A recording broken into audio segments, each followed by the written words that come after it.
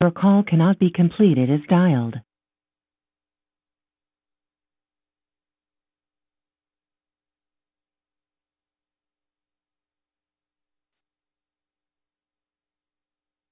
Welcome to TELUS Conferencing.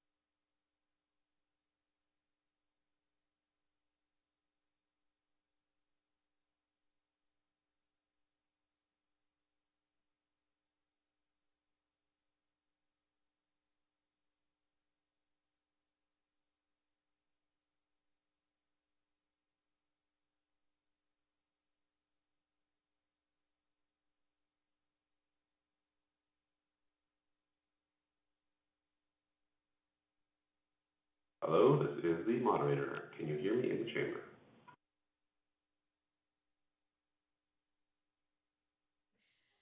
Hi, Anthony. Can you hear us from the chamber?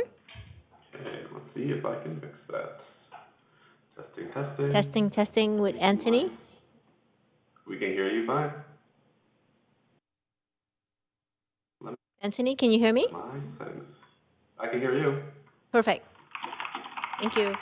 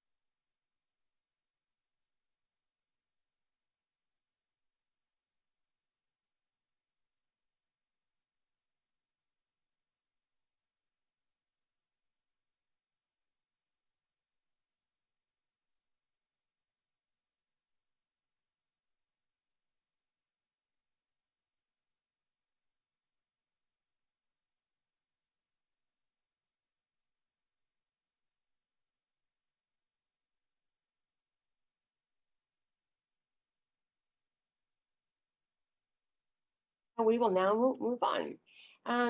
So regarding speakers, which we have a lot of today, I just want to remind speakers that you have 5 minutes to make comments. Should state whether you are in support or in opposition to the recommendations and may only speak once. Council members, you have up to 3 members to ask questions to speakers. However, speakers are under, as you know, no obligation to respond.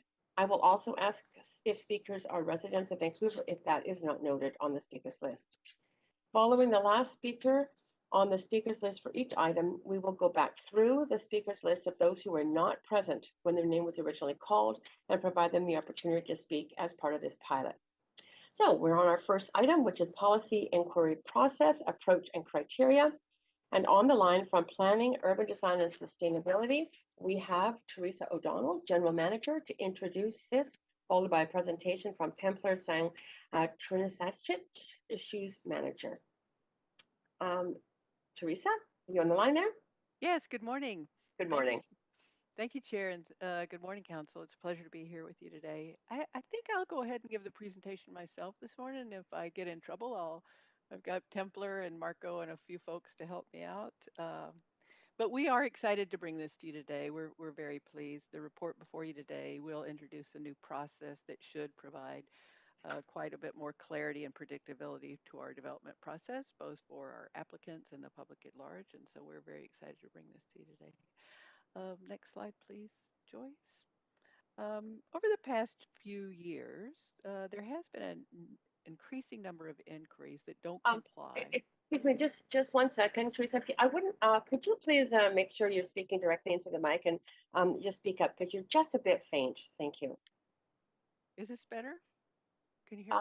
Yeah, go ahead. Okay, super. Good.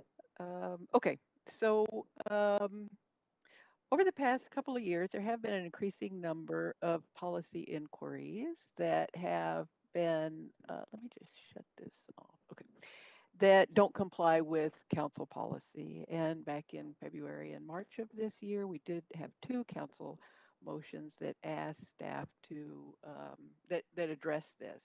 And this report today will summarize those motions. So next, thank you, Joyce. Okay, let me just catch up with my notes here. All right. So what we've done is this is a report back to the council with a memo and the 2 motions ask council to do a few things, right? First, it asks us to report back with a memo and a list of housing proposals for housing proposals as well as inquiries for commercial uses and cultural and public amenities where those proposals may not quite fit within existing council policy. To develop that process and a criteria for council to consider the opportunities for these council priorities.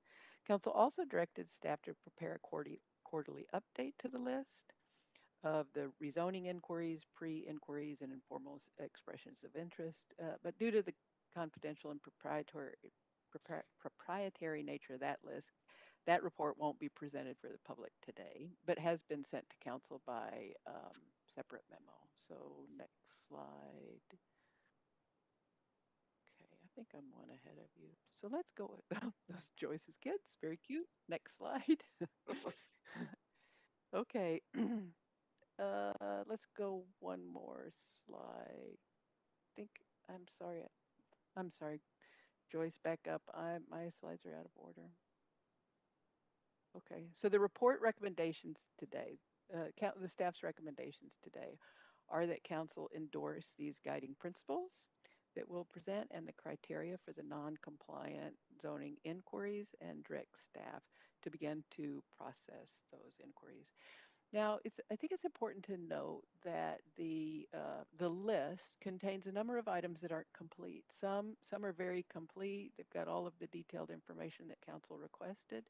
Others are really just very preliminary ideas.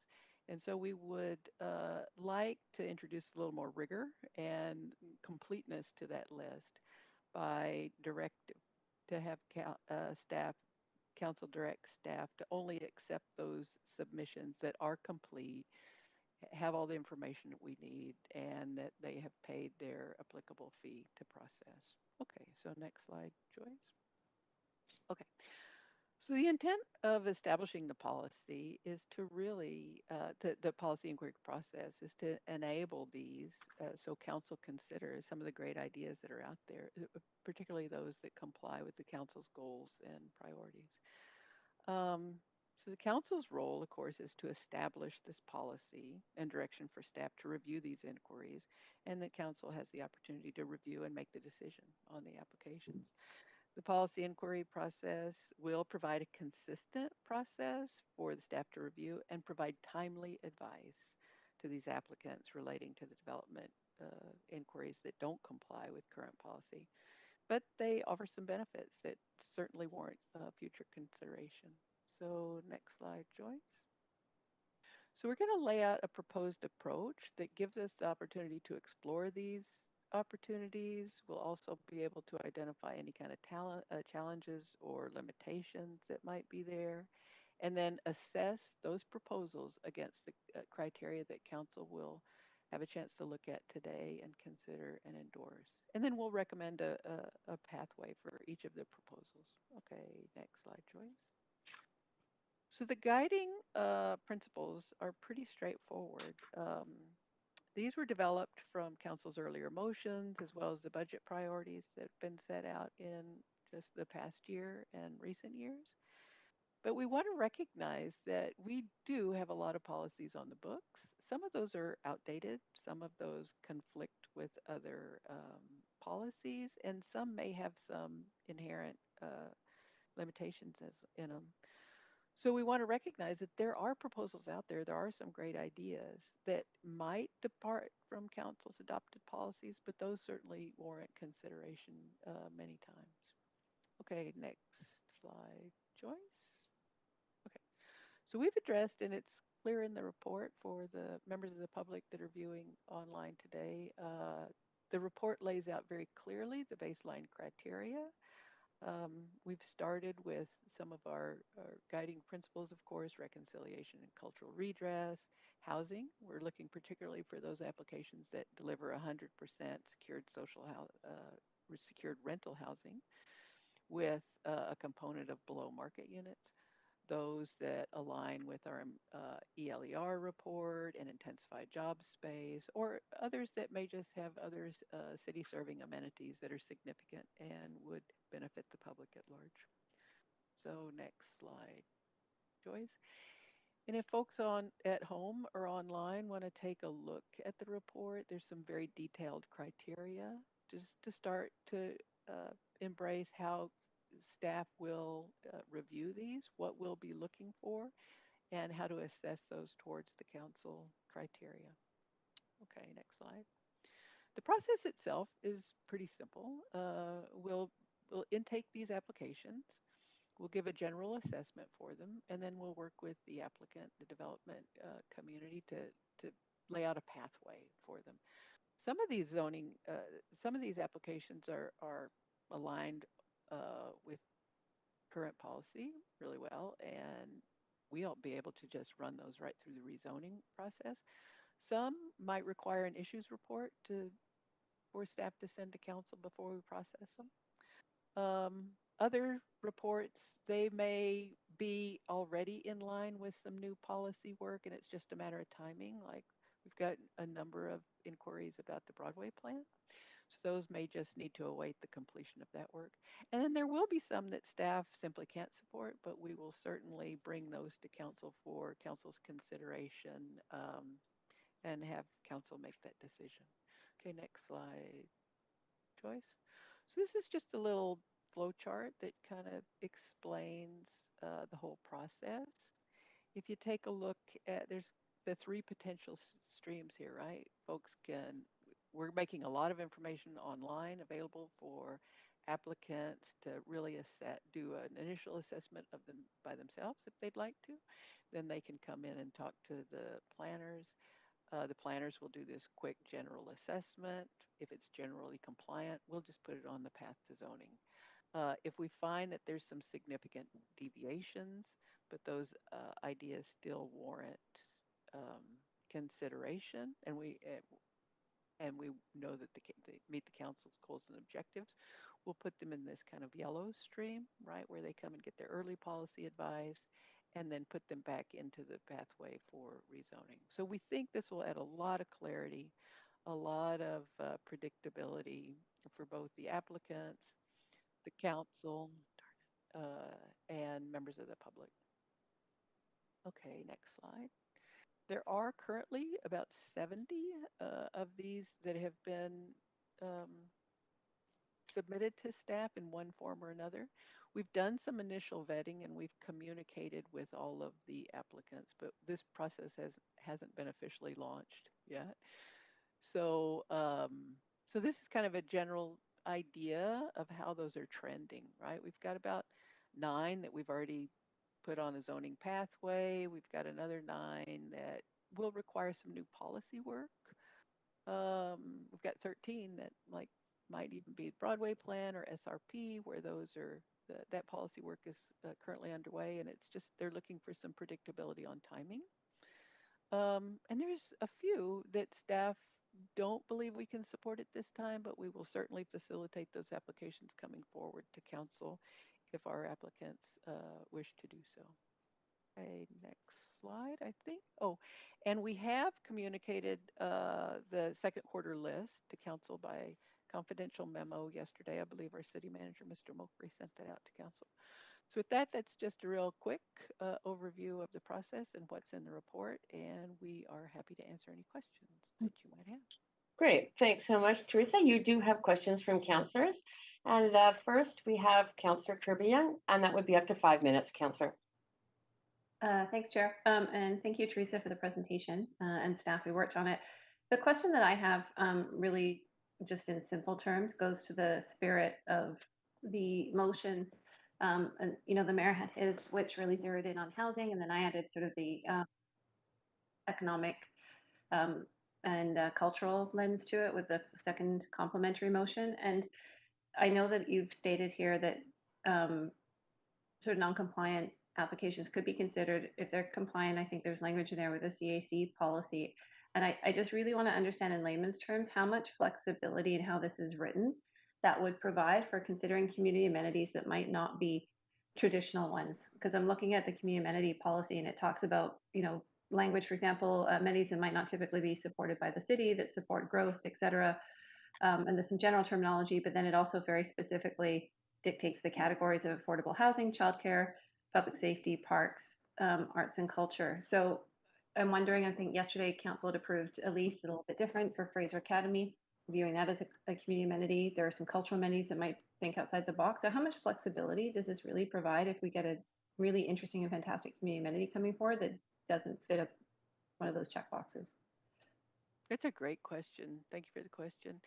And I'll rely on Templar and some other folks to help me if I get in trouble here. But we want to provide as much flexibility to the council as possible. Now, having said that, some of our CAC, we do have adopted CAC policy that is in line with provincial policy. And so when we find those deviations, what we want to do is make sure that the council is very clear where the deviation lies, right? Is it only council policy? Is it a bylaw that might have to be amended first? Is it a provincial policy or some higher level of government? So what we will do is we will bring you all of those ideas and we will be very clear about where the deviation lies and what range of flexibility that the council has, because you have the most flexibility with your own policies. However, when we start to talk about higher levels of government or something that has been codified in bylaw, then it might take some extra steps. Does that help answer your question? Yeah, I guess it does. And I guess, you know, the other sort of, you know, just speaking purely pragmatically, non-planning speak, and, you know, just from a pragmatic point of view, this was really designed to not have some really worthy projects language in a sort of undefined period of time that are going to deliver sort of, you know, they're going to be economic restarts to help us recover from COVID. They're going to support our, you know, highly beleaguered cultural sector, all of those things. So I appreciate the need for more rigor and I support that, but realistically with some of those extra steps, is it going to save us any time for the applicant? Yes, I think it will because in the past we haven't had a process like this. We haven't had a structured process. So those ideas would come to planning and we would say no. We would say there's not a policy door for you to come in and we would not entertain those. These at least bring the question to council where the applicants did not have a pathway to get there in past years. Okay. And in your review, I know I want to be careful not to speak to any specific projects, and I know that, you sort of identified different categories, ones that, you would think have merit, might warrant further investigation, maybe a rezoning pathway, maybe some policy work underway, or just maybe a no. Do you have a sense that there's some gems out there? Oh yeah, Just a lot, just a I lot of think folks, that I'll speak frankly, pushing the envelope that are sort of seeing this as an opportunity to move projects through more quickly, or do you think there's some actual gems that we benefit from getting ahead of and getting going? no, I do think there are some gems out there. I think the issues report that we did around the Marine Gateway was a perfect example of that. The Marpole plan had not really come up with a viable strategy for some of those older co-ops and social housing properties to redevelop.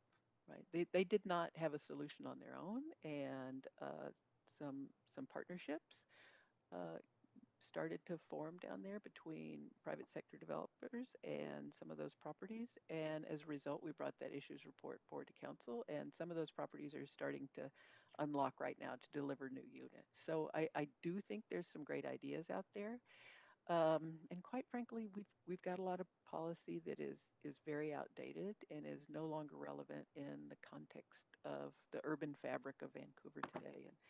And so this would I think that's my time. I'm sorry, but what I'm hearing is that could also help us with, this could also help inform policy updates as well. Is that? Right. Yeah, that's it, Councillor Kirby Young.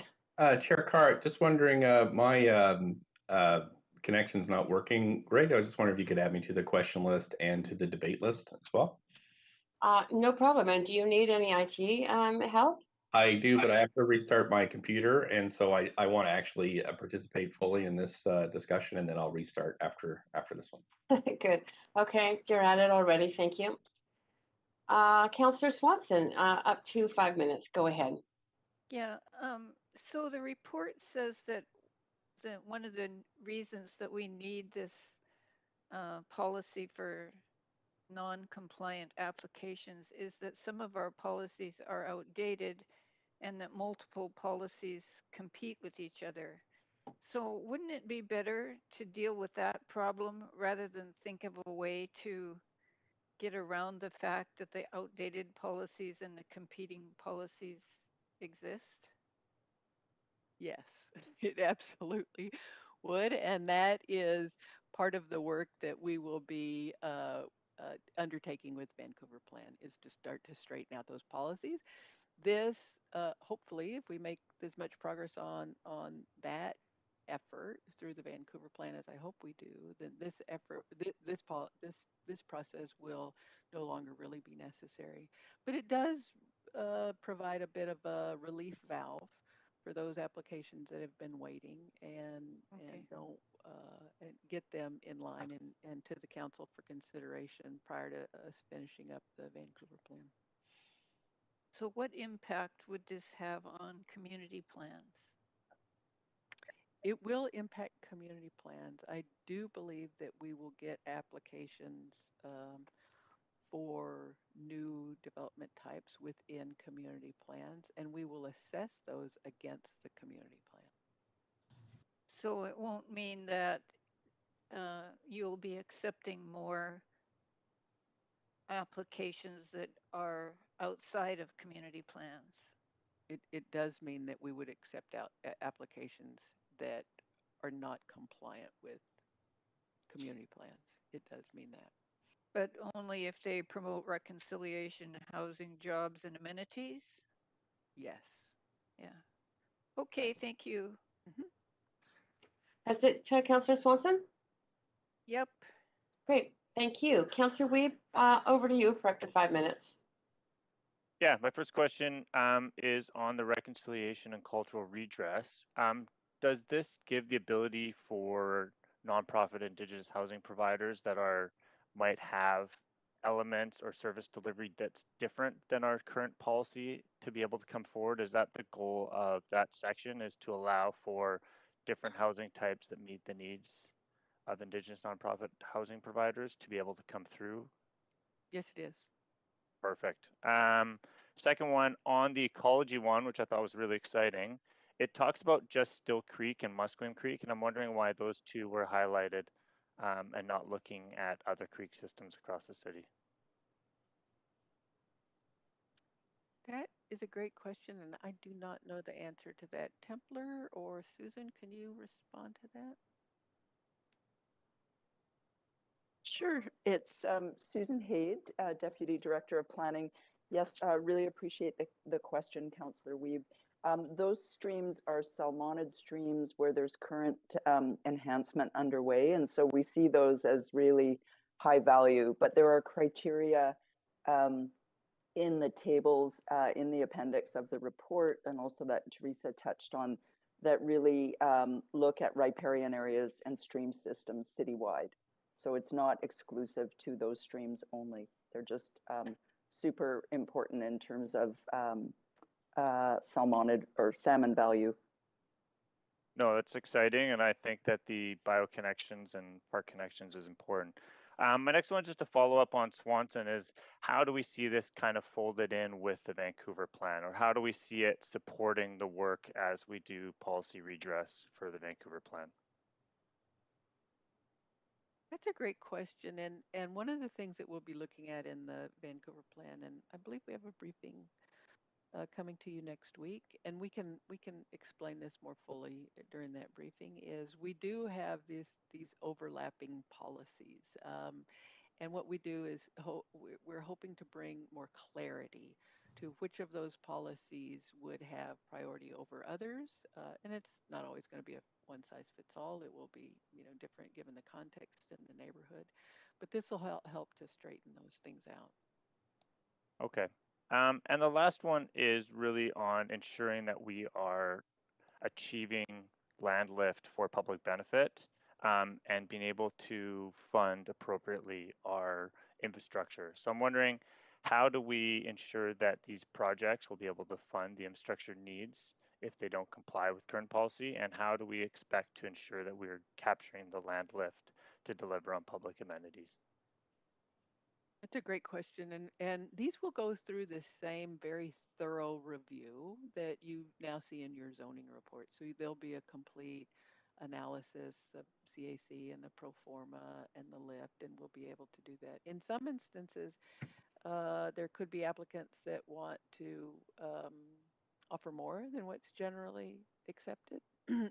Some might want to offer less. We recently had a case where the applicant didn't want to provide any CAC, and he believed in that particular application there was a clear conflict of policy, the conflict between the rental housing, wanting to promote rental housing, but also the CAC, and that question came before the council, and council made a very definitive decision. And so, as you can see, I really envision this will work in that same way going forward. All right, and my final question is, what policies do you think most of these applicants are going to come in that it won't comply with? So what are the current policies that you think are impeding some of these projects coming forward? So which ones are we going to have to make a decision as council to move away from that policy to approve a project? From just the review that we've done so far, we still continue to get a lot of interest in switching from strata to rental. The strata market is still pretty soft. The rental, so developers are looking more to move their projects towards rental, secured rental. They might not always be able to achieve the 20% MERP kind of guideline, so they're looking for avenues to come in and test some ideas for alternatives. Okay, thank you very much. Mm-hmm. Great, thank you very much. And moving on to Councillor Hardwick. Go ahead. Great, thank you very much. Teresa, I'd like to go back to first principles on this, the underlying assumptions on which this approach is based. First of all, you're suggesting that this is based on council priorities. Do you believe that it's the city's job to manage the development process or to promote development? I believe it's our responsibility to implement the council's goals and objectives. And one of our most powerful ways of doing that is through the zoning process. Okay, well, I think the public trust will be really tested by this approach. I think if people knew that we were saying that we're going to put aside the policies of the city in the interest of expediting development, that there might be some shock. So the idea here is that the report and its recommendations will allow staff to set aside historical policy in the interest of fast tracking development. Is that accurate? I wouldn't characterize it that way. I would characterize it more of an ability to facilitate projects or proposals that are intended to meet the council's goals that are now being impeded by perhaps outdated or conflicting policy. Okay, so why circumvent policy and fast track development? You say that's not what we're doing. It's actually the council priorities that are justifying this. Why the rush? This process is responsive to 2 council motions, one in February and one in March. And I don't believe it's been rushed. I think we've done our due diligence and vetted this thoroughly. We've talked with members of the development community, and we, of course, want to be as responsive to council as we possibly could be. You don't think this is rushed during a pandemic? No, ma'am, you've been here for how long? Just over 2 years. The rationale appears to be there's a shortage of housing and a deficit in housing production. On what evidence is this based? Well, I believe that you are referring to the Vancouver housing strategy, and that is certainly one document that underlies this work. Well, that talks about housing targets which are aspirational. And as you well know, we've been pressing it was a year ago at the end of July that we were expecting to have detailed housing data across a spectrum, including secondary rental markets, the impact of short-term rental and international students, existing zone capacity, and the existing pipeline of development, which is considerable, in order to be able to have a more complete understanding of where we sit in terms of our housing demand in the city. Can you give an update on when we can expect to see this data? I know that work is currently underway with Dan and his group. I don't have an estimate on when that might be coming forward to council, but Susan or Dan, if you'd like to hop in and give us a time frame, that'd be appreciated. Sure, it's Susan Hayde, Deputy Director. Yes, thank you for the question, Councillor Hardwick. In addition to the memos that staff have responded to Council on this motion, we're currently working on technical review of growth projections, housing and employment projections, and also targets refresh. It will be subject to council and public consultation. Okay, not to interrupt because I've got limited time. Okay, sure. I'm not looking for reports. I'm looking for data that was supposed to have been delivered by the end of July last year. Yes. And it seems to me that we're rushing something through here, but we couldn't rush through getting data that was in raw data format that was promised to be delivered a year ago. So we're continuing to push forward on policies lacking that underlying data in the assumptions on which we are rushing through this report, for example. Significant data has been provided through the memos, and additional data will be provided, we anticipate, late September as part of the Vancouver plan, growth projection and target information and working sessions with council. And that's it for your time, Councillor Hardwick. Thank you. Councillor Fry, you're up next for of up to 5 minutes. Thanks, Chair. And thanks, Teresa and team, for putting this together. Appreciate that this is a novel approach for our city. But Teresa, I also want to pull upon some of your experience in other cities around North America, and specifically talk a little bit about Dallas for a second. In some of my reading about this, I understand that in the late 70s, early 80s, under Mayor Bob Folsom, North Dallas was kind of extensively rezoned. I think they kind of frame it as a little bit of like a bit of a Wild West kind of rezoning of North Dallas.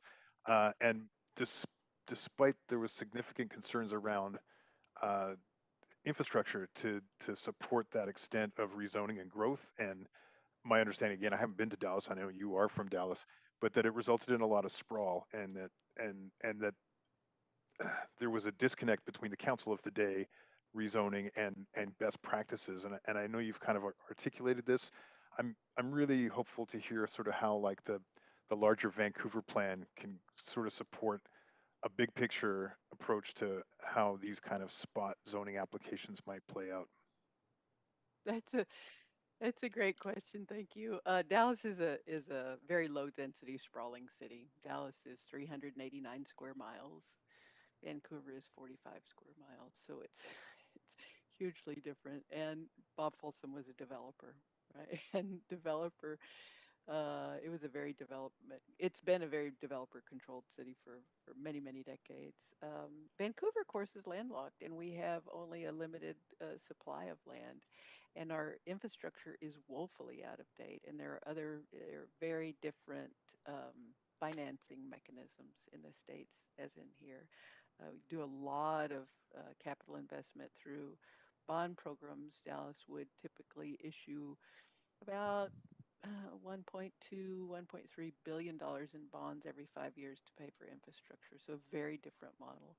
I think what we have to do here is we have to be very creative in how we pay for growth and what type of growth that we can afford and how we align that. One of the things I was talking with Lon about on just this morning about this is we know there are critical missing pieces of infrastructure, and if there are creative ways to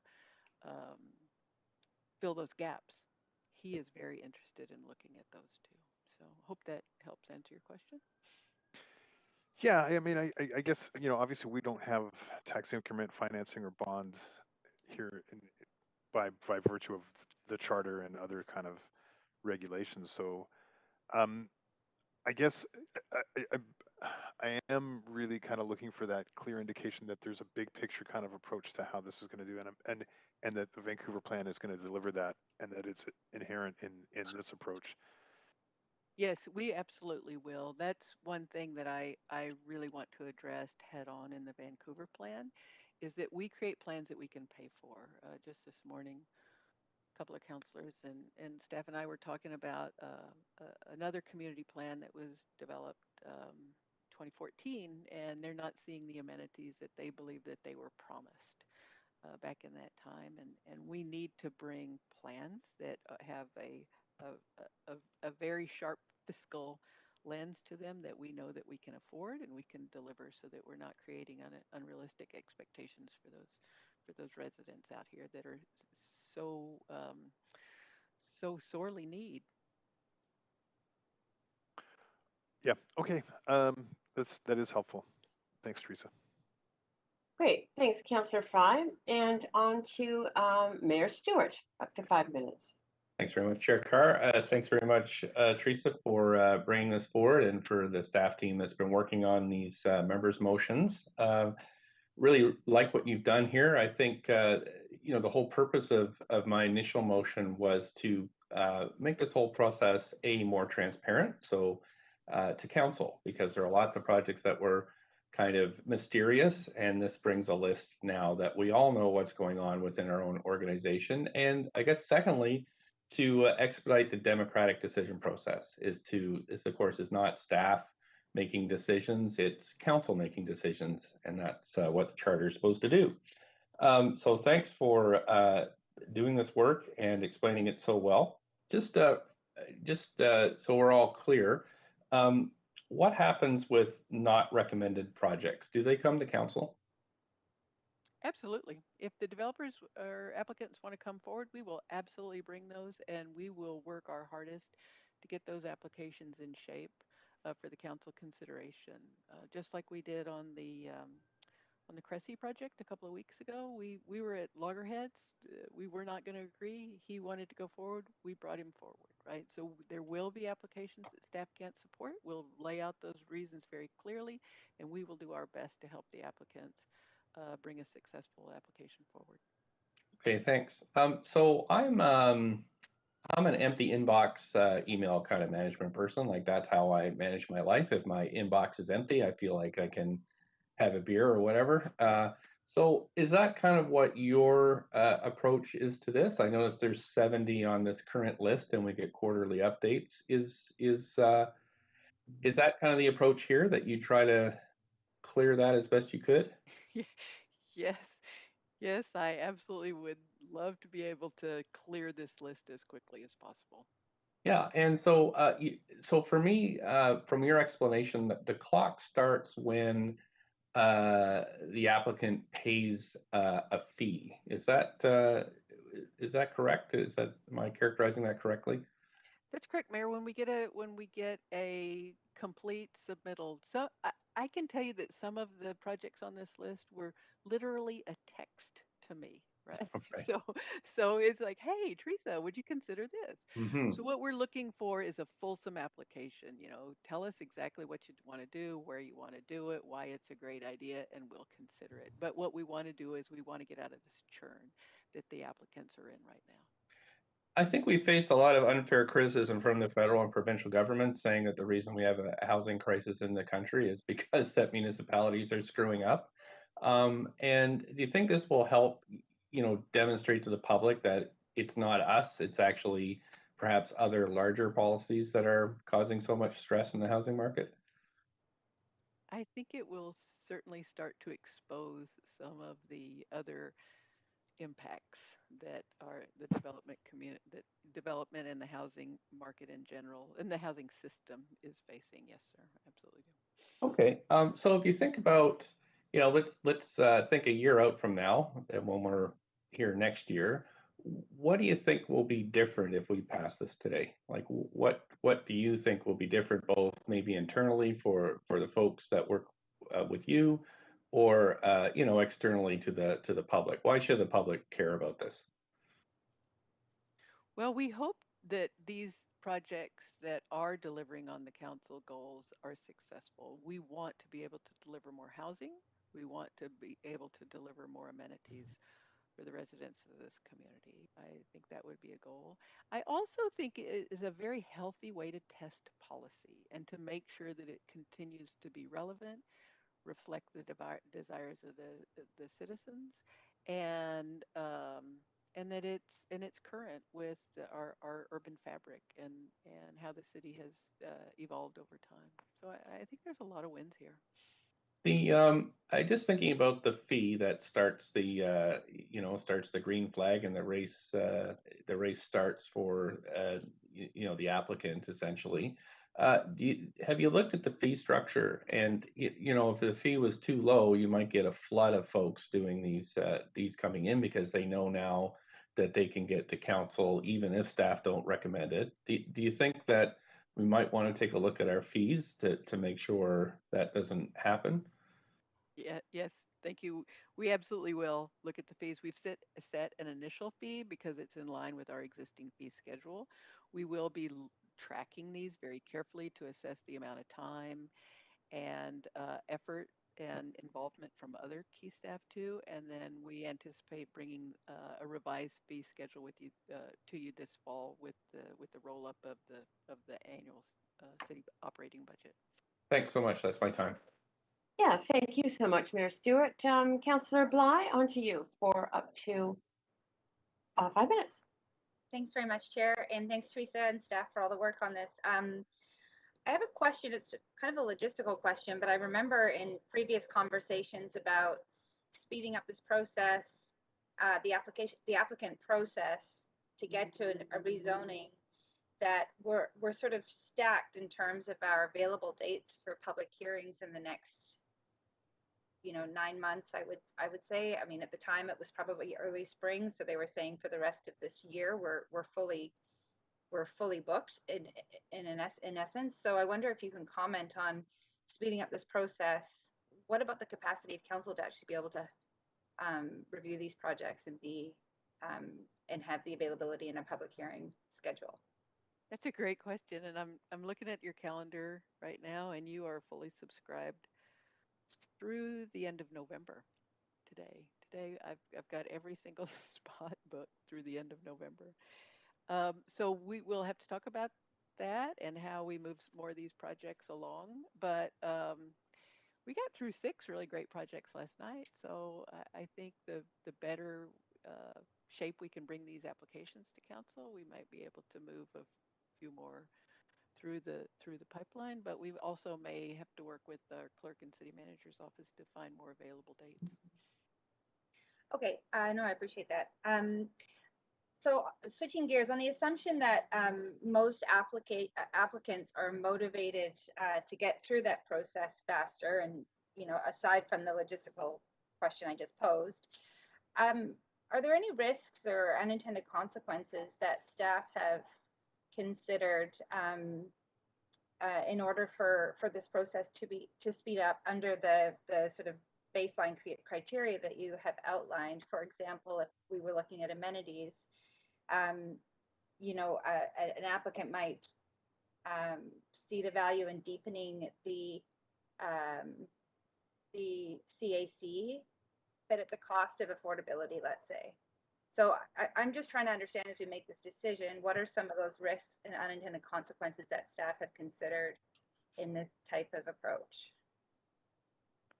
That's a great question, and those will be almost case by case, right? That we'll have to weigh the benefits and the costs, and they do go through a very rigorous review. Often when there are some competing interests, that review will include the city manager himself and other members, other GMs in the city. And so we will be very thoughtful about the projects and how we bring them to you. We don't want to undermine good, solid policy, but we do want to be able to provide enough flexibility that some of these ideas can come forward. And then in other cases, back to Councillor Hardwick's concern, is if some of these are challenging, long-held and cherished policies, we'll need to go through some enhanced consultation and some really rigorous work with the community at large too, to test those policies, test if there's still broad support for those policies. Shadows comes up frequently, view cones come up frequently. I know in 2016 there was some survey work with the general public, and the public felt those view cones were still very important. So we'll have opportunity to test those again. Okay. I have another question is, and actually have a couple questions, but I think I'll just ask this one. So the concerns raised are that staff will have too much power in decision making over policy and decision making, and I guess to the mayor's point that sort of staff are it's between staff and council, but I sort of see there's a trifecta, and that there's staff, council, and policy making these decisions. But I think policy should really be guiding it. Council will forever be on the hot seat going up against policy that's well established. So I'm just wondering, how do you respond to that public criticism of this approach? Gosh, I would almost do a 180 on that. I believe right now staff has too much power. Mm-hmm. We've effectively stopped council from making these decisions and weighing in on these decisions, and this opens, in my opinion, this places council with the authority and the decision making that council should rightfully have, and not staff. And that's it for your time, Councillor Bligh. Thank you. Councillor Dominato, up to 5 minutes.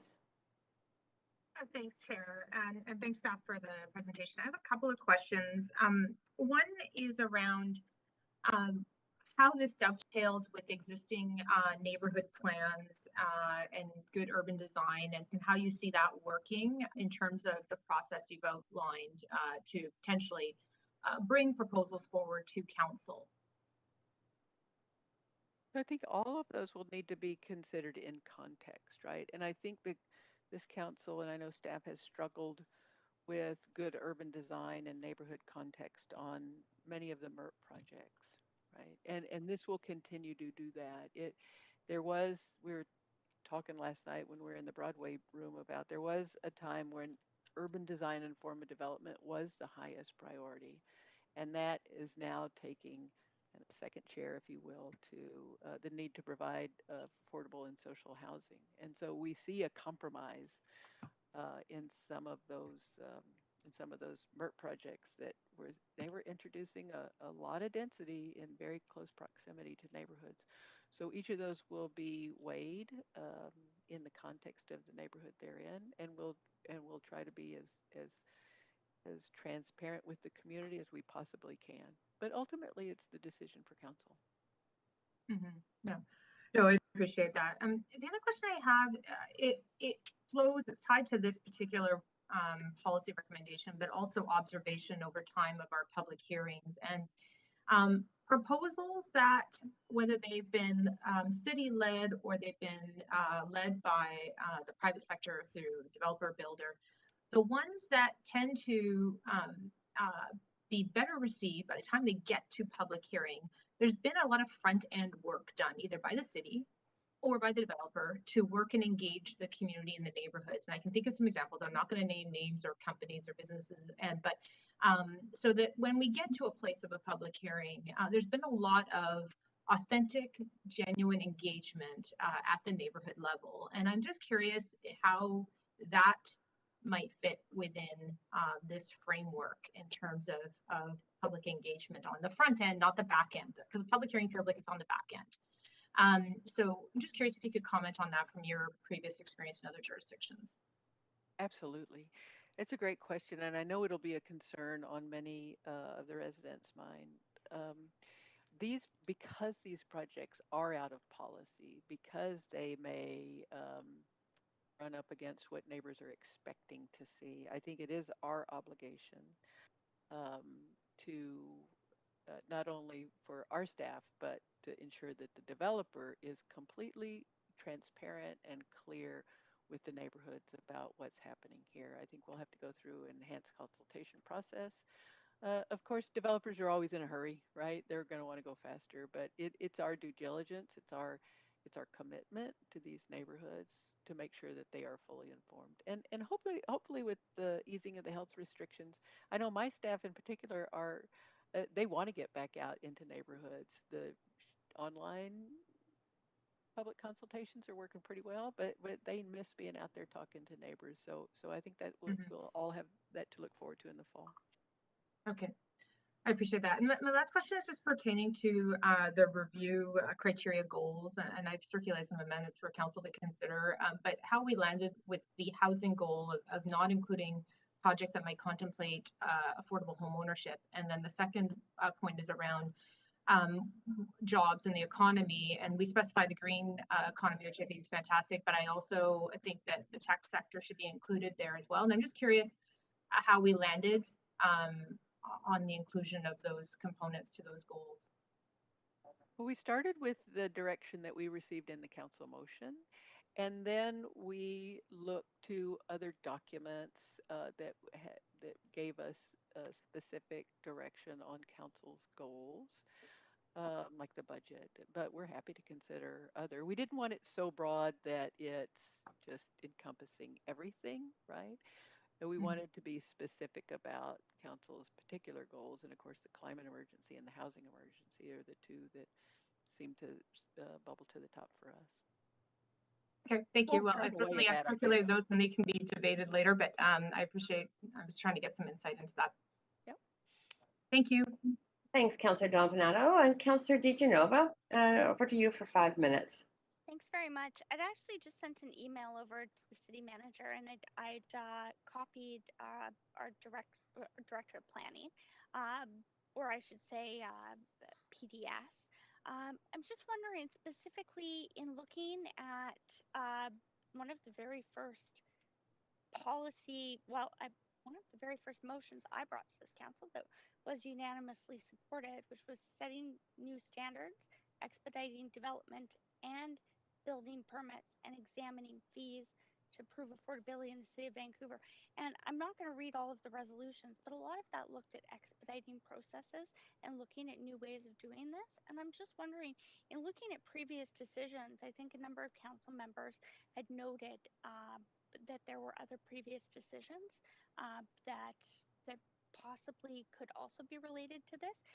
How does council, or I should say, how does staff decide in writing these policy reports which motions you are including in previous decision or council authority?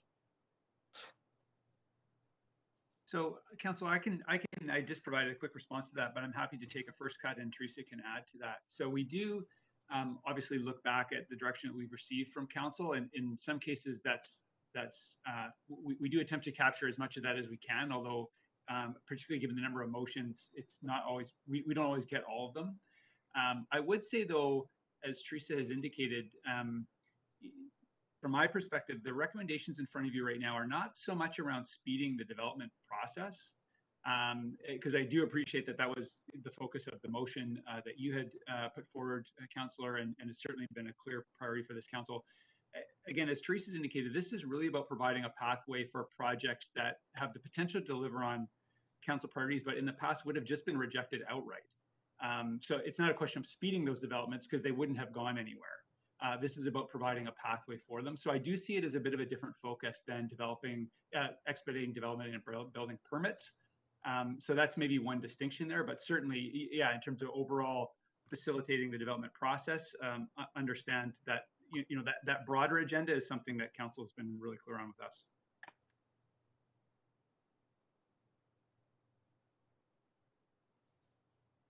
Councillor DeGenova, you're on mute.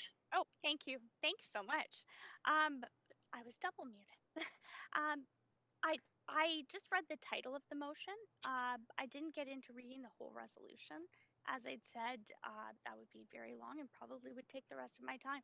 But it does make mention to that in there. So I'm just wondering, I mean, if staff kind of also is kind of sort of keeping these motions in buckets so that something doesn't get lost. You know, that there's not a motion that, okay, well, that doesn't fit here, but it does actually fit here because of the resolution, not just the title. So we do, and you've recently received kind of the roll-up of all the council motions, resolutions that this council has passed. So yes, we are absolutely tracking those and do our best to make sure that we're reflecting back when we bring forward reports that align with those.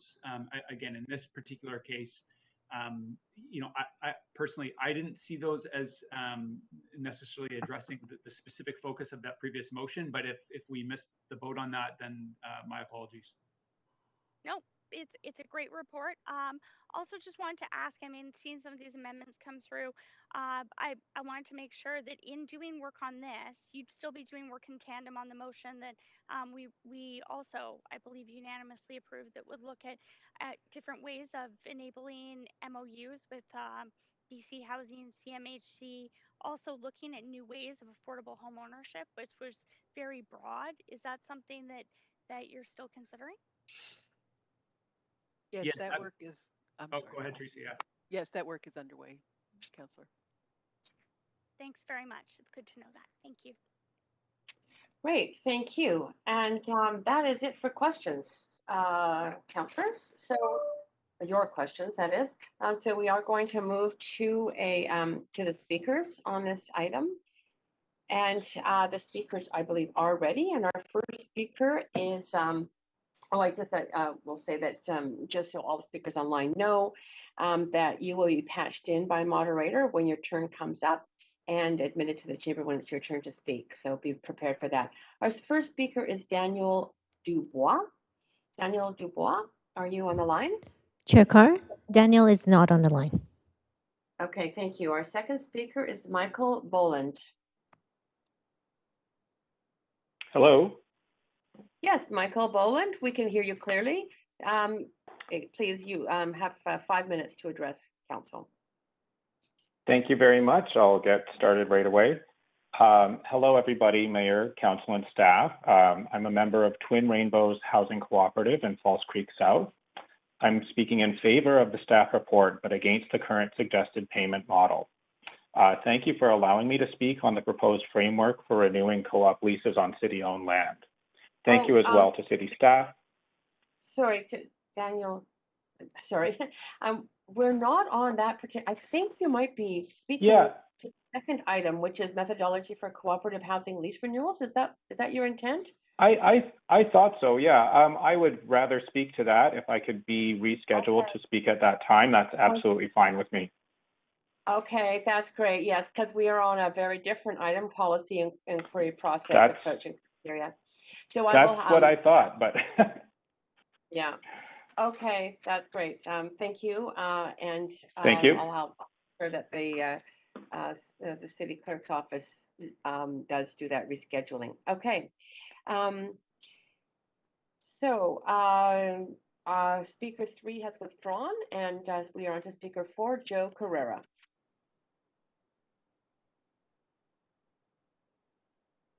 Joe Carrera, are you on the line? I am on the line, Chair Carr. Great. Can everyone hear me? Yes, absolutely. We can hear you. Up to 5 minutes to address council. Okay, thank you. Good morning, Chair Carr, Mr. Mayor, members of council. Thank you for the opportunity to present today. My name is Joe Carrera, VP of Development at Conwest Developments. I'm also a resident of Vancouver. Conwest is a local Vancouver-based developer with 35 years of experience. We have business lines across asset classes, including industrial, commercial, residential development, and social purpose real estate. We currently have various projects under development in the city of Vancouver and across the Lower Mainland. I'm here today to communicate our support of this very exciting, very refreshing staff recommendation that council endorsed an approach to respond to non-compliant development inquiries and applications. I would like to acknowledge the time and energy invested in this process, both by staff and those in the development industry. I'd also like to acknowledge staff's work on our site-specific inquiry at Knight and King Edward that would include much-needed artist cultural space delivered in a growing neighborhood center. Conwest was glad to be part of a development process redesign external group, DPREG, over the last year that resulted in will result in many recommendations, including the one in front of us today. This recommendation, if approved, will create a process for staff and council to explore creative opportunities for delivery of housing and community amenities that might otherwise never have been submitted. It is clear through the June 2021 tally of approximately 70 policy non-compliant inquiries that there is strong demand to consider projects outside of policy. We understand that the proposed policy inquiry process is meant to provide a consistent system for review and assessment of non-compliant inquiries by city staff and by city council. The assessment's been summarized into 3 pathways: rezoning pathways, policy pathways, and staff non-support pathway. I would like to share a few thoughts and suggestions just for consideration.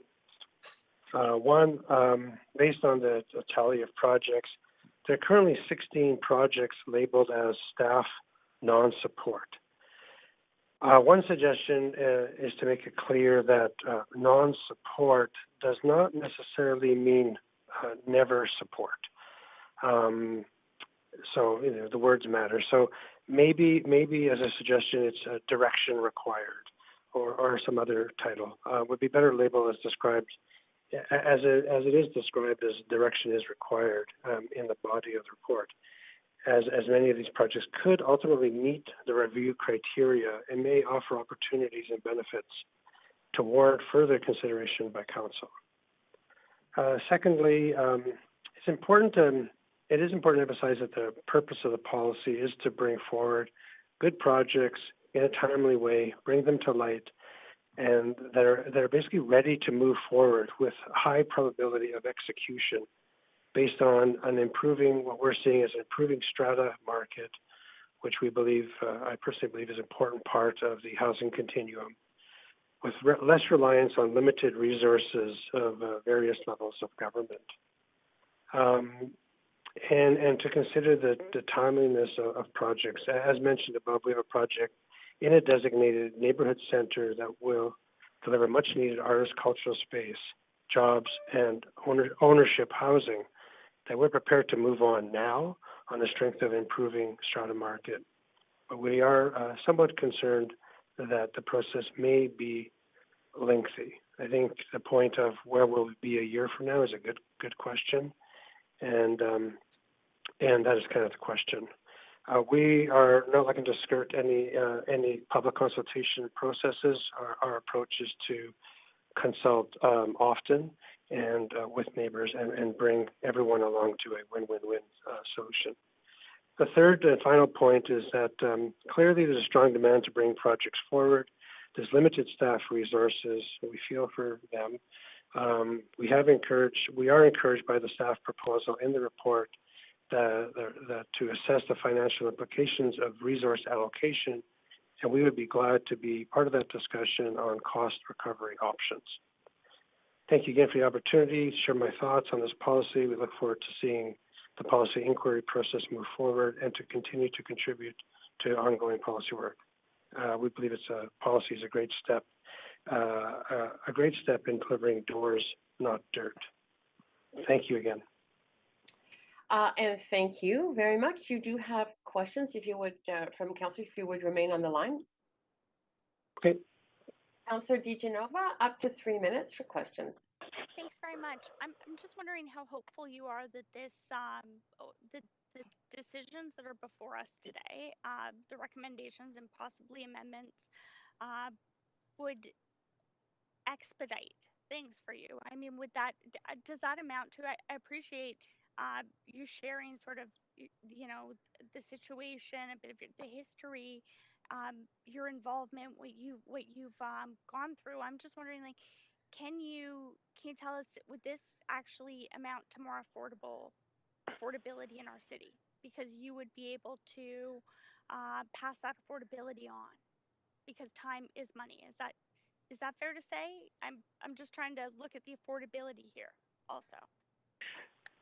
Yeah, I mean, high level, I don't know all the projects the 70 projects are in the queue, but I agree with you that time is money. There's interest clocks ticking. Also, time is money. Why? Because inflation, because we're seeing a lot of cost escalations, and one of the big drivers in delivering, in my past experience in affordable housing, is locking down those prices early. I just read an article about a developer, self-financing a project because he wanted to lock down costs now. There is a lot of cost risk. That housing does get more expensive to deliver as the years go by. It doesn't seem to go the other way. So to answer your question, yes, very hopeful that this policy gets passed, because I think it is a work in progress, but it's important, a hugely important first step. But even what council might think is a very small change could be a big change in your pro forma that actually could give you a little more room when it came to lenders, or not having to bridge financing or refinance, which would just add cost and possibly time to the project. Is that correct? That's fair comment. More certainty in the process. One example. Yeah.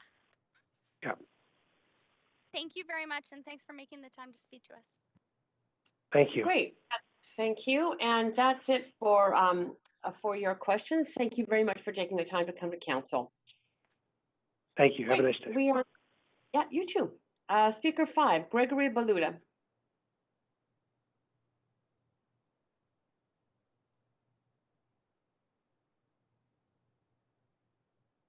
Gregory Baluta on the line? Yes, hello? Hello, Council? Yes, hello. Yes, hello. You have up to 5 minutes.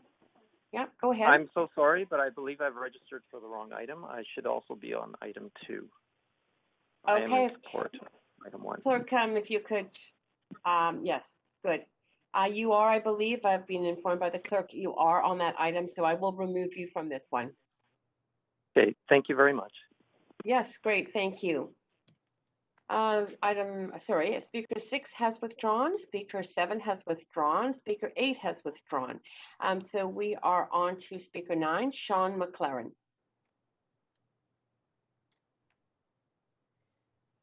Chair Carr, that speaker is not on the line.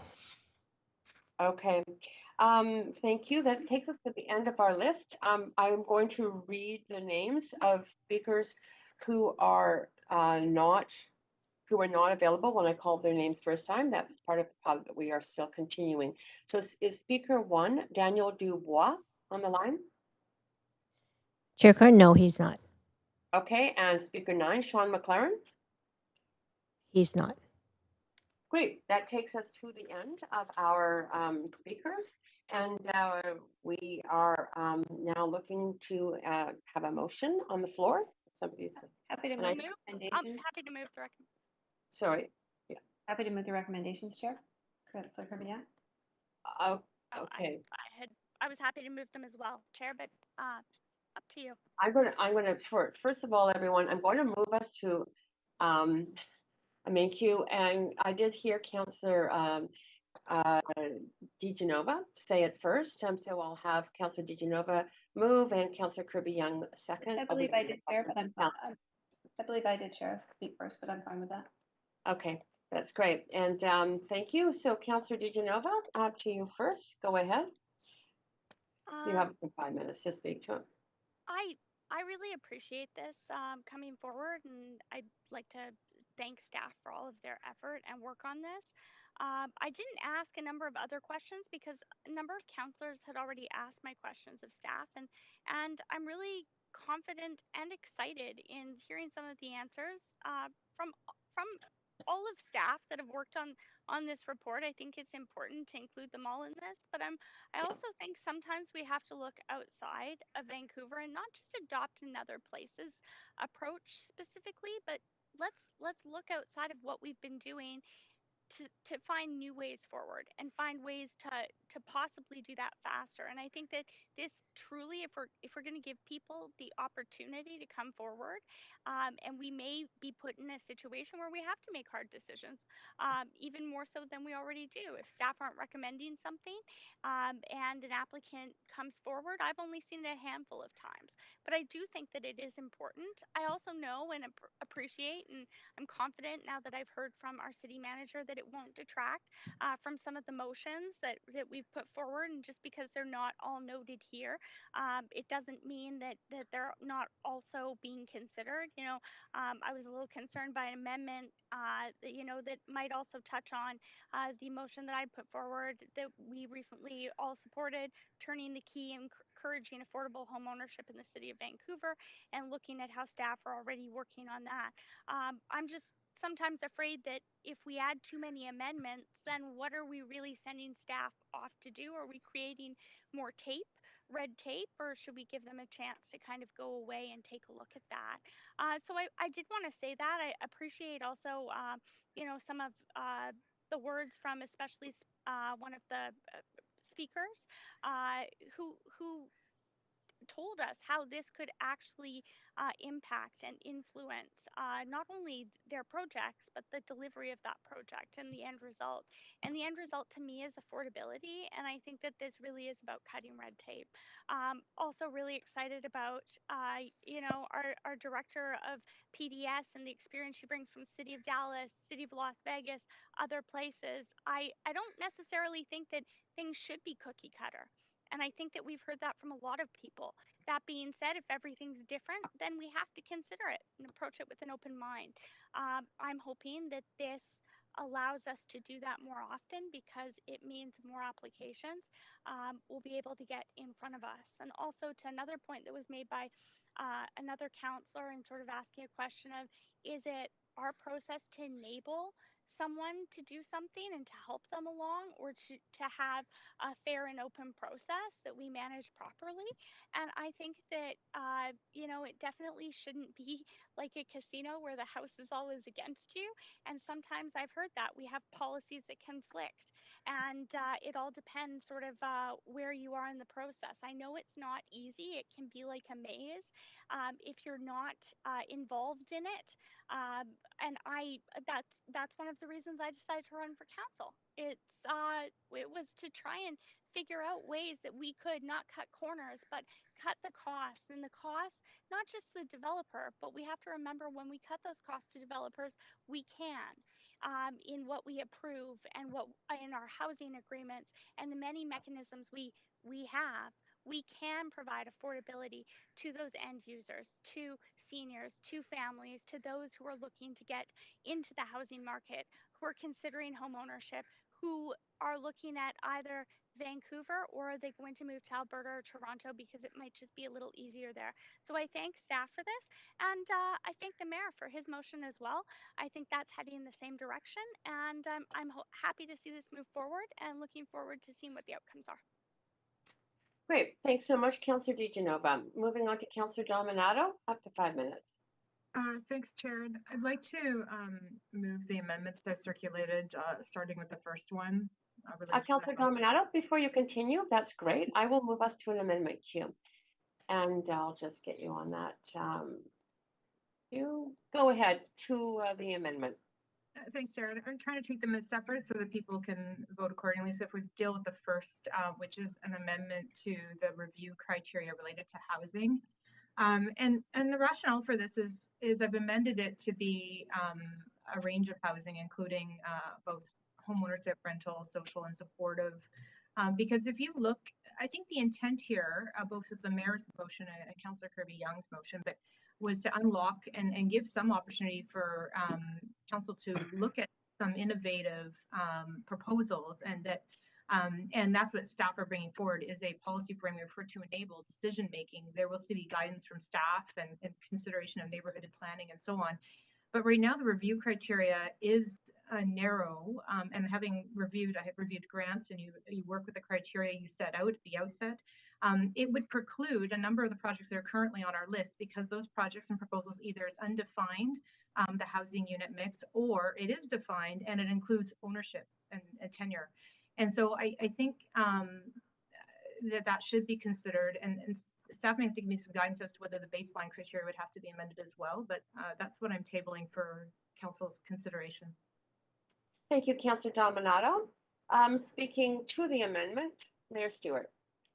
Yes, I've submitted an amendment to the amendment. I do think Councillor Dominato is right that we should address ownership in here, but I am very worried about all the stuff we've built for investors. I mean, that is, there's a lot of emerging data from StatsCan and CMHC that there's folks that are essentially property hoarding, and that is one of the reasons why we're in the trouble we're in at the moment. So I've suggested an amendment that really follows along. What it adds, though, is that to move us away from any kind of focus on housing that's built for investors and speculation, and focusing on owner-occupied housing, especially for first-time buyers. So that's my suggested amendment to this amendment, and I've circulated that to council. Okay, sorry, I should have moved on to an amendment 2Q, but I will do that now. Thank you, Mayor Stewart. Anyone wishing to speak to this amendment, go ahead. To the amendment, Councillor DiGenova. You may be on mute, Councillor DiGenova. Am I? Now you are good. Thanks. I have a point of information through you to the city manager, if I may. Go ahead with it. Thanks. I'd just like to know if under the motion that I just referenced on affordable home ownership that staff is currently working on, as council supported that looks at MOUs with BC Housing, CMHC, and other ways to possibly enhance or encourage or incentivize affordable home ownership along with other types of housing, if this would be shifting away from that. Because my understanding to the amendment, if it's amended with this, would be that could be my concern, is that policy would then be redundant. Is that correct? City manager, if you could respond to that or find someone to respond to that, I appreciate it. Sure. Thanks, Chair Carr. So, I mean, that is absolutely work that we're doing on affordable home ownership. I think one of the challenges we have right now with that file is coming up with the mechanism to secure that concept. And I would say the same would have the same question would arise in relation to the motion here. I'm not sure at this point as a city how we would ever enforce homes being purchased by first-time buyers that would be occupying those units. So I think understanding the concept, I'm not sure from a practical perspective if this is something that we could actually achieve. That may take more work. So just to follow up to that, part of that motion that I put forward, not to get too much into the weeds, was a MOU with BC Housing that has a very comprehensive through its community house through their housing hub, has their own affordable home ownership program where they provide a second mortgage. They have a number of different tests and criteria that must be met. And I understand that our staff were engaging in looking at partnerships with them. So that is, in fact, a way to move forward towards affordable home ownership. But what I'm seeing Mayor Stewart's amendment say is shifting towards a focus on rental, social, cooperative, and supportive housing, as well as owner-occupied homes for first-time buyers. Are we shifting towards that, or are we already doing that? Or would this amendment in any way stop any of the work staff is doing on other motions? Not from my understanding, and I would defer to Teresa or other staff to correct me if I'm kind of misinterpreting in that regard. I don't believe so. Again, the scope of what council is considering today is a process to consider proposals that are outside existing rezoning policy. So it's quite narrow in that respect. Any proposal that's consistent with policy would already keep moving. Yeah. Fair enough, and I appreciate that. As city manager, I also understand that this is an amendment. So I'm just wondering, in making my decision, if it's possible through the chair to the city manager, if I could hear from the director of planning as to whether or not that policy would be something that wouldn't continue to be worked on, looking at MOUs with BC Housing and CMHC and working towards affordable home ownership. If this amendment's passed, will we still be doing that? Yeah. So city manager is the director of planning is available as per the request of the councillor. Entertain that. Certainly, thank you, Chair. Yeah, go ahead, Teresa. I'm sorry, Paul. Certainly, we will absolutely continue to work on that. And I think a number of these might be falling into that kind of same bucket as I was talking about with the Broadway plan. If there is ongoing policy work that Dan and his team are working on, this wouldn't replace that, and it wouldn't look to expedite it. What it would look to do is to align the timing. So I know Mr. Garrison, he's got a great staff working on all of these proposals, and so we wouldn't want to circumvent that work. However, if there were ideas out there that needed to come forward earlier than the timing, we would certainly consider those. But we don't want this to be create a brand new policy for a site-specific problem, if you will. Thank you very much. And with my last few seconds, I'll say that I will support the amendment to the amendment. Great, thank you. Perfectly timed. Councillor Fry, up to you for up to 5 minutes. Really appreciate the mayor's amendment to the amendment, and I really appreciate him also sort of naming the elephant in the room around some of the speculation issues that we have seen. In particular, I'm familiar with a project that's quite close to me here in the downtown east side that was sort of designed as an affordable home ownership thing and quickly became a speculative avenue and really defeated the purpose. So I appreciate adding that little bit of nuance to this, and happy to support the amendment to the amendment. That's it. Great, thanks, Councillor Fry. Councillor Weed, on to you. Go ahead, up to 5 minutes. Yeah, I'll also be supporting the amendment. One of the speakers, Daniel Dubois, who wasn't able to speak today on this, was going to be talking about affordable home ownership and the opportunity that they're seeing to do 2.5% down payment and get people in who are making between 50 and 80,000 into entry ownership and what that could look like. So I appreciate this, and I look forward to seeing really creative ideas on how we can ensure that this type of first-time homebuyer, owner occupied, and maybe it's not a full ownership model, can be moved forward. So really appreciate this amendment. I will be supportive. Thank you, Councillor Weeb. Councillor Dominato to the amendment.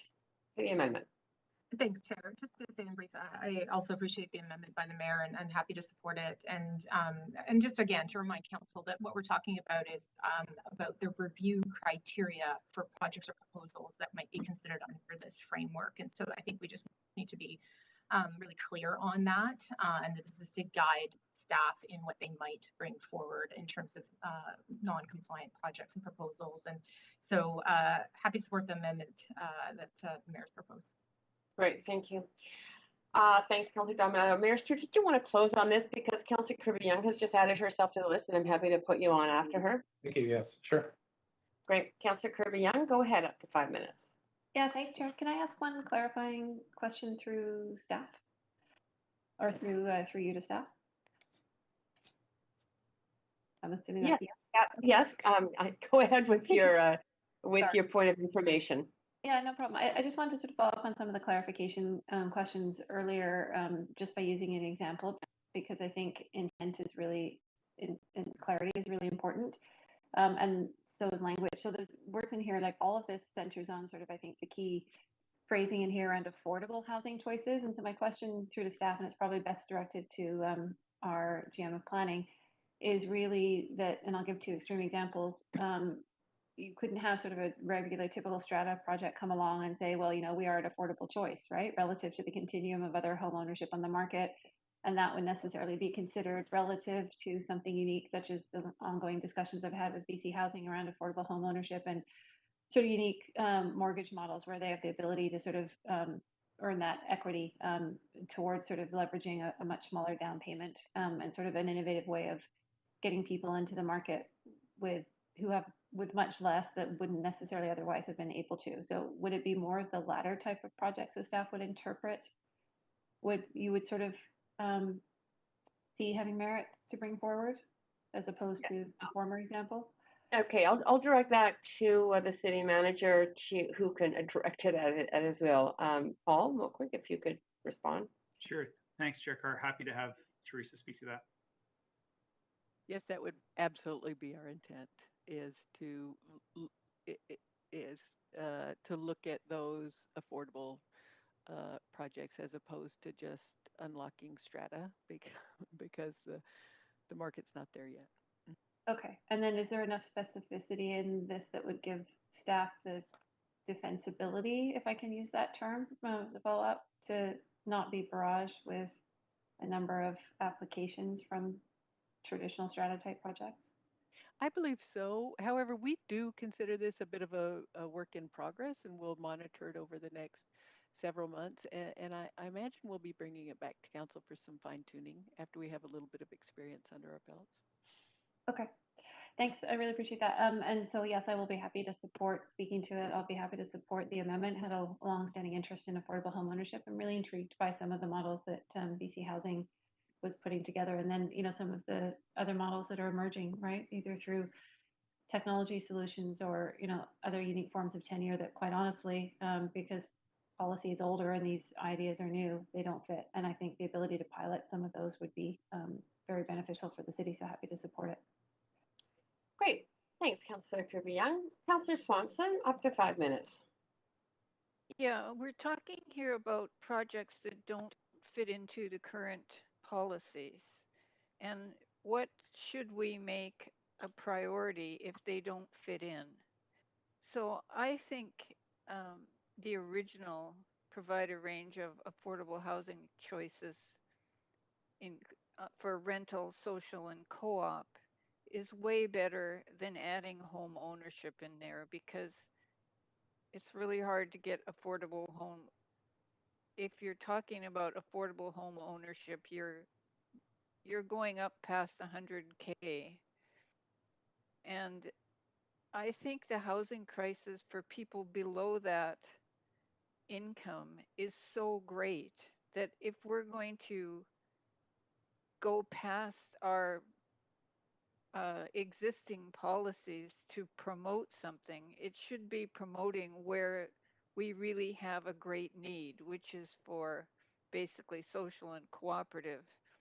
So the amendment to the amendment makes the amendment a little better, but I don't think we should be focusing on home ownership at all. I think we saw some stats earlier that most housing that's built in the city is in fact single family housing, and it doesn't even have to go through a rezoning. So I don't know. I would be happier if we just stuck with social and co-op myself. Okay, thank you, Councillor Swanson. Councillor Fry. Yeah, and I know I've spoken to this earlier. I just wanted to add to the notion of affordable home ownership. This is also an idea that's been advanced by the BC Fed at their last convention, and it's something they've articulated in the past as a tool for equity building for working folks as well. I don't think it's necessarily should be conflated as something necessarily bad. I think this is something that is certainly worth exploring. So I just want to clarify a little bit around who also supports affordable home ownership, and that is our labor sector in particular. So Great, thank you, Councillor Fry, and Mayor Stewart to close. Thanks very much, Chair Carr. Two things. First of all, cooperative wasn't in the first list, so I've added that in because I think the rest of our day is going to be consumed with talking about something that we really cherish here in Vancouver, which is a cooperative model. So I think that should be part of the thing we prioritize. The second is why I focused again on the non-speculative first-time home ownership is that we need to do it. But what I can see this doing is using the power of market and nonprofit developers to come forward with really good new ideas for us to consider that we might want to build policy around later. And actually, I think the whole country's crying out for that, for us to put our noggins together and figure out how we can help first-time buyers get into housing, because there are a lot here in the city that are paying high levels of rent. But in a way that enables this for future buyers to get in it, to build their equity, but not to speculate on. So I'm looking forward to what may come out of this in terms of experimentation that's real and people can see. But I did add in the word cooperative because that is also something that we all want to see grow here. So thanks again for your considerations and support. Great. Okay, thank you. And I see no one else on the list. So Clerk, if you could take us to a vote on this amendment to the amendment. So this would be the mayor's amendment to the amendment, Council.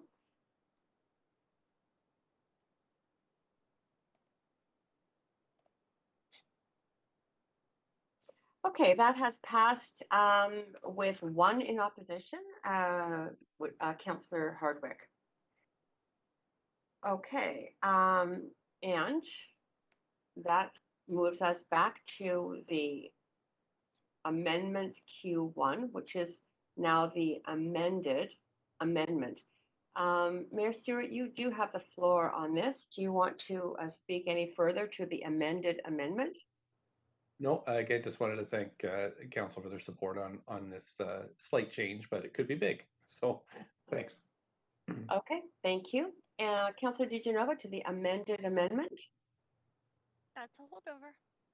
Great, thank you. Councillor Swanson to the amended amendment. Can we sever the home ownership one with the local economy one? Yeah, well, we can, it wouldn't be severing the home ownership. It would be severing the one about housing. Yeah. Because that's all one. So we can sever those two pieces. Clerk, can you just confirm that that would be possible? Chair Carr, yes, we'll just highlight. I think we would have to do it under two separate votes. So just give us a second. No problem. Point of privilege, Chair. I had mentioned it. Yes. I mentioned at the outset that we were only to deal with the first item of housing. The second, we haven't dealt with the second proposed amendment. it's not, haven't even moved it yet. So. Oh, that's right. You Just to did be say really that. clear, I Yes, mentioned that. yes, you're absolutely right. You didn't say that you removed one, but you did say you wanted to deal with the first one first. So I will take that as we are only at this point going to be dealing with the first one. Thank you for that reminder, Councillor Dominato. So clerk, we're just dealing with the first, which is the amended, now is an amended amendment. Everybody clear on this? So it's in yellow. Everybody, no one else is on the queue, so we are going to move us to a vote on this amended amendment.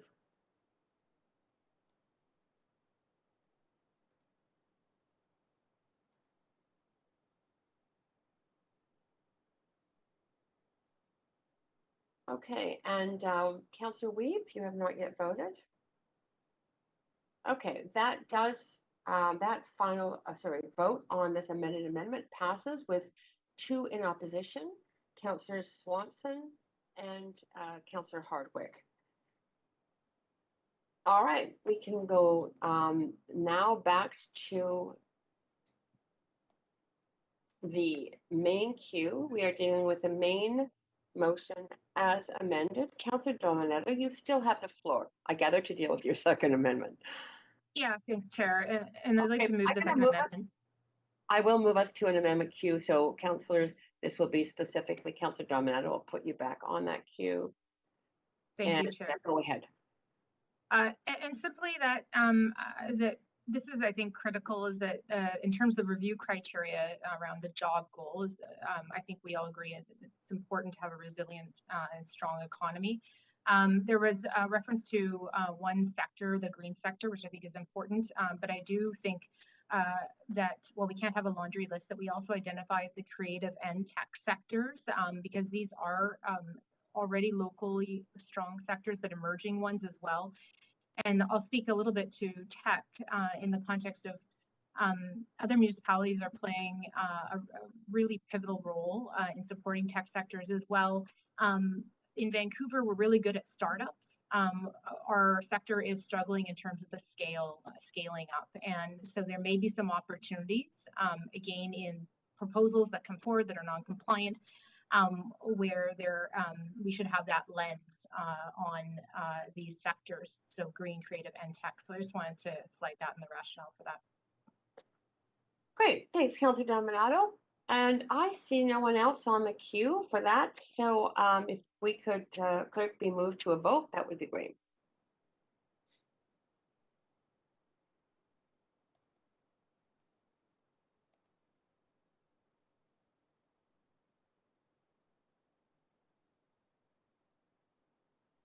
Okay, we have the votes in, and it has been passed with 1 in opposition, Councillor Hardwick. Great.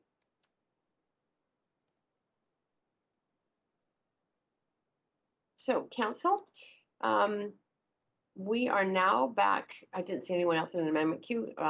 Sorry, we were finished with that. So we are back to the main queue. Councillor Dominato, you are still in the main queue. Did you want to? I have nothing further, Chair. Thank you. Great, thank you. Mayor Stewart, to the motion as amended.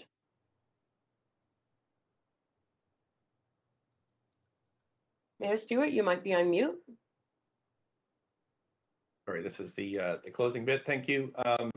Just wanted to say thank you very much to staff for all their work here. I'm sorry, is this the final vote, Chair Carr? Yeah, we are on the final, well, we are speaking to the main motion as amended, so it would conclude with the final vote. Okay, thanks so much. Yeah, so I just wanted to thank staff so much for their work here. Thanks to Councillor Kirby Young for her addition of the office and amenities space. I really think this is going to provide a lot of clarity, both internally to our organization and to those for-profit and nonprofit developers who are putting their money on the line every time that they buy a piece of property and look to deliver housing and other facilities for residents here.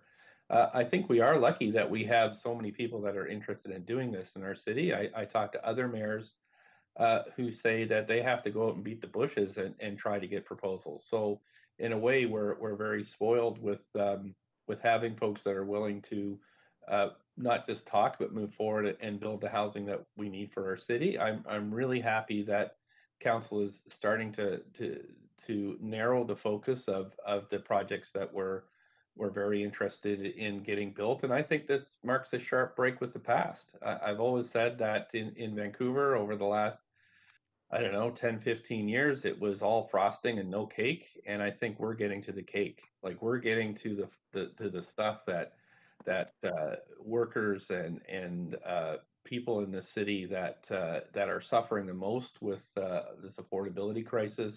We're getting to delivering that kind of housing. And the great thing about it is it's not conflictual, it's negotiated. We're talking with the development community, again, for profit, not for profit, and trying to find the best way forward, and leaving the luxury stuff, putting it at the bottom of the list. So really happy with how we're moving it forward. And it's a bit of push and pull, but that's what happens when you're doing major change, is that it will be difficult. So thanks for the folks that called in, and especially the staff for taking a grip to this, and council for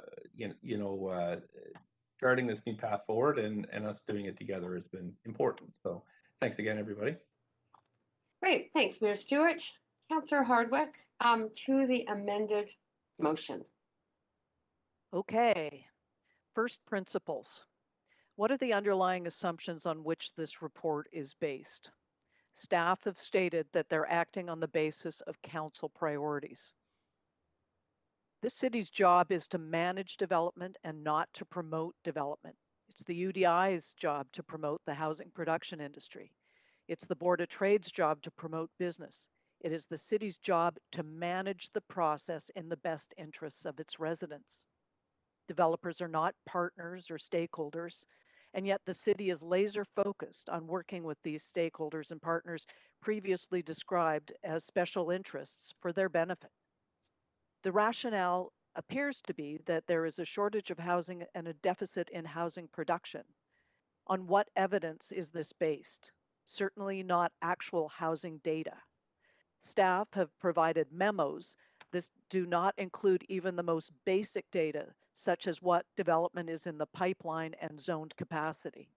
And I am shocked the council has not fought harder to obtain reliable data towards evidence-based policies as opposed to aspiration. This report and its recommendations allow staff to ignore historical policy in the interest of fast-tracking development. So why circumvent policy and fast-track development? To produce more supply and generate more revenue to the city through the planning department. The city's business and financial model was changed a decade ago to regularize development revenue to fund its council priorities. So why the rush? We need the money. The report suggests allowing spot rezoning proposals to go forward for consideration, even if they do not conform to any policy that will allow it. This would undermine all community plans and make planning policy meaningless. This will undermine all community trust in the planning process. It will allow large developments to go forward in the Broadway corridor, for example, before the planning is complete, and override the interim rezoning policy to avoid speculation. It would set huge precedents of a scale in advance of the Vancouver plan, and override decades of community plans that took a lot of city and community resources. There is nothing in this change of policy that would in any way increase affordability. It will do the opposite, add speculation, and add a lot of staff, council, and public time to deal with projects that should never go forward for spot rezonings in the first place. BC assessment has shown that the aggregate land value has grown exponentially over the last decade, well in excess of pace of change. Our relentless rezoning is only exacerbating land inflation. This policy is adopted, and it looks like it will. Council will relinquish more of its decision-making policy, not less, to a staff that has already taken many liberties, in my opinion. Most concerningly, due to the difference in power and influence between staff and the development industry on one side and residents on the other side, I fear this will stifle and hamstring participation in our civic democracy even further. In the next election, I hope voters will pay attention to what I consider a travesty in this report. That's it. Thank you. Next to Councillor Kirby Young on the amended motion. Yeah, I'm going to offer probably a very different take on this. And I'm going to address some of the points that I heard head on, because I think it's really important, the messaging that goes out of this meeting about what I think this is really about. I do not think that it is ignoring policies to fast track development. I think it is acknowledging either very outdated or conflictual policies that are an impediment and a roadblock to bringing forward the needed type of projects that we're actually trying to move forward more expeditiously in the city. I also would say that to the comment around why the rush, we need the money, that these are not the projects typically, certainly in the housing area, in the housing bucket, that actually generate the money. They're not the ones, the rental, the social, the cooperative are not the ones that are lining the coffers, so to speak. I'm using that term pointedly or facetiously, that generate the CACs. They actually don't. They actually create more of a challenge for the city in terms of the fact that they don't deliver the necessary, or they previously depended upon CACs to support the livability and the amenities of the city, but they are desperately needed types of housing tenure. And so from my perspective, the two different prongs that we have here and the original impetus for the two motions, the one from the mayor and from myself, were both titled and termed in terms of expediting COVID recovery, recognizing the tough economic times that we're in. But I think it has a much broader application around giving us an opportunity to, I would phrase it as walking and chewing gum at the same time, to enable not having those stalemated worthy projects that are going to actually really provide some much needed housing or really deliver some strong cultural amenities or a very unique commercial project that would have a cultural legacy, for example, while we are concurrently working to update and move those policies forward. And that is the long-term, more detailed work, and it should be, because policies need to be thoughtful and they need to look at a broad range of applications. But in the meantime, we've got some pretty significant issues to deal with. We are getting criticized for not moving quickly enough on housing, on the right type of housing. We are getting criticized for the slow pace of delivery of community amenities in a number of our neighborhoods. And I'm hopeful that in some of the really underserved ones, you could think in Cedar Cottage, South Vancouver, Marpole and others, that we would be able to align some of those really underserved areas that haven't previously been successful in generating CACs because of either the types of housing that's been delivered or the value of the land at that point in time, that we could really put an emphasis on creativity in terms of trying to get some of those amenities through the door. And I think that's fundamentally important. I'm also really interested to see us have a mechanism to deliver some push the envelope pilots that from a policy perspective, we were not able to do. And whether that's through sort of unique multi-pronged initial affordable home ownership, or whether it's through a number of different mechanisms. And I'd also note too, it was interesting on the discussion on cooperative, when cooperative was being pitted against affordable home ownership, that co-op is not just rental. Co-op actually includes an ownership tenure. That's one type of co-op. I mean, that is, you could say quintessentially the one option for affordable home ownership. But my takeaway here is that I think that, as I said, I'll sort of wrap up, say we can walk and chew gum at the same time. I do think that we need to be a bit more innovative. I think that people are looking for this council to be responsive and not say, look, there's a really fantastic project sitting here, City of Vancouver Council, and why aren't you taking it on? Because the more that Vancouver says no, whether that's involuntary due to policy, or we don't have a council willing to find a way forward that is still respectful of community plans and is still respectful of the context of the neighborhoods, but seeks to actually deliver things that those neighborhoods want, then less and less business will start happening in Vancouver. We saw the outcome of things like our permitting system, where we had a representative from the Home Builders Association that said that people are just simply starting to do work off the books now illegally. That has really significant impacts. We've got we've got sort of a reputation for being ridiculously slow in terms of permitting for a number of reasons, a lot due to outdated policy. And now we don't also want to have a similar situation where we can't take in innovative and new projects. So I think that staff really clearly understand the intent here. I'm not looking for a tsunami of projects that are looking for a quick trapdoor or workaround to go through, as opposed to a bona fide process. We're looking for really thoughtfully and strategically opening up the doorframe to have some strong and innovative projects come forward that actually will get people into needed housing, deliver some really quick start, impactful commercial projects, or some hopefully some really exciting cultural initiatives for the city. So I appreciate staff's work on this, and those are my comments. Thank you so much, Councillor. Bligh, you are up next, up to 5 minutes. Thanks, Chair Carr. And I'm just going to follow on much of Councillor Kirby Young's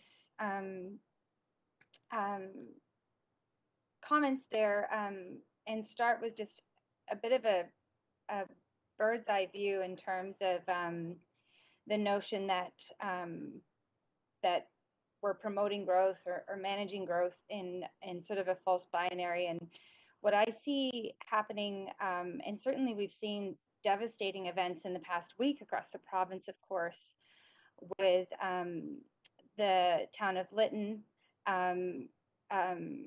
suffering a devastating fire. We look at other communities in BC that are seeing inter-community bus services being cancelled, and really we may be landlocked, but they're sort of landlocked in a different way, and it's in the ability to grow across the country. And so as I said on FCM, Federation of Canadian Municipalities, this is a conversation we're having all the time, and it's the pressure on urban development actually for housing, and it's because we're not necessarily able to keep up with the demands, whether it's broadband internet, whether it's transportation, and now we've got climate events that are devastating our small communities, and that is going to put so much pressure on our urban centers, and already is. So what I see staff doing is really looking at motions that this council passed and coming forward with an option, an approach that gives council more line of sight to what's needed. And so I guess what I would suggest is we stop sort of creating this binary between managing and promoting, and think about planning for a future that is quite unpredictable at this time. So I've looked at this with a real critical eye to make sure. So zooming back in to some of the details, I look at the baseline criteria, and I hope that when we see these reports coming forward, these applications coming forward, that there's a really, really clear rationale for how the applications fit into those baseline criteria, either reconciliation, rental housing, as it's been amended, the jobs or amenities. And so that would be something that I would really be looking for, and hope that staff will be able to deliver in a really clear way in these particular applications, so that council can make the responsible decisions and proper deliberations on whether these projects fit that criteria, and therefore can move ahead to the next stage. So I see that as a real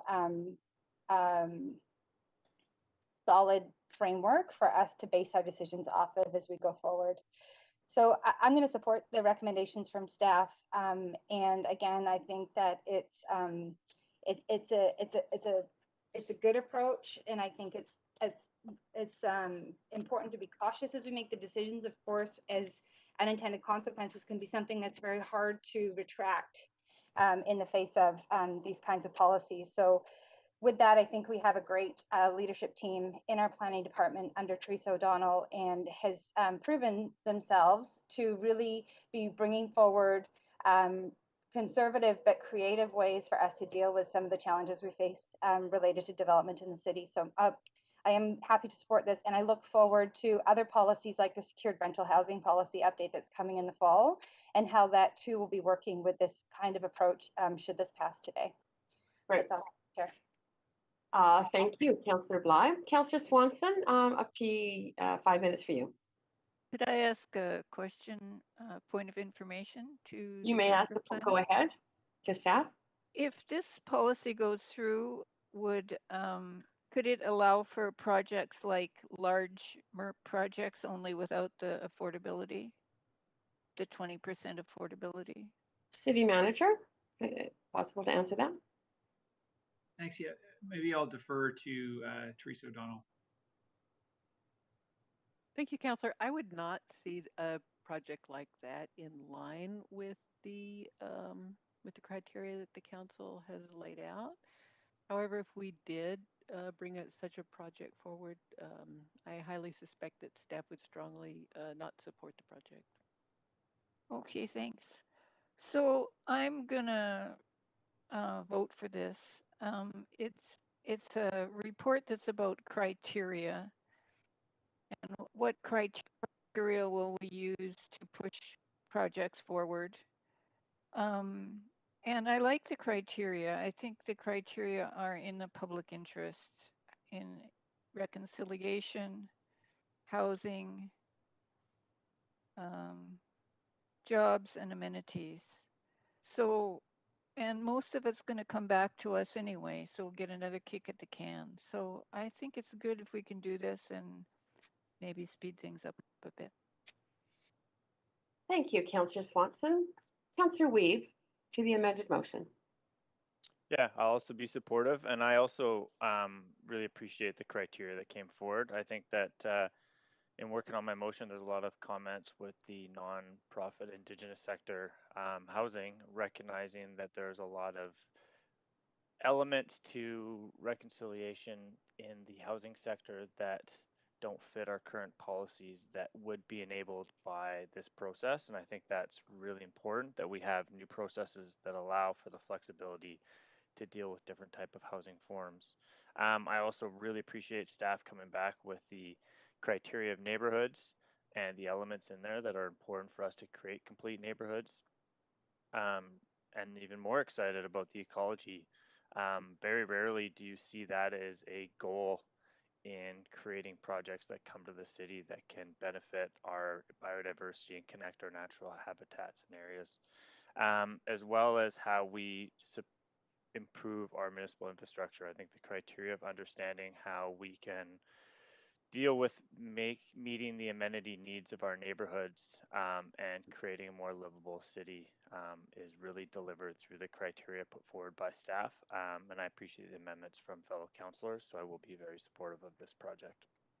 The only thing that I hesitate on is that we need to make sure that we are capturing the land lift for the public good, and that this doesn't raise property values in a way that make it difficult for these projects to move forward because they overpaid for land. And so that's the one element that we need to make sure that we continue to find better tools for us to capture that land lift to deliver the public amenities and the great criteria that we're hoping to deliver through this project.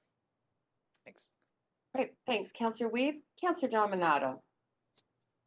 Thanks, Chair. And just a couple of final reflections on this report. And appreciate the discourse today, as well as the really thoughtful comments of my colleagues. I would just add, as a lot of this is circled around housing and concerns around growth. And I would just like to articulate, when we're talking about housing and potentially the opportunities this might unlock because some of these projects don't fit within our current policy frameworks, recognizing staff are working to address those frameworks. I think we need to keep in mind that we are talking about people, and we're talking about a whole variety of forms of housing. It's not housing and building for housing's sake or for building's sake. For example, micro unit type built forms that have big shared spaces for young professionals wanting to come and work here. Also talking about, on the other end of the spectrum, seniors.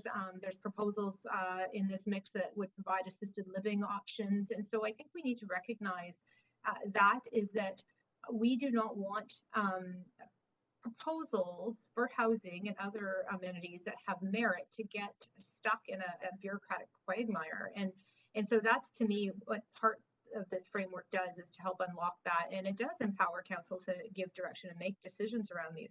And the other piece that we need to also remember is that a lot of, based on what we've seen of some of the proposals that have been submitted or inquiries have been made, are actually around commercial, office, education, entertainment. And so there's a whole other realm that this addresses and those are economic contributors, both in terms of creating office space, educational spaces, and also supporting local jobs. And if we want to continue to have families to be able to live in the city, we also need to be cognizant of that in the context of this framework, is that it does address economic resilience. And so that's another reason I think that this has a lot of merit. I think some of my colleagues already touched on in their comments, but I just wanted to offer those final reflections. Thank you. Thank you, Councillor Dominato. And that is it for speakers. So I believe, Clerk, you can take us to a vote on the amended motion.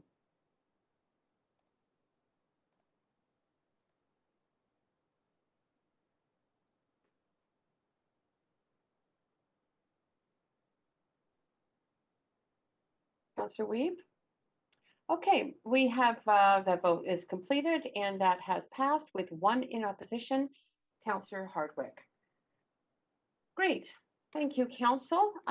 We are now complete that item and moving to item 2, which is methodology for cooperative housing lease renewals with Sandra Singh, General Manager of Arts, Culture and Community Services on the line to introduce it, followed by a presentation from Grayson Chungath, the Director of Operations Planning and Program Management, Arts, Culture and Community Services.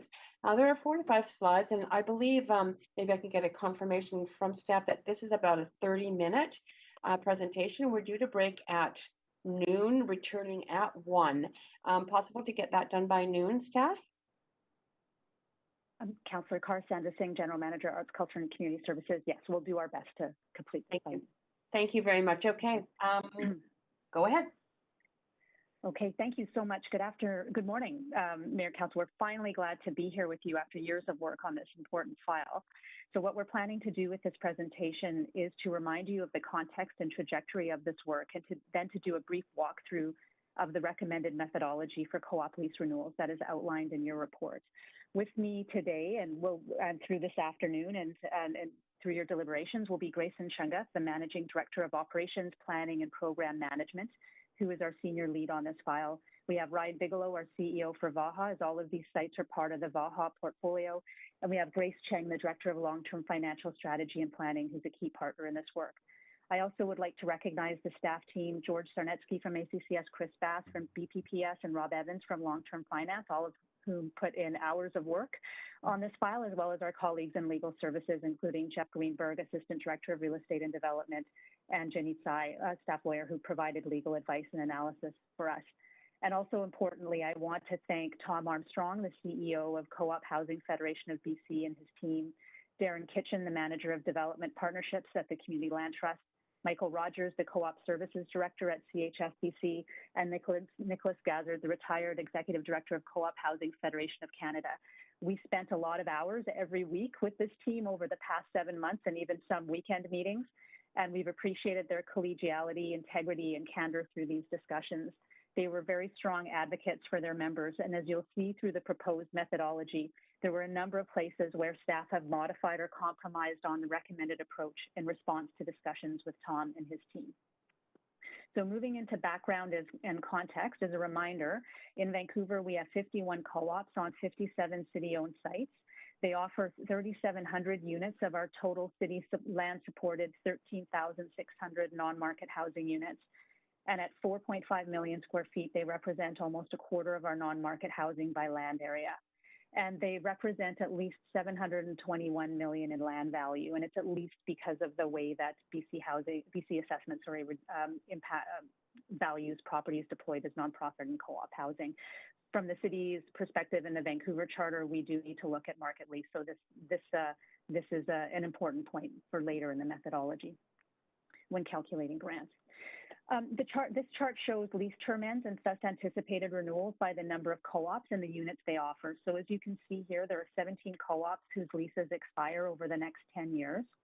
And to a finer point, there are 8 co-ops whose leases expire prior to the end of 2024, with the most imminent being 8 Oaks in October of this year and Marina in early next year. And we do want to acknowledge that for these co-ops, especially for those whose expiries are this year or next, not having resolution on the lease renewal methodology until now has created significant uncertainty for them, which is far from ideal. As in all affordable housing programs, there are multiple parties to the co-op lease renewal program with varying roles and expectations. I won't speak to each of the roles identified on this slide, except to flag that over the past decade, since the original CMHC program and the original city market leases to co-ops, roles and expectations of some of the government partners has changed. So I'll speak more to the changing expectations of the city and the province in future slides. The co-op financial model is a unique one. It's called the break-even model, and co-ops aim for their costs to equal revenues so that their housing charges are set only to fund their expenses. And these costs are typically land rent, operating costs, repairs, and reserve contributions. Within the co-op model, some households pay a reduced monthly housing charge geared to their income, or RGI, with senior governments funding the difference between a portion of the household's gross income, usually 30%, and the co-op's break-even housing charge. And some co-ops maintain internal subsidy pools, which enable cross-subsidization of lower-income households through surcharges for higher-income households. Importantly, we want to recognize the benefits co-ops have provided and continue to provide to both their members and to the city as a whole. Since their inception, they've maintained mixed income communities.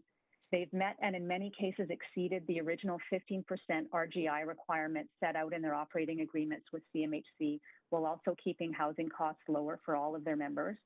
And their cooperative governance model fosters a strong sense of community, something that we recognize is very important and valuable in our local context here in Vancouver.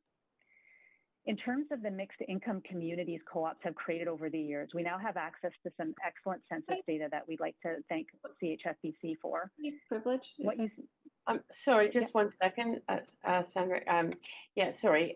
Go ahead. Point of privilege. Yeah, Chair, I'm looking for your guidance here. I know that we have a time crunch before lunch, but I'm finding the pace of this presentation is rapid, and I'm worried that we're putting our staff under an unfair time constraint on a really critical project. And it's a lot of information both for council and the public. I'm just wondering if we have any flexibility to be a little more measured in the delivery, even if we have to pick up after lunch.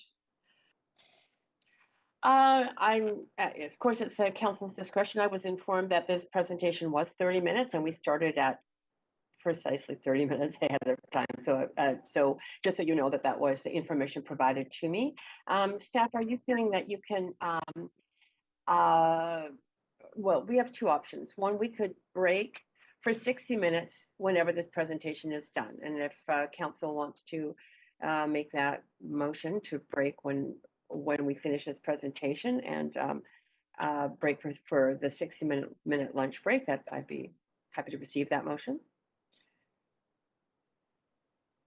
I'm happy to make that motion or break the presentation, but I'm not personally able to follow rapid fire, and I think it does a disservice to the whole topic. So yeah, I think probably council if we want to break part way, or if we want to go through this and then do an hour break after. It probably makes sense from a staff perspective to have them finish the presentation. So you said that you would move to break when we finish the presentation for 60 minutes. So council, I'm going to just call yays and nays on this. How many would support that? Say yay. Yay. Yay. Yay. Any opposed? Say nay. Okay, that's fine. Go ahead with the presentation now. Okay, thank you. So in terms of mixed income communities, what we have is a 2015 census data set that we can use to really understand the mixed income communities that co-ops have been able to create over the recent years. So what we show here is a snapshot of that data. We picked 2-bedroom units just as a sample to illustrate the range, because they do represent a large portion of co-op units. So as noted, this is 6-year-old data. There does tend to be low turnover in co-ops, and so there would likely be some shifting to the right on this chart as incomes generally increase. However, also we would see some decreases due to retirement or other life events. So in the sample used, what you can see, what you have here is approximately 105 households fall within each income decile, which is represented by the orange bars. So what you see is in 2015, the median income for two-bedroom households and co-ops on COV land was $64,000 a year. 64% of co-op members at that time were earning above the 2015 hills. If you were to map the 2021 hills onto these 2015 income data, you would see that 47% of 2015 households earned more than the 2021 hills. In 2015, 20% of the households earned under $30,000 per year, and 20% of the households earned over $100,000 per year. And so what this demonstrates is that as of 2015, co-ops were indeed very mixed income communities, providing some very deep affordability to lower income households, housing for a range of middle income households, and 20% of households earning higher than hills, double or higher than hills. There's no reason to expect this mix by proportion to have changed significantly over the last 6 years. As we look to lease end and renewals, there are two main opportunities. The first is to preserve and support the existing mixed income communities and co-ops. And the second is to explore redevelopment, which could enable us to update aging buildings that will be increasingly expensive to maintain as time progresses. We can grow the number of affordable housing units across the city. We can modernize lease terms, and if they're going to be public subsidies, add in reporting. And we can introduce mixed uses into redevelopment, such as civic uses like public amenities like libraries or childcares or other civic priorities. And what's not mentioned on this slide, but important to note for the future, is that there's also an opportunity to improve diversity. In 2015, the proportion of visible minorities living in co-ops on leased land was 27%, as compared to 52% as a whole. And so there's opportunity around for co-ops to consider increasing diversity in their membership moving forward with new leases. In terms of the process of developing the proposed methodology, the basis was the 2017 council-approved framework, which set out the following key goals for the city's work with co-ops. First, to protect the affordable housing stock and ensure this affordable housing stock is accessible to those who need it most. Provide security of tenure for co-op residents to advance the City of Vancouver's goals of becoming a healthy and diverse city with strong community ties. Address the physical building challenges and the upcoming expirations of ground leases and operating agreements in a financially and environmentally sustainable manner, and to ensure that co-ops have a stable governance structure and are financially sustainable through the term of the lease extension. As a reminder, as we head into this work, there are some challenges at lease end. The original co-op leases were at market rates, and where co-op leases included renewals exercisable by the co-op, these were at market rates as well.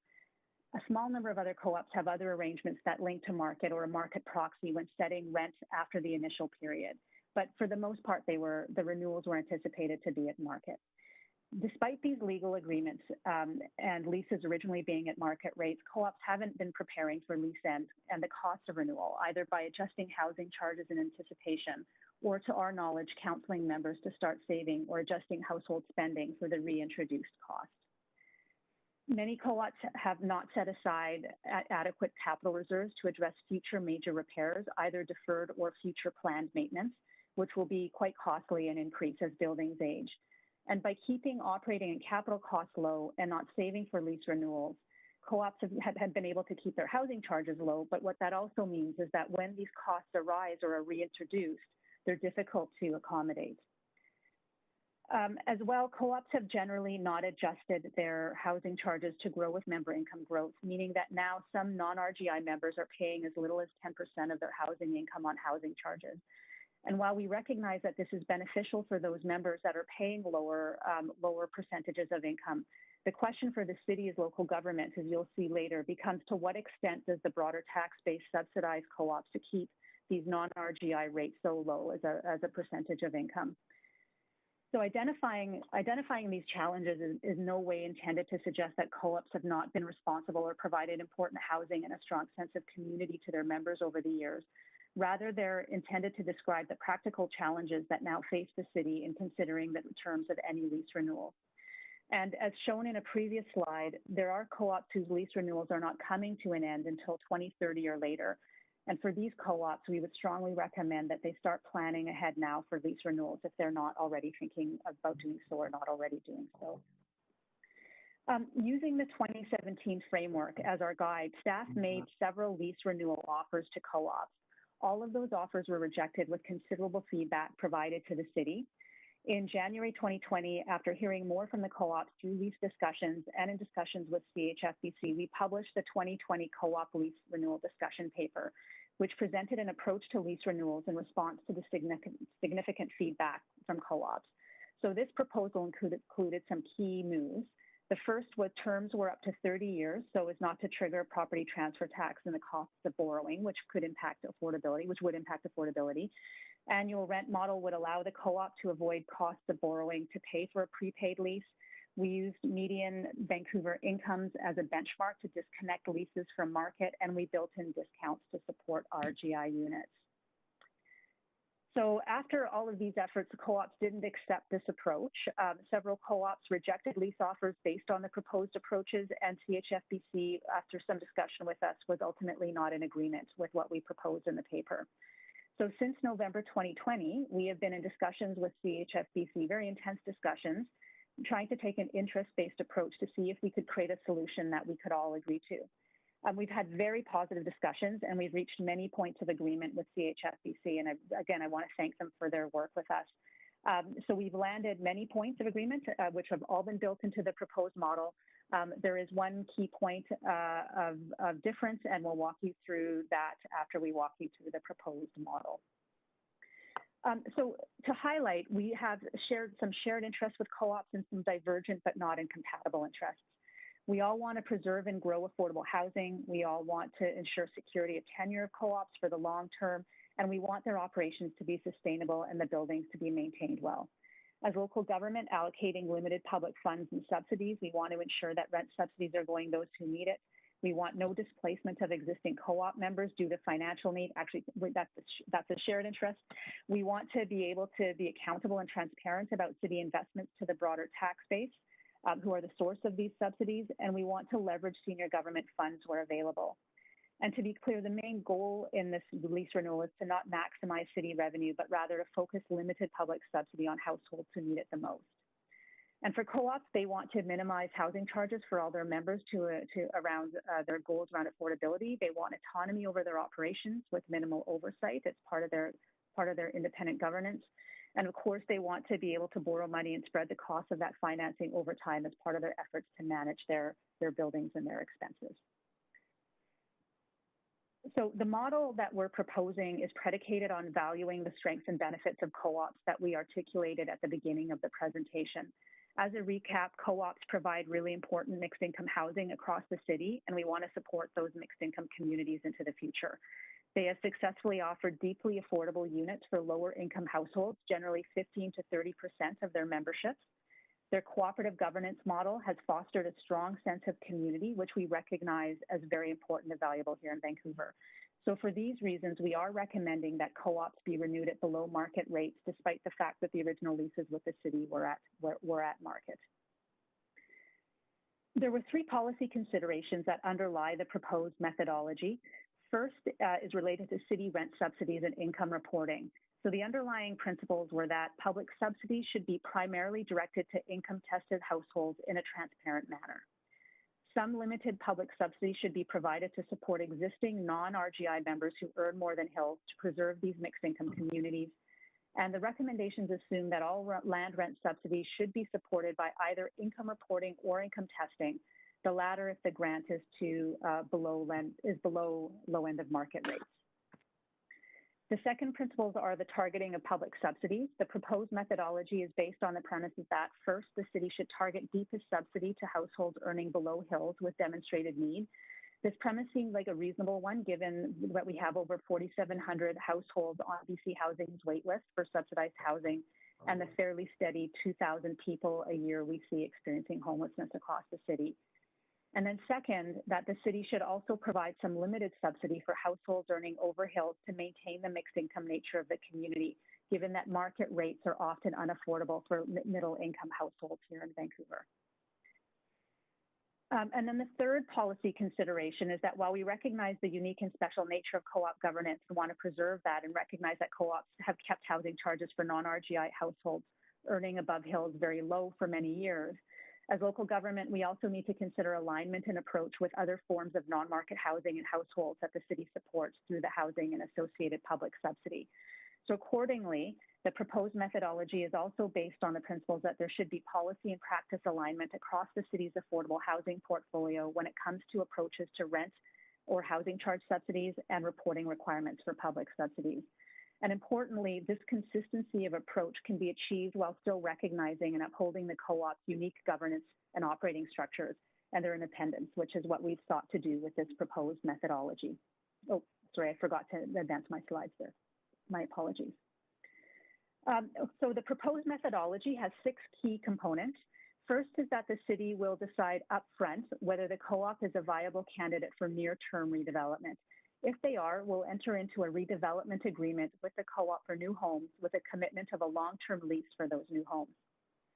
Second, if the co-op is not a candidate for near-term redevelopment, then they will be eligible for a lease renewal, which will either be 40 years with a 20-year renewal, so a combined 60-year term, or if they are part of a large redevelopment site, their lease renewal term will be tied to the phased redevelopment of that area.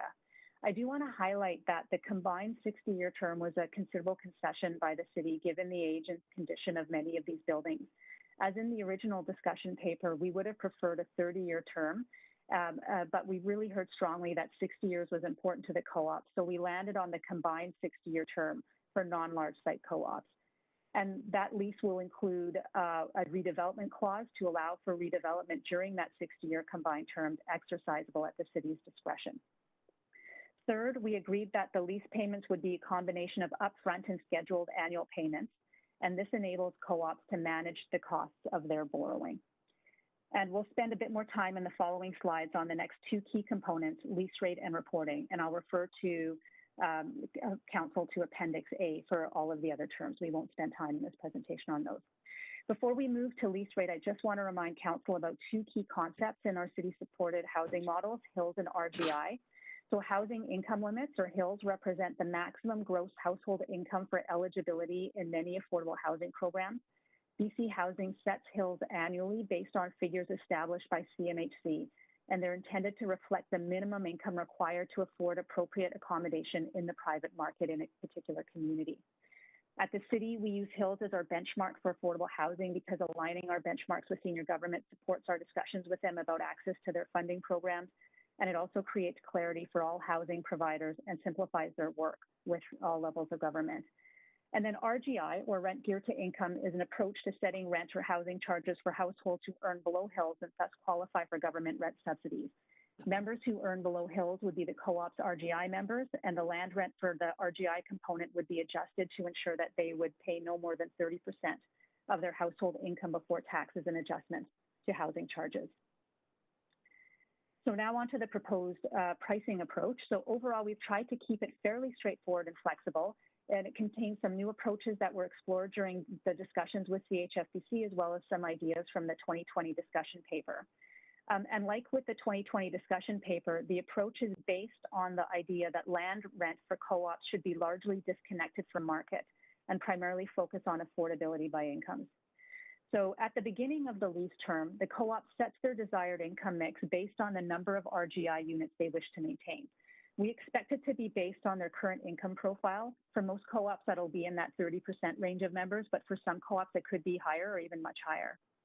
Once we have that income mix set, we'll calculate the land rent using a number of standard benchmarks. So we agreed with CHFBC on benchmarks for monthly operating costs and monthly capital expenditures. We do want to note that the amounts we settled on for capital expenditures are generous. They're higher than what we see in other non-market housing projects and higher than what we as the city staff originally put forward. Practically, this means that the city is contributing a greater amount to capital works through further discounted land rent, but we saw it as an important compromise to make within the context of these discussions. We then use BC Housing and CMHC benchmarks for the units based on income mix determined by the co-op. So for RGI units, what we would propose is that we use a calculation based on HILS. So we take HILS and then lower it to, for example, 70%, if that's the average income of the co-op's RGI unit, and then use 30% of that. And we use the 30% of 70% of HILS as a basic example because that's expected to be the 70% is expected to be the average income of HILS units in a co-op. However, if the average income of the HILS units in a co-op ends up being less than 70% of HILS, we would adjust even further to accommodate that income mix on a case-by-case basis to ensure that no RGI unit spends more than 30% of their income on housing charges. And then for the non-RGI units, we have proposed either 25% of median Vancouver incomes or a 15% discount from CMHC market average area rents, whichever is less, as the benchmark. The 15% discount from market area average rents essentially aligns with low end of market rates. And then the lesser of function essentially disconnects the methodology from market rates if LEM is higher than 25% of median Vancouver incomes. There are a number of reasons why we chose median Vancouver income instead of median Vancouver renter income, and I won't go into detail in those now in the presentation, but we could certainly speak to them during questions. And so the proposal somewhat delinks the land rent cost from land value and instead links it to actual incomes in Vancouver. And it does so by providing a safety net for the neighborhoods where rents are lower than 25% of median incomes. In those areas, the benchmark would be that 15% of CMHC area rents. So taken together, this means that in high rent areas like downtown, housing charges are affordable for median income earners, and in lower rent neighborhoods, for example, Marpole, housing charges are less than lower end of market alternatives. So we try to create a bit of a safety net there. Together, these expenses and income mix benchmarks tell us approximately how much the co-op should be able to afford for their land rent and still have the necessary affordability within their mixed income community. These are also longer term leases. So if over the years it turns out that the co-op is seeing more RGI units or less RGI units, there would be provision to discuss the co-op's intentions around their future income mix and adjust land rent as necessary. And we also recognize that many co-op households who earn above hills are paying far less than low end of market rate now, or the 25% of median Vancouver income for their housing charges at the moment. Some houses, as I mentioned earlier, are paying as little as 10% or 14% of their household income on housing charges. And while they could afford it based on generally accepted affordability measures, we don't want these households to see significant increases to the low end of market so quickly that they're incentivized to leave. And so what we've done is suggested a transition grant. This is a further temporary discount that the city can apply to slow the pace of housing charge increases for non-RGI households. We're proposing to enable these households a 7-year transition period, which we think is a reasonable amount of time for households earning over hills to adjust to paying what will still end up being low end of market rates or even less. And as a reminder for council, any discount from market is a grant as per the charter. So in this model, everyone in the co-op is receiving some level of city subsidy. So we know that there's a lot of concern always when there's a change, and changes in housing approaches are especially concerning when they're proposed. However, we do believe that this approach is very reasonable for a number of key reasons. No one in the co-op pays more than 30% of their income on housing charges, and so no one should be displaced. And again, that's using generally acceptable affordability benchmarks that apply to everyone across Vancouver and that are used provincially as well as federally. RGI qualifying households receive the deep affordability that they need, and there's flexibility in the model for the co-op to change its income profile over time. Non-RGI households that are earning more than hills are still going to pay less than their peers in non-co-op settings across Vancouver, because we're proposing to maintain them at either low end of market rates or 25% of median Vancouver incomes, whichever is less. So this should provide some incentives for higher income members to stay, because their housing charges will still be more affordable when compared to both the usual affordability benchmarks and the rental market. This should still enable some cross-subsidization within the co-ops at the co-op's discretion. And as noted, there are non-RGI households earning over hills. We've suggested a larger temporary public subsidy for 7 years to enable them to adjust to their housing charges being raised to the low end of market or 25% NVI rates. Also important to note is that this approach basically is just to set the land rent, which is one of the co-op's expenses in their break-even housing model. So the proposed methodology doesn't impact the governance model of the co-op.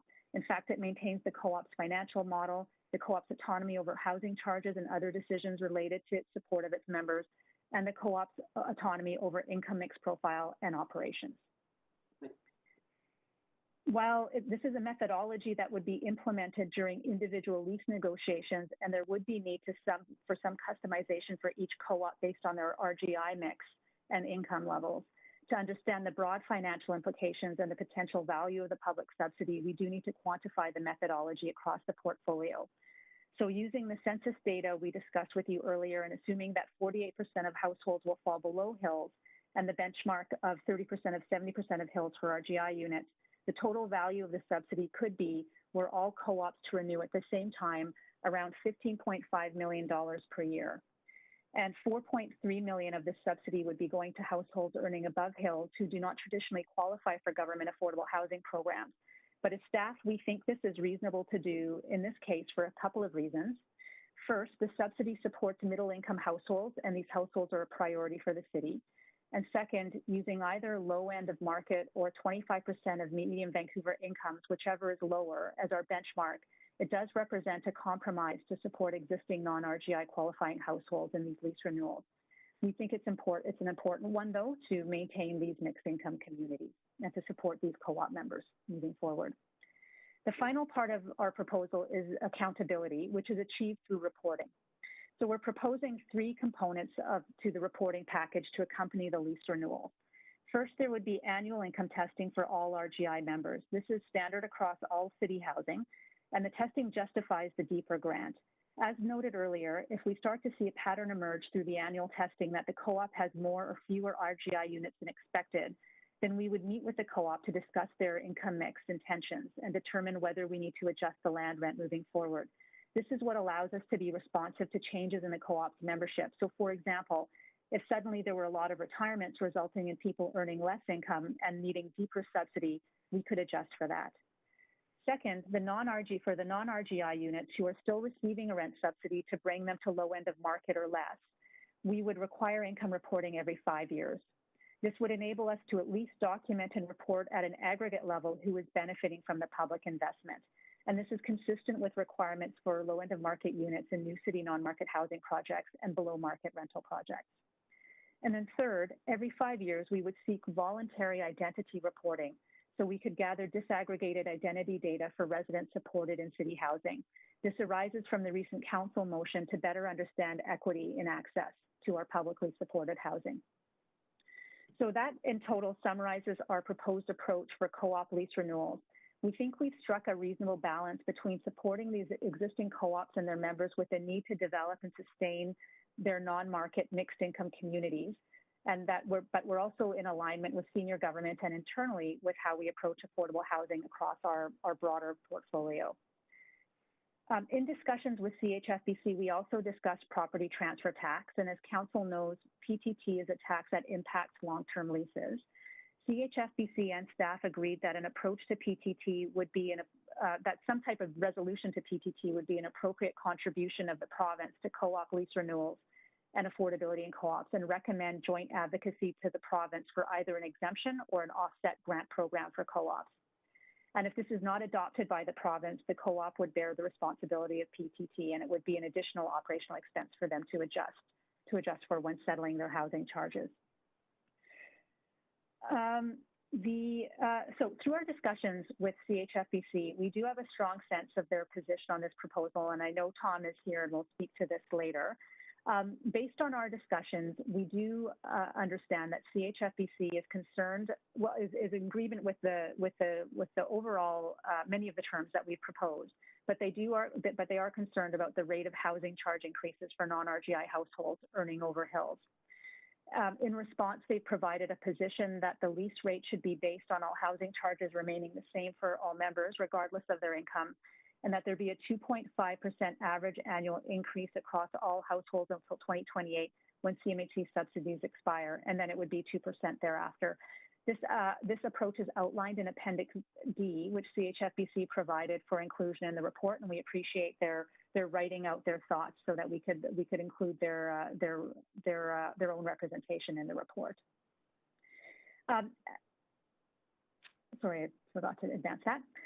As staff, we do have a number of challenges with CHFBC's proposal for land rent, and so we have not recommended adjustments in response to it. First, the proposal calls for very deep subsidies for non-RGI households who are earning more than hills and have greater means to access housing in the market. And as already noted a few times, that there are households in that non-RGI household group that are paying fairly low percentages of their housing, of their income and housing charges.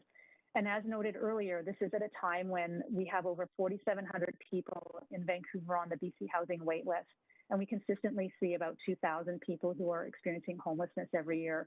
And so this raises a key question of where does the city target limited subsidies to those who have the financial means to access housing in the market, or those with without the financial means and who have few to no other choices. And then second, the estimated value of the grant to non-RGI households earning above HILS is estimated to be, using the same methodology we use to project the value of the city's, or of the staff, the financial impact of the staff proposal.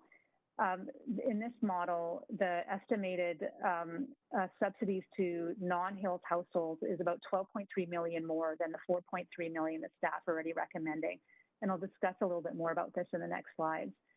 And then finally, this approach to non-RGI households creates inequities between non-RGI households and co-ops and non-RGI households and other city non-market housing and below market housing rental projects. And then further, in some family unit scenarios, many co-op non-RGI households would be paying less than RGI households in other non-market housing. And so we have to ask, why would we provide such deep ongoing discounts in co-op non-RGI households, but not for our other non-market tenants? But we do recognize the CHFBC's concern around the pace of housing charges for the non-RGI, non-HILS households. It is important to recognize that. And so those concerns noted, we do recognize that any financial adjustments should be introduced thoughtfully and over time. And so accordingly, to slow the pace of any housing charges for these higher income households, we have recommended a 7-year transition grant. For the recommended transition grant, there are some scenarios described in Appendix C to outline how it works. But for example, to illustrate the impact for a 2-bedroom co-op unit, in the proposed model, a low-income senior paying in the staff proposed model, a low-income senior paying $1,000 per month would continue paying that same amount. A middle-income family with young children who currently pays $1,335 per month would pay an extra $50 a month every year for 7 years, eventually bringing them to the housing charge of $1,687 in 2027. And that would still be expected to be about 26% below market rents. And then a high-income couple who are paying $1,335 per month now would pay an extra $77 per month every year, eventually paying $1,879 by 2027. And that would be expected to be about 18% below market rents. So the transition grant could really ease the pace of change. And I have some illustrative examples here as well. So in this example, that weren't in the report. So in this example, a household in a 2-bedroom unit that earns $75,000 per year. Currently, this household is at 19% of household income on housing. And the methodology would take them to no more than 30% of income, which again is a generally accepted benchmark for affordability across the country. With the transition grant, the annual increase would range from $100 a month in year 1 to $166 a month in year 7, which would bring them to that 30% of income. This is another example for a household in a 2-bedroom unit that earns $100,000 per year. You can see that currently this household is paying 14% of their income on housing charges, and the methodology would take them to 22% over that 7 years. Again, still far lower than what other non-co-op households are paying in Vancouver. With the transition grant, the annual increase would range from $100 a month in year 1 to $166 a month in year 7. And again, bringing them from a housing charge that's 14% of their income to what would be 22% of their income by the end of the transition. And so in a case like this, the co-op could consider some cross-subsidization between the higher income household and the middle income household. And so what these 2 graphs were intended to show is how the transition grant over that 7 years can help ease the way to bring non-RGI household charges to what might be expected based on the proposed lower of 25% median Vancouver income or 15% discount from average rents benchmarks, which again continues to be far below what peers across Vancouver would be seeing in terms of their rent or housing charges. So back to the $12.3 million difference, this is a comparison of the proposed subsidies between what we're proposing in the staff recommendations and what is presented in Appendix D. So, and again, the caveat third, this is based on census data and if all co-ops renewed at the same time. So CHFB, the Appendix D scenario would represent 27.7 million in annual subsidy to co-op households, with over 50% of that subsidy, or approximately 16.6 million, going to non-RG households earning above HILS who traditionally don't qualify for affordable housing programs. City staff's approach proposes 15.5 million in annual subsidy for co-ops, with approximately 25% or 4.3 million going to non-RGI households earning above HILS. And if you recall, this is the subsidy required to keep land rent for these units at below market, or 25% of median Vancouver income, whichever is less. So the difference really lays in how much potential subsidy the city would provide to non-RGI households earning above HILS. The 12.3 million subsidy for non-RGI households could be used to advance affordable housing in other ways. Again, not all leases will renew at the same time, so the actual lease revenue would be staggered. But to give you an order of magnitude, these are the potential trade-offs based on this forecasting. So we could deepen affordability. We could double the number of HILS units in housing. This could be used to accommodate 1/3 of the 4,700 BC housing waitlist for Vancouver. We could expand the CHIP program and double the current. Right now, we allocate about 6.25 million a year through CHIP to deepen affordability in nonprofit projects. So we could double that. We could acquire additional land that will enable the creation of 80 to 100 social housing units a year to top the existing acquisitions budget that we have, or we could replace an existing aging city SRO building with new self-contained housing every 3 to 4 years. So this is just to give it, illustrative examples of the trade-offs that are made when council is considering the depth of grants to be providing. So as we head into the recommendations, just a reminder of the proposed approach, because I know there's a lot of complex information here. If a near-term redevelopment potential, the co-op will receive a redevelopment agreement with commitment for new housing with a long-term lease. If there's no near-term redevelopment potential, a renewal of the lease for 40 years with 20-year option will be offered, or if the co-op is part of a redevelopment area, the term will be tied to the phase of the redevelopment. And this would include a redevelopment clause to allow for redevelopment during the life of the term to be exercised by the city. The lease renewal rate would be set on a number of benchmarks. There's generous operating and capital allowances factored in. Mixed incomes the income mix would be set by the co-op based on what they would like to achieve. And then we would use a series of benchmarks to set the basic land rent for units. So there would be RGI units that we're targeting at 30% of 70% of HILS, but again, that could be adjustable based on the actual profile of the co-op's RGI units. Everyone else that are not RGI and earning above HILS would be the lower of low end of market, or 25% of median Vancouver incomes, whichever is lower, essentially disconnecting the co-op from market in a way that's always in the co-op's favor. And there would be a 7-year transition grant for non-RGI households earning above HILS so that they can see their transition to low end of market happen over a period of time. Lease payments would be a mix of upfront and scheduled annual land rent payments, and reporting and accountability would have 3 components: the annual income testing for RGI units, 5-year mandatory income reporting for non-RGI members because they're still receiving a subsidy, and 5-year voluntary identity reporting for all members. And just as a reminder, the outcomes: no one in the co-op pays more than 30% of their income on housing charges, so no one should be displaced for that reason. RGI qualifying households receive the deep subsidy and affordability that they need. Non-RGI households that are earning more than HILS are still going to pay less than their peers in non-co-op settings across Vancouver, because we're proposing to maintain them at low end of market rates, or 25% of median income, Vancouver incomes, whichever is less.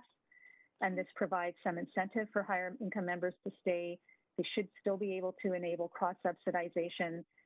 And there's a 7-year transition grant to support these members as they transition to the low end of market, or the 25% of median Vancouver income rates. And the proposed methodology does not impact the governance model of the co-op and preserves their financial model and their autonomy. It is entirely possible that in any scenario that we put forward or that council approves, that co-ops may decide that that they may not want to renew under this methodology. And they might decide that they actually prefer to renew at market rates, or they may choose not to renew their lease at all. So if the latter happens, which is very much something that we don't hope doesn't happen, because we think what's been proposed is very reasonable given the extensive subsidies being recommended, and that it's intentionally set up to support and preserve these mixed income communities. So we hope it doesn't happen, but if it does, and a co-op chooses not to renew, the following would happen, all with the intent of ensuring the existing members are supported in place. So per the current lease, the lease would terminate and land and buildings would be returned to the city. The city will publicly tender to identify a new nonprofit or co-op operator to take over the existing buildings and tenants. The existing members would be taken care of. We would implement the methodology proposed by staff in the framework, irrespective of the operator. So no one would end up with housing charges or rents higher than the 30% of their income. The co-op can continue to exist as an association to maintain that important sense of community, but it would not actually be a party to the new lease. And the co-op may need to cover some deferred maintenance depending on to what extent they've maintained their building, and that would just be as per the original lease terms. Taking us to the recommendations in the report, just very, very high level. The first recommendation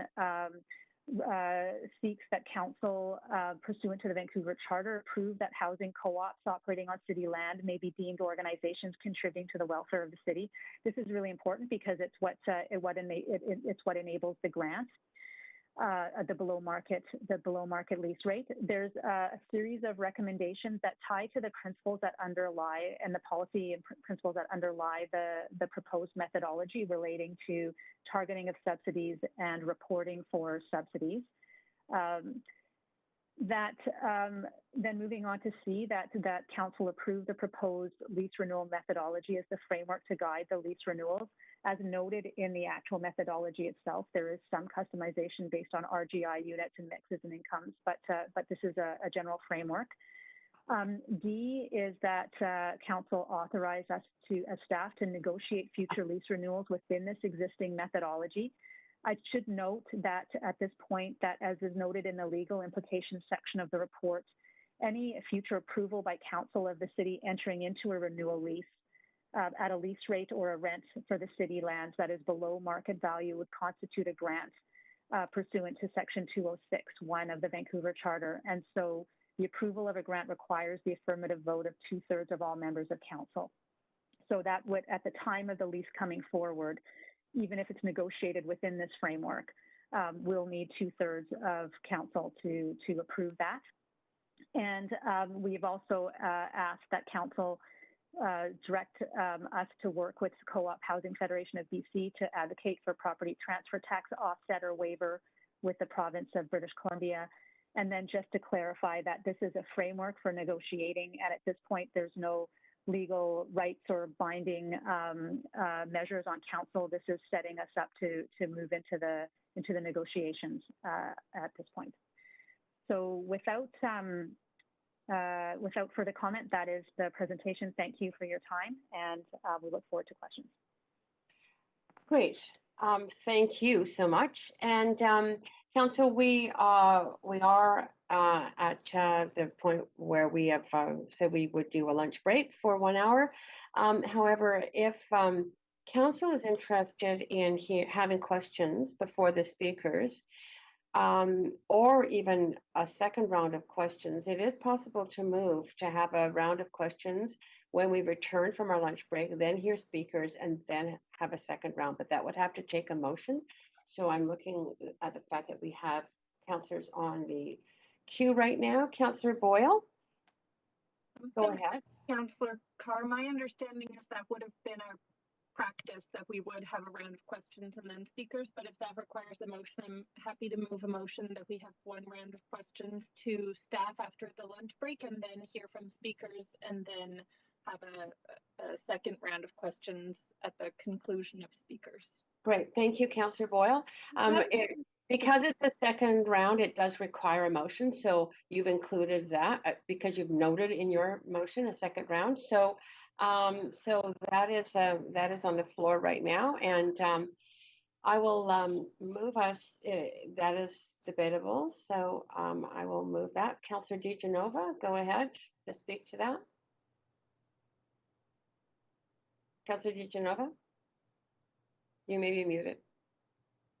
Yes, I understand we have a number of speakers signed up today, and I actually, Councillor Boyle has moved a number of times to hear from speakers and then have questions of staff.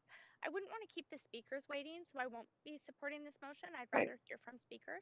Okay. I'm sorry, I wasn't finished. Did I run out of time? No, you have not. Okay, I was just interrupted. So, that's the reason I won't be supporting it. I do have lots of questions for staff, but that's the reason. Thanks very much. Okay, Councillor Kirby Young. No, I was going to ask a procedural question, but I'm just so frustrated right now. I'm just going to leave it. Thanks. Great, thank you. Okay, I'll start with just see if we have verbal support for that. So this is to hear one round of questions from councillors to staff when we return from lunch, then speakers, then in second round after that. All those in favor say aye. Aye. Aye. Any opposed say nay. Nay. So I will move us to a vote on this. Clerk, this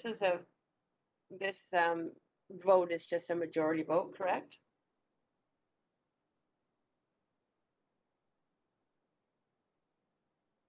Chair Carr, that is correct. Okay, so to move, we're voting on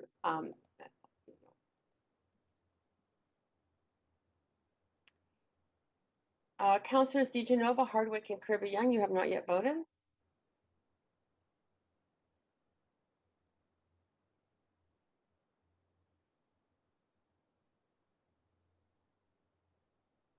Councillor Hardwick, you have not yet voted.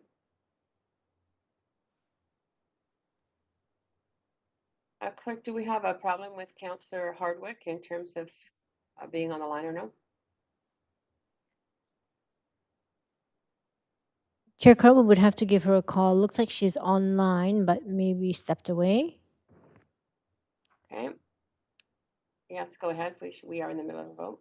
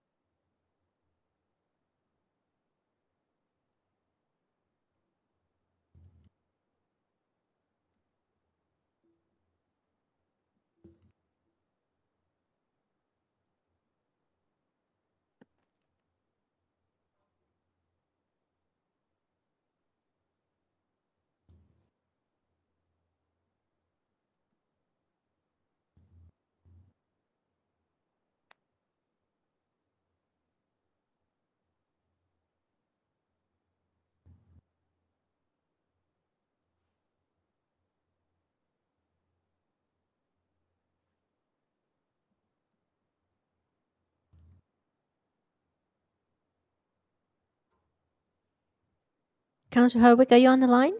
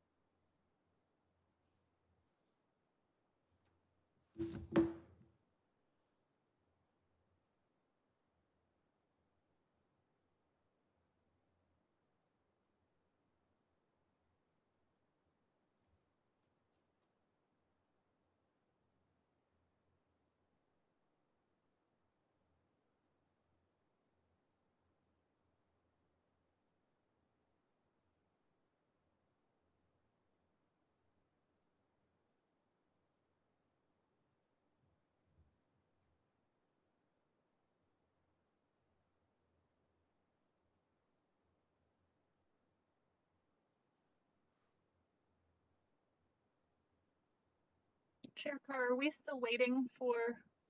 We are waiting to, Councillor Hardwick, we are waiting for Councillor Hardwick to respond. She is still online, but she is not responding. Sorry about that, but we are in the middle of a vote and this is our agreed procedure.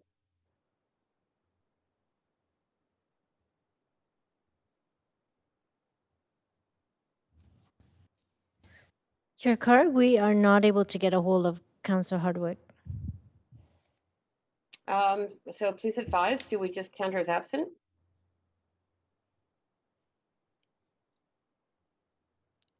Yes, we will mark her absent. Great, okay. That vote does pass with 1 in opposition, Councillor DiGenova. So we are on a 1-hour break. We will return at 1:25. Hear 1 round of questions, then speakers, and a 2nd round of questions. Have a great lunch, everyone.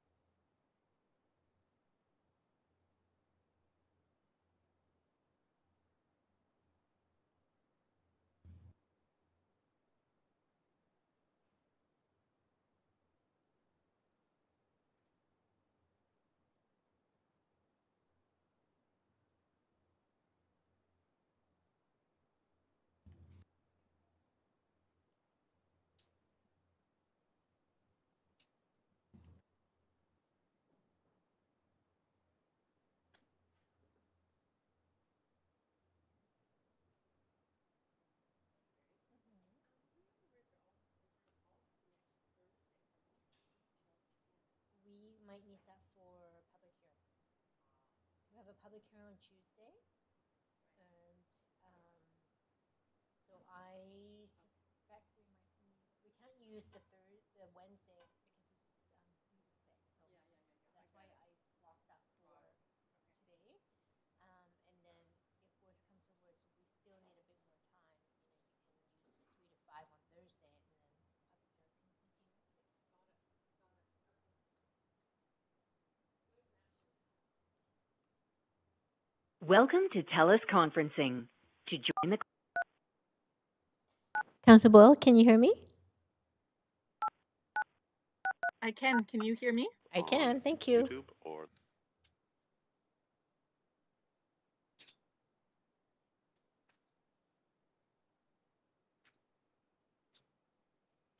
Just checking in, Rosemary. Is my sound okay? Loud and clear. Thanks, Councillor Carr. Thank you.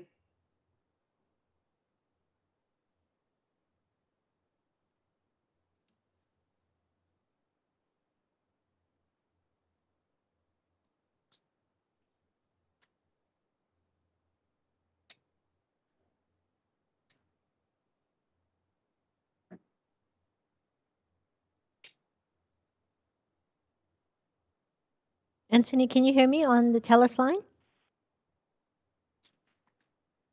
Anthony, can you hear me on the TELUS line? end of that. I can hear you loud and clear. Great. Thanks, Anthony. Councillor Swanson, can you hear me okay? Yep. Hi, Rosemary. Great. Thank you. Sandra, can I just do a quick audio check? Hi, can you hear me okay? Could you hear me, Rosemary?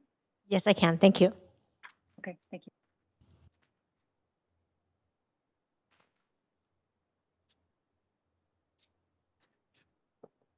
Yeah.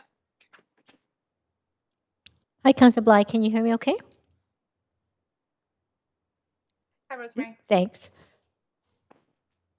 Councillor Boyle, did I do an audio check on you yet? Yes, I did. Thanks.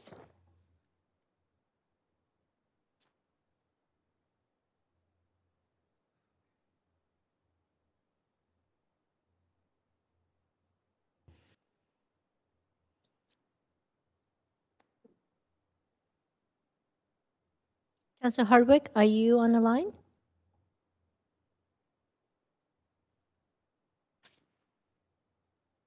Mayor Stewart, can you hear me? Sure can. Great, thank you.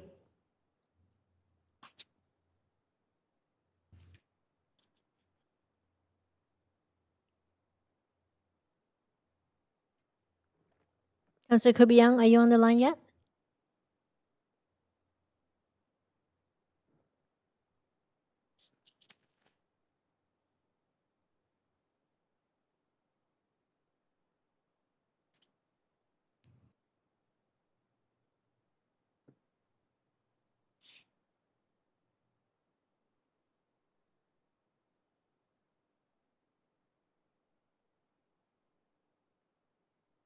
B. Erin Ruth Levitt.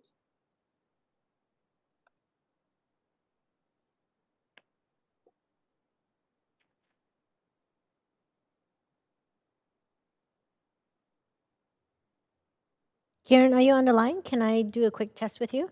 Audio test?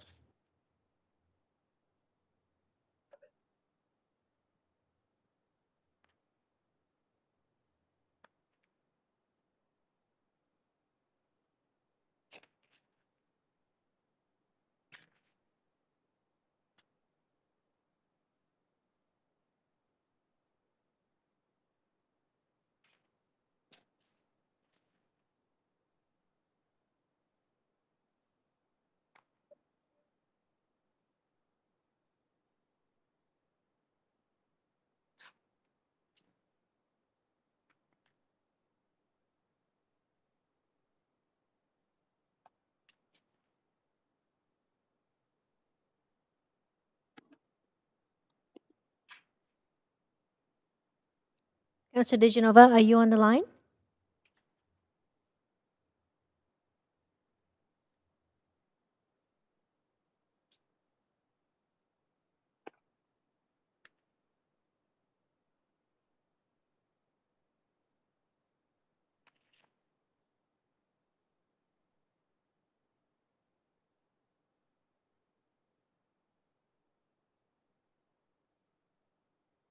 Councillor Fry, can I do a quick audio check? Sure thing. Hi, Rosemary. How was lunch? Great. Thanks. Loud and clear. Chair Carr, you have quorum. Great. Okay, Council, welcome back from lunch.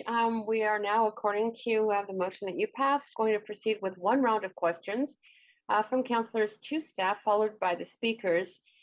Then after that, followed by a second round of questions. So let's start with a round of questions to staff. And I've got first up on the list, Councillor Boyle. Thanks so much, Chair Carr. And I'll just acknowledge councillors have been sending many questions to staff for many, many days now, and we've gotten much of it by email, and staff have been working really hard to get that information back. I'm going to ask a couple of those questions just so they're in the public as well, that I had sent in. One is around the median income question. Can staff just run us through even just at a high level, the median household income, the median co-op income, and the median renter income, and how they compare to one another? Sure, Councillor. This is Sandra Singh, General Manager, Arts, Culture and Community Services. Grayson, would you like to respond to that, or would you like one of your team members to? I'll get Rob to respond to it. Okay, thank you. Sure. I'm just trying to see if, George, if you have a table that we could pull up. But essentially, the benchmark for median household income that the city used is based on the StatsCan census, and it's based on a view of allocating household sizes to unit sizes. So you know, a one-person household would be allocated to the rent for a studio unit, and then you know, two-person household, et cetera, as you go on. During the process, we noted that you know, not all units have two parents, for example, in families and things like that. And so the methodology that we have for family units is essentially proposes an average. So, for example, a one-bedroom unit, rather than being assumed to be a two-person household's income, it's the average of a one-person and two-person, right? So we sent a table. I'm trying to see if we can pull it up just to show that allocation. So, for example, in here we use the median household income from the 2015 census based on household size: one-person household, two-person household, three-person household, and then 4+ person households. And then, as you can see, we've kind of allocated those household incomes into the different unit sizes. So, for example, the one-bedroom is the average of a one-person and two-bedroom. A two-person is the average of a two-person and three-person, et cetera. And we did this because there is another way in the census data to pull out the median income for one-bedroom households. But of course, that data is kind of, I don't want to say polluted, but it's skewed by the fact that you have a lot of overhoused and underhoused people in those units, and so it might not represent the income of the appropriately housed units, right? And so we felt this was a fair proposal. Of course, we based it on median household income there, and using a benchmark of 25%. That lower benchmark was to reflect, a number of things, including the fact that median household income reflected all city, not just renters or co-op members. In consideration of lower benchmark or other benchmarks such as median renter income or median household income, median co-op income in the co-op universe, the challenge that we had is that those benchmark rents would end up being lower than the hills limits that are charged to rent to RGI units. And so it seemed inconsistent to set a benchmark rent that was below what people in the top end of the subsidized housing universe would be paying, right? And that was the main reason why that was felt to be an appropriate ceiling to establish for the rents. Okay. I have a number of questions, but maybe just as a follow-up related to that, can I just clarify, certainly my understanding that this methodology sets the total lease amount for the co-op, but the principle of cross-subsidization within the co-op and and the co-op setting their own housing charges would still exist. So if we're setting these averages around median income for all the non-RGI units, they could still have a cross-subsidization system. So for instance, a higher income family with 2 income earners in a one or two bedroom might be able to internally cross-subsidize a single parent with a couple kids in a 3-bedroom. Like that is still possible. The co-op is still setting their own housing charges. Yes, Yes, Councillor Councillor Sanderson. Sanderson. Great, and that's perfect time. Great, thank you. Councillor DiGenova, you are next, up to 5 minutes. Councillor DiGenova? Chair Carr, I believe Councillor DeGenova is on a leave of absence. Okay, Councillor Swanson. Yeah, I have 8 questions here. Hopefully they can have quick answers, and it's mostly just to make sure that the general public understands what the city is saying.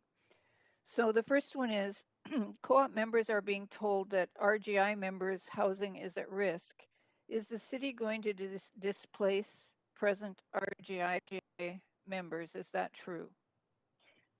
Sanderson, no, that's not the case. And in fact, the model provides significant support to RGI members and supports co-ops growing the number of RGI units. Is the city committed to housing and even increasing the percent of RGI members living in co-ops? That is up to the discretion of the co-ops, but the model would flex to enable that to happen. Is the city's method flexible and responsive enough to accommodate individual co-ops' circumstances so that if a co-op wants to subsidize more than 15%, say 30%, will the city ensure that the resources are extended so that they can subsidize that 30%? Oh, yes, absolutely. In fact, they could go up as 50, 60, 70% if they wish to. It's based on their member profile and how they see their community growing. Okay, thanks. So staff say that more than 50% of Vancouver's population is non-Caucasian, but only 27% of co-op members are. How can we incentivize the co-ops to increase the diversity so that it reflects the general population more? Council already passed a motion some months ago signaling to staff and asking us to start working on collecting disaggregated identity data in city housing. So we have introduced that into the discussions with co-ops. Ultimately, the member choices are part of co-ops' autonomy and their governance. We can encourage that, absolutely, and I would suggest that would be a good role for CHFBC to play in encouraging members and increasing their diversity. At some point, the city might want to set some targets, but I think it's too early for anything like that. How could we offset the costs that co-ops will incur due to increased reporting requirements?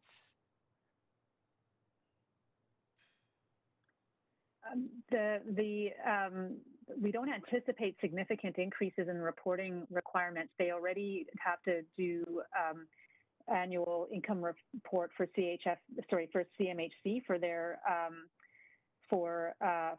RGI units, and the 5-year income reporting shouldn't be too onerous, and it would be anonymous through a third party. Grayson, is there anything you want to speak to that? I don't think it's going to be an onerous cost, though. No, it isn't. It's going to be repetitive to what CMHC, and we have also offered a generous operating expenses for them to accommodate should they incur something. Okay. Does this framework intrude on the autonomy of co-ops, according to the city? From the staff perspective, it does not. They can still set their membership profile. They set their policies around membership. They determine their income mix. They determine their housing charges and their operating expenses and their capital plans. So it doesn't, from our perspective. Is it the case that the city's proposing a method that has never been tested before?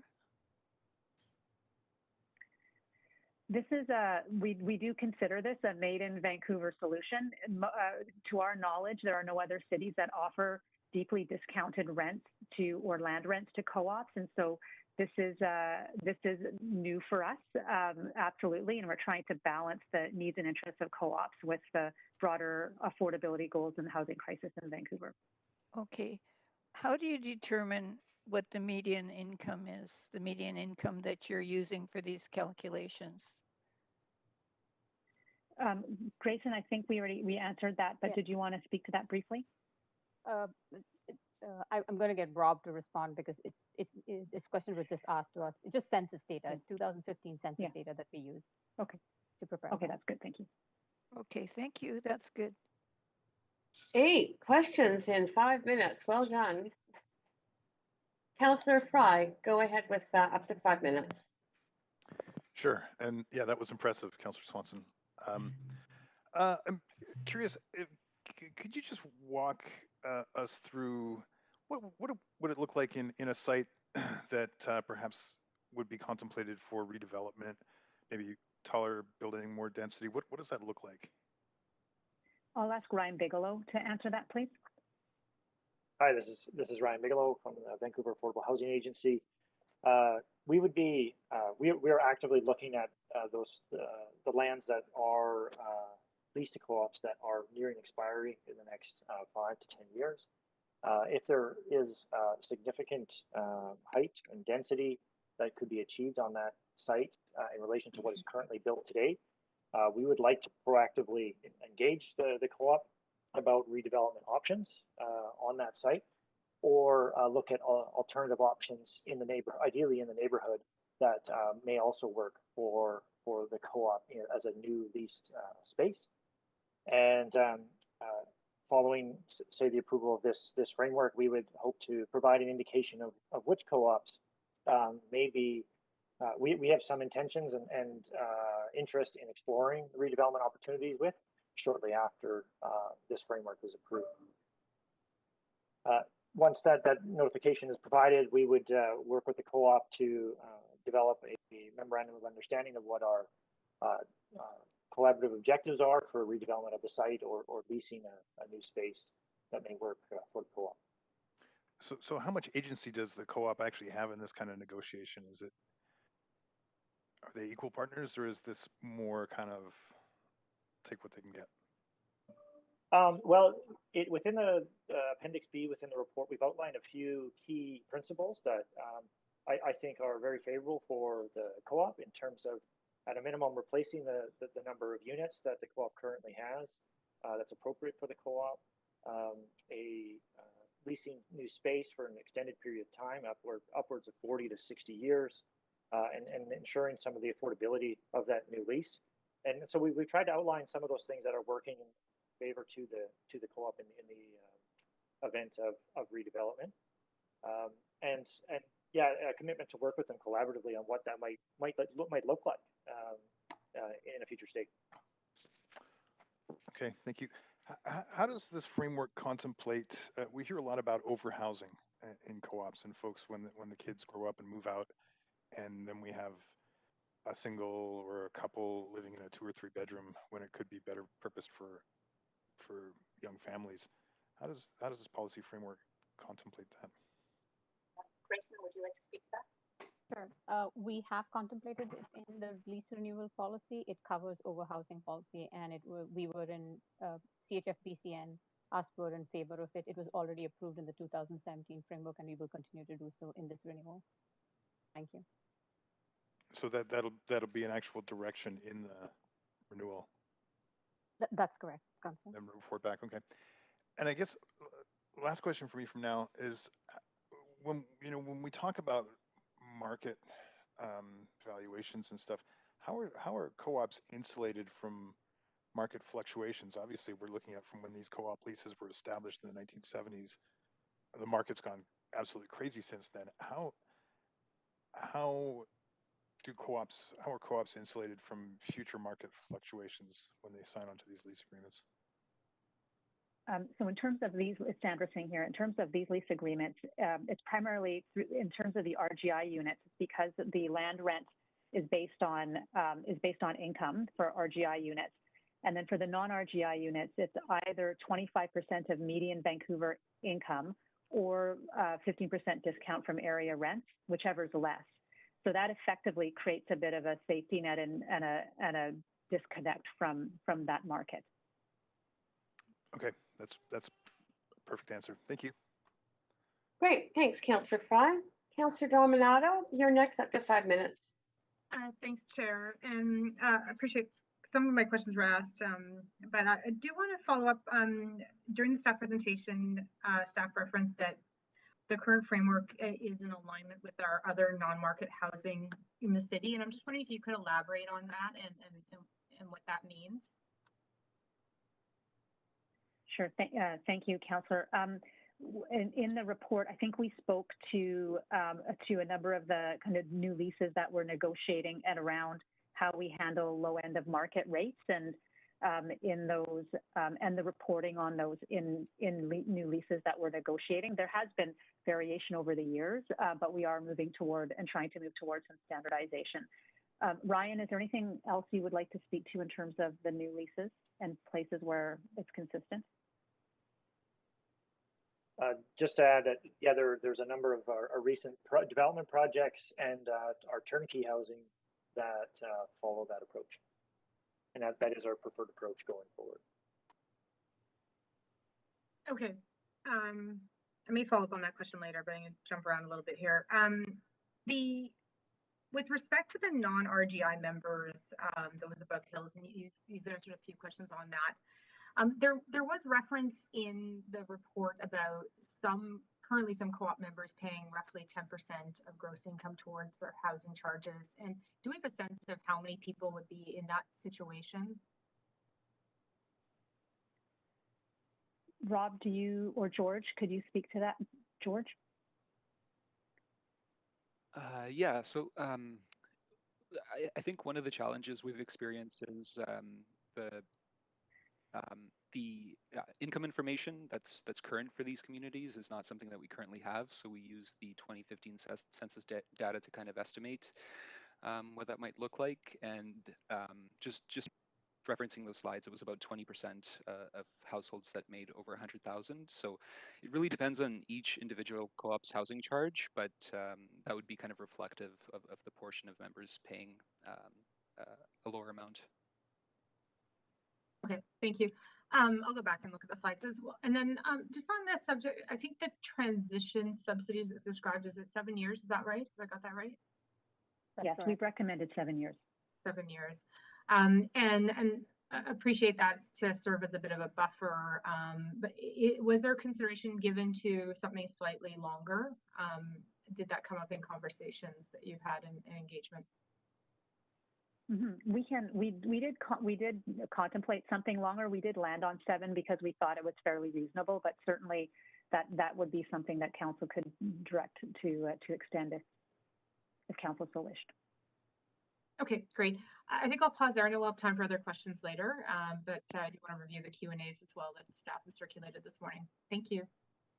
Thanks, Councillor Dominato. Councillor Weave, go ahead, up to 5 minutes. Yeah, first question is on the choice to go from 30% to 25% in comparison to the median income of the city. I'm just wondering, can staff break down where the rationale is to go from 30 to 25? Councillor, that was one of the compromises that we put forward in this model. We knew that there were concerns around the non-RGI households, and so that was a deliberate move to try to support the mixed income nature of this community and the households in it. Okay, and I heard an answer to another councillor's question that there's an ability, a flex opportunity to create more RGI units for a co-op, but there's no incentive. Was that something that staff contemplated as finding an incentive to increase the number of RGI units, recognizing the affordability crisis we have here in the city of Vancouver? Sandra, I can answer. Yeah, please, Grayson. Thank you. It's definitely it is to maintain the co-op's autonomy and also to preserve non-displacement. However, if council wants to direct, to increase that bare minimum from 15% to higher, we can take that direction. Thank you. Okay, thank you. And recognizing that most of the data that we're working with is is a few years old, 2015, 2016. I'm wondering, do we see a lot of changes or increases that will happen once we get the 2021 census data? Councillor, it's hard for us to predict that. We do believe that these are mixed income communities and that mixed income has stayed the same. Over those 6 years, people might have retired, people might have been promoted, children might have moved out. So there's lots of changes that could happen in household composition in that time period. And as well, the 2021 census data might be affected by COVID. So it's a bit early for us to have any kind of conclusions on that. Okay, and then I think it was talked earlier about the autonomy of the co-ops. We've heard that there's times and circumstances that will happen of hardship where someone will have an incident happen in their life that for maybe 3 months they would not be able to pay the regular rent, and yet co-ops have always had that flexibility to support those units. Do co-ops still have the ability to be flexible to support those tenants if incomes do change for a temporary or a long-term period? Yes, we believe that we built enough financial flexibility into this model to enable co-ops to have the space to do that. And again, it would be at their discretion, being autonomous. Okay, thank you. That's all my questions. Great. Thanks, Councillor Weave. Councillor Bligh, over to you for up to 5. Thanks, Chair. And I just have a couple quick follow-up questions before hopefully we get to speakers. I just wanted to get further clarity on the question related to the subsidized grant over 7 years. Do we have a sense of how this breaks down to sort of a year-over-year change for individual households in terms of their housing costs increasing year-over-year for that 7 years? Yes, Councillor, we gave a sample of that in the presentation this morning. There's 2 slides around the mid-30s in the slide deck that showed what that would be. And so in one household, 2-bedroom household of a couple earning about $100,000, well, for actually both scenarios, it was about $100 per month in the first year and to $166 by year 7 to bring them to the low end of market rates or the 25% of Vancouver median income. And that took them from the couple earning $100,000, it took them from about 14% of household income on housing charges to 22%. And in the scenario of the 75,000 earning household, it took from around 22% to 29% of household income over that 7 years.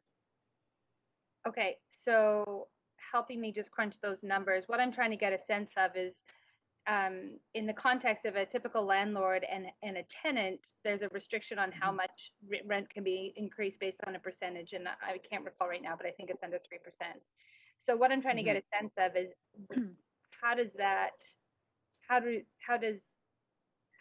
those calculations show up in a percentage on average based on the information you've shared? Yeah, I mean, it's hard to say because every co-op is unique and their housing charges will be different. That their starting housing charges will be different in terms of where they're going and but it's probably higher than for example 2%. We do recognize that, which is why we introduced the transition grant. The co-ops are not subject to the RTA. They have, because of their unique membership model where they buy shares into the co-op. Yeah, you know, there's a different. Yeah, I'm fully aware. I think we're just. And I really do appreciate that, but just not to go down that.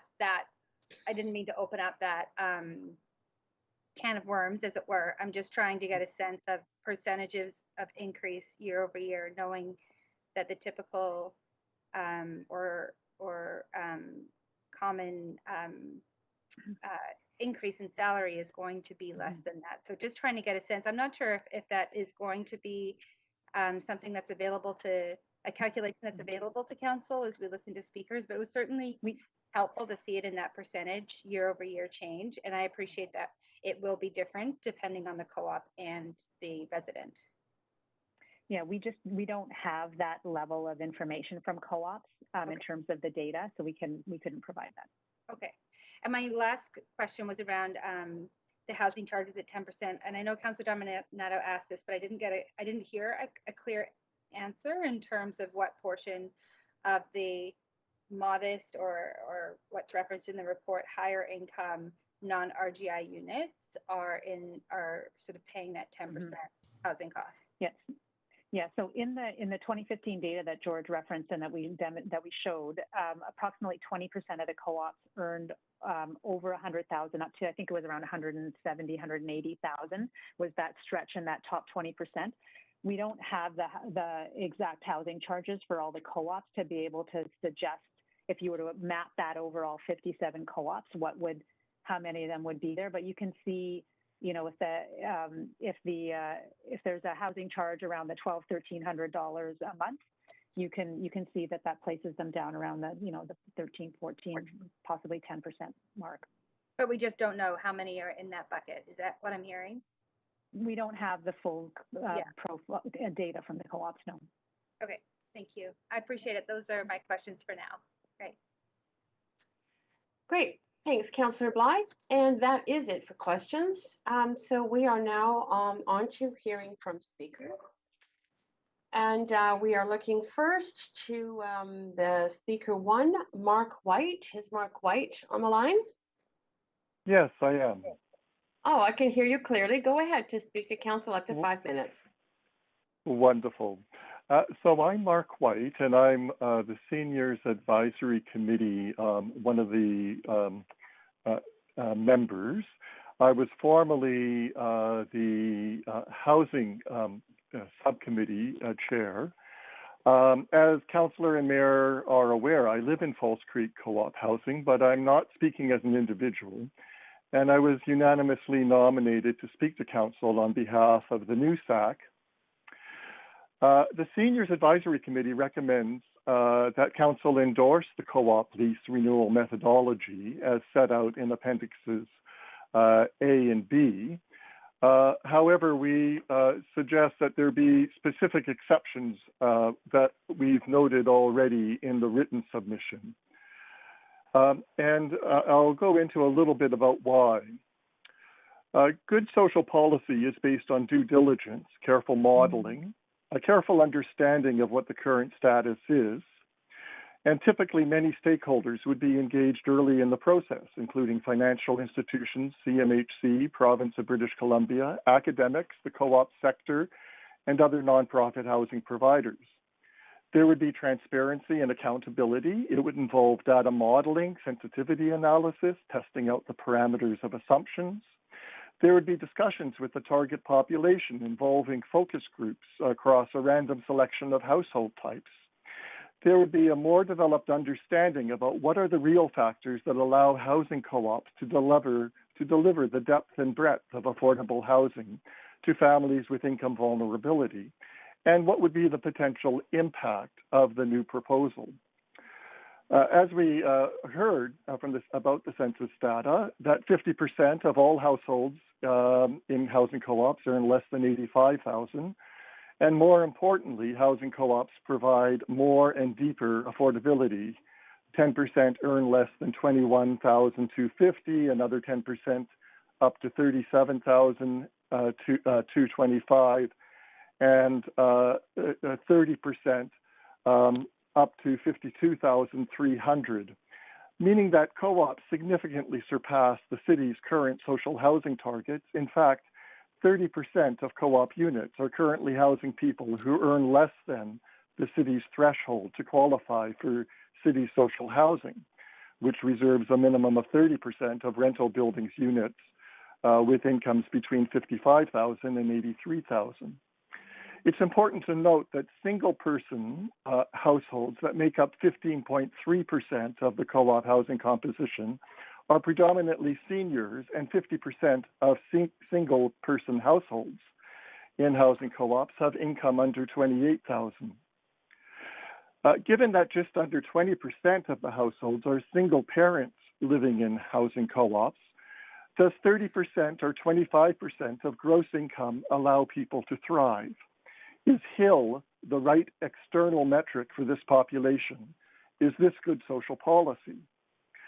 The city staff price modeling recommendations are untested, and they are radically change the way co-ops have operated for 40 years. Housing co-ops have really produced remarkable results. On November 2nd, SAC at a special minuted meeting recommended that Council direct city staff to consider guidelines for viability testing. That would involve staff working with CHFBC to test any new proposed lease framework with real co-op data. And that the results of this review would be shared with Council prior to Council making a decision on co-op leases. The results of the modeling would also be shared with financial institutions, and the lease framework would need to meet a level of acceptability and sustainability. The lease framework should preserve and sustain at minimum the range and depth of affordability across current income bands. And the lease framework should be flexible enough, recognizing that housing co-ops are based on different CMHC programs. Some co-ops are self-subsidy, some receive subsidy, which is time limited to 2028. At this point, only the CHFBC pricing model has been tested using real data, and it will not cause economic evictions for seniors or other vulnerable populations. It is for this reason, based on the data available, we can only recommend the amendments proposed by CHFBC.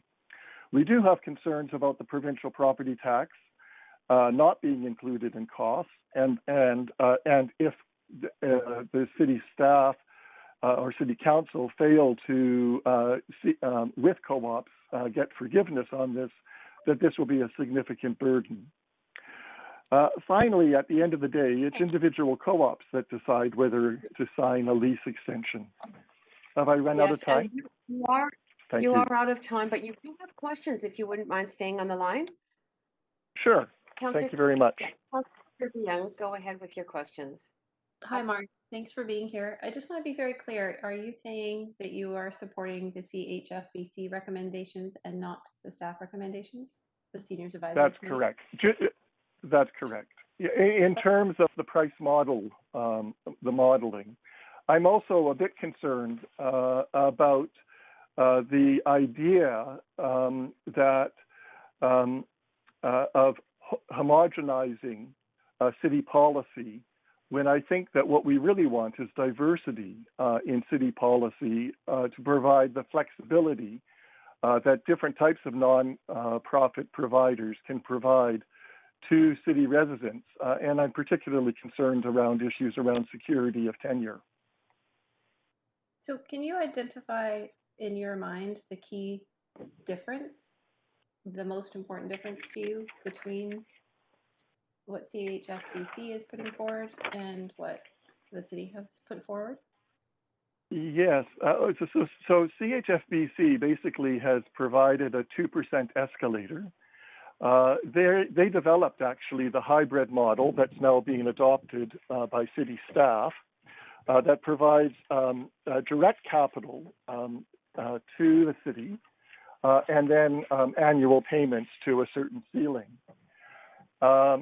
The major difference is that it provides stability and predictability for existing and current tenants, but more importantly, it doesn't use external metrics that will that greatly influence what's going on in whether that be median incomes, as the median incomes aren't being reflected by rental market incomes, and nor do rental market incomes reflect the fact that co-ops are actually serving 30% of people that are earning less than $55,000.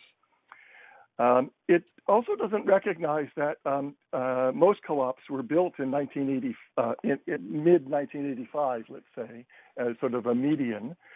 And if you look at CMHC market rentals, actually market rental costs or rentals charges for housing are 30% lower in old housing stock. It's because it's older, doesn't have amenities, and so you're making. Yes. Yeah, 15 seconds. I have limited time. So Sure. you're saying that incomes don't keep pace with market rates, and I fully agree with you. So wouldn't an income-based model be better because the incomes lag? Only if the income is not based. The part of the problem is You that have to be very quick in your answer. Sorry, out of time here, but just very quick if you can finish. Okay.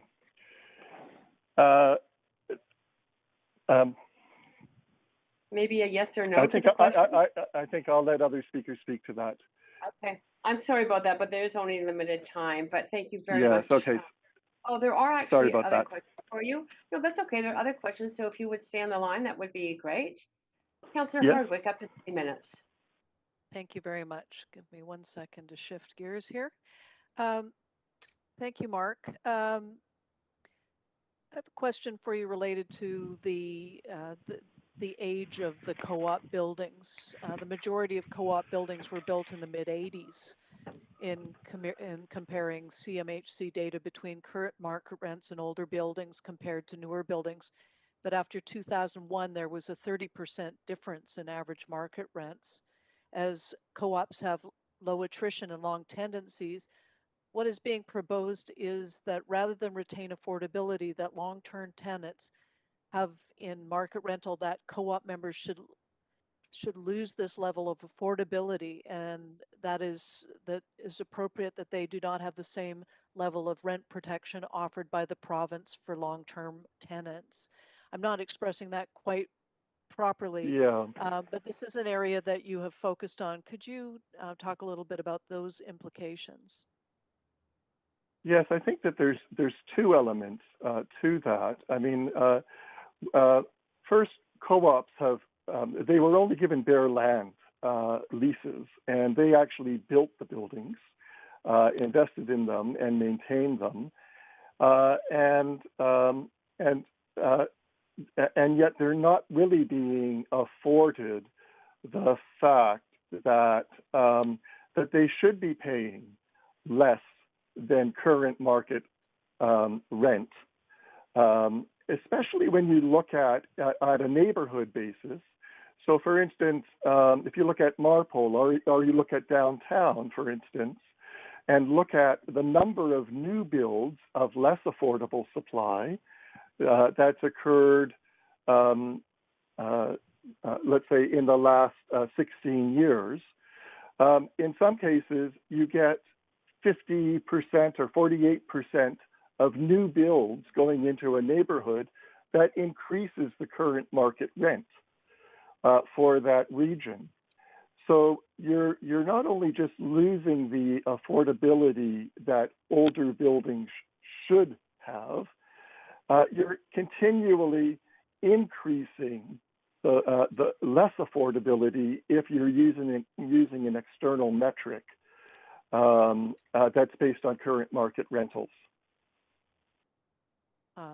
Thank you. So the current market rental averages, what you're saying is that that doesn't take into consideration the longevity of the properties themselves or the buildings themselves, and therefore the co-ops will always be dealing with increasing market value averages without consideration to the age of the building or their amenities.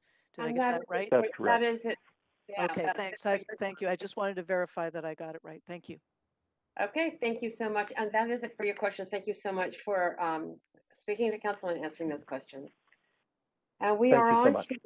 yeah, thank you. We are on to speaker one of the regular list, and that would be Tom Armstrong. Tom Armstrong, are you on the line? I am. Am I coming through okay? You're coming through wonderfully. Up to 5 minutes to address council. Thank you. Thank you, Chair Carr and Mayor and councillors. My name is Tom Armstrong. I'm the CEO of the Co-op Housing Federation of BC and the Community Land Trust Foundation, and I live in the city of Vancouver. So I'm keen to know if we're ready to make some history today. This round of lease discussions dates back to the summer of 2019 and more recently to the January 2020 discussion paper. But we all remember 2017 when no leases were renewed under a framework that was adopted unanimously by the council of the day and the years of discussion before that. So notwithstanding, the understandable reservations and anxieties that are going to surface for us in this discussion, I'm going to be urging you to get this done now without any further delay.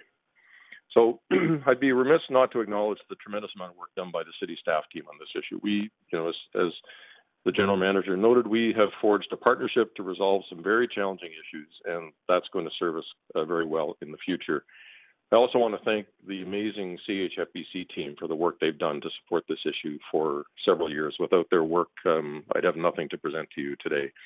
But perhaps most importantly, I want to thank our member co-ops for persevering through so many years that we've been working on this issue. They are the heart and soul of our movement, and you'll likely hear from some of them shortly, and their words will be much more important than mine.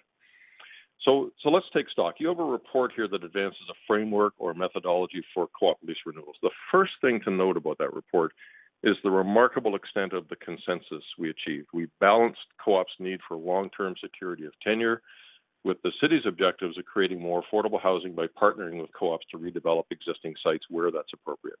We've agreed on a payment structure that works for co-ops, works for the city, and so importantly, works for lenders who will be providing funds for capital repairs and replacements. And we've agreed on a host of other conditions, many of which are carried over from 2017. And now it comes down to price, as so many things do. And the staff proposal is to override what co-ops have done so well for 40 years, set housing charges for members to establish and preserve safe, secure, affordable, mixed-income communities. And what does that success look like in Vancouver? The chart on page 5 of the staff report tells a pretty compelling story. 60% of co-op members earn less than $77,000 a year.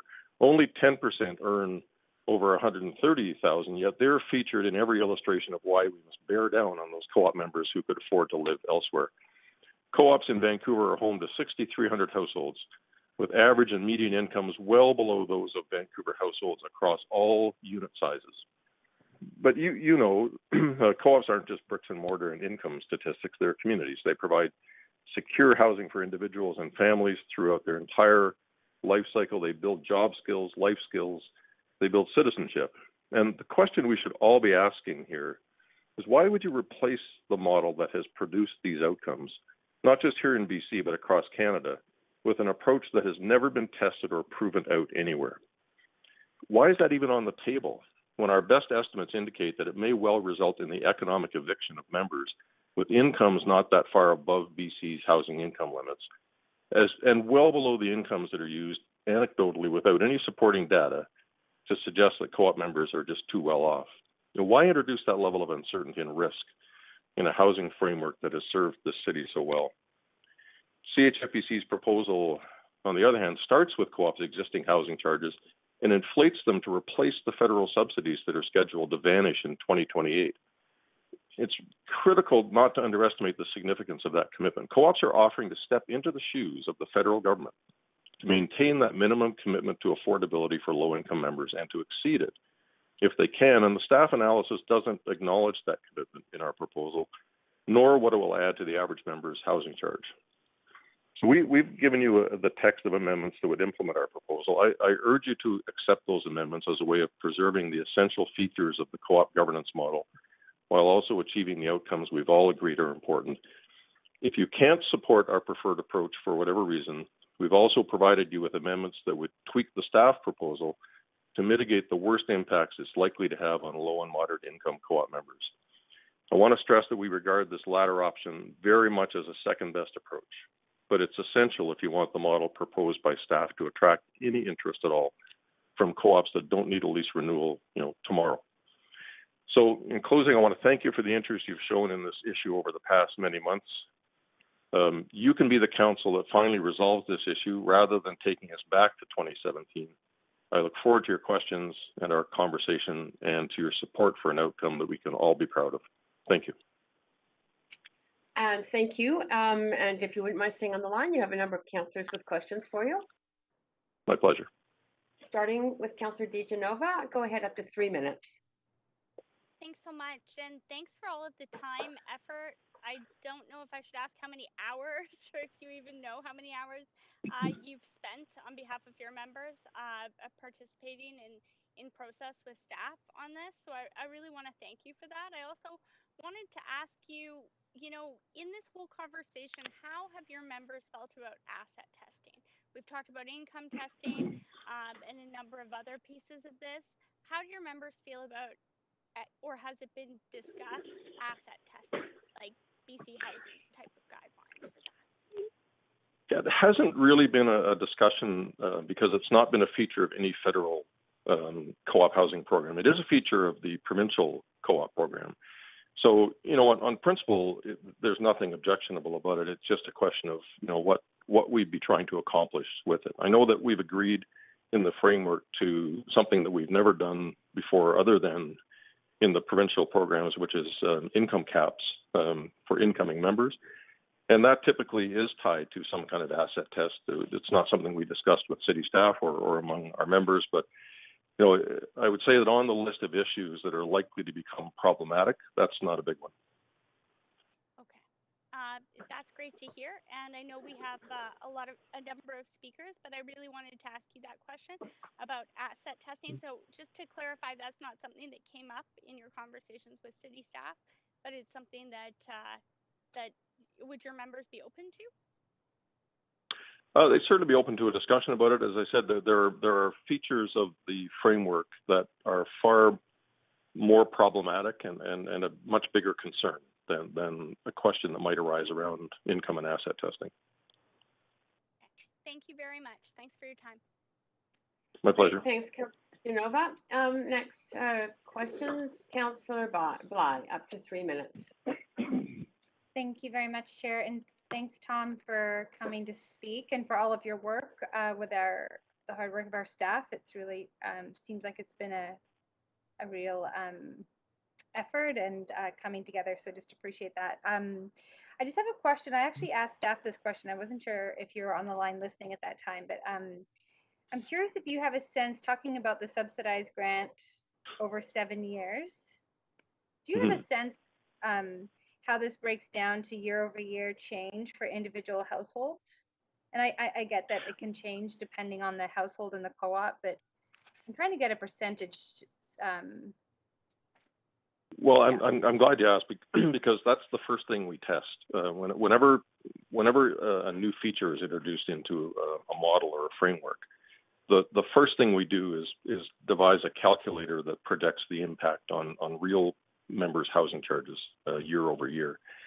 And you know, that's the challenge I have with some of the numbers that have been presented is that they're, you know, I think the phrase used in the report was high level indicative, which generally translates for me into we don't know. And we do know what the impact is of this provision on our members. And if you apply that median income measure across a 7-year transition period on the co-ops we looked at just in the last week, you're looking at annual increases in the range of 4 to 10%. And that's not just once, that's year over year. So triple, quadruple the RTA guideline. I know that's not a guideline that applies to co-ops, but if you consider it generally as a measure of what kind of, and it would, you know, the examples that are always given to illustrate them are at the upper end of the income scale. You know, someone will say, well, you know, household earns 130 grand a year. They can absorb an increase like that. Well, what about the households that are at the lower end of that range, just above the hills cutoffs, and asking them to absorb, you know, a 4, 6, 8, 10% increase a year for 7 years is very, very challenging. It's just not good enough to say, well, the co-op has the autonomy to cross-subsidize and adjust for that. Well, how do you know? How do you know the impact? If this model has never been used, never been tested, and there's no co-op in the country, literally in Canada, that uses this model to sustain its business operations over time, to impose it now, even with a 7-year transition period, I think is reckless. So what time period do you think? You have 7 seconds left. Well, what time period would you recommend? Sorry, I forgot about the 3 minutes. What time period? There have to be two. It's the transition length of the transition period, and it's the median income metric. Those two things operate in tandem. You don't get very much improvement if you just extend the transition. You have to change the metric itself. Okay, and that is it for your time, Councillor Bligh, and thank you. Councillor Fry, Up to Thanks, 3 Chair. minutes. Yeah, thanks, Tom. I'm going to pick up on Councillor Bligh's two questions, and as I understand it, your latest email to us, those are really the two pieces that you're looking for. Is the transition period, moving it from 7 to 10 years, and then going with 25% of the median renter incomes rather than household incomes. Is that the gist of it on the non-RGI units? Yeah, that's right. We of course we prefer the pricing model that we advanced. So in tinkering with the metric in the staff proposal, we were looking for something that would mimic the impact that we generated with our proposal. And if you adjust the median income metric to median renter income and bang that transition period out from 7 to 10 years, now you still haven't addressed the issue we have around co-op governance. But in terms of the straight up financial impact, you've pretty much accomplished the same thing. But now, under that proposal, doesn't that open a pretty wide swath of income ranges in the upper kind of level,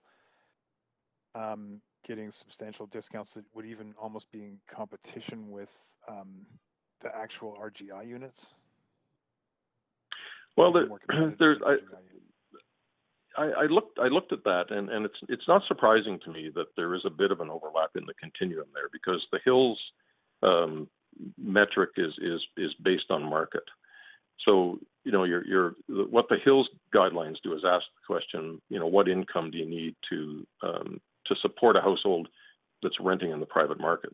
And of course, co-ops are non-market housing. So at the bottom end of the non-RGI household scale, there's bound to be a little bit of overlap with the RGI scale, but that's, in my mind, that's probably a good thing, right? Because then now there's nobody falls through the cracks, and you can adjust the incomes and the rents to provide that cross subsidy you need, and especially to pick up the slack as the CMHC assistance withdraws, that's now subsidizing the gap for people between, the break-even rent and their 30% of their income. Yeah, I appreciate you highlighting the disconnect between Hills and median incomes. It's often lost, even in conversations at this council, that Hills is not tied to median incomes. So obviously we're going to hear from a lot of folks, and there's a lot of complicated work here. You mentioned at the top, though, that you really want to see us get this done. Can you articulate the urgency to get this done quickly? Well, the first co-op lease expires in October, which is not very far away, and it's going to take a little bit of time for everyone to regroup and negotiate that renewal. There are only three, to be candid, 3 leases that expire before the next municipal election. But there are more reasons to renew or renegotiate a lease than simply a looming expiry. There are co-ops that need to borrow. I'm thinking of one co-op now with a lease that doesn't expire for another 20 years, but they're in desperate need of investing between $7 and $10 million in their property. And they've got an asset management plan. They're ready to do that tomorrow. Other co-ops are very interested in engaging the city in a discussion about redevelopment. And that requires, an approach to a new lease and redevelopment that's been signed off on by council. So there's a lot of pent-up interest and pent-up demand there in coming to the table with the city in a real partnership and accomplishing some of those long-term housing goals that we all talk about as being desirable, but without a lease framework in place. The anxiety level builds, the frustration level builds, and we just don't get anything done. Hey, Councillor Fry, I did start your timer late, so you are actually at time now. Okay. So you have more questions. Councillor Swanson for 30 seconds. I'm 3 minutes. Yeah, thanks so much, Tom, for all of your work on this and all your staff's work. I really appreciate you engaging with the city. One of the questions that we're going to have to deal with as councillors, if the city plan doesn't pass, is how do we deal with the argument that if the city doesn't subsidize the higher income co-op members, it can use that money to subsidize lower income people in other co-ops or other social housing or supportive housing? How do we deal with that argument? Well, that's where I think that's where the numbers become just a little speculative. So, the first thing to note is that there is no direct subsidy here. I mean, there's the definition of what a grant or a subsidy is in the charter and the city's accounting policies, but there's never a scenario in which the city is writing a check to a co-op that it could write to somebody else instead. So it's all, and when you look at that section of the report, it's based on, all the numbers are based on the notion that all of the co-op leases renew. And, I think the reporting acknowledges that that's never going to happen. So, and that, that big wish list of things that could be accomplished with that money, it's hard to imagine the money being available. Beg pardon? I missed what you said. I missed what you said. It's based on the assumption that all of the leases are. Yeah, that all the leases renew. That they all renew, and the money, that money and that subsidy is generated from all of the leases renewing and paying or not paying a certain amount to the city, which is not a scenario that's ever going to materialize. So, we'd rather say, why not focus on the communities we have now, and rather than try to make somebody's housing less affordable tomorrow than it is today because other people are worse off and you want to establish some kind of downward equity, why not focus on freeing up more sites for co-op development and building more affordable homes and doubling and tripling the size of the nonprofit and co-op housing sector? That's the way we deal with the housing gap or the crisis we're facing now, not by making modest, moderate income people's housing less affordable. Do you think co-ops would be open to having more than 15% at RGI as a requirement, like 30% or something? Well, they would certainly support it as an aspiration. And the reason I know that is because 15% has always been the minimum built into the federal program operating agreements. It's up until 1986. And notwithstanding the 15% obligation, when there was CMHC subsidy available, the average level of RGI household take-up in BC in those co-ops was 42%. So without being told they had to. I am so sorry, but I have to be fair around the time. And councillors, again, I'm going to remind all of you, it is 3 minutes of questions, including answers back for speakers during committee meetings. Councillor Dominato, you are next. Thanks, Chair, and thanks, Tom, for calling in today.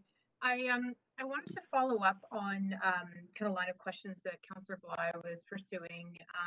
She touched on the transition years, but going back to the median metric, you referenced in information provided to Council around the staff utilizing the Vancouver household income versus the Vancouver renter household income. And could you just speak to the rationale for the renter income over the Vancouver household income?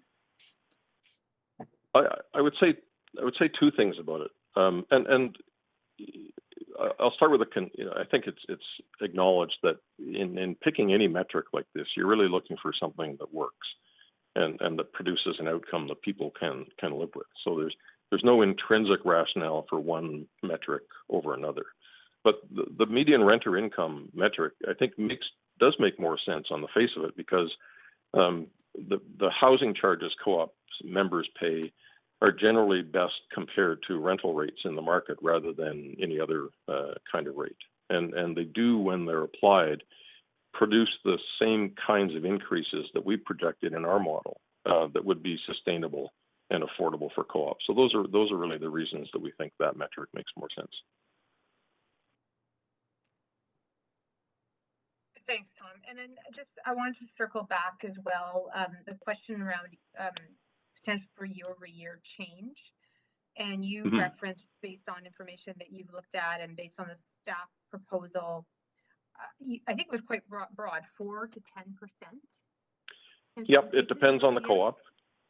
That's right. Every year for the full 7 years, and then it kind of levels off down to between 2 and 3 after that. But that's a heavy hit for a modest income household. So Yeah, no, I appreciate that. So to the question of if it was that transition was lengthened, it might mitigate that impact if it was done over 10 years or 12 years. Is that correct from your perspective? It mitigates it, but it doesn't mitigate it to the point that it actually makes the difference. It's the combination of the lengthened transition period and the switch in metric from household to renter household income. That's where the magic is. Okay. Okay, thanks for clarifying that. I appreciate it. Thanks, Chair. Great, thanks, Councillor Dominato. And Councillor Boyle, you are next, up to 3 minutes. Great, thanks, Chair Carr, and thank you, Tom, and your team for your time and answers on this. My first question is, I'm wondering, Councillor Fry already asked and staff spoke to the gap. If we were to lower the median income metric to median renter income, there's a kind of awkward overlap between folks at the top of hills and folks just over hills in terms of their amounts. Wondering if, so staff said the co-ops set their own rates, they could cross-subsidize. Can you speak to your sense of, would they do that and what that would look like if the co-ops themselves have the tools to balance that out in a good and sensible way? Oh, definitely. They do that now. So that would not be an unusual experience for them at all. I mean, I think the overlap is a bit abstract, frankly, because from the examination we've done, co-op members who receive rent geared to income assistance tend to be clustered at the lower end of the hills range. So there's not a, it's not a, upper end of the range is not heavily populated, but to the extent that there is an overlap, as long as, and here's the key, as long as the moderate income members have room, to increase housing charges to provide that cross subsidy, which is what our model proposes relative to the CMHC subsidy, they'll do it because that's consistent with their mission. But if that room is all taken up by a housing charge increase that's mandated by the design of the lease framework, well, then you can't do both, right? You can't give all that much more money to the city and provide a cross subsidy for your lower income neighbor, because now that's spending the same dollar twice. Okay, I appreciate that. I have two other questions in my minute left. One is, are there ways co-ops are working on improving the diversity, particularly racial diversity among their membership? And the second is, so answer either of them, I guess, are there more ways, things the city can do to encourage co-ops to go above that 15% of RGI to welcome more lower income residents members? Well, the second one's the easiest. That's don't take up all the spare cash that would be needed for that with a punitive rent formula or land rent. And the second one is, I'm glad you asked about equity and inclusion and diversity, because our members passed unanimously a resolution at our last semi-annual meeting directing the board and the staff to do exactly that, to engage our members in a what they called a courageous conversation about equity, inclusion, and diversity, with a view to revising all of our programs and services to be administered through an equity lens. And I think that's going to have a huge impact in the sector, and our members didn't resist it, they embraced it. Okay, and that's my time. Thank you. Thanks. Thank you, Councillor Boyle. Councillor Hardwick, up to 3 minutes for you. Thanks very much. Hi, Tom. Hello. You started off your remarks with, and I'm paraphrasing, if it ain't broke, don't fix it.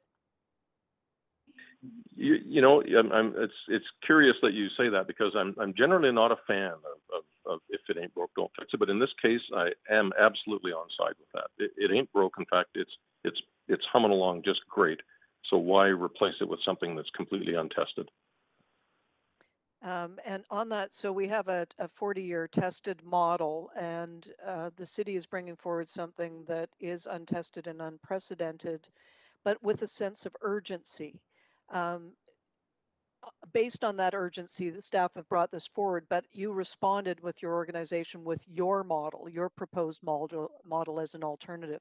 Did it also take this urgency context into consideration? It did. We're ready to move forward very quickly, and I should say that the the staff proposal and the CHFBC proposal are virtually identical in every respect except that pricing model.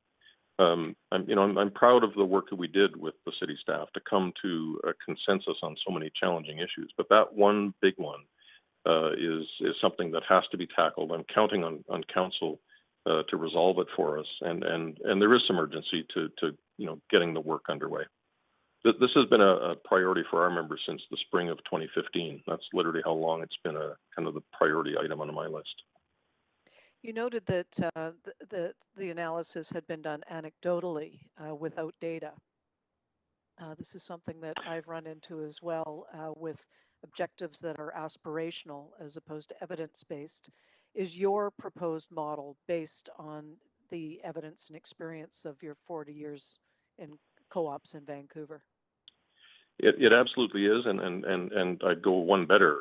We have a subsidiary nonprofit management company, so we have 6,000 co-op homes under management. So we have very detailed data on incomes, on expenses, on capital and operating metrics, and we've applied that to this exercise. So we know what the projected impact of various proposals are on real co-op lives, not just in year 1, but in year 10 and year 20, and that's what we brought to the table in the conversation.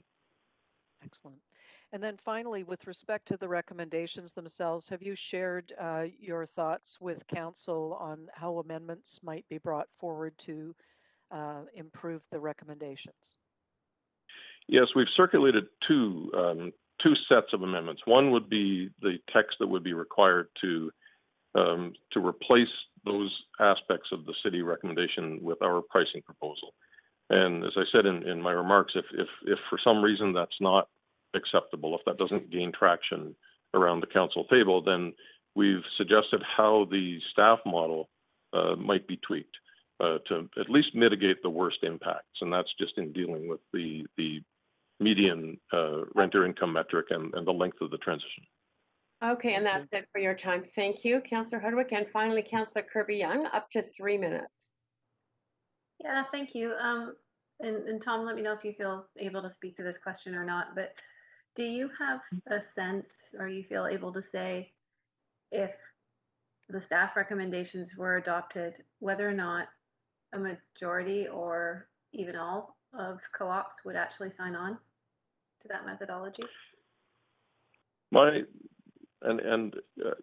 appreciate that I'm speculating here, but we do have the experience of the 2017 framework when where 0 co-ops signed on. So I would say that in the current, if the staff recommendation was adopted as tabled, only a co-op that thought it was in such a desperate situation that its only other option was to quit its lease would sign on to the framework. Everyone else would wait until after the next election to see if it could get a better outcome. So in essence, you think that going back to your point around this could be a history-making day or getting a decision made, you're saying if it's not an optimal decision, it may actually kick things down the road still? Well, it doesn't even have to be optimal. I think the more modest amendment that we proposed that would tweak the city proposal is still suboptimal because it doesn't really address the co-op governance issue, but it does mimic very similar financial outcomes to our proposal. So, we would still endorse it, and we would still encourage co-ops to sign on to it, even though it wouldn't be their preferred solution. Okay. Is there anything else that's key? Because I know that we have limited time for speakers, but you are obviously a key stakeholder, so I regret that you had such short time to present. Is there anything else that you haven't had a chance to convey to council that you would like to share now? Well, I think the thing I would like to leave people with is that, the real opportunity here is how we work together to create more housing. But we have to be at the table, and co-ops have to be at the table, and they have to be there in the context of a long-term lease renewal that they have confidence in and that gives them security. And I think that's the main message here. Leasehold co-ops are only half the number of co-ops in the city of Vancouver. And the freehold co-ops are, I think, watching this very carefully to get an indication of what kind of partner they can count on when it comes time to redevelop their sites. And so, we're talking 6,300 homes overall. A quarter, just the leasehold alone, a quarter of the city's non-market housing stock. So I think we have a great future in working together. We've proven that in the way we were able to work with the staff team to get this far. But it has to be on an equitable and a reasonable basis for that to work. Thank you. Great. And thank you very much, Tom, for taking the time not only to speak to us all the work that you put into this, but also answering all the questions of council. Questions. Thank you so much. Chair Carr? Yeah. Yes. We have Councillor Weeb on the line, on the queue. Sorry. He came in after that time was up. Okay. Yeah, sorry about that. Councillor Weeb, go ahead. Yeah, I just want to build on, you've talked about that the federal subsidy will be ending in a few years.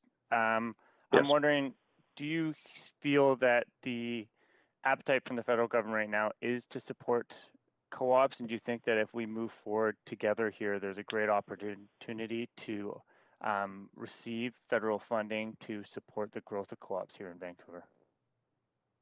That's a really interesting question. The government's inclination, it appears under the National Housing Strategy, which that's what expires in the spring of 2028, is not so much to support existing co-ops, but to figure out a way to invest in the development of new housing.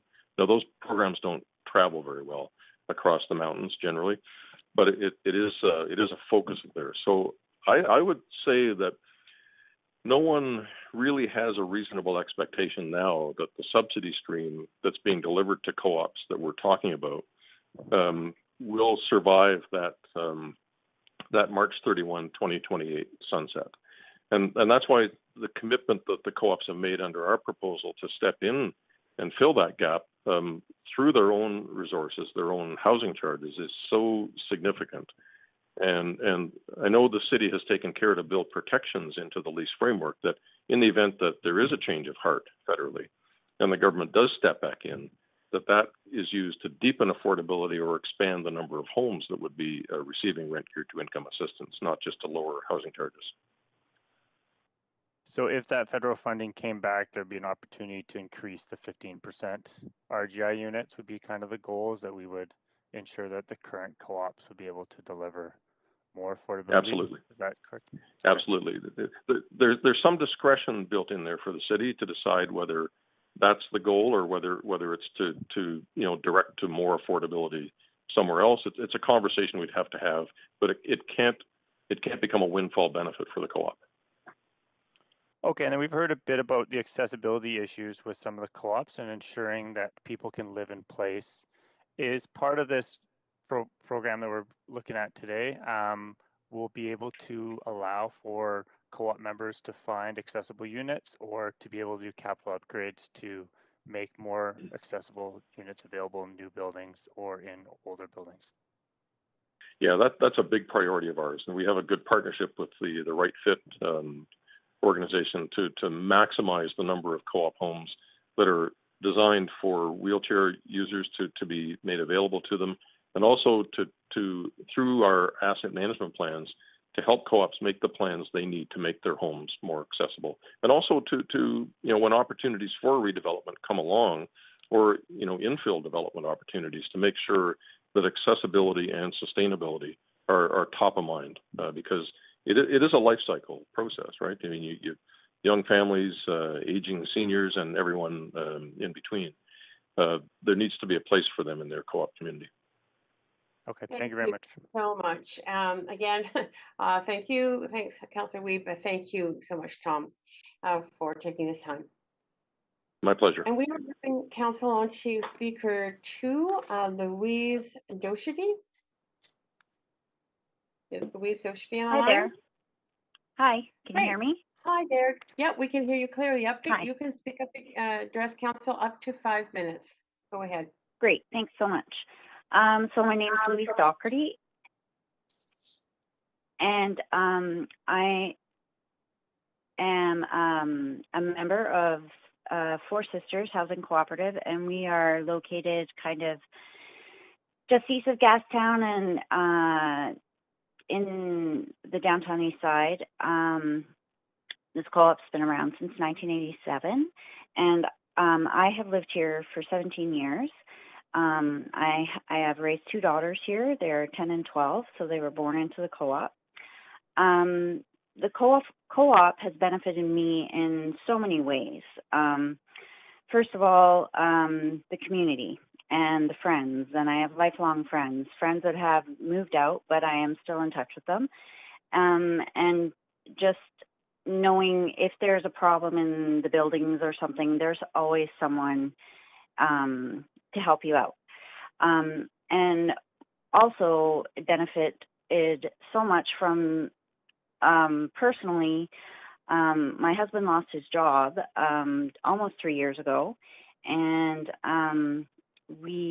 he has not bounced back from losing his job. And so in that, during the last 2.5 years, I've retrained, and I'm an education assistant now with the VSB. But we would not have secure housing for my daughters, for them going to school and being with their friends without the co-op and the subsidy that we were able to get from the co-op.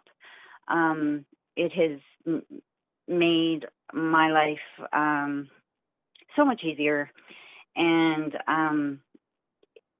I don't know where we would be right now if that wasn't available to us. And I just wanted to speak to 2 points on the staff report. There's been so much talk about this 10% that is so-called cheating the system. I don't know where that comes from. I feel like that's hearsay, especially when Sandra Singh says it's from the 2015 census, and it's getting so much traction without, and then on the other hand, the 15% of RGIs, which in our co-op we have more people that are, in that are being covered by that. And so it seems like there's, all this talk about people that are cheating the system, and that's not what's going on. People are trying to live affordably, and that is the main thing. The people, I do not know anyone that's cheating the system, but if they are a very small percentage. And lastly, the urgency of the lease negotiations, and like Tom said, let's make this historic. Our lease at Four Sisters isn't up until 2027, but we are in the midst of a retrofit that we started because we were told by the last city manager and the last council that we would have a lease in time.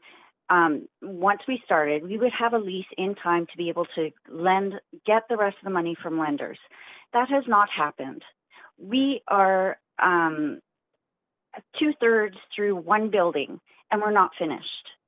And this lease is imperative for our co-op to get back to being a co-op instead of being a construction site. And we implore you to get moving on this so fast, because we want to move on. We want to continue having our affordable housing. We want to have our safe, warm, dry housing. And so this retrofit is huge. And we ourselves funded $2 million of it, and we are not asking for city help. So that is the other fallacy I find in the report, is the many co-ops that are relying on the city for capital infrastructure costs and stuff. We were fine until we started in these lease negotiations and everything slowed down. We were funding our own capital replacements until the city has stalled and stalled and stalled and caused huge anxiety for our whole community around these lease negotiations. So we really want this to start today. Thank you. And thank you. If you don't mind staying on the line, you do have questions from a councillor. Thanks. Councillor Swanson, up to 3 minutes. Go ahead. Yeah, thanks so much for coming in, Louise. Um, I'm just wondering, the city is telling us that with this method, no one will be displaced and no one will have to pay more than 30% of their income on rent. Is that your understanding? And is there something wrong with that? Or I'm just wondering how you No, see that. I don't find anything wrong with that. Our co-op has been very financially well run. For the whole time that I've been here, there's been a 2% increase, or 2 to 2.5% increase every year on our housing charges to kind of, soften the blow. For, we know that expenses are coming. We know that the capital replacement needs to be done. So, for us, but we have worked on that. We knew what their projection was. And so we have worked on that. And I think we will be okay as long as we can help subsidize the people that can't. And that's what we've been doing for the life of the co-op. Yeah, and you have more than 15%, right? Sorry? That need a subsidy. That's what I believe. I'm sorry I don't have the exact number, but yes. Yeah, so the city is saying that if you have more than 15%, you can tell the city and they'll reduce your land rent proportionally. I think I'm saying that right. Yeah, so I don't know if that would be an issue for you guys. We're definitely over 15%. Yeah. Okay, that's good. Thank My you. opinion. Thank Great, you. thank you. Thanks for speaking to Thank you. council and handling those questions. Okay, Thank you. Thank you. We are on to speaker 3, Barb Daniel.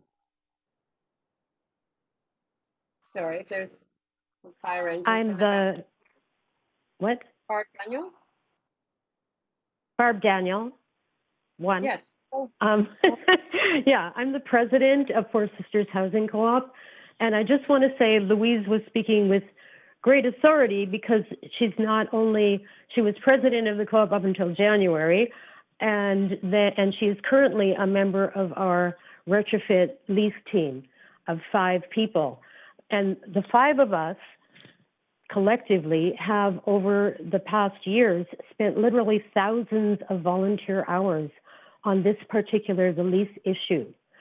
So I would like to speak to the process here and also reiterate what Louise was saying about our urgency. We've been working on this since 2015. So first of all, yes, this framework may work for our co-op.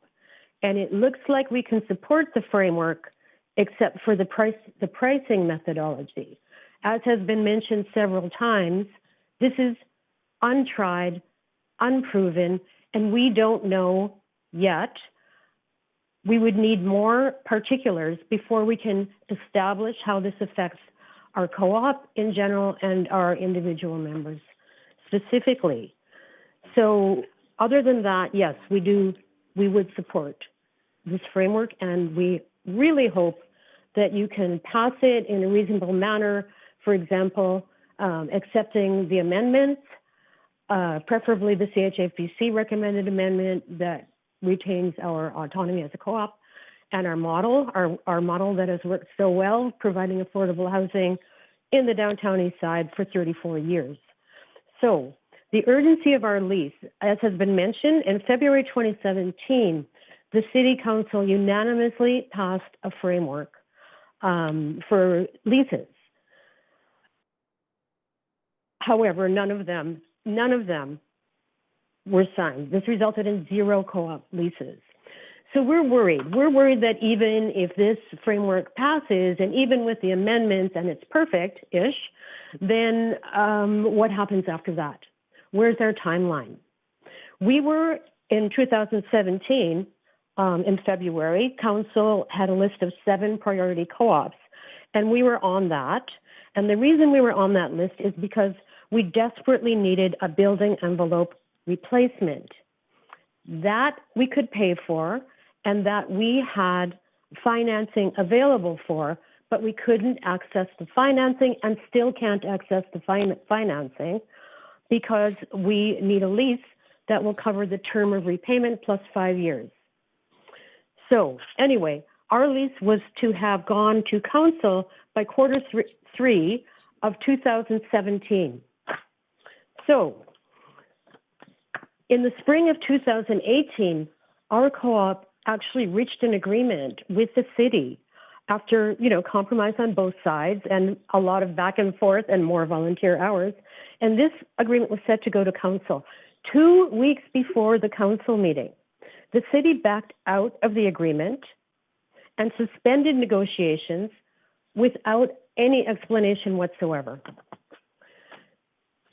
So moving forward to the fall of 2018, we did, as Louise mentioned, we had the assurance of the city that a lease agreement was imminent with the city. And so we started we started the construction project. It started out being a $7 million projected cost, and now we're at probably double that because of all these delays. So we began the retrofit because we had to. People really had little streams trickling through their living rooms. And like I said, we had the financing in place, but we couldn't access it and still can't. So we spent all our money. We had to stop work. We had to stand down our crews. And then we managed to get some short-term financing to complete the phase that we're on right now, which would take us to maybe halfway through the entire project. That money is going to run out in the fall. And so we need a lease. We need it now. I mean, we needed it 3 years ago when we first had our agreement with the city. We need it now. So whatever you can do going forward to facilitate that, we would greatly appreciate it. Thank you. And thank you. There aren't any questions for you. That was perfectly timed, though, and very much appreciate you taking the time to talk to council. Thank you. Okay, thanks. Great. We are now on to speaker 4, Adriane Gilchrist. Hi, can you hear me? Hi, Adriane. Yes, we can hear you. Go ahead, up to 5 minutes. Great, thank you very much. I'm Adriane Gilchrist, and I'm the president of Heritage Housing Co-op. And I'm here to speak against the pricing model used in the co-op lease renewal methodology report. I would be in favor of the report for the most part if the pricing model was amended to use the CHFBC recommendations. I want to begin by acknowledging that the land on which our co-op sits historically does not belong to us, nor to the city, but that it is the unceded territory of the Musqueam, Tsleil-Waututh, and Squamish First Nations. And that the only reason I am privileged enough to live here is because of our racist and colonial past and present. I wanted to speak to you today about why co-ops are important, because the model for lease pricing put forward by city staff seems to indicate that they would like us to operate more as government-run supportive housing. My co-op is at the corner of Heather and 8th Avenue, a few blocks away from City Hall. We have 41 units, a mix of 1, 2, and 3-bedroom townhomes and apartments. Pretty typical for a co-op in BC. 60% of our members earn incomes lower than Hills. Almost 30% of our members receive a subsidy to ensure that they're not paying more than 30% of their income in housing charges. About half of this subsidy comes from the housing charges paid by higher earning members, and the remainder comes from CMHC at this time. 17 of our 41 units are occupied by young people, so singles, couples, or families with young children. 11 of our units are occupied by seniors, either singles or couples. 14 of our families have at least one member who is an immigrant. 16 of our families are headed by women. 10 of our families include people who identify as people of color or Indigenous. And 13 of our 41 units are occupied by multi-generational families, so parents, grandparents with their adult children, and the spouses and or children of those adult children. Some of those adult kids grew up in the co-op, but some moved in as recently as 2 years ago. So let me tell you what the pricing model proposed by staff would mean for Heritage. Based on current members' income levels and subsidy rates listed in the proposal, the base cost of the lease as proposed by city staff would be over $100,000 more than our current annual housing charges bring in. So the rates outlined in staff model, 25% of median income or 85% of the for-profit market rental rates for non-RGI members, would result in housing charge increases of 24% for those in one-bedroom units currently paying non-RGI rates, 32% increases for those in two-bedroom units, and 37% increases for those in three-bedroom units. If all of our members remained in the co-op after these increases, we would still not make enough revenue to pay for the cost of the lease because we have so many lower income members. So we would need to make non-RGI members pay more, possibly much more than 25% of median income in order to meet the city's revenue expectations. And when our current non-RGI members move out, which many, if not all of us, would be forced to do, if we were replaced by members earning hills, and maybe that's the city's intention, but if this were to happen, the co-op's revenue would drop by almost $200,000 per year, and we wouldn't be able to pay the lease costs that are based on this pricing model. So using this model, our higher earning members would leave, and in order to meet the city's revenue objectives, they would have to be replaced by people earning even higher incomes. Does that achieve the city's affordable housing objectives? To force members to leave their long-term homes so that even higher earning residents of Vancouver can benefit from the communities that we've stewarded so lovingly for the past 40 years? The best thing about housing co-ops, in my opinion, and this has been shown to be the consensus of most co-op members, the best thing about housing co-ops is the fact that they provide security of tenure. I was a single mom with two young boys when I moved into my co-op over 20 years ago.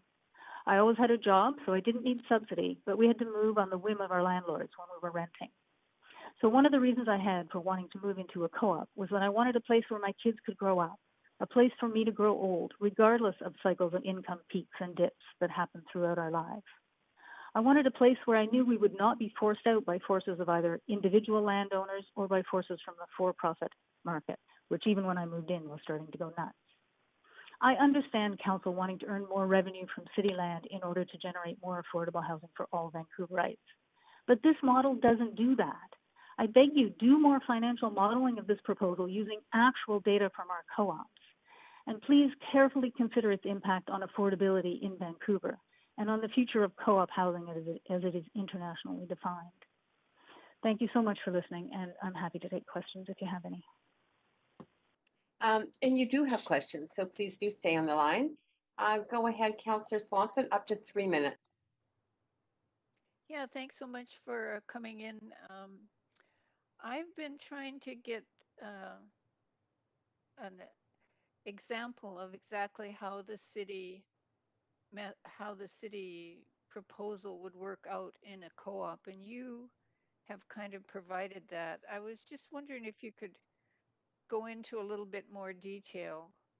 You said 60% of your members are below hills and 30% are getting a subsidy, and half of that is from members and half of that is from the feds. Correct. But that the city would want 100,000 more than the current housing charges. Does that take into account your high proportion of people below hills? Yeah, Like, so where I do you use get the idea that the city lease would be 100,000 more? That's what I'm wondering. So I use the numbers in the report that estimate for the Hills members. They estimate 30% of 70% of average Hills rate, which is what the city said they would use for the pricing. So that's, and then I compared that to our current annual revenue from housing charges. So you figured out the lease payment is 30% of 70% of what your members pay? So my understanding is that the lease payment will be based on what our population right now, how our population right now is defined. So for the members earning Hills or less, the average for those units would be 70% of average of Hills rates for the size of the unit they're in. And for the non-RGI members, it would be either 85% of the for-profit market or 25% of Vancouver median income. So use those values for each of our units and compare them with the housing charges that we are collecting right now. And So, and then if you had to pay the property transfer tax on top of that, that would make it worse, right? Correct. And we're also, we've been planning for some remediation that we need to do in the next 5 years. So that's just the basic minimum expenses that we could possibly have. I haven't factored in any of the additional expenses which we know in reality are coming. What's the current rent range in your co-op? Our 1-bedrooms are $960. Our 2-bedrooms are $1,315, and our 3-bedrooms are $1,601. Okay, and that's your time. Yes. Interesting. Thanks so much. Okay, thank you. Thank you. And that is for questions. Thank you so much for coming to speak to council and answering those questions. Thank you very much. Thank you. We're on to speaker 5, Nancy Hannon. Hello. Yes, hello. We you can hear me? you. Yep. Go ahead to speak to Thank council. you very much for this opportunity to speak. My name is Nancy Hannum, and I'm the co-chair of the Falls Creek South Neighborhood Association's Replan Co-op Working Group. We represent 6 co-ops, including the one that the last speaker, Erin, comes from. Her co-op is in Fairview, but she's part of our group. Last night, we had a long Zoom call with about 35 co-op board members who have real concerns about the serious challenges that the city's lease payment proposal creates for co-op boards. They, too, have fiduciary duties. They've been calculating the financial impacts on their my voice is cracking. On the financial impacts on their members and on co-op operations, not to mention the social impact on their 40-year communities. If members have to leave because they cannot afford to stay, or the co-op can no longer afford to provide cross-member assistance to the now, in my co-op, we have 28% of our members are on RGI, but if we can't afford that anymore, we'd have to go down to the 15. The pressure would be on the boards to weave their way through those new financial challenges and the very tough decisions. Of course, okay, and so, so I'm jumping around a bit.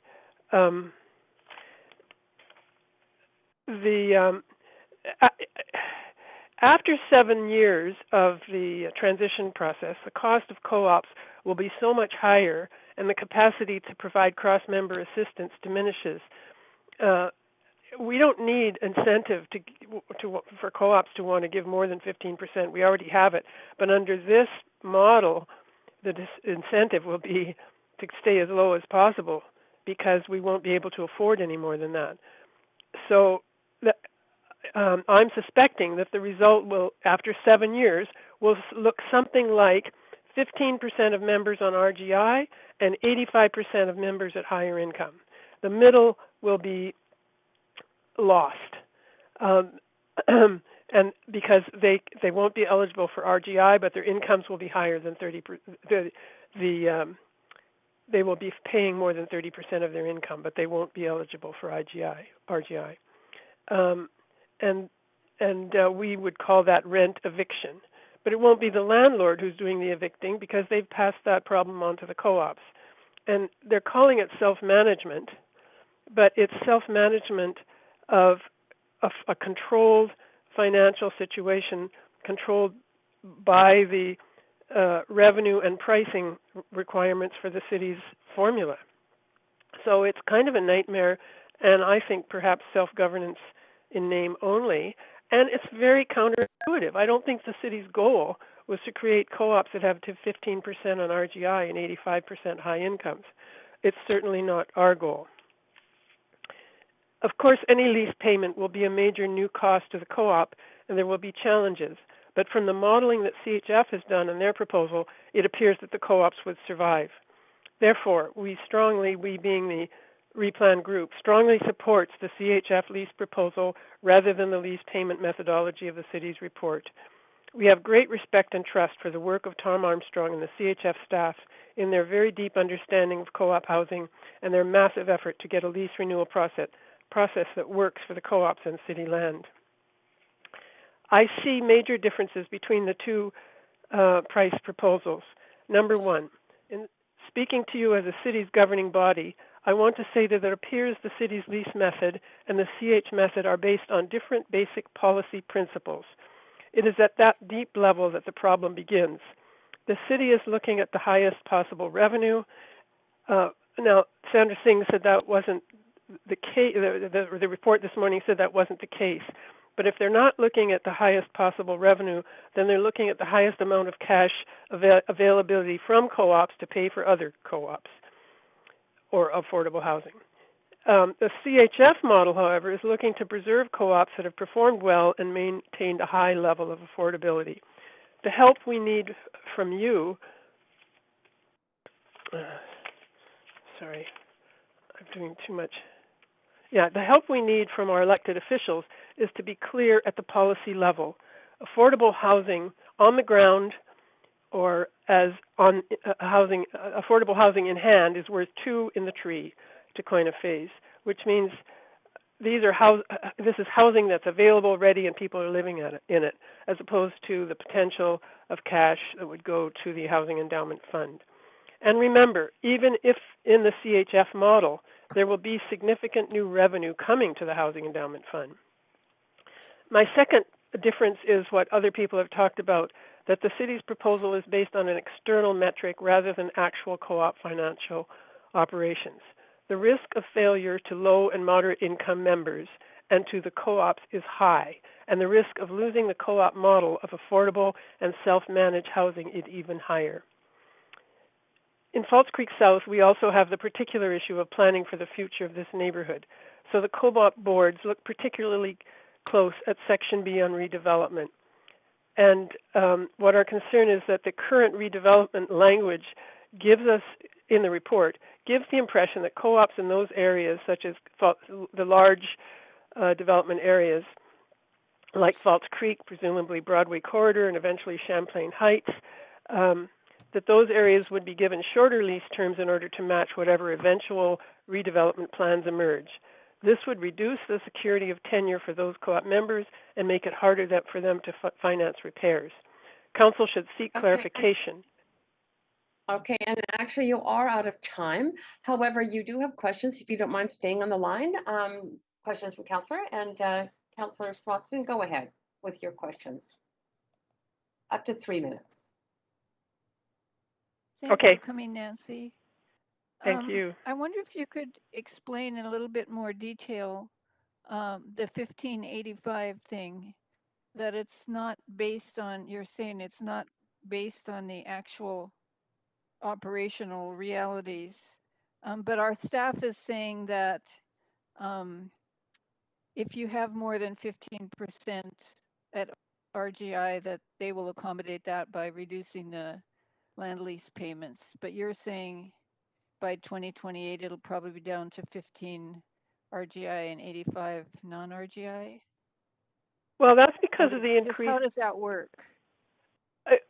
When our co-ops did, as Aaron just talked about, did their analysis of their own revenue and financial modeling, that's the kind of information they were coming up with. I'm not a good math person, but it seems to be that it's going in the direction of the co-ops needing much more revenue so that they can cover the costs that aren't covered in the formula, the pricing model that the city put out.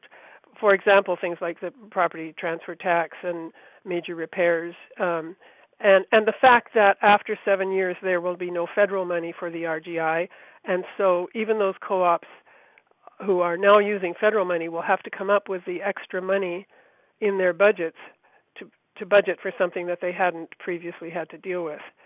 I wonder if you could send us an example of that. It might be helpful to try and, like, CHF put some examples in the bottom of its report to us, and I'm just wanting to see something from a real co-op. I don't know if that's possible or not. Okay, well, I think I can. It won't be. I'll have to get it from somebody else. It's not my skill, but I will take that on. to find one. The second question is, I think CHF has agreed to the redevelopment plans, but you're saying that you don't? As we looked at it very carefully, there seemed to be some exemptions for places like Falls Creek South, which meant that the thing that was interesting in the redevelopment plans that the city came up with was that there were various points along the way that redevelopment could be introduced, and that seemed quite fair. Whereas in Falls Creek, or what they're calling large land assemblies, they're taking that option away so that instead of the 40 plus 20 lease, it would be a more vulnerable situation in those areas. So that's what some of our members were raising more questions about. Okay, that's it for your questions, Councillor Swanson, but you do have more questions from Councillor Weeb. Go ahead, Councillor Weeb, up to 3 minutes. Councillor Weeb, you may be on mute.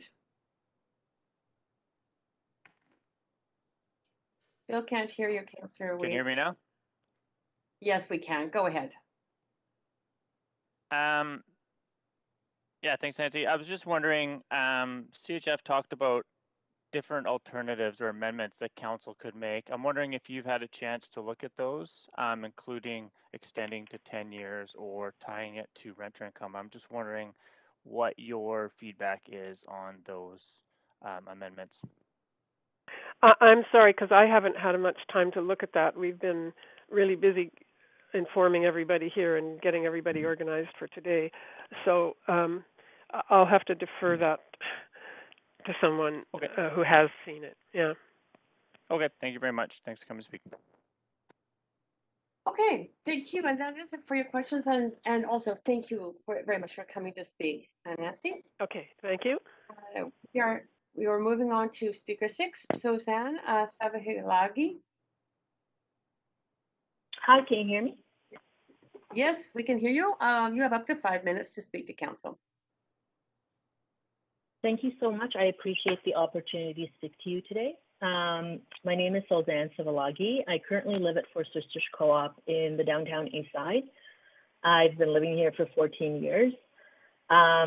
First, I wanted to give a big heartfelt thanks to everyone for their collective effort in getting this right. I also want to echo Barb and Louise, who spoke earlier about the urgency for our co-op to renew this lease, and that the incredible stress and vulnerability this process has caused our members. So just a bit about my experience. I've lived in co-ops most of my life. My mom and I are refugees. She was a single parent when we began living at Watershed Co-op in Grandview Woodlands. I've also lived at Lauriefield Co-op in Chinatown and served on the board there for a short period of time. I'm here in my own individual capacity and not as a representative of Four Sisters Cooperative.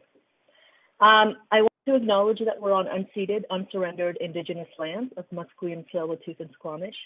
And when we talk about housing, and particularly affordable housing, the least we can do is to ensure Indigenous people's access to affordable shelter on stolen lands.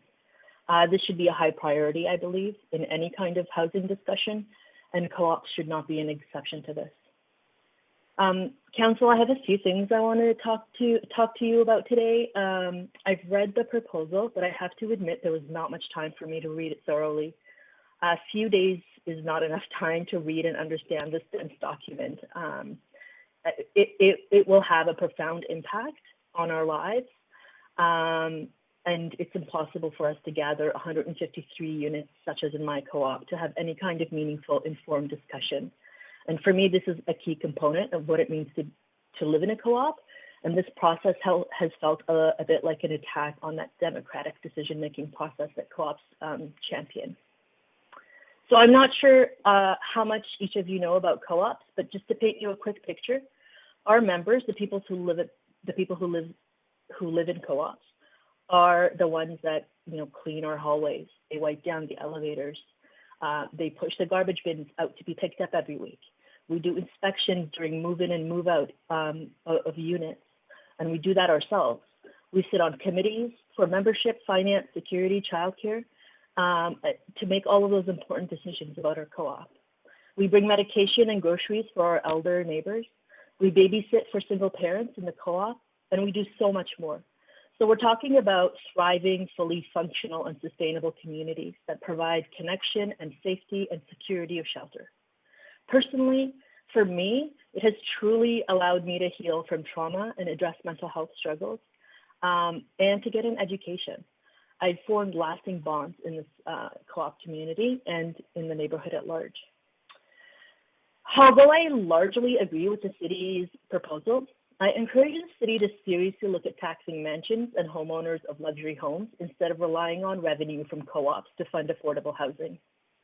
It's ironic to me that to meet the city's housing affordability mandate, there's a proposal to increase co-op rents when no meaningful effort has been made to tax the most wealthy in our city. I implore you to earnestly pursue a mansion tax like yesterday.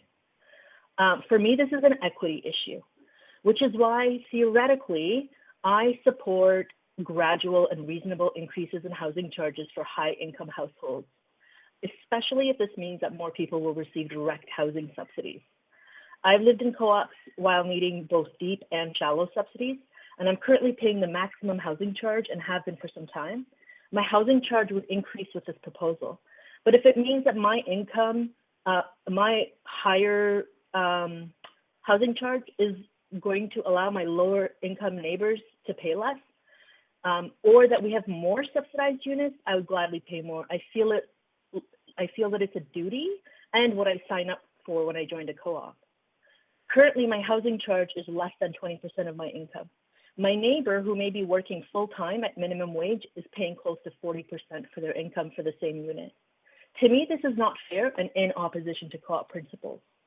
I would, however, like to see an amendment that sees rent geared to net income and not gross income. I'd also strongly oppose any kind of increase to our low-income members' housing charges as a result of this proposal.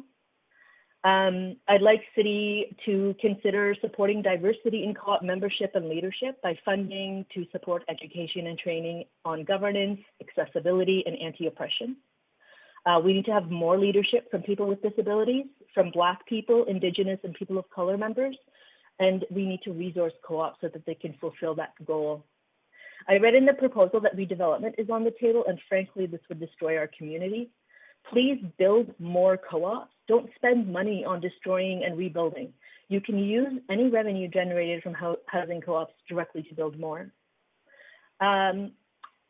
So, is it my time yet? I can't believe nobody's called on me yet. You have 10 seconds. Oh my God! I'll if you have any questions, I have more to say. But right. Well, thank you so much. No, I think you spoke extremely clearly, and you do have questions. I was going to say, didn't raise any questions because of the clarity of your presentation, but Councillor Swanson, go up to 3 minutes to ask questions. Yeah, thanks, Suzanne. It's great to hear someone say they're willing to pay more when they can afford it. I'm just wondering if you've got a handle on what the city's actual proposal is and whether or not what you think of it. Like the idea that the co-op chooses the percentage of members below rent geared to income, and then the city reduces the land lease in accordance with what the percentage is. But 15 has to be it has to be at least 15. Yeah, so this is actually, let me tell you, your initial question about whether or not I understand what the city is proposing. This process of information sharing has been incredibly frustrating. We are, I think, operating under two different ways of thinking about what the city is actually proposing. And you heard that today, I think, and Jean, you've been asking questions that are trying to clarify this. Did you know that if you have more subsidized units, according to the city proposal, that there would be less, you would be paying less essentially for the lease? I don't know if these pieces of information are being are clear across membership. And the key piece for me is that absolutely, under no circumstances, should our low-income members at any point have to pay more. We're living in a housing crisis, and to be honest, and I think people have spoken about this before, the thresholds that are being set as what seems to be, the city accepts as affordable housing is not. It's absolutely not affordable for our membership. And so, I don't have all the details, and like I said, I did read it, but to be honest, I had to skim it. I have 100 other things to do in my life, and this was a very dense document. There was a lot of information that I needed clarification on, but there was not enough time to do that. And so my sense is that there needs to be a lot more work done in order to make sure that everybody understands what the city is actually proposing and what CHFBC is proposing.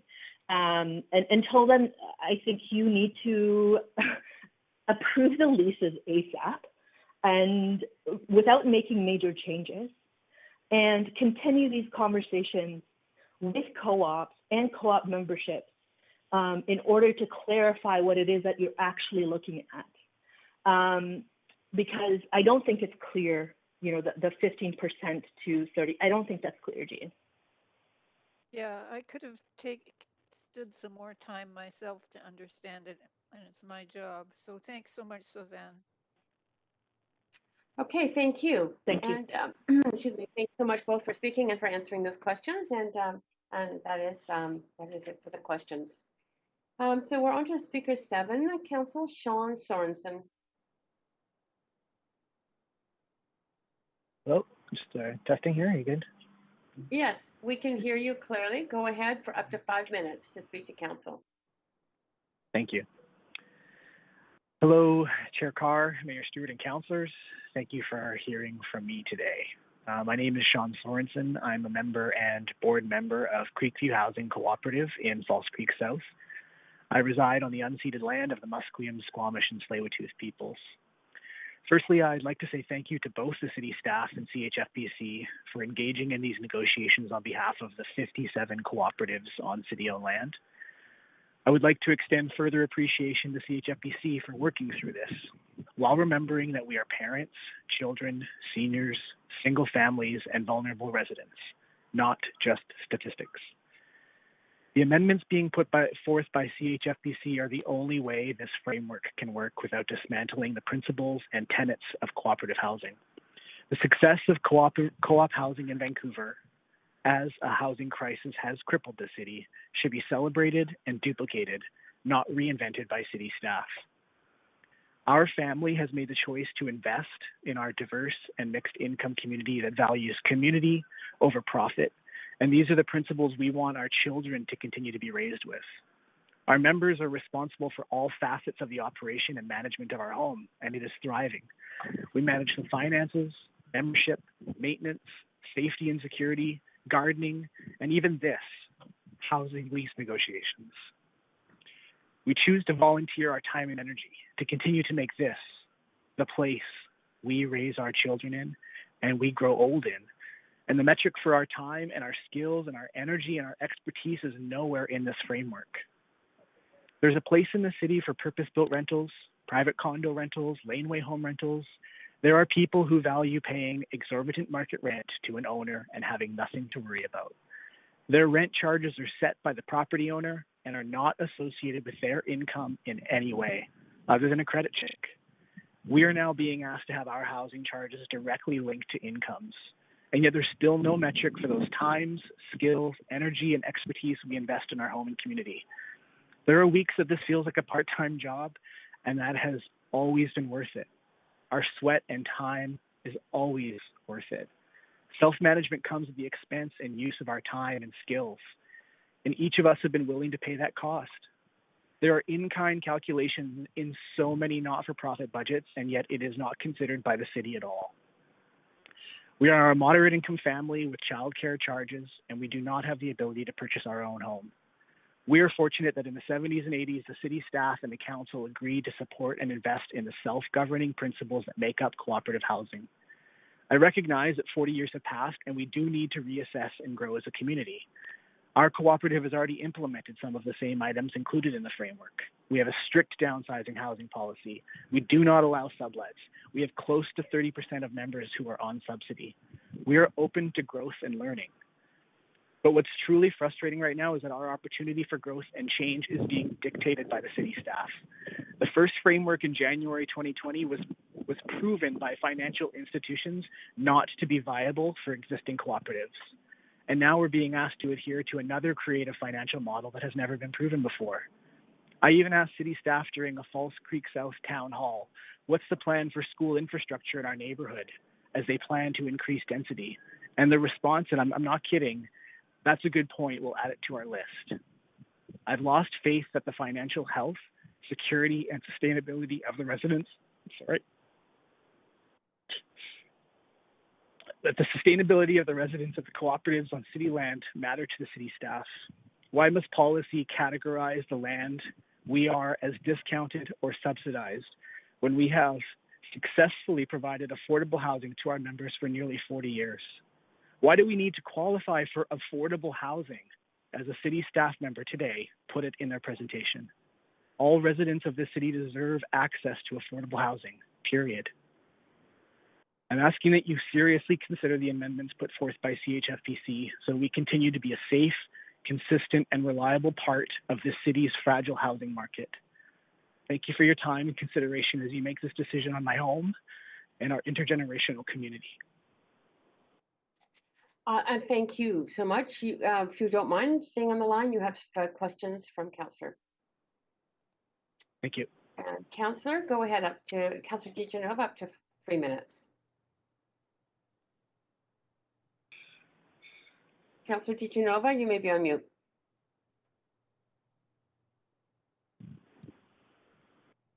Can you hear me now, Chair? Yes, we can. Okay, thanks. It said I wasn't on mute.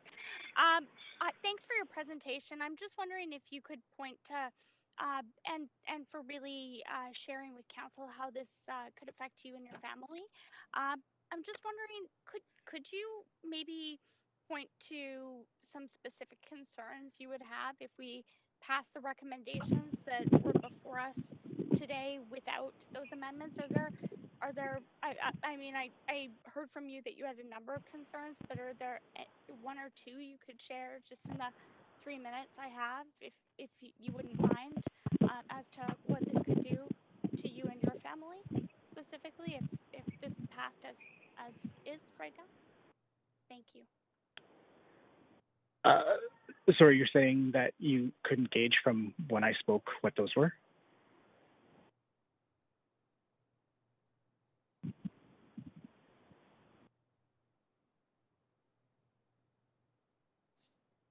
Speaker? Have I been disconnected? You're mute.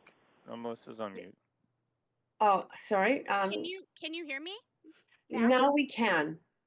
Okay, I obviously have to click 2 buttons. My apologies. I did hear your concerns. I was just wondering if this passed today as is without the amendments, do you feel that you would be able to continue living the way that you do and the way that you express that you want your family and your children to grow up? No, I mean, this, as I said, this dismantles everything that the past 40 years have proven work. I don't quite understand why it would be passed, why the city staff are looking to reinvent a model that is international. This is not a Vancouver model at all. This is an international model. There are cities within the world that are purchasing land so that co-ops can build on it, like happened 70 or 80 years ago. So I actually honestly don't understand why you would pass it as is. Thank you very much. I have very limited time, and you did express your comments very well. I just wanted to zone in specifically on what was before us here today. Thank you. Thank you. Thanks, Thank you very much. Councillor. And that is it for your questions. Thank you again for coming to speak and to answer questions. Appreciate that. Thank you. Next Thank you. on the list is, thank you. Next on the list is Veronica McGee. Hi there, can you hear me okay? Yes, we can hear you perfectly. You have up to 5 minutes to address council. Thank you. Thank you to the committee and the speakers for the rich discussion today. My name is Veronica McGee. I'm a teacher, parent, and Vancouver resident. For the past 8 years, I've lived at Northern Way Housing Co-op on the unceded territories of the Musqueam, Tsleil-Waututh, and Squamish peoples. This is the longest I've ever lived in one home. My life has not always been stable.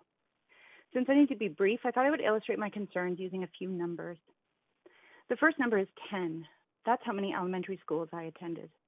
If you were to look through my old report cards, you would see that each was written by a different teacher in a different city over 3 provinces, but all of them began with the same line. Veronica is adjusting well to her new school. While I take pride in my resilience, as a teacher, I'm keenly aware of what these records show, a life of poverty and transience. Another number that demonstrates the persistent poverty that I face is 9. Though I'm far from rich now, I currently earn 9 times what my mother earned in 2015. That was the year that she died from a drug overdose at the age of 53. One final figure I would like to share is 25,000. It is expensive to pull oneself out of poverty. When we moved into the co-op, after 7 years in repayment, I owed $25,000 in student debt. This amount was daunting, but we continued to build our family. And as you know, and some people have already mentioned, childcare is very expensive in Vancouver, and for several years it demanded very high proportions of our income. The CRA actually audited us one year because they couldn't believe we paid $25,000 in childcare in 1 year. We thought the number does seem crazy, but we had the receipts, and living in a co-op allowed us to pay for these valuable services. Now, why am I telling you all this? Well, because co-op housing is full of people with stories just like mine. These real numbers illustrate the importance of co-op housing. A higher proportion of Vancouver single parents and families with children live in co-ops. With their stable housing and below market charges, families can ensure that their children have more options. Co-ops break the poverty cycle for countless families like mine. Co-ops protect us from a housing market that is increasingly uprooting families, sending them to other cities, or driving them deeper into poverty. It is plain that co-ops provide families with stability. My children enjoy many things that I did not have. They have only attended one school and have made precious memories in a stable, supportive community. And sometimes friends ask us, why are we still in the co-op?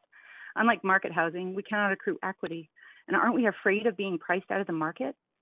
Even if we could afford to buy, co-ops provide other value. The best way to explain it is that co-ops are like extended families. Our children see the nurses, artists, teachers, scientists, construction workers, social workers, retail clerks, and retirees all living alongside each other. Their community includes BIPOC folks, LGBTQ folks, and persons living with disabilities. Our children see the investments, services, and benefits of a diverse and vibrant co-op community. The recommendations in this report might seem innocuous and maybe even prudent. However, they do not acknowledge the important social impacts of co-op housing's existing mixed income and cross-subsidy structures. That's right, we are already cross-subsidizing. And if these communities are dismantled, the city will be at a loss that it will not be able to recover from. So I ask that you consider the CHS-BC's proposal, since the staff proposal threatens co-op communities that are already investing in affordable housing in Vancouver. Our co-op and dozens of others are doing the important work of raising future Vancouverites who invest in their communities rather than just leveraging them. And I hope that when I pick up my kids from camp today, I can assure them that city values all communities and plans to honor the important work of co-ops. Thank you. And thank you for taking the time. You've spoken very clearly, and there aren't any questions for you. Thank you so much. Thank you. Yes, moving on to Wendy Peterson. Hi, can you hear me? Yes, perfectly. Go ahead, up to 5 minutes. Okay, I'm speaking to you today as an individual co-op member at the Four Sisters Housing Co-op and also living on the stolen land of the Musqueam, Squamish, and Tsleil-Waututh Nations. I want to acknowledge the amazing contributions to our community of earlier speakers, Louise, Barb, and Suzanne from the Four Sisters. I love the description of the hidden volunteerism that happens to keep these communities going and how much we learn from each other. Regardless of moving speeches, I'm on the same page with Suzanne around increasing housing charges to those of us who can afford it without dismantling our existing communities, for sure. I support the city's framework for co-ops, especially after listening to the answers that Councillor Swanson's questions to staff at the beginning, which helped to confirm my understanding that the protection for low-income members at Four Sisters will continue. And I hope that the council and staff can also talk more about that $100,000 shortfall issue that Speaker Aaron, who lives near the co-op at City Hall, near City Hall, and be open to address those problems in the future and not be too rigid during the negotiations. My assumption is that the city may reduce the lease to address the RGI portion of that shortfall that Aaron spoke about. And they may seem to have a lot of members on hills, and so seems to me if there's extra revenue to raise, the lease payment can be adjusted depending on the number of the members who fall under the 30% of the hills mark. So maybe there's some questions or some clarifications from staff that could be provided if council wishes. I also have some potential amendments that council could consider for adoption and wordsmithing, if you like. Something around ensuring members who are disabled are recruited into accessible units, as those units aren't being maxed out for that purpose.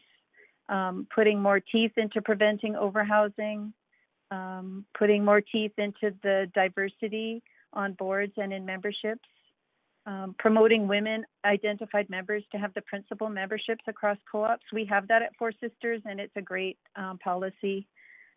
Making more 2 and 3 bedrooms available to families with children, introducing a sliding scale for parking fees, factoring in exemptions in the rent hikes based on need, so exemptions, increasing the 15% RGI to 30% RGI, where Four Sisters is already at. Ensuring all profits from leases go back into co-ops so that we can increase the number of members that we subsidize or build new co-ops and other properties around the city. I hope there's an amendment on that. I'll just highlight a few issues if I have a few more minutes. Overhousing. My youngest kid is 18 now, and it's taken me some time to adjust my thinking that I'm going to have to downsize, and I should downsize, and I hope that this issue can be strengthened in the staff's report. I think there might be egregious cases about this in co-ops. And I didn't understand the answer that Councillor Fry got from staff around his question about that. The second issue is housing charges, which is the hot button one. In my early days at Four Sisters, about 25 years ago, I was a single mom on welfare. But now my husband and I both have good income, so I generally support freezing the rents for people at the bottom quadrant and increasing rents at the top, but without pressuring the housing income members in the middle. I'm worried about the middle, especially families just above hills. And like Barb, who spoke before me, I hope we have some flexibility with the framework to make sure that there's no undue hardship on the folks hovering around the cutoffs. I keenly remember being at that income level with small kids, and it was hard. So maybe the phasing in of 7 to 10 years will help a little with this group, and maybe the proposal around median income renter rather than household incomes that CHFBC proposed will help with this group. But maybe there's some other things you can look at, like exemptions, maybe to bring down the calculation on leases for families. You could calculate their income based on net rather than gross income, knowing that families have expensive daycares and, pay for kids to go to university, because we have that stability in co-ops and we can do that, which is so wonderful. And I'd also like to see some exemptions for households with disabled people in them or Indigenous households. If I still have time, I'll go into another point. You actually have just run out of time. Well, we have 1 second left. Okay. But you have a number of councillors wishing to ask you questions. So if you don't mind, stay on the line for that. Okay. Thank you. Councillor DiGenova, you are first, up to 3 minutes. Can you hear me this time? Yes, we can hear you. Go Thanks. ahead. I just wanted to make sure my headset was fixed. Thanks very much for your presentation. I'm wondering how you feel about a question I had asked speaker before, and it's come up about asset testing. So asset testing for members of co-ops. kind of like the BC housing guidelines that they have for asset testing? Do you think that I should be understand included in this? Yeah, I understand it's in the framework and that most people seem to be supporting the framework and not zoning in on this part, but I'm not against it. I think it could happen, though, with exemptions for people with disabilities and Indigenous people. And even if members find a way around this with their taxes, it's good for the city to send a signal to co-ops in terms of member selection. And but honestly, Councillor DeGenova, I'd like to see this happen only if Council is on board for Councillor Swanson's call for a progressive property tax for landowners. Condo owners and mansion owners are paying the same tax in Vancouver, and we should strive for fairness and equity around housing policy everywhere, not just on city-owned land.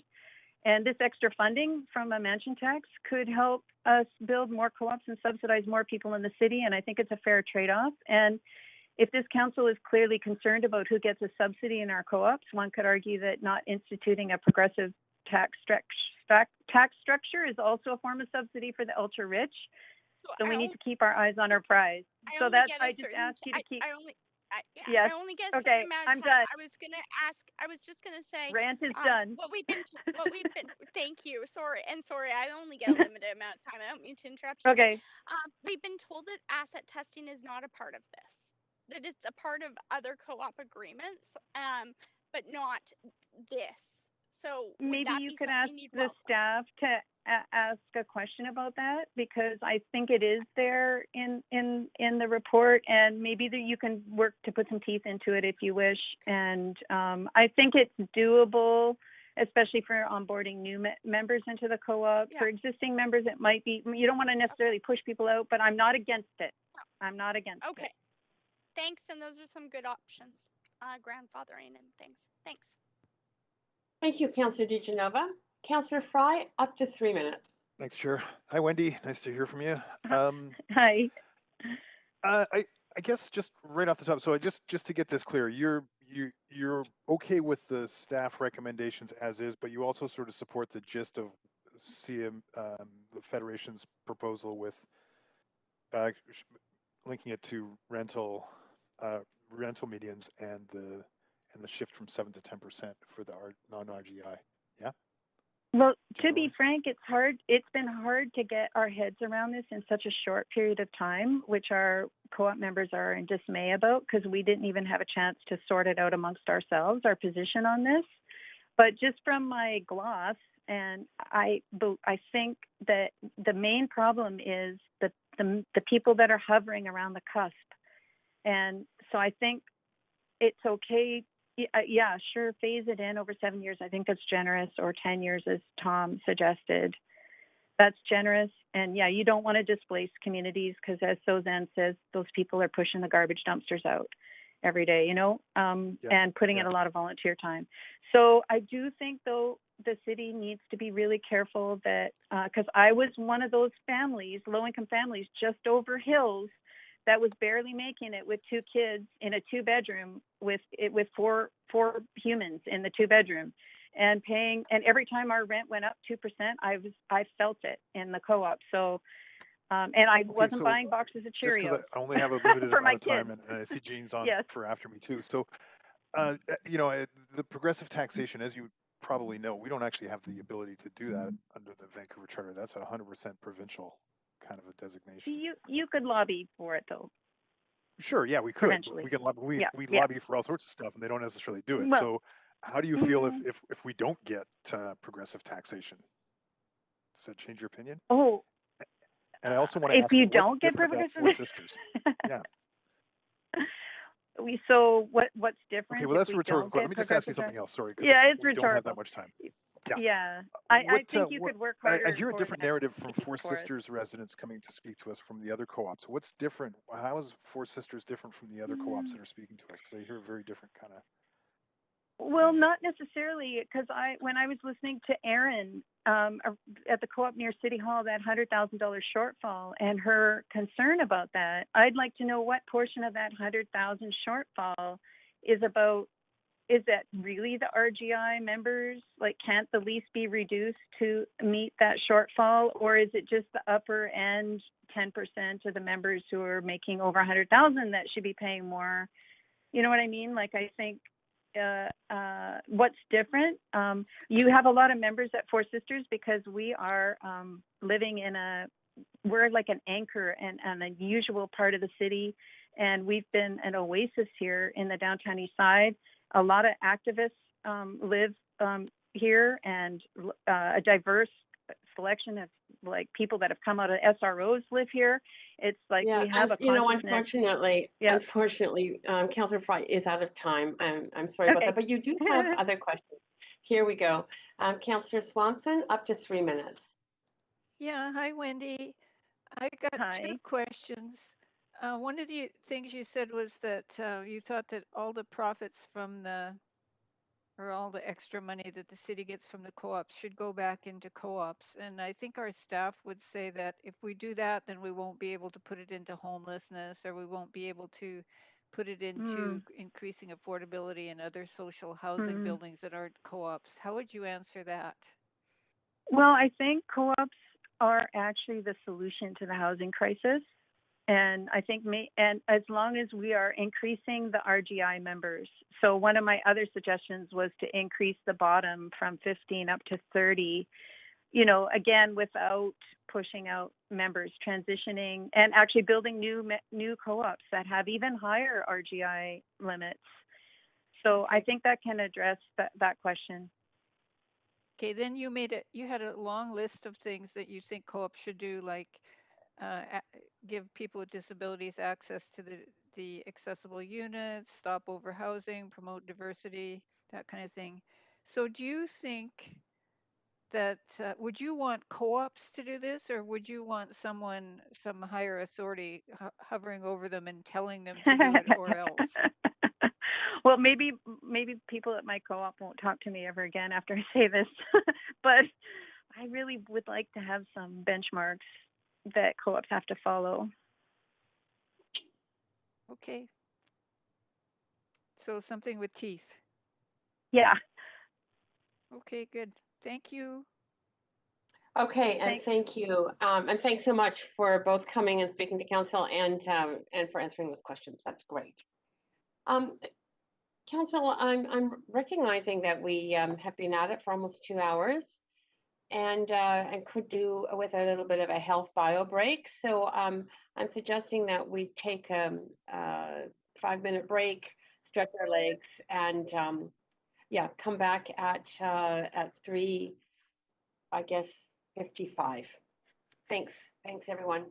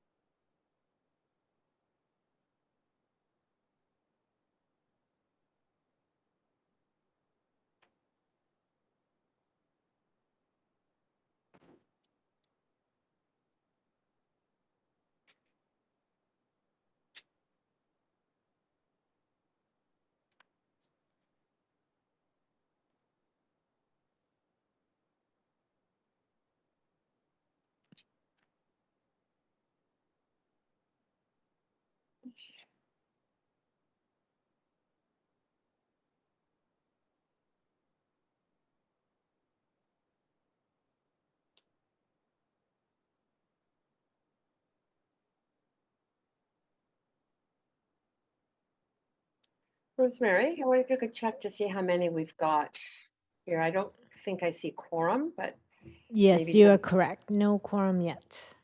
Thanks.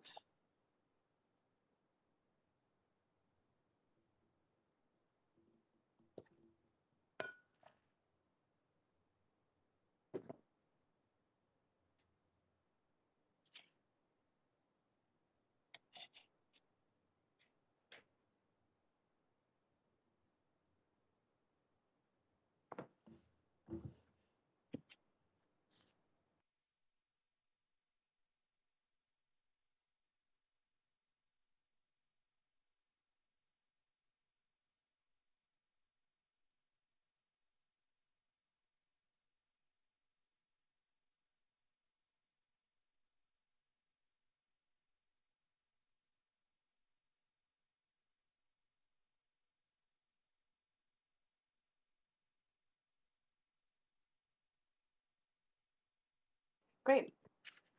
Okay, welcome back, everyone. Thanks for that short break. We are on to speaker Maria Roth.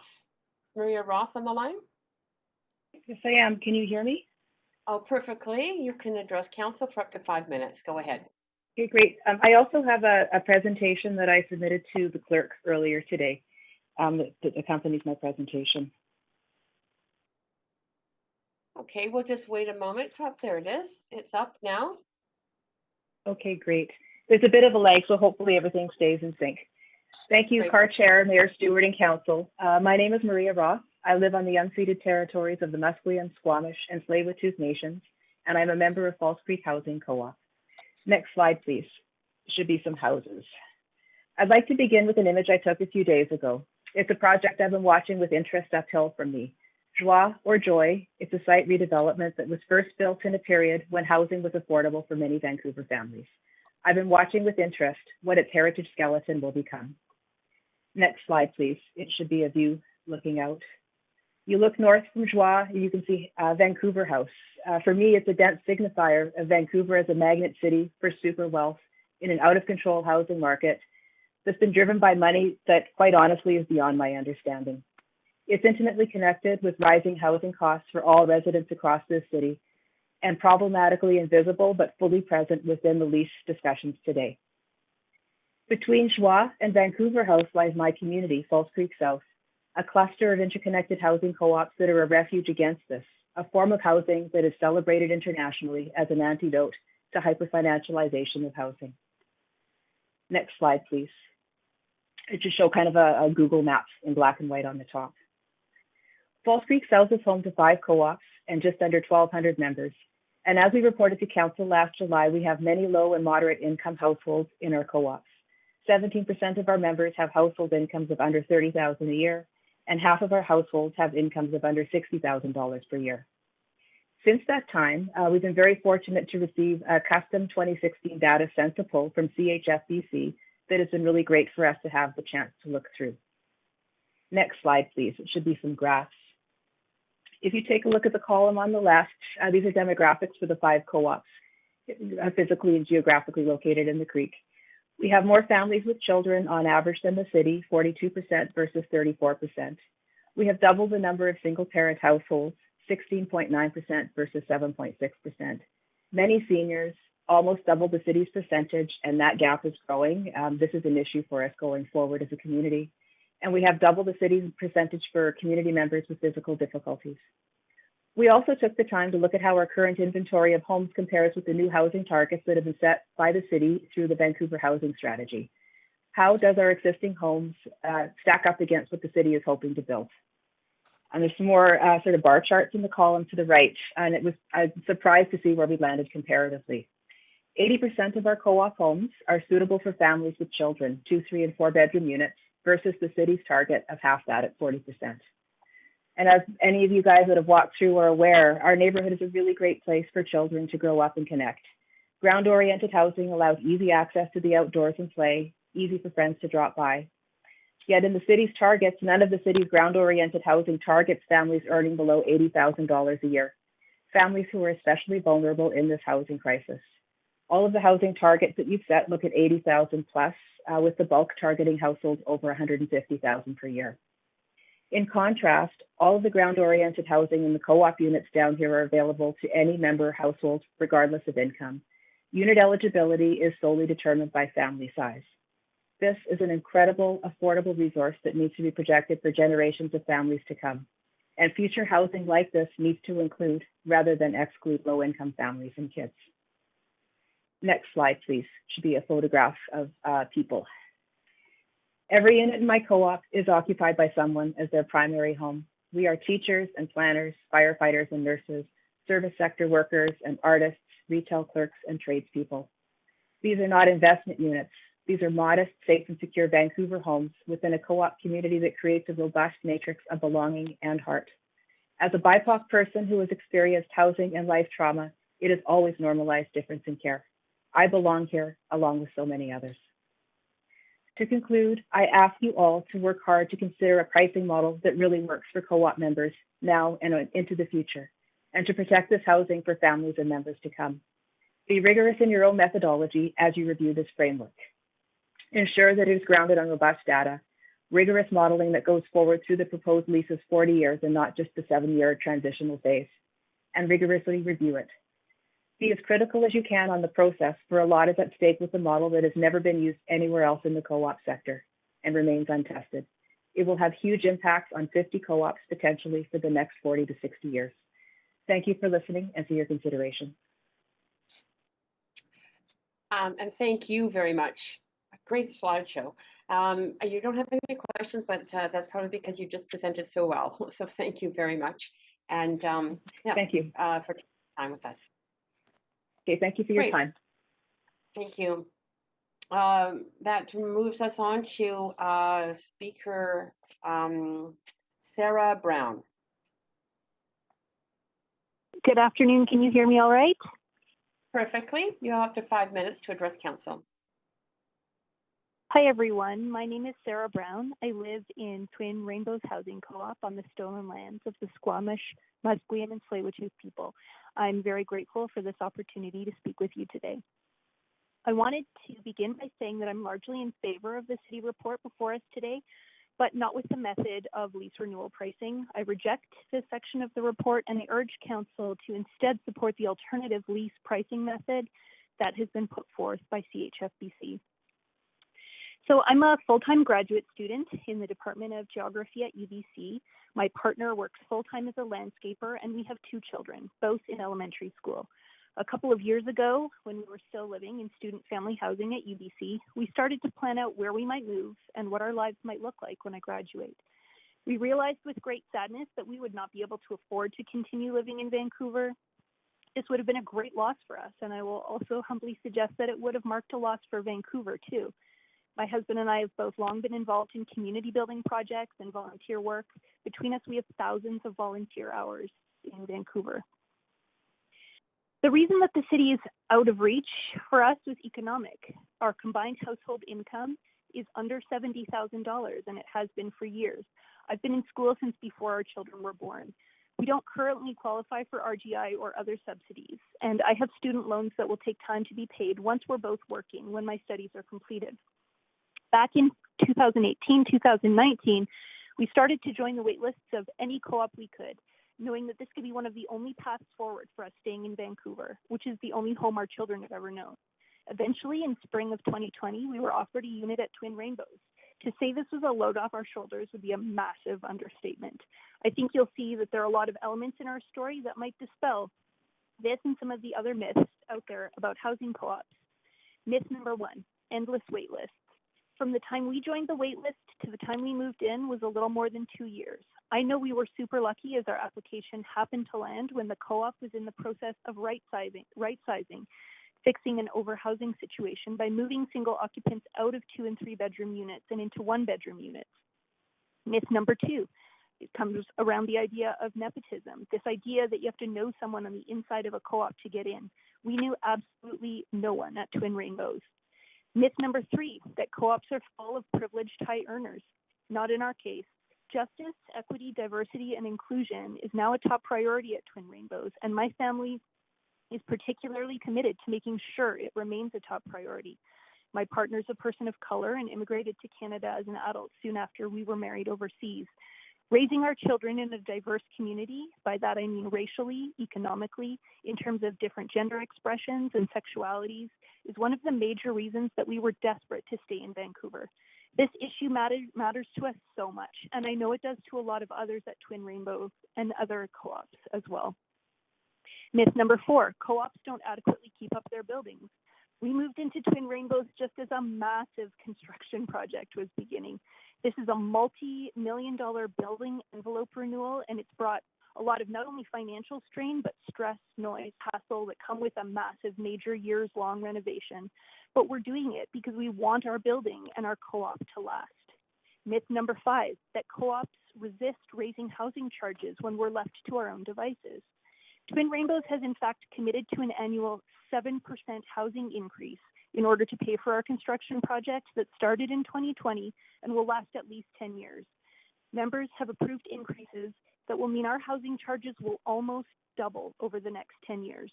For Twin Rainbows, any increases due to a new lease will then be on top of these already self-imposed increases.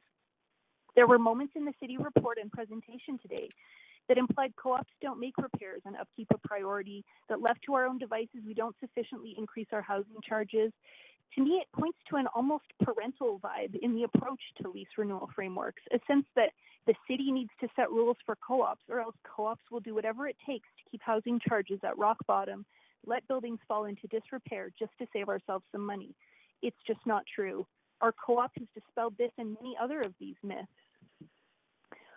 A lot of this stuff that it seems that we need to be regulated in order to do in the city imaginary, we're actually already doing of our own accord. To working class and middle class Vancouverites struggling outside of co-ops, I know that co-ops can look like a jackpot housing option that's hard to access. I was there even 1 year ago. But everyone who wants to contribute significant volunteer time in exchange for affordable, modest, and secure housing deserves a co-op spot. The changes I'd like to see City make is to expand the co-op model, not to change the model from its very roots by tethering housing charges to calculations that involve market rates, especially during a housing crisis, especially in an inflated city like Vancouver. I really appreciate your time today. I thank you. Great. Perfect timing. Great. Good. Thank you so much. Well presented. No questions at this point, but thank you so much. We are moving now, Council, on to Speaker Michael Boland. Hi there. Can you hear me okay? Yes, we can hear you perfectly. Okay. You have up to 5 minutes. Go ahead. Thank you very much. As said, my name is Michael Boland, and I'm a member of Twin Rainbows Housing Cooperative, like Sarah, who just spoke. We're an 86-unit co-op located in False Creek South. I am speaking in favor of the staff report, but against the current suggested payment model. 10 years That's the amount of time we've been at this, and also the amount of time I've been fortunate enough to call Twin Rainbows home. It's difficult to distill the impact those 10 years have had on my life and my family, but I'm going to try. When we first moved in as a family of 3, we were obviously thrilled. After several years doing the slumlord shuffle, we finally had the security of tenure to put down roots in this incredibly expensive city. And as our friends left Vancouver in droves, our family grew, and together we joined committees, boards of directors, and became deeply involved in the governance, maintenance, and social affairs of our co-op and neighborhood. And meanwhile, everywhere around us, the pace of growth in the city was out of control as developers raced to fill every last square foot with condos, while not a single level of government moved to slow it down. The word luxury was everywhere, as if by some bizarre standard, a stainless steel fridge and newly tiled bathroom were to be our tickets to the promised land.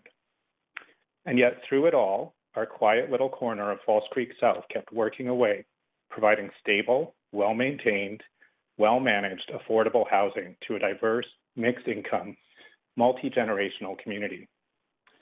During my term as president, we broke a long-standing impasse around overhousing, which Sarah just mentioned, and were able to welcome families such as hers, many families in fact, allowing Twin Rainbows to meet the city's current benchmarks for diversity and inclusion. And though we don't employ self-subsidy at this point, we currently maintain 26% of households on subsidy, and our mix of incomes allows for this to be taken on in the future. Personally speaking, there was a time when I lost my job and needed subsidy to bridge the income gap until I secured employment, and anecdotally, I know this to be true for many of my neighbors. Also, as a household that once qualified for the city's leisure access program, I can assure you it was borderline punitive when we successfully outgrew it. And now here we are, 10 years later, reviewing a report that was released on the eve of a long weekend, trying to get our heads around an externally imposed metric of supposed affordability, which, based on the calculations of our finance committee, threatens to push many of our members into greater risk. Furthermore, as a co-op that chose to take action on significant capital projects, this increased burden would be even more onerous. As has been stated repeatedly, co-ops provide a level of much needed, deep affordability to low and medium income people, not earners, but people. That has all but vanished from Vancouver. So to align co-op household incomes with the broader metric of citywide median gross income, frankly makes no sense. Has Council had this latest staff proposal vetted by an independent financial institution? Are they certain this proposed model is workable? What, if any, modeling has been done with actual co-op sector data? Have staff and Council explored how this will impact the lives of those people like everyone you've heard today who live in the co-op sector? Are we ready to throw the baby out with the bathwater and do away with the largely successful co-op model that has been in place for over 40 years? I hope not. It's my sincere hope that through further compromise with CHFBC, that Council, not staff, but Council, can reach an amendment that is workable for all involved. At the very least, something as simple as changing the metric of median household income to median rental household income to bring things into line with the realities faced by co-op members who have chosen social equity over financial equity. I urge Mayor and Council to exercise their authority as our elected representatives to find a solution that will not punish or destroy the affordability, self-governance, and mixed income housing that co-ops provide. Please do not punish us for our success. Please give us an option we can fully support. We want to be on board with this. It's taken 10 years to get here, and we're so close. Let's not let this opportunity slip away. Thank you. Thank you. That was well timed. You do have questions, if you don't mind staying on the line. And for Councillor Fry, go ahead for up to 3 minutes. Yeah. Thanks for coming to speak to us today. And we hear, we hear what everybody's saying about the Federation's recommendations. But I'm wondering if you could just kind of, there's something you mentioned that kind of struck a chord with me around being punished for investment in your co-op in the maintenance side, and that's something we haven't heard today from some of the speakers. So I'm wondering if you could walk me through that a little bit, because we have obviously heard about like different levels of maintenance deferral and stuff on different co-ops, and I'm wondering if you could just kind of explain the Twin Rainbows context a little bit deeper. Well, I was speaking more broadly about punishing co-ops for being run successfully for so many years, or for running themselves successfully for so many years. But as it pertains to the construction project we had to undertake, with the expiration of our lease in 2040, we were able to negotiate with Van City a lease that fit in that time frame. And so it's an aggressive borrowing schedule, but we needed to do it. We had a leaking building, we had no insulation, we wanted to be more energy efficient, and we wanted to bring our buildings up to current building standards. So that was a choice that we just kind of bit the bullet on and decided to go with. Okay, well, I appreciate you sharing that context. It's important to hear. Thank you. Thank you. Great. Thank you again for presenting and for answering the questions. Have a great evening. Thank you. We're on to Speaker Clara Salamanca. Hello, can you hear me? Yes, we can hear you very well. Go ahead, up to 5 minutes to speak to council. Good afternoon. Thank you for giving me the opportunity to speak today. My name is Clara Salamanca. I am the chair of the board of Kirby Co-op. Creekview is a 103-unit co-op located in Falls Creek South. We have received the city's proposal and are grateful for all the work that the city and CHFBC have been doing to arrive at this point. We are in favor of the report, except for the lease renewal pricing method, for which we support the CHFBC alternative. Our co-op is in agreement with many of the points proposed by the city, and we already have put policies in place that cover some of these issues. For example, we do not allow subletting, we have a strict downsizing policy, and we subsidize 30% of co-op residents. We have also discussed the idea of a centralized application process, as well as income cap for incoming members. The problem we see is the idea that we should be paying a percentage of market rents in our area. Rents are out of control in Vancouver. They are not based on anything real. Rising rental rates are just a money grab from greedy landlords. Instead of controlling this problem, you are asking us now to join in. Our question is why?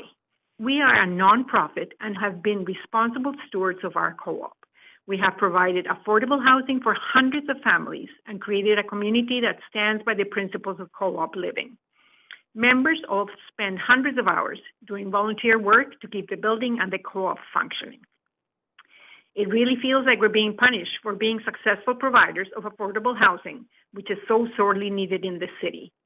When co-ops were first built in Falls Creek was an industrial area. It wasn't so desirable as it is now. When we moved into our co-op, I didn't think, oh yes, I'm moving into the most desirable and expensive area in the city. I moved into the co-op because I needed housing for me and my children. Now I will be forced to pay higher increases because I happen to live in one of the most expensive areas in the city. Once again, why? The increase in the housing charges that the city is talking about is huge. You could not legally do it to renters in Vancouver. It also assumes that people that live in a 3-bedroom unit make more than people that live in a 2-bedroom unit, which is not necessarily true. In a 2-bedroom unit, you can have a couple with one child, or you can have a single parent with one child. In a 3-bedroom unit, you can have a couple with 2 children or a single parent with 2 children. A single mother with 2 children, all of a sudden facing a 40% increase in rent, won't be able to manage. When I moved into Creekview, I was a single mother with 2 young children. I had a 3-bedroom. I had a job and I did not need subsidy, but I was always on the verge. At the end of every month, I would be $500 in the hole. There were many choices I had to make. Would the kids be able to go to sports camp? Could we go out for dinner? Only on special occasions, and usually to the White Spot, which is still their favorite restaurant. The city keeps talking about providing affordable housing for city workers. We are the city workers. We are the ones that keep the city running. Our members are electricians, nurses, construction workers, elevator maintenance people, lab technicians, musicians, teachers, theater people. Many of them will choose to leave if they have to face these steep rent increases. They might move to a smaller community where the rents are affordable and they can still get jobs. We have many seniors living in our co-op. They have been there since the very beginning and worked hard to create the co-op and make it a success. Now they deserve to live in peace, to not have to worry if they will be able to stay or if they will be able to afford their homes. These proposals are not just numbers financial models, numbers of units. They affect real people. Whatever you decide will affect their lives in profound ways. Please consider changing the financial model to something we can live with, to a model that will not have such a huge impact on our lives and will allow us to continue providing housing for low and middle income people in the most expensive city in the world.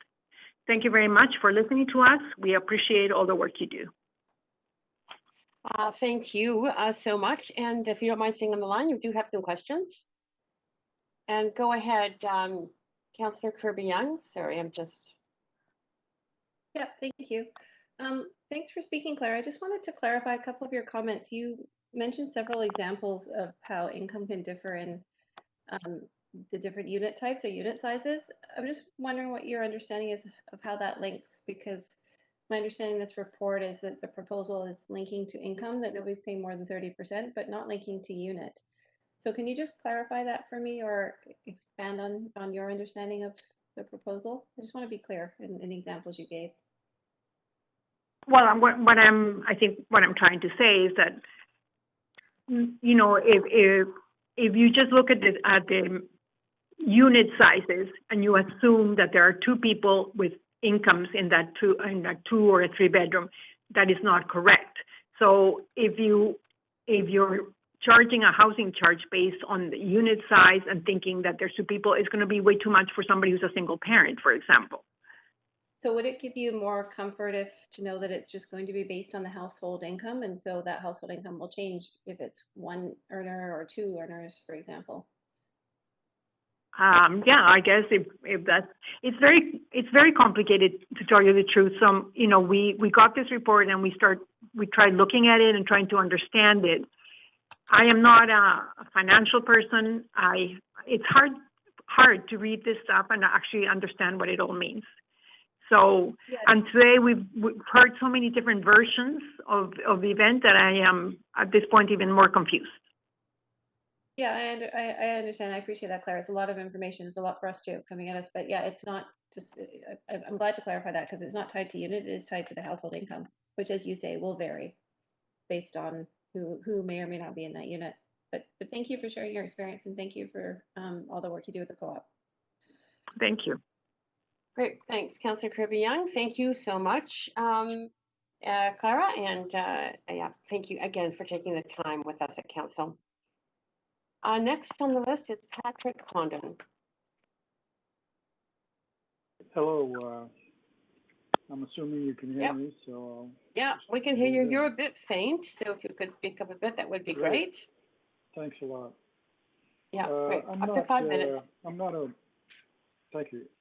I'm not a member of co-ops. My speaking today is because I'm very interested in co-ops as a methodology for the city to get beyond its housing crisis. So my comments might be a little bit different, and also from about 30,000 feet. The first thing to say is I can't resist the temptation to isolate one thing about the proposal, which I thought was particularly wrong-headed. It's really Kafkaesque to call the city's new land charges a grant when the co-ops will be giving the city money, not the other way around, particularly when the co-ops have already paid near market value 40 years ago. So I think there's a moral quandary there that I wanted to mention. The second thing to move to is this proposal moves the city into a status of really a landlord, taking a far greater position in the management of co-ops, which have been successfully managing themselves. And it interferes with the independent owners who have a collective mission and have successfully achieved this mission of creating a equitable housing situation for them and their members that escapes the forces of the market. The methodology that you're considering moves co-ops back into what we all know is the kind of Darwinian savagery of an out-of-control land market, the very market that they have successfully escaped. A note on the Cooperative Housing Foundation, it's wonderful that they've negotiated in good faith and come to agreement on most of the issues except for the charges. But in my conversations with members of co-ops, it seems to me that they have, and their members have been negotiating with a sort of a gun to their head. So they're find themselves in a position of not really being equal members in the negotiations. They accepted a lot of things that maybe they were ill-advised to accept, including giving over a lot of the management responsibilities that previously they had undertaken to the city. And basically, in conclusion, and back to my first point, as co-ops as a model for the future of the city that could potentially get us out of the situation of this terrible housing crisis we have. Currently, we have 15% of the city's housing is in various categories of non-market housing. A certain large percentage of that is within the category of co-ops. Now, if we could expand that beyond the current 15%, which I don't think has been really realistically discussed to date, if we could set about to expand that to a level perhaps at the same level as a place like Vienna in Austria has done, where they have 50% of their housing under this kind of model or a very similar model. What that does is two things. One, it obviously provides affordable housing for that 50%. But the uncelebrated other aspect of that is in Vienna, because so much of the market is in non-market category, it also mitigates the price increases in the market sector of the economy, so that you can rent or buy a market condo or rent market unit in the city of Vienna at roughly half or less the price of the same units in an equivalent city such as Paris. So the secret sauce really of the co-op model is that it may provide us, if we aggressively expand it, provide us with a way to get out of this terrible, terrible housing problem we find ourselves in the next couple of decades. And I thank you for your time, and I'll leave it at that. And thank you very much, Patrick. I don't see any questions, but I think it was very clear in your presentation. So thank you again. Have a good evening. Thank you. And we are now moving on to Hugo Velasquez. Hi, yes. Can you hear me? Yes, perfectly. Go ahead, Okay. up to 5 minutes. Thank you.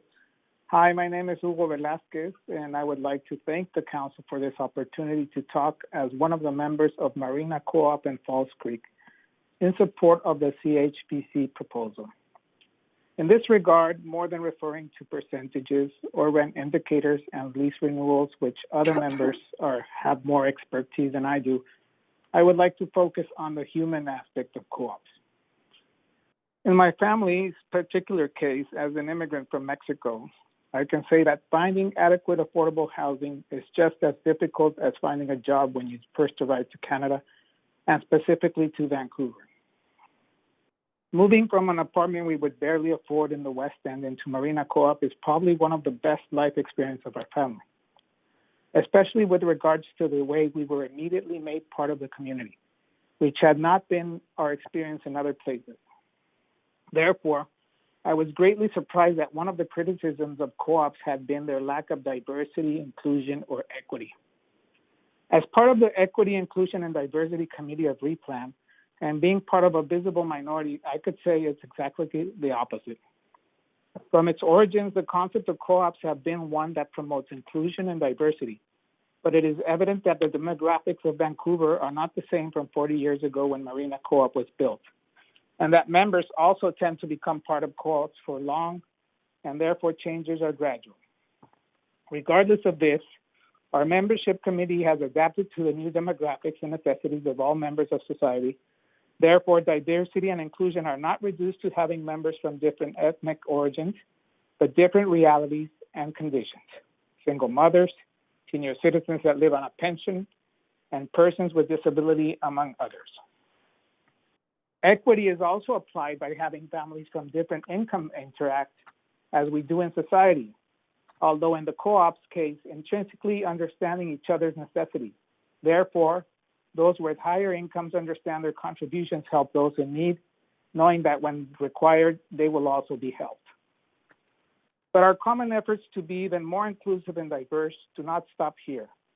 Working as a team through the replan and our common upcoming Equity and Inclusion Diversity Committee, we have received a grant from the Cooperative Housing Federation of Canada to keep educating our membership committees and members in general. My sole intention is to give members of council the assurance that co-ops, and in this case, Marina Co-op, are representative of the evolving changes that take place in our society and probably some of the best examples of how society can work and should work. Diversity, inclusion, and equity are all part of life at Marina Co-op, but not only through the benefit of being able to live in a place that's more affordable, but also through the multiple obligations we all acquire to manage, clean, and maintain the building and its occupants' interaction to the best of our ability, which requires many hours of work and commitment, making it a unique form of other affordable housing structures. We truly hope your votes are aimed towards making this experience available to more people and not to strain the efforts of those who keep these communities alive. Thank you very much. And thank you very much. That was very clear. I don't see any questions for you, but again, probably because you're so clear. Thank you so much for speaking to us this afternoon. Thank you. And yeah, next we're on to Bob Lewis. Can you hear me? Yep, we hear you Hello? clearly. Yep. Yes, we hear you clearly. Go ahead, up to 5 minutes. Oh, okay, thank you. My name is Bob Lewis. I'm the president of the board at Marina Housing Co-op. I'd like to thank the mayor and council for the opportunity to speak today. And I'd also like to acknowledge all of the work that's been done by the city staff, by CHFBC, by Replan, and by all the members of the co-op. In October of 2012, after 5 years on a waiting list, I moved into Marina Housing Co-op. And I did so because compared to the retail housing market, it was affordable. That affordability came with the commitment to participate in the running of the co-op. And since then, I've served 8 years with Replan, 6 years on the Marina Housing Co-op board, 4 years on the CHFBC board, and I'm not unique in this regard. This is commonplace in co-ops around the city. It's the main difference between the BC housing model, the private sector model, and the co-op models. I love living in our co-op because it's a caring, supportive, affordable community. Just last week, complete with backdrops, costumes, sound equipment, and appropriately spaced seating, and the help of the parents, the kids in our co-op performed a 90-minute musical called Hamilton. And they did this 4 times over the course of the weekend because of the number of people who wanted to see the performance. The co-op and the neighboring stratas loved it. These are the children of our teachers, our healthcare workers, our first responders, who live in 12 of our 63 units. The Hospital Workers Union recently identified a developing healthcare worker shortage in Vancouver. The reason cited, rising housing costs. Co-ops make it possible for these members to stay and raise their families in Vancouver. I've been involved with the land lease issue through 3 councils, 2 mayors, 3 city managers, and a number of former city staff that have grappled with this land lease situation. In 2017, the council unanimously passed a staff report targeting the lease renewal of 7 short-term lease co-ops. To the best of my knowledge, all of these co-ops have yet to sign a lease. Marina Housing Co-op has a high percentage of seniors, many of them single and on fixed incomes. In 2018, we were offered a lease that would have made our co-op unsustainable within a 7-year period. And after reviewing the staff's current report, I'm sorry to say that Marina can't support this staff report's pricing methodology. If I think it would be a much better option for the co-ops if the CHFBC model was adopted. And this leaves us basically in a similar position to the offer that we received in 2018 at this point. In summarizing, Marina has 6 months left on its lease. And needless to say, our members are very concerned. We need the uncertainty to be resolved. It can't drag on much longer without causing some kind of irreparable damage to the co-op. Thank you for your attention. And thank you for your time. That was very well presented. I don't see any questions. So again, thank you for taking time with us today. Thank you. On to Carrie Alexander. Good afternoon. Can you hear me okay? Yes, perfectly. Up to 5 minutes to address council.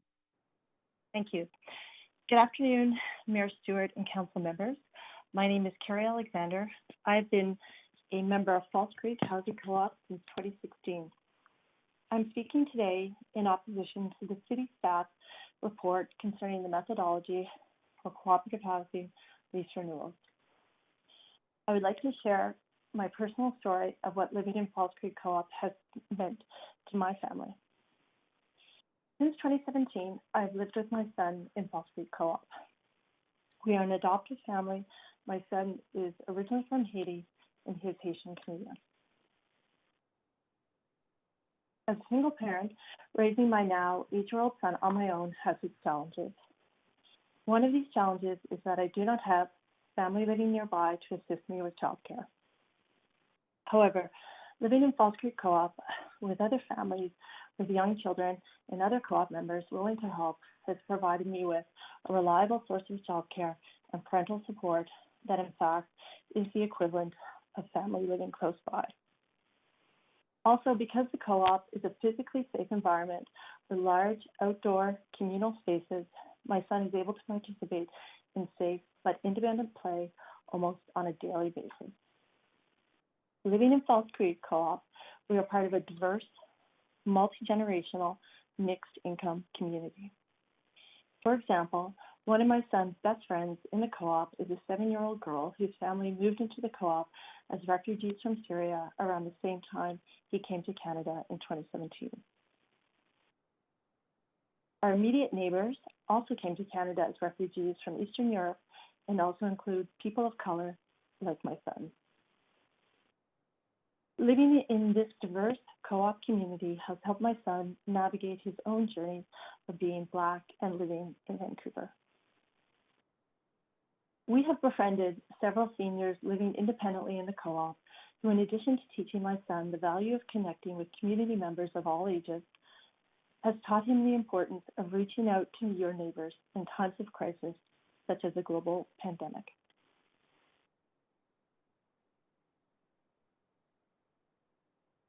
The proximity of our co-op to his school, False Creek Elementary, and to my workplace downtown means that physical activity is a regular part of our day.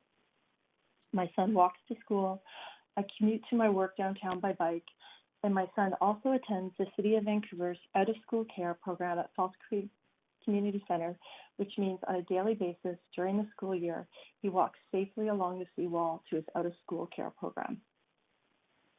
Most significantly, this daily routine enables us to spend more time together as a family. As a relatively new adoptive family, I cannot overstate the value of this extra time together each day. The expression, "it takes a village to raise a child," is an African proverb that means a community of people is required to interact with children for those children to experience and grow in a safe and healthy environment. False Creek Co-op is that village for my son.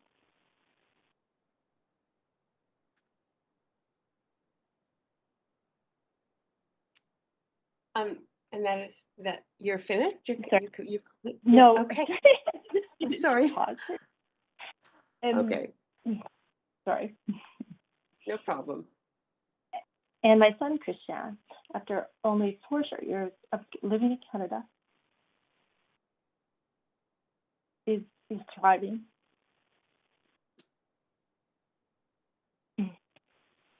As his mom, sorry, I didn't think I would cry. Sorry. As his That's mom, okay. I believe That's okay.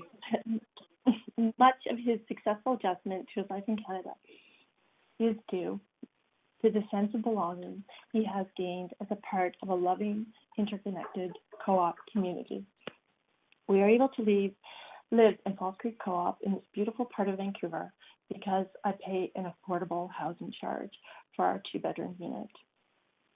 Also, as the sole provider of my family, I feel secure with the knowledge that if I ever experience financial instability, Falls Creek Co-op's self-subsidizing co-op financial model will guarantee that my son and I will not lose our home.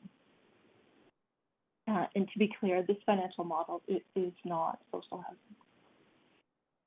Thank you for this opportunity to share my family story today. I'm done now. Thanks. That's okay. Sorry for interrupting you, but you spoke very clearly and really conveyed a strong sense of what your life in co-op has been like. So thank you so much. I don't see any questions for you, but that was it was wonderful. Thank you. Have a good evening. Thank you. Okay, Daniela Elza is our next speaker. Hi. Hello, Yep, can you hear me? we can hear you clearly. Go ahead. You have up to 5 minutes. I will speak as and represent myself as a person who has lived in a co-op, Falls Creek Co-op, for 15 years. Sorry if I'll sound like a speeding train today. Perhaps please bear with me for the time. I'm a writer, teacher, and editor. I migrated to Canada in '99. I love what I do and where I live. However, neither of these jobs are paid well enough to allow me to live in Vancouver, regardless of the fact that I have 2 master's degrees and a doctorate. Except, wait, I live in a co-op, and that is the reason I have not yet left Vancouver or been rendered homeless.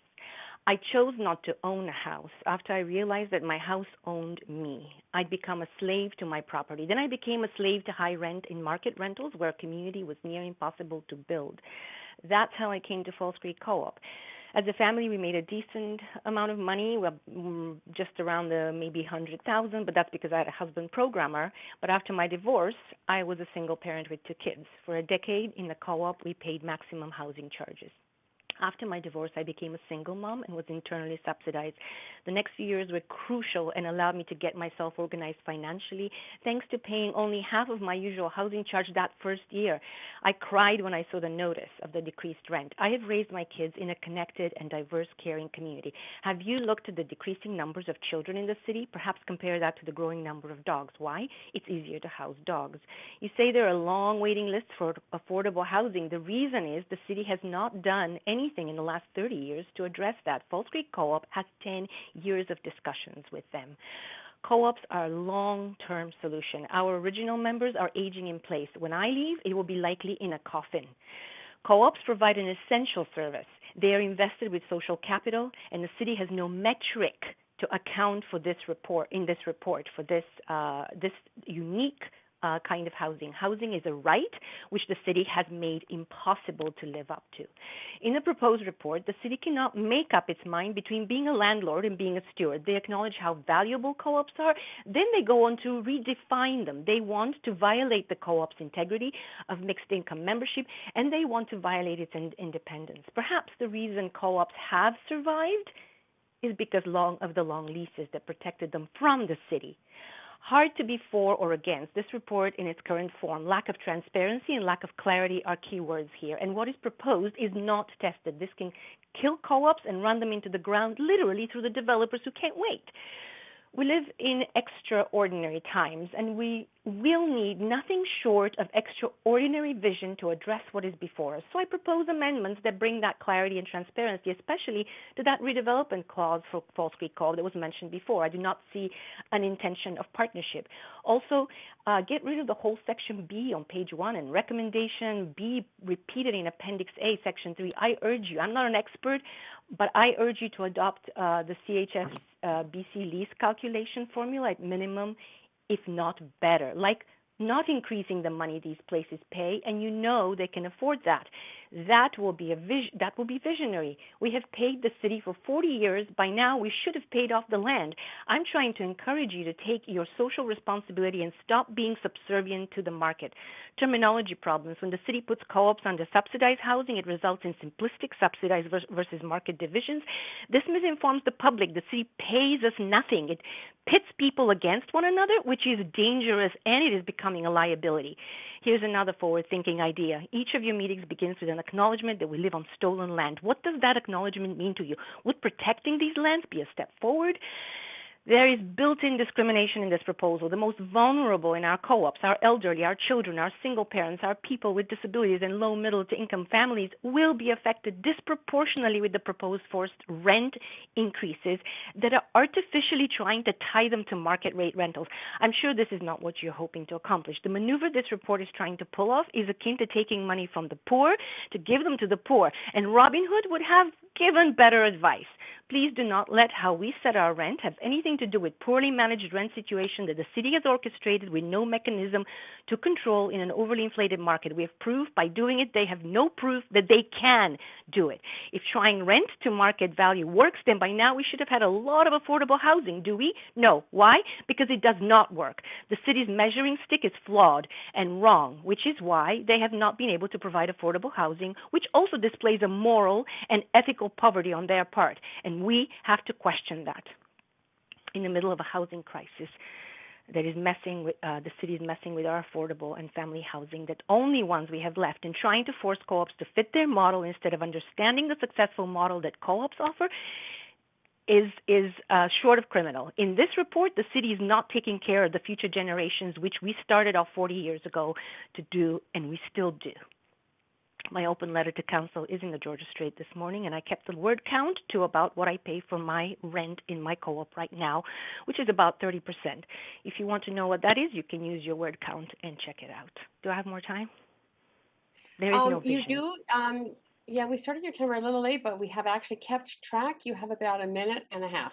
There is no vision behind this report, and it is not uncommon for bloated bureaucracies to focus on sustaining themselves as opposed to remember what they're there to do. And I think we might have one such bloated bureaucracy on our hands. I have been reading for months and found that building more market housing is not going to meet the need for lower and middle income households. What the city calls affordable housing is not affordable, and I recommend Mark White's detailed analysis done by the UBC. The city does not have a success story or a model to base their report on to prove beyond a doubt that they can provide deep affordability for housing with those low and very low incomes. Co-ops can. Our co-op builds interdependence. Remember that pesky thing, thousands of volunteer hours plus social capital. We do not want to be an untested social experiment. And I voted for many of you because you were committed to equity and balance, social needs of 2/3 of Vancouver citizens. Mayor Kennedy, you said you will not be afraid to let those creating roadblocks to housing action. We were seeing this battle playing out in this report before council today. Clearly, we have a staff that is in conflict, and they have not much to show for the last 30 years of affordability. The report speaks to that conflict. Co-ops are an essential service. Please amend this report. Please be clear. Please be more transparent. This is your job. Do it well. Do I have more time? I have questions. You have 10 seconds. So, have they provided multi-generational housing for families and seniors of all ages? Probably no. Have they created environments that foster a sense of belonging? Co-ops do. And so housing is a right, and I'll end it there. Yeah, that was very clear. Thank you so much. There are no questions, but you were very clear. Thank you. Thank you. Please, good luck, and thank you for all the hard work, and thank you for all the community that's spoken today. I'm in awe. Great. Again, thank you for taking the time. We are on to Chelsea Haberlin. Hello, can you hear me? Yep, we can hear you just perfectly. Up to 5 minutes to address council. Thank you. As you said, my name is Chelsea Haberlin, and I live in the Creekview Co-op, and I sit on the board of directors. I'm in favor of the report, except for the section on lease renewal pricing method. I support the CHF alternative lease pricing method. I'm going to speak mostly personally to the experience of me and my family. I'm the artistic director of New World Theatre. This is a mid-sized theatre company in Vancouver. I'm also a contract director and a professor at UBC. I'm married to an artist who is the artistic director of It's a Zoo Productions, another theatre company in the city, and he's also an actor. And we have a two and a half year old daughter whose name is Rose. We have lived in the Creekview Housing Co-op since October 2020. Moving into this co-op was the first time in our adult lives that we have had housing security. Over the past 15 years, we've watched many of our contemporaries in the arts face housing insecurity and be priced out of Vancouver's rental market. They've had to choose between career and family, often sacrificing family. Some have even faced homelessness. We wanted to see if we could have it all. Could we work in the arts, have a family, and stay in Vancouver? The answer was yes, but only if we paid over half of our income to rent. We found ourselves in a situation where we were still working in the arts with an infant, supplementing our income with savings and watching our savings diminish with no retirement plan and no real way to plan for our future. I want to say here that one of the reasons we wanted to stay in Vancouver is that we care deeply about the environment and have made commuting by bike an important part of our lifestyle. Vancouver's done a really great job of making commuter biking possible, and it's a real incentive to stay in the city. The only way we saw that we would be able to have it all was if we got into a co-op. We got on over 20 waitlists, and we're on those waitlists for about 5 years. Finally, in 2020, we were successfully accepted into the Creekview Housing Co-op, and for the first time in our adult lives, we had housing security. Now we pay affordable rent that represents just under a quarter of our income. For the first time, we're planning for our future. We've paid off our debt. We have an RESP for our daughter. We're building up our savings, and we're putting money in a TFSA. Prior to this, we had always been at the whims of landlords and management companies. Now we've been able to have agency and take a leadership role in where we lived. I joined the board right away, and my husband just joined the membership committee. We are participating where we live, and it feels really good. As a couple, we've lived in 4 different neighborhoods in Vancouver: Commercial Drive, Canby Village, Mount Pleasant, and now here at Creekview. Within the first month of living in this co-op, we had more relationships with our neighbors than in all of those places combined. Our daughter has friends of all ages, including one of her best friends, a senior named Francis, and she plays with them almost every day. When you're a renter, things are always happening to you. But in a co-op, low and middle income citizens are allowed an opportunity to have autonomy and self-governance. This is only afforded generally to high income earners. We're just slightly over the housing income limit, and that's something I've heard people speak a lot to today. What's going to happen to those people who are just slightly over? That's us. So based on the proposed city changes, our housing payments would increase by at least $500 a month, not including additional expenses due to property tax, expiring subsidy, and increases suggested in the asset management plan to keep our building functional. This will wipe out our ability to save money and invest in Rose's future. It'll force us to follow many of our contemporaries who've had to leave the Lower Mainland in search of housing security and a place that actually respects artists and what culture brings to a community. Vancouver loves its artists when it suits Vancouver. We're displayed for the Olympics. Vancouver loves the Push Festival and celebrates artists from around the world, loves Bar on the Beach and the Arts Club. But when push comes to shove, will Vancouver actually support these artists that uphold those institutions? Does Vancouver only care about us when we're useful to fulfill a civic agenda? If you do this, you are sending a clear message that you don't want artists or middle-income families living in Vancouver. I hope you'll vote no to the city's proposal and look instead at the model proposed by CHF. It is the model we support. Thank you for listening and considering the thoughts I've shared today when making your decisions about my home and community. Great, and thank you so much for speaking you know, so you emotionally, and that's you painted a very clear picture of how important this life is to you. So in your co-op. So thank you so much. There are no questions, but to have a very good evening. Thank you. Right. So Council, we are at 4:58. There's not time to start another speaker, so I'm going to suggest we take our dinner break starting now and return at 6 o'clock to continue with speakers. And my estimate is that, I mean, we do have about, if every speaker's here and takes 5 minutes, we have about 3.5 hours, not including any councillors' questions, but we could aim to finish our speakers this evening. So enjoy your dinner break and refresh yourselves, and see you back at 6.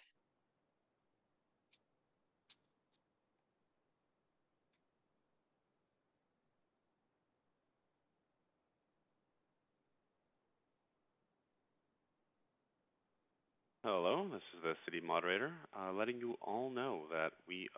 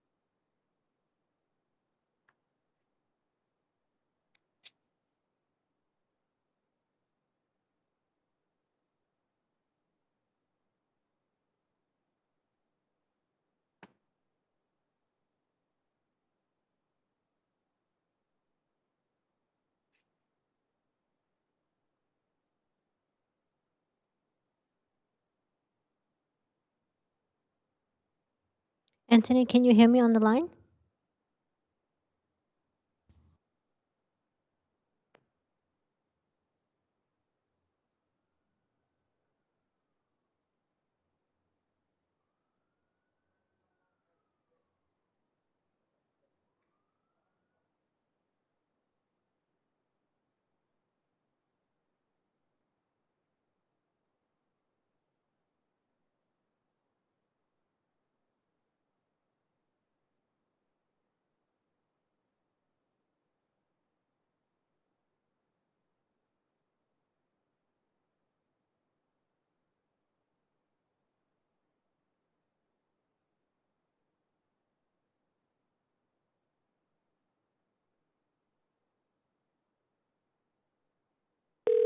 Welcome to TELUS Conferencing.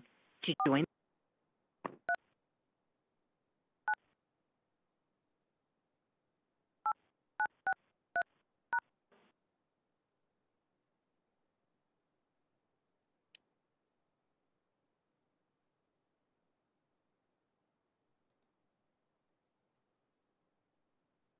Anthony, can you hear me on the line?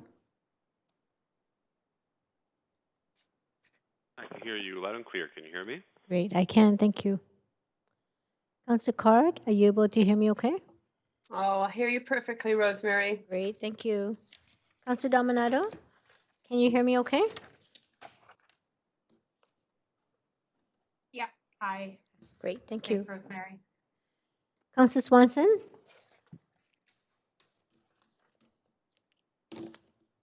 Councillor Swanson, can you hear me now? Yep. Hi, Rosemary. Great, thank you. Councillor Fry? Hi, Rosemary. Perfect. Councillor Weeb, can you hear me okay? Yeah, loud and clear. Great, thanks.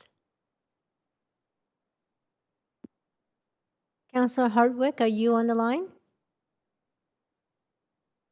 Yes, I am. Great, thank you. I don't have video. I can hear you though. And there you are. Thank you. Councillor Kirby Young?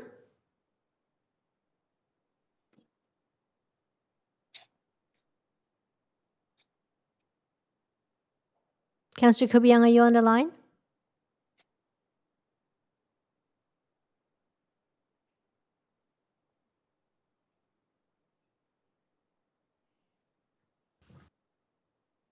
Chair Carr, 6 o'clock. We do have quorum and we have speakers ready to go. Excellent. And I think we should move forward.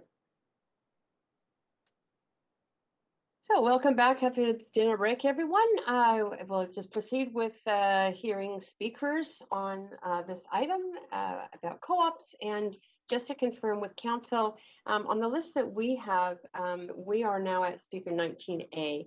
Maybe the speakers numbers may have changed according to staff with them, but just so that you can place yourselves. So is Robin Chan on the line? Yes, hi. Hi, we can hear you perfectly. So go ahead to speak to council up to 5 minutes. Thank you, Chair Carr and Mayor and councillors for the opportunity to speak to you today.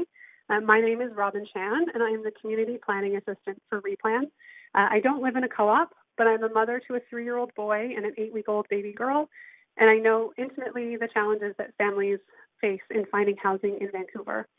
Today, I'm asking you to consider amending the staff recommendations by replacing the report's financial framework with CHSBC's financial proposal for lease renewal. In my own professional experience with community engagement, my volunteer experience with the city, and as identified within the Housing Vancouver strategy, Vancouverites are looking for housing that addresses the ongoing challenges of social isolation, is affordable, suitable, and offers security of tenure, is community-led, and is where all people can participate equally in their communities. Through measured governance structures that are supported by hundreds of volunteer hours each year, cooperative housing has successfully addressed all of these priorities. You've already heard from previous speakers that have shared the data and personal stories that prove that. And perhaps most importantly, co-ops have been able to decouple their housing charges from the market, both market land and market rent, which has led to successful mixed income communities with consistent, deep affordability. Housing on city land is an opportunity for the city not to derive maximum revenue, but to think really boldly and creatively about how to, and I'm going to quote the Housing Vancouver strategy, how to address and limit the overinflated cost of land that is driving up housing prices, and I would add rental prices.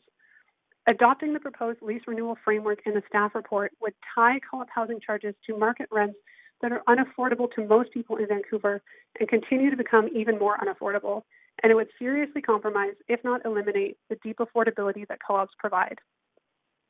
The report says that implementing the proposed framework would create a fair and equitable rent or housing charge framework across housing tenures and programs like nonprofit rentals or the MERP program.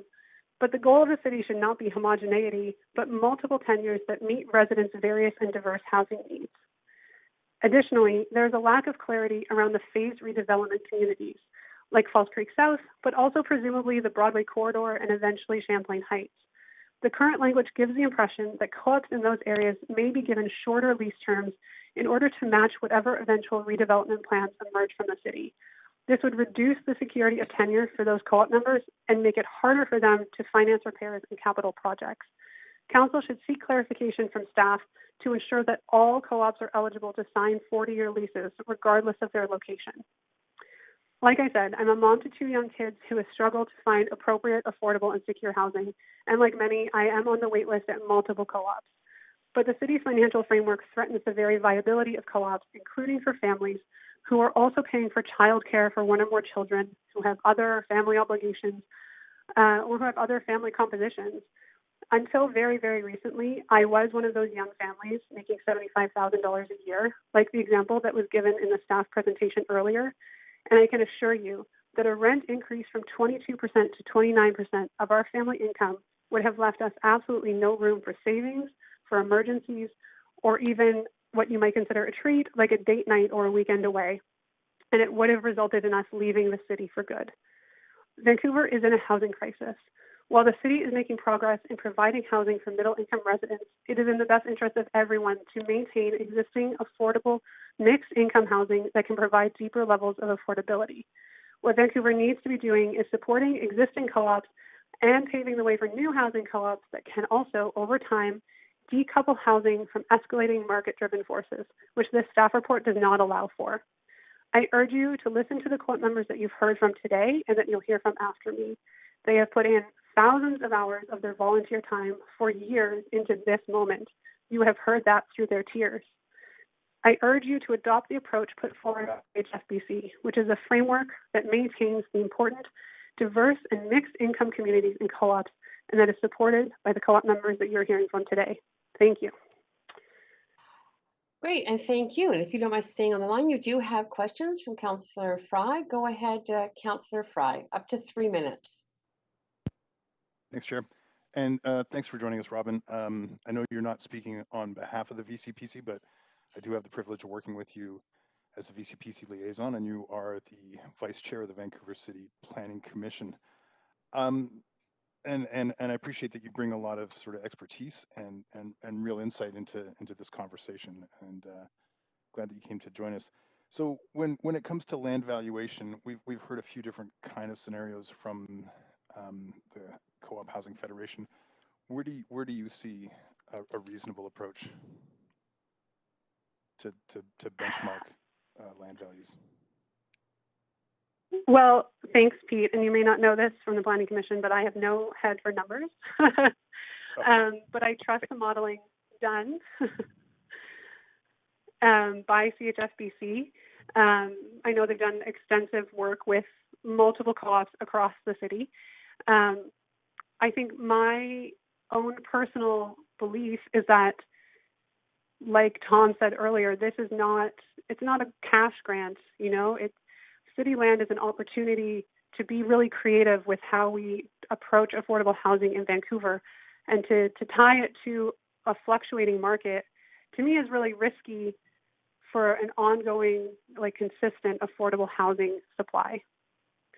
Okay, I'm going to shift because I just have a little bit of time, but you and I have also talked about some of the characterizations of, in particular, South Falls Creek as sort of ethnically homogenous. Where do you see and how do you see the opportunities to sort of improve the sort of diversity in the co-op communities? I think there are lots of opportunities. I know here in Falls Creek South, there are cross co-op committees being struck on how to best address this. To be frank, I don't see how any of that is addressed within the staff report. There is no metrics or even kind of definition of what equity and diversity means within that report. I would say that working with co-ops to implement different kinds of policies or work with them on different kinds of diversity training is the first thing to do.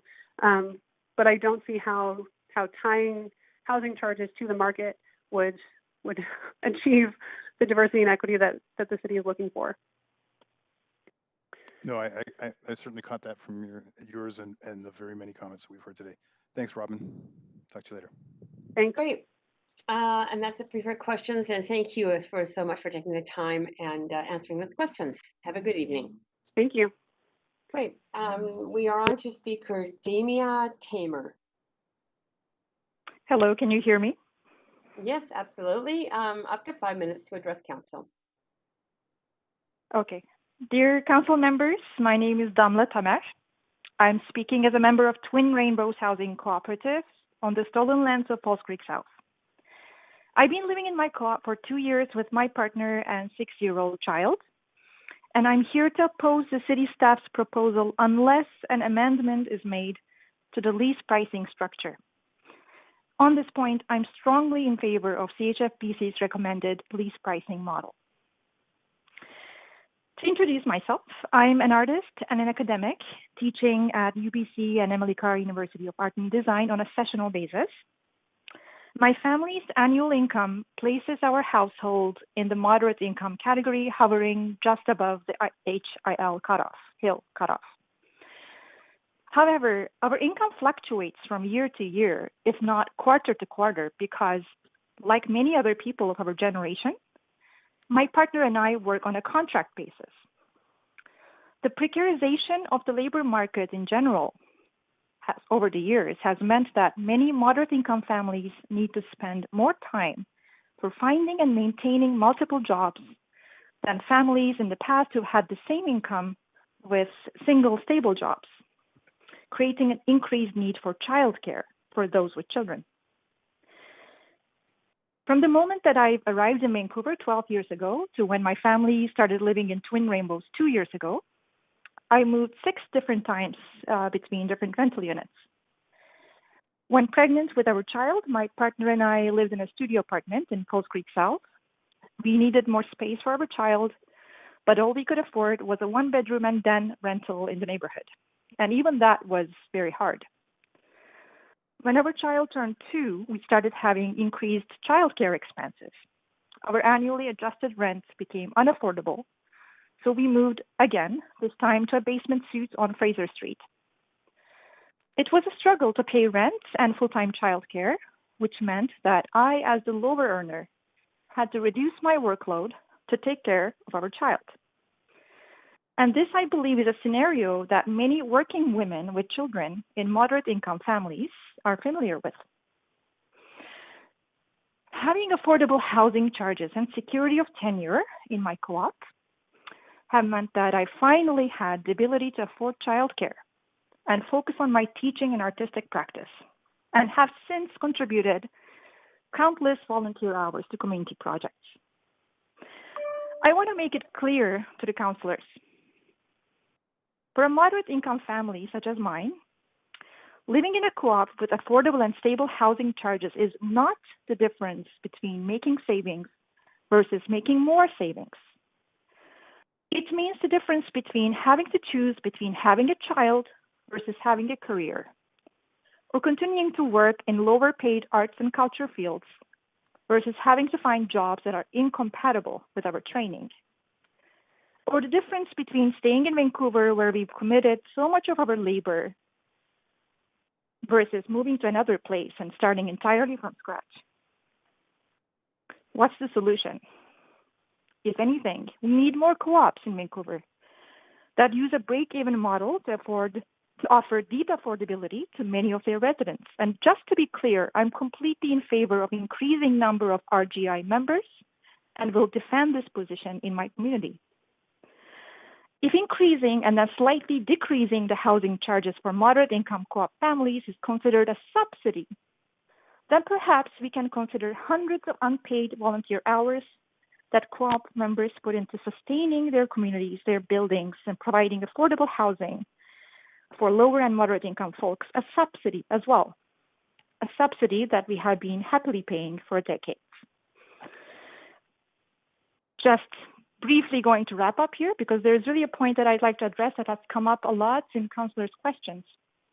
Currently, I act as the co-chair of a recently founded inter-co-op equity, inclusion, and belonging committee that aims to increase representation of marginalized folks in Fall Creek South co-ops and coming up with structural solutions to barriers they experience when applying for and living in co-ops.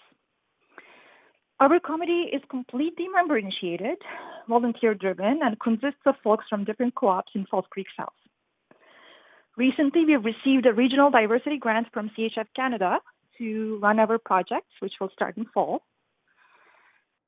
I will say this from personal experience as an immigrant who's moved to Canada as an adult, but also as a professional whose pedagogical research revolves around creation of spaces for equitable participation. That housing cooperatives are uniquely positioned to respond to the diversity crisis in certain Vancouver neighborhoods. As people of color and other marginalized folks know very well, increasing the number of members of a group in a setting which has traditionally excluded that group is not in itself sufficient to create equity in that setting. Real equity comes with complex structural change as a result of organic negotiations among different groups after diversity has been established. That's why the co-op model, with its non-hierarchical democratic framework based on sustained deliberation and self-governance, is uniquely positioned to make neighborhoods both more diverse and more equitable. To finish, co-ops are a complete package. Changing the way housing charges are established means unraveling the entire package, because financial and social operations are not modular units that can be taken away and replaced without risk of collapsing the entire structure. I strongly recommend, for these reasons, an amendment in favor of the CHFPC lease pricing model. Thank you so much for listening. Yes, and thank you so much for explaining so clearly your position. I very much appreciate that. There are no questions, but have a great evening. Thank you. Okay, on to speaker 21, Jackie Hoffert. Hello. Can you hear me? Hello there. Yep, we can hear you clearly. Hello. Go. Wonderful. Hope you all had a lovely dinner. I anticipated being the first person up after, but I love secret numbers. I understand also that there's an election coming up, and I wanted to indicate that I too understand what it's like to have job precarity, and I just very much hope that your housing is secure and that you feel connected to a community of neighbors and family that can help you through what may or may not be a job change. We're all living in dramatic times, and everyone deserves secure housing. I want to thank everyone who's spoken already, also all of the people who are waiting to speak still, and I want to name that there are hundreds more people who can't easily participate in this process for various reasons. I'm going to read the words from another member of my co-op who was not able to participate today on her behalf before I return to my statement. Okay, quote, "I am not unique. Pre-COVID, my decades of career building enabled me to survive a recent divorce, living alone, and a fickle arts industry. I was just reaching a sustainable income. Come COVID, I lost bookings amounting to a year's income over the first 2 weeks of lockdown. Despite 5 discrete income streams, as the arts are precarious, one simply cannot earthquake-proof against a pandemic. Like many others, I cannibalized tax deductions, assets, and deepened my debt load to survive. Adding to that, providing for my terminally ill, low-income parent as they slip away. Remember, I am not unique. This is simply our lives. Were you to evaluate me as you intend to, you'll now see a reasonable gross income because of CERB. If you look at my debts, you would see a troubling image. Crucially, if you looked at my cash flow, you'd see that I sit right on the line of survival. This is the reality for artists. Living in a nonprofit co-op is what has saved me." End quote. I want to drill down personally. I, Jackie Hoffert, who lives like many others who've spoken today, in Four Sisters Co-op, no relation to Three Sisters, the Anishinaabe food worldview. I want to drill down to a more abstract concern I have with the policy, which is that I actually find it incompatible with the city of Vancouver framing itself as a city of reconciliation, while at the same time basically accelerating the colonization of the lands on which these co-ops sit. So I realize that might sound like quite a charge, and I just want to just do some quick definitions. Colonialism, Merriam-Webster says, it's control by one power of a dependent area or people. And I couldn't help but notice on page 4 of the report in the background context section that co-ops are framed as 24% of the city's non-market assets by land area. And I guess my first question, and I'm not a money person, is like, what's a non-market asset? Like, it's an asset which Investopedia.com, amazing website, calls a resource with economic value that an individual, corporation, or country owns or controls with the expectation that it will provide a future benefit. So to me, it's either market or non-market. But if you're trying to derive income from us, I feel like that's a kind of fundamental problem. I want to implore you to think about how this proposal, as it stands, perhaps without intent, cuts into the heart of what co-ops are or can be. It misunderstands our value, reduces us to a non-market asset, and indeed, obliterates the potential of our value to our community, to each other. I want to explain just for a moment how living in a co-op to me is sort of like the non-binary experience to renting and owning binary. So all that to say, renting and owning exist in this kind of continuum, which nearly everyone in the world is on except for us. Lucky few who won the lottery. That's not a lottery for housing that's affordable. And what I want to explain to you is that why I love living in my co-op is actually not because we're all like-minded. We are most certainly not. And it's not because we're all from the same racial, economic, ability, or educational background, or really any identity category, but precisely because we're mixed. So I can rant all day long to like-minded people on Twitter about my opinions on the bloated Vancouver police budget, but what I want to talk about is safety. And I want to quote Jenny Odell from the beautiful book released a few years ago, How to Do Nothing, Resisting the Attention Economy. She says, quote, "Let's not forget that in a time of increasing climate-related events, those who will help you will not likely be your Twitter followers, they will be your neighbors." So in a warming world where the catastrophic risk of flooding, ecosystem collapse, pandemics, wildfire devastation seems to be something we can, in fact, count on, it seems to me like we should be running, not walking, to create more co-ops in precisely the way they already exist. To me, are we done? Yes, we are. You are at time. Okay, great. Yeah. Great, thank you. That was very well explained. So there are no questions, but again, thank you very much and have a great evening. Thank you. Thanks. Speaker 22, Bruce Triggs. That's me. Yeah, we can hear you. I'm here. Just fine. Awesome. You can address council for up to 5 minutes. Okay. Thanks for having me here to speak. I appreciate that. I am a resident of the Four Sisters Co-op. I've lived here for about 15 years, and I am asking you to support at least the parts of the lease process that staff representatives and the people from the co-op sector have consensus on. Sounds like it's really important that we get everything that we have agreed on is almost everything. And since we've been discussing it for 7 years or so, I would really like to sort of check off the major parts. So it sounds like the only contentious issues are the issues about the lease payment in Section B and Appendix A or whatever. And so I just want to make it clear that I hope Council actually approves the agreed upon parts tonight. My own personal perspective living here is that as a co-op resident, it's like we're surrounded in our neighborhood. We're at Powell and Main, and it's like we're surrounded by a city of two worlds. One of it is where we would pay twice as much rent as we do now. And the other one right here in our neighborhood is thousands of people living outside on the sidewalks.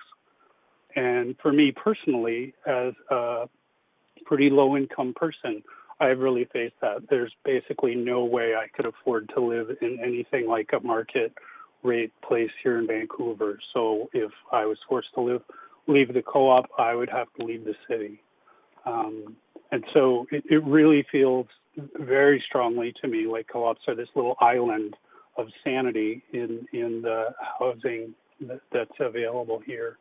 And it makes me really nervous that the proposed changes in housing charges haven't been tried somewhere else.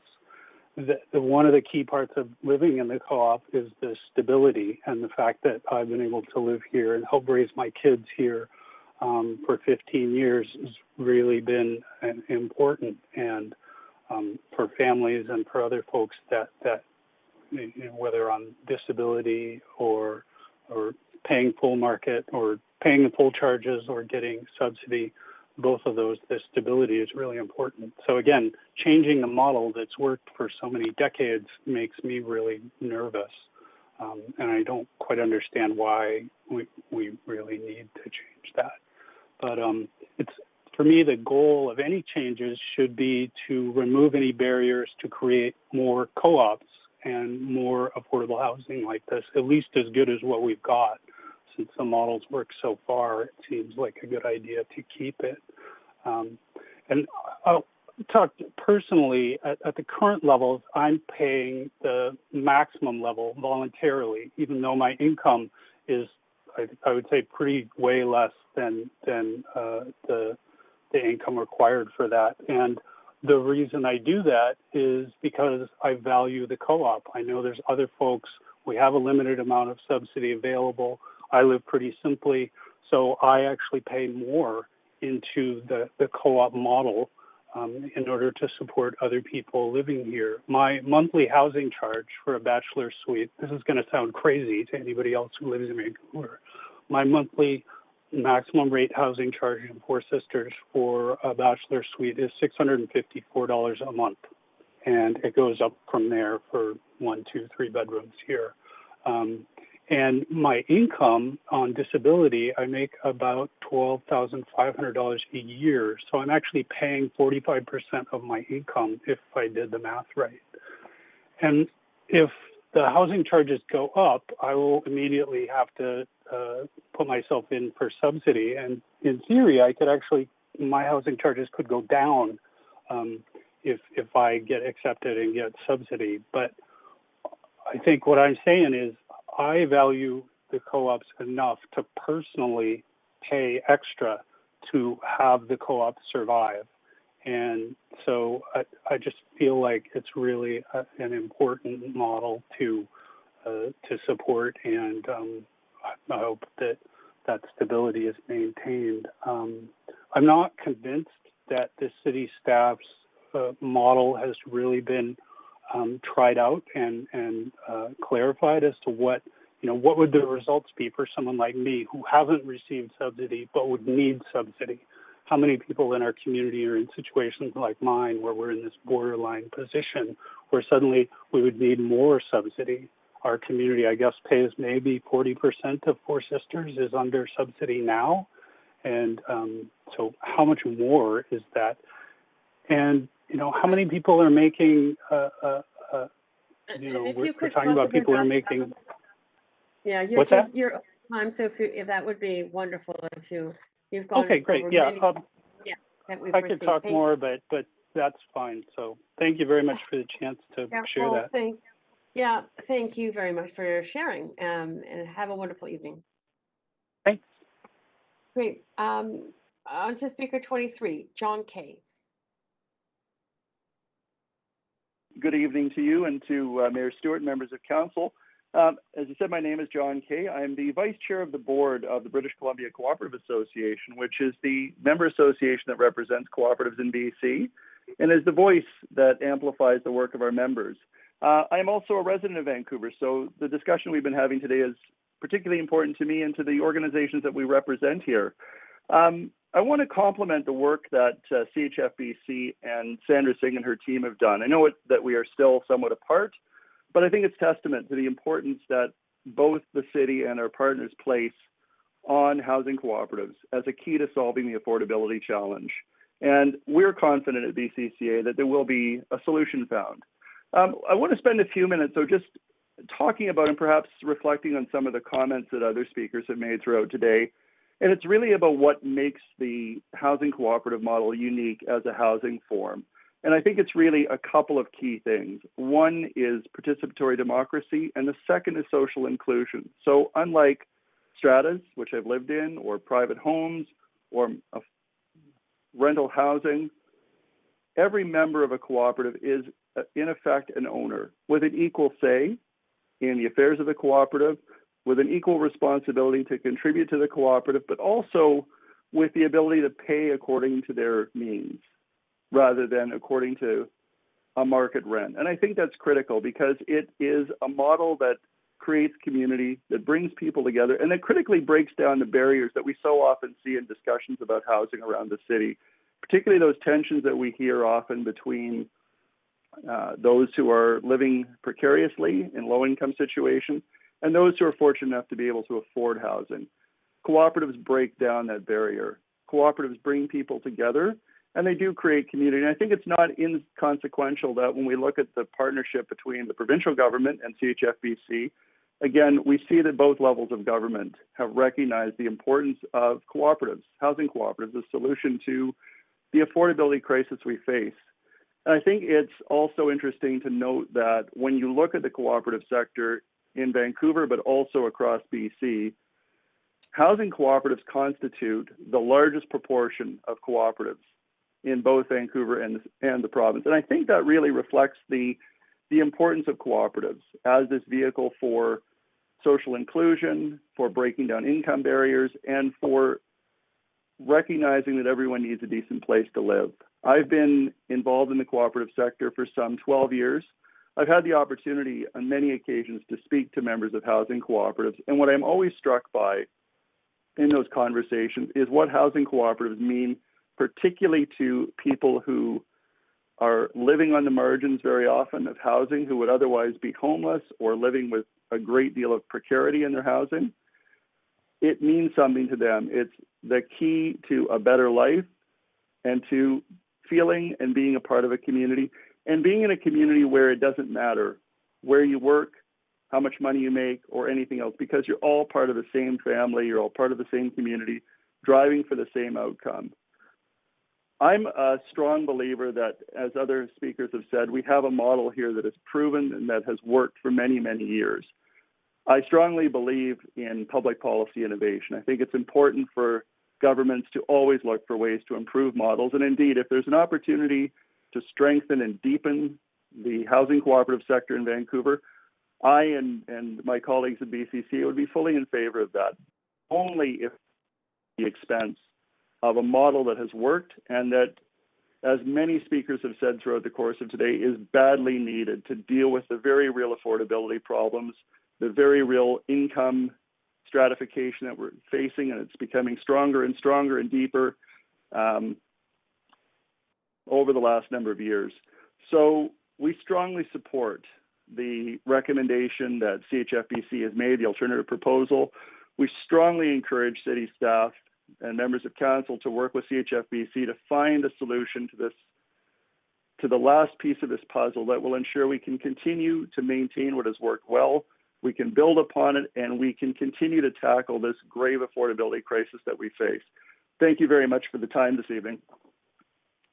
And thank you very much for your time and the clarity of your presentation.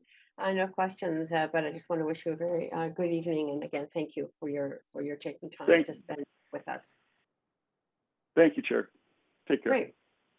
Thank you. On to speaker 24, Teresa Marion. Hi, this is Teresa. Yes, go ahead. We hear you clearly. Thank you. So my name is Teresa Marion, and I'm a resident of Vancouver. I'd like to begin by acknowledging that I'm speaking to you from the unceded territory of the Musqueam, Squamish, and Tsleil-Waututh people. and I'm pleased to see the flags of these 3 First Nations and the council chambers on the right of my screen, although there is still a long way to go towards reconciliation.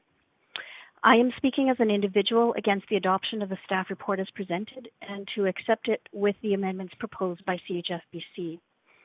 I'm a member of Pacific Heights Housing Cooperative, which is a 91-unit co-op on Pacific Street in the West End, between Burrard and Thurlow.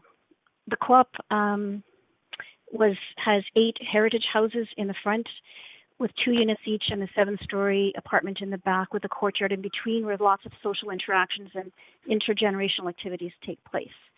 The co-op opened in 1985, a project initiated by former Premier Mike Harcourt and designed by award-winning architect Roger Hughes. 9 lots were consolidated to create a 91-unit co-op, which was a 10-fold increase in density. Through a second mortgage to conduct leaky building repairs over 10 years ago, we managed to maintain our building in good repair. But like any 36-year-old building, there are some major repairs that need to be done. Our original mortgage, in addition to carrying the cost of construction, also included the lump sum payment to the city in 1985 for the market value of the lease, which is generally calculated as 50% of the fee simple purchase price of the land. This means that as of July of 2020, we're now mortgage free. This does not mean that we didn't plan for the cost of a new lease or the cost of continued capital infrastructure repair and replacement. It means that we've been in negotiations with the city for a lease renewal through CHFBC for, I think, close to 10 years. It's been a long time. We have been very fiscally responsible with keeping our asset well maintained and keeping the units occupied. I am a member of a co-op. I am not a homeowner. I am not a renter. I am a co-op member. I really wish this option was available in surveys that ask, do you own or rent? And as 2 speakers ago mentioned, it's a binary and it doesn't have to be a binary. Being a co-op member means I paid to become a member. I purchased a share. It makes me a part owner of a co-op. It gives me agency. In the last 27 years that I've lived in this co-op, I've served on the board, on committees, I work with my neighbors, and I've developed lots of friendships and relationships. And since the pandemic, I've said goodbye to 3 elderly women who have passed away. My boyfriend and I moved in 1994, and within a year we were married and had our first child. We started out not needing subsidy, then needing subsidy while I stayed home with the children, and my husband attended graduate school at UBC and then worked.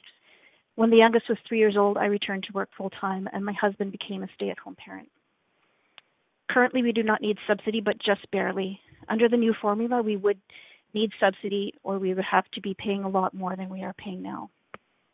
I'm turning 60 this year, and if my health holds out, I hope to retire at 65, at which point our income will decrease significantly because I was out of the workforce for a long time.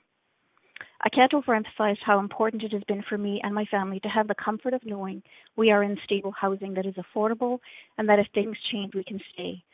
And I see neighbors on income assistance or on disability who have the comfort of knowing they have a home for life. Since the beginning of our co-op, housing charges have been set based on the cost of running the building, which until July 2020, including paying off 2 mortgages. We have adopted an overhousing policy, so units are occupied according to CMHC standards, no less than 1, no more than 2 people per bedroom. And so many people have spoken so eloquently before me, I just like to reiterate everything that they say. I wanted to make a point about diversity. One of the things that co-ops can do is to improve diversity is most co-ops have a membership committee to choose who moves into the co-op. They can have a policy that there be a certain percentage of members of that membership committee that be equity members. I'm glad to hear you say, Mayor Stewart, that co-ops are something that we cherish in Vancouver.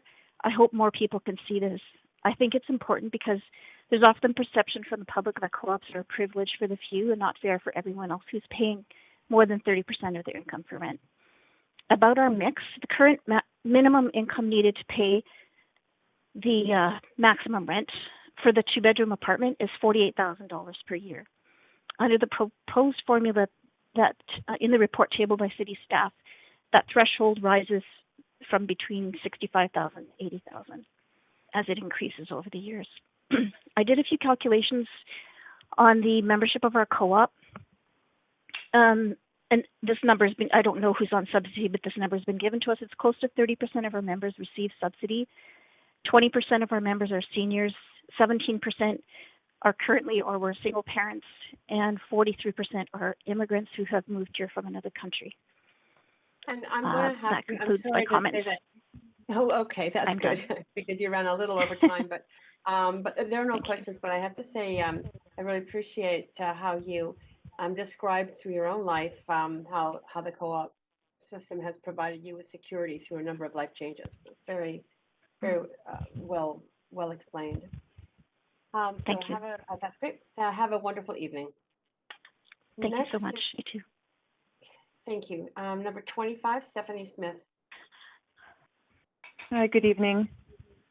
So I'm going to beg everyone's patience here. I was sort of trying to put together a presentation on the back of a napkin while I was working and listening to staff and other presenters today. I'm a director of the Laurie Crow Housing Cooperative. We're actually an Old Homes BC co-op, so I checked in with Tom Armstrong to ask whether there were any knock-on effects for Homes BC co-ops, and he happily advised me that by the time those leases come up for renewal, everybody who's talking about this today will be dead. So this doesn't affect us at all. But I'm interested in this generally because I'm interested in co-op principles. And as I've been listening to the city's conversations about cooperatives, I've really been disturbed by the tone of the discussion.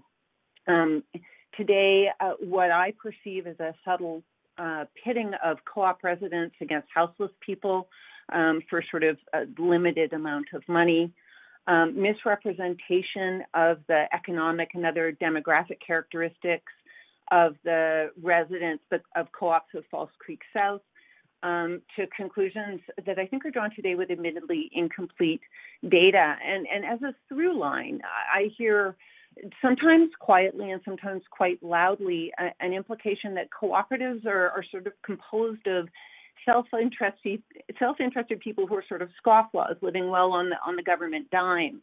And like, I frankly think that this proposal by staff is an unfortunate but unsurprising outcome to decades of attacks on the principles of universality in the delivery of social programs generally and housing programs specifically. And that said, there are a couple of things that jumped out at me here. First of all, people live in housing cooperatives for a lot of reasons, but one is that they're the only option outside of home ownership that provides security of tenure. And the city's unfortunate handling of this file has critically undermined security of tenure sector-wide. What are, in my view, unconscionable delays have created an emergency, and there's now pressure on council and on cooperatives to accept what is, in my view, an untested and flawed model. I also think that the economic model is poor for a number of reasons. But I'm shocked that anyone would want to tie housing charges to economic rents when rents in Vancouver are out of control and completely uncoupled from local incomes, or to average incomes in a city that's increasingly stratified instead of to average renter incomes. So we're tying all of this to a system that we know is actually failing. I'm also surprised to hear so little about the fact that people who live in co-ops don't just contribute housing charges, they also contribute labor. And any model that doesn't take into account the economic value of the labor of cooperative residents is, in my view, incomplete. And so, you know, also by attacking cooperative autonomy and tying housing charges to income and rent levels that don't appropriately represent co-op residents, failing to include the economic value of people's labor, I think that this proposal disincentivizes participation in cooperative housing by people who might otherwise be able to afford housing in the private market. And for some people that might be a feature, but for me, that's a bug. I'm also concerned that I hear a lot of could and may from staff about decreasing lease costs if RGI units increase. Co-ops need certainty, and this introduces, in my view, an intolerable amount of ambiguity into the process, as well as a form of economic micromanagement that the sector, I think, has shown over 40 years that it doesn't require. For mid-income residents, I prefer Tom Armstrong's position he indicates that there will be displacement to the cities, which is not based on clearer or well-considered data. I also wanted to make a comment about equity. So, when we talk about affordable housing, the traditional definition of affordable housing is that its upper limit is 30% of income. But as attacks on non-market housing and neoliberal economies have progressed, this standard has eroded to be interpreted as 30% of income is affordable, but it may not be.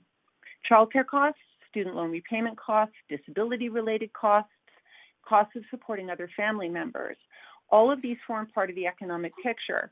And the failure to take them into account disproportionately affects families, especially single parents who are more likely to be women, low-income students, disabled people, newcomers to Canada, and other racialized groups. And it impedes access to housing for precisely the groups that may be currently underrepresented in co-op housing.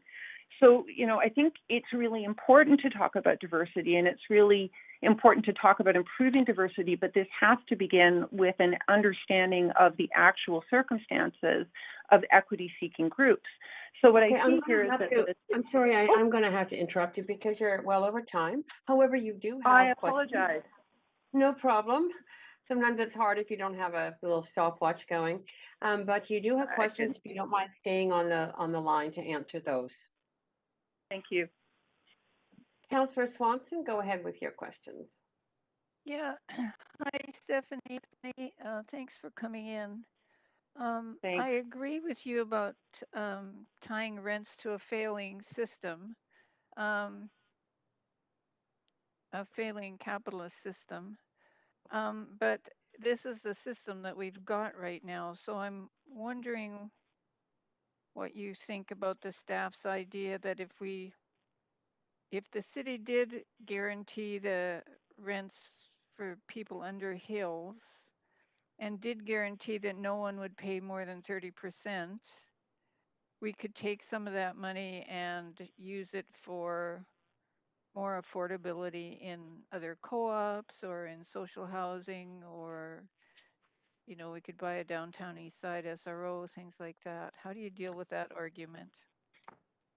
Well, it's kind of interesting to me because what I hear from the city is the city can't build housing. The city can't build housing. The city doesn't build housing, right? That we need the province to build housing. We need the federal government to build housing. But then when we're actually talking about continuing existing affordable housing on city land, somehow there's this really strong position that the city needs all of this money and rent from land that it's already paid for to fund other affordable housing.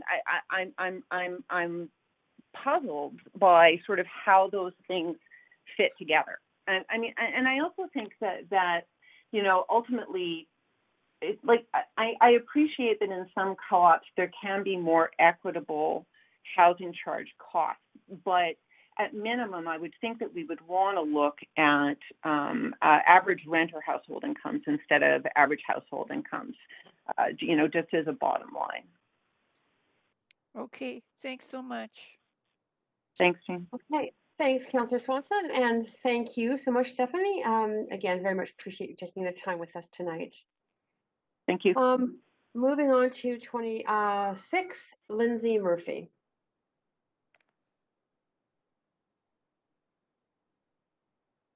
Chair Carr, the speaker is not on the line. Thank you. Speaker 27, Kirsten Meekison. Hi there, can you hear me okay? Perfectly. Go ahead, up to 5 minutes to speak to council. Thank you so much. So good evening, City Councillor, staff, and Mayor. My name is Kirsten, and I live in Alder Bay Co-op. And this is my first time calling in to speak. I'm happy to be with you all, but a little nervous as well. I was born and raised in our beautiful city, and I'm here today to share a story that is near and dear to my heart and sincerely ask that you support the Co-op Housing Federation's position on the lease pricing model. Almost 11 years ago, I found myself caught in an unbearable housing crisis that almost sunk my ship for good. I was a new single mom who was clawing her way back to health from a very serious case of postpartum depression. There began a deep dive into affordable housing options in Vancouver. I was already aware of co-ops because for a time as a young teenager, I ended up living in a co-op with my dad. but I knew that I needed to look at all the possibilities that could gain me some security in one of the most unsecure times of my life. In fact, it was cited to me by the team of psychologists and therapists that were helping me navigate my way through my postpartum recovery that studies had shown the single most important thing for struggling single moms is affordable housing. And if that can be secured, her family will start to thrive in ways they simply couldn't before. So a thick binder was created, which I filled to the brink with every co-op, every Metro Vancouver Housing Corporation site, and any other affordable community-based options I could find. And I remember naively thinking that the MVHC would probably be my best for affordability. I found out the exact opposite was actually true. I remember looking at a one-bedroom at Heather Place, which has now been demolished. It was a smoking unit in very bad disrepair, and they were asking just shy of $1,500 per month back in 2011. And to top it all off, I frustratingly found myself in the weird double bind insanity with MVHC where I didn't make quite enough money to qualify for the entry list, or I made too much money and couldn't qualify, and no one to really explain why this was. I ended up reaching out to the advocacy office through St. Peter's because I was starting to feel very hopeless in my search. And when the advisor looked over all my research against all the housing options they were aware of, it was clear to them that co-ops were where I should focus my efforts. The other city options simply had too many barriers to entrance. So when Alder Bay Co-op finally called me for an interview, I was then living in a dingy one-bedroom apartment that I couldn't afford, but I had to live somewhere, and it was the best I could find in the rental market at the time. Needless to say, when my son Co and I entered the co-op, life changed dramatically for us both. I was able to afford a couple of weeks away from work to properly set us up, get my son settled into a routine at the same school he's attended from kindergarten to grade 7. And for the first time in a long while, could actually take a breath and start concentrating on building a life for us both in a community that felt supportive and worthwhile. Not to mention the huge relief of the financial stress I was under.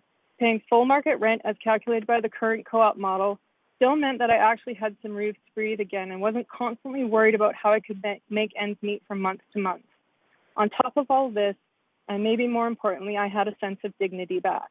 There is actually nothing that I've experienced in life that made me feel more hopeless and disgraced than working my butt off and still not being able to provide properly for my family. I have to tell you, I'm very concerned about the proposed new way to decide housing charges. I simply cannot afford a higher housing charge, and I fear a change like this will force me and a lot of people like me out of the co-op. And then, where are we? Back to the nightmare square one that already ate up so much of my life, my nervous system, and quality time away from the most important job I have as mother. I ask you today to help protect me and others like me that have been able to actually make ends meet inside the structure that currently exists. Remember, you're not only protecting this one on the phone with you now, but also a great kid, the worry of my own mom and stepdad who just want to see their kid and grandchild safe and thriving in life, and all the rest of the community who rely on me and benefit from me being around in their lives. I will leave you with this. In my most humble opinion, one of the greatest achievements of the co-op model is affordable community. And I don't mean that from a financial aspect. I mean it from the aspect that if we don't strap our citizens with the breaking financial burdens of this very expensive city, then we free them up their humanity. They get a chance to really take a breath and dip into their energetic savings account to spend on their community. I watched it literally save my own precious father's life when he was going through divorce and bankruptcy, where he could actually afford a place for us inside a community, and money and profit weren't the bottom line, but instead fixing neighbors' cars in exchange for some free babysitting or a free meal was the most valued resource. And I see this for myself now too, when I find myself in a similar situation to my dad, and just need a safe, affordable place to land with my own son, where I can teach him richness and community is the real value of wealth. Thank you for your time and your consideration to support the Co-op Housing Federation position on the leasing pricing proposal. Thank you very much. That was perfectly timed and very well explained. There are no questions for you, but I do want to thank you for coming and wish you a good evening. Yes, good evening to you. Thank you. Thank you. I'm sorry, clerk, I wasn't sure if I checked the right person. Are we on 28 or 29 now? Chair Carr, we're on speaker 28 now. Great, thank you. Ashley Webster? I'm here. Can you hear me? Yes, absolutely. Go ahead, up to 5 minutes to address council. Thank you. Hello, Chair Carr, Mayor, and Councillors. My name is Ashley Webster. I'm here representing the board of Pacific Heights Housing Co-op. We provide 91 units of stable, affordable housing in downtown Vancouver. We have strong governance and a thriving mixed income community made up of families, seniors, people with accessibility needs, new Canadians, healthcare workers, teachers, and so much more. Our lease expires in 2025. We support many of the points in the framework, but I am here to urge extreme caution when it comes to the revenue model that city staff are asking you to approve. We agree on the broad principles. Co-ops exist to provide stable, affordable housing. This can be seen in the proposed framework as a commitment by co-ops to provide rental subsidy to no less than 15% of their member households. Pacific Heights exceeds that at 28%, and we are committed to maintaining a high level of subsidy even if the federal assistance program does not get renewed in 2028. And at this moment, we should assume that it won't. We will do this by managing rents to boost our internal subsidy fund. What I'm scared of is the risk of unintended consequences that could come from imposing an untested revenue model on 3,700 households across the city. Since the staff report was released last week, we've been doing our best to crunch the numbers for our co-op. It's complicated, some of the data is incomplete, and the framework contains some critical assumptions and ambiguities. The best case is that our non-RGI members will see a rent increase of around 35% to pay the lease and ensure we can continue supporting low-income households beyond 2028. It does this, in part, by nearly tripling the revenue that is expected from households who are currently receiving subsidy, even though those households are still paying the same rent geared to income. Co-ops currently operate on a break-even basis. That's what keeps us decoupled from the market. The risk here is the erosion of flexibility to maintain affordability. We don't know exactly how this framework will play out, and that's the point. We have not had a chance to engage directly on an open book basis to test its impact on our members, our ability to provide internal subsidy, and invest in infrastructure. Interpreting the application of the revenue model slightly differently, non-RGI members could see rent increases much higher than 35%. As rents increase, so does the minimum household income needed to stay under the 30% benchmark, and thus remain a potential supplier of subsidy funds to the co-op. At higher levels, the threshold begins to exceed the Hill rate. There will be a new group of members who now qualify for subsidy. City staff have said there is flexibility to create a much higher mix of RGI to non-RGI, but it's unclear where that money will come from. Do we keep pushing up rents on the non-RGI units? At some point, this will trigger what I call the death spiral, as the ratio of households that draw on subsidy versus households that can fund subsidy begins to shift unsustainably. Are we betting that senior levels of government will step in again? That also seems like a risky bet. And as Tom Armstrong noted, there is no scenario where the City of Vancouver writes a check. For 40 plus years, co-ops have been providing deep affordability for up to 30% of their households in the form of rent geared to income. And we have remained insulated from market speculation using a straightforward break-even model.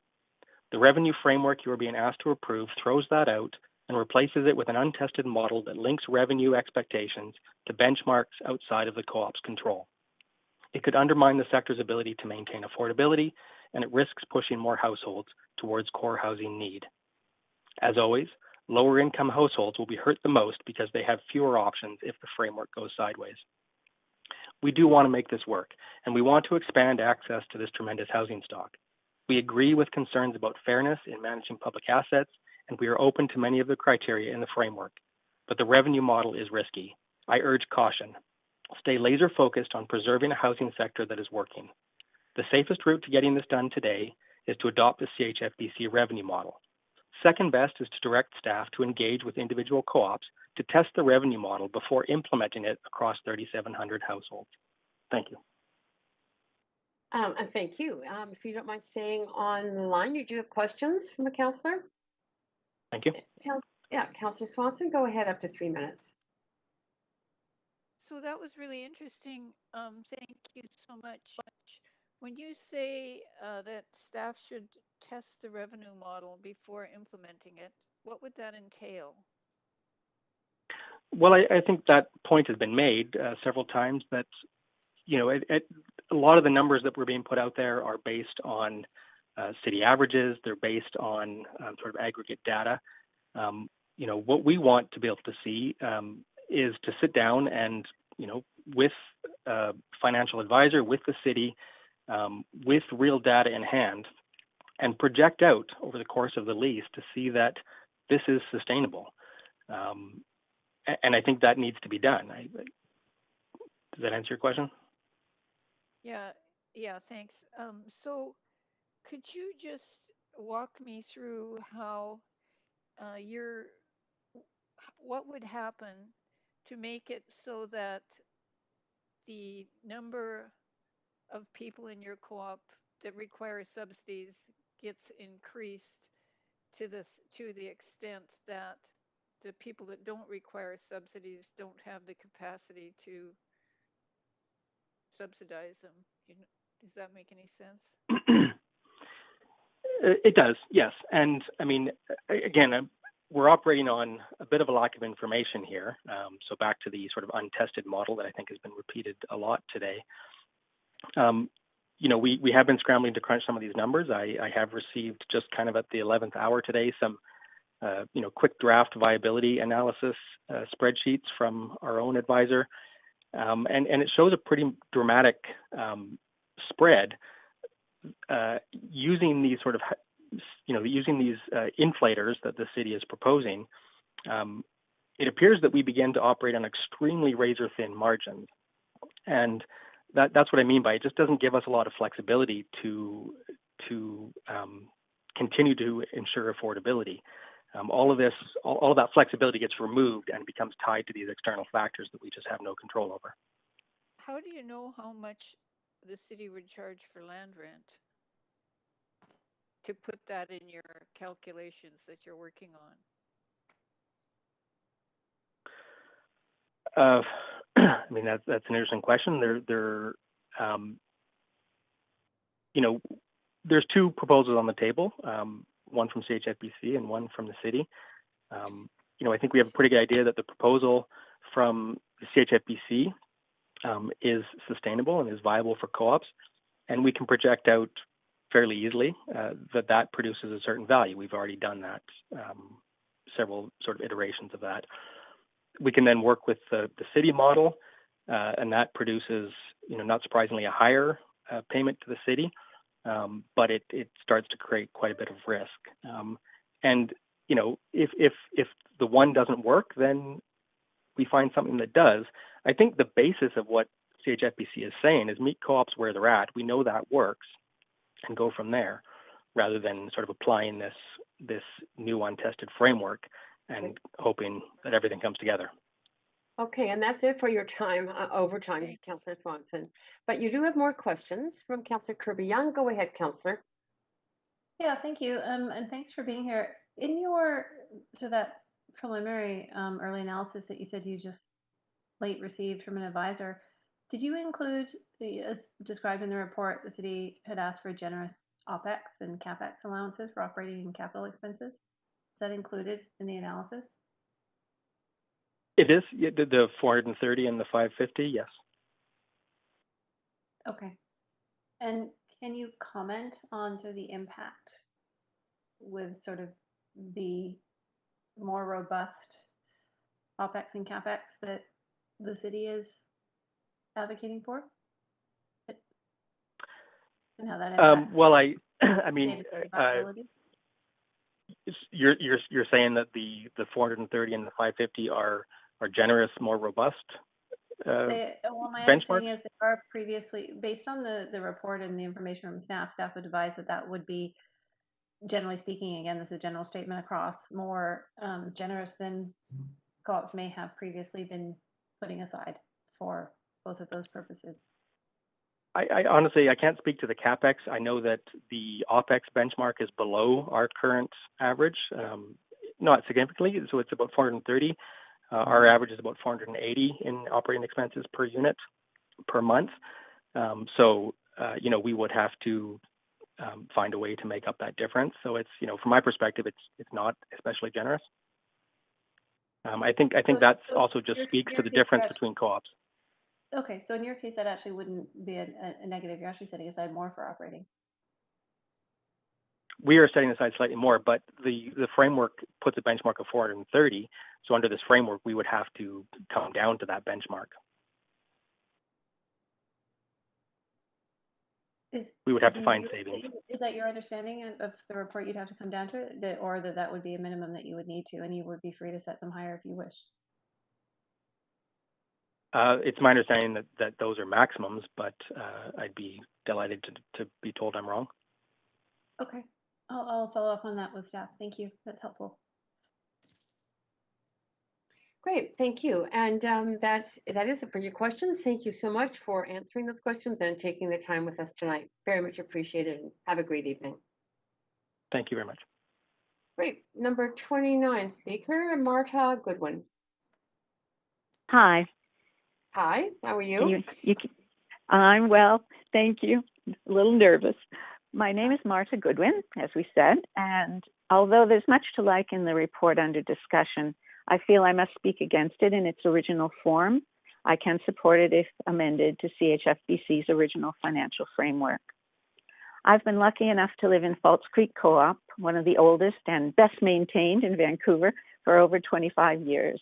Our engineers have told us well-maintained wood frame buildings can last 1,000 years, and we're aiming for that. I'm 71 years old now and have always hoped to continue living in the co-op until I pass away peacefully at home at the age of 99. I did realize right when I moved in that the complex was built, the complex was built on land leased from the city.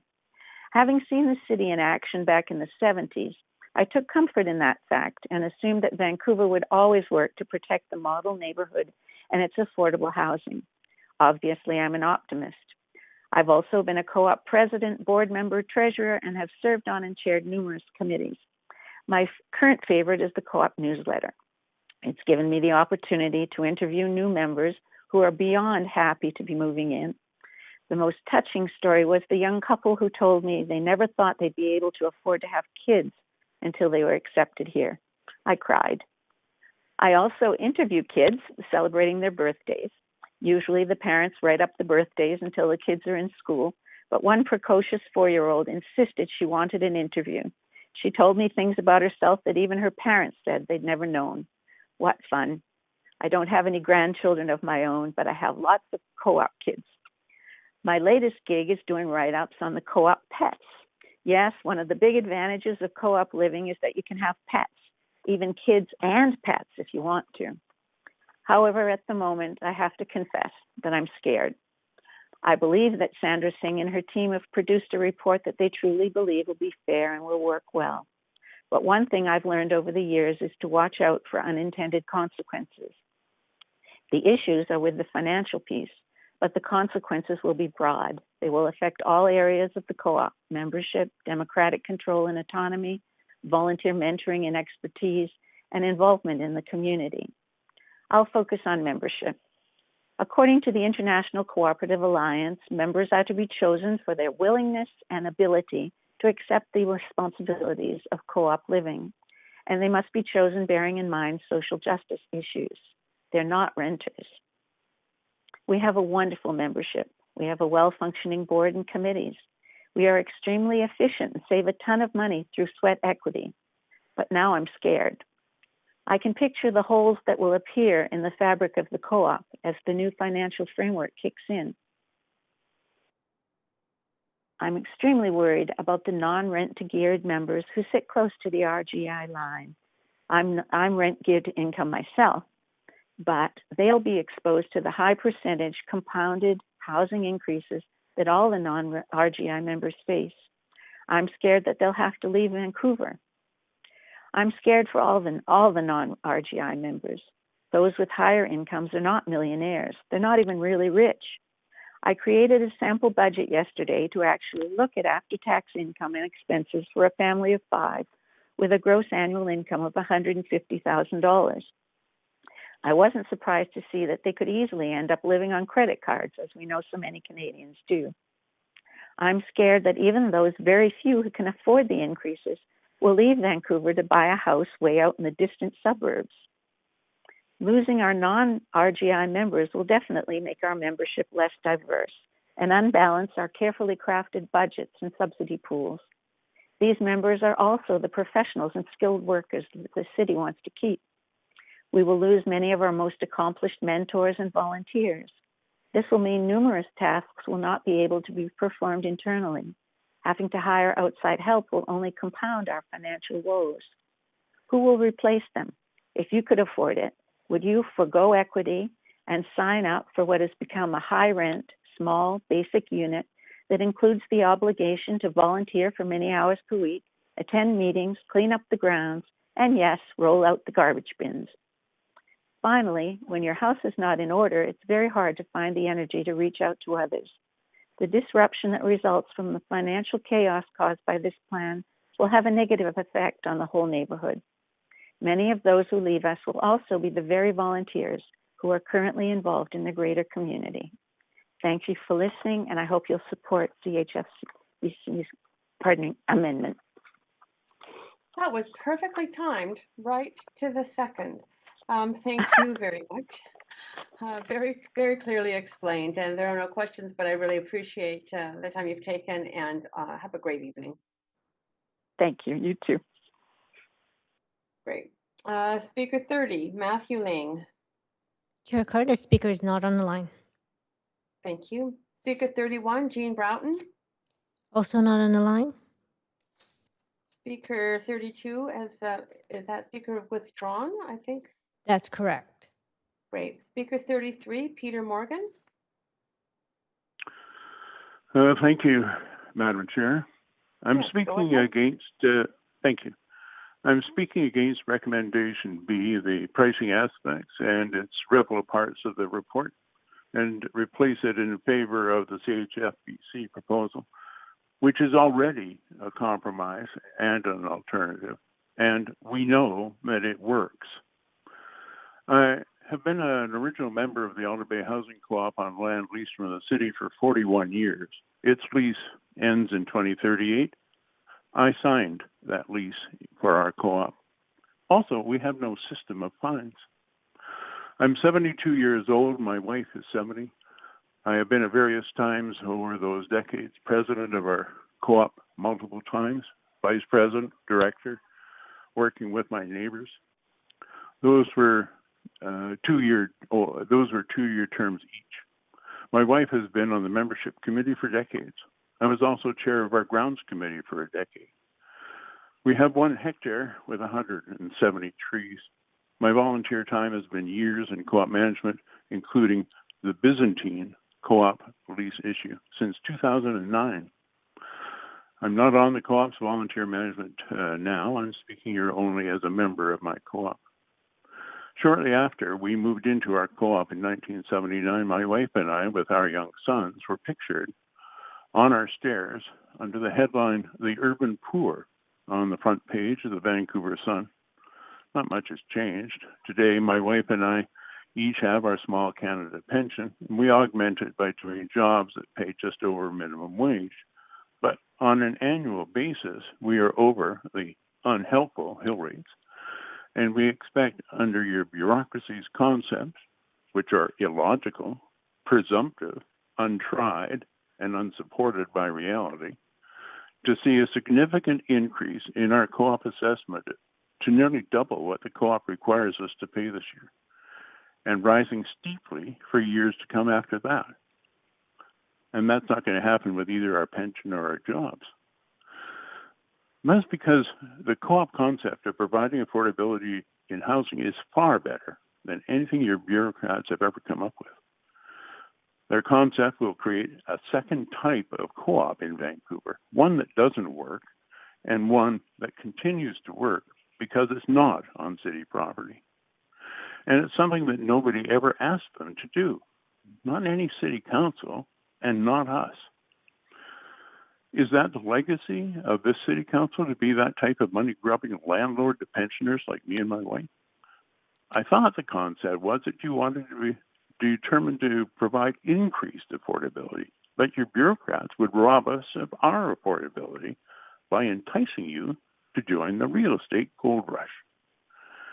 Then there's the hubris of bureaucrats who have never run a co-op, who don't live in a co-op, to force a co-op pricing model on people who have worked successfully at it for decades. How could you think they would be able to develop and impose a fiscal model of how to run a co-op, one that would work, one that has never been tried anywhere in the world? This is madness. Did you know their method runs in reverse of reality? Instead of starting with annual costs, like every co-op, costs which determine revenue, and dividing that revenue requirement amongst members to determine assessments, your bureaucrats want to do that backwards, starting with the revenue. Mayor Stewart, when you endorsed your bureaucrats' paper 18 months ago, your bureaucrats did not tell you that most of what was in that paper was rejected by city co-ops earlier as unworkable. Oh yes, there was something new in it, something even more unworkable, an incredibly complex method of bankrupting us in the guise of a solution. You'll Speaker, recall could you hold for 1 second? I'm just going to caution you, actually. I think that you are, through your language, I think really negatively reflecting upon the character of our staff. And I would caution you to please be respectful of the work that they do and the devotion they bring to serving the city and the public.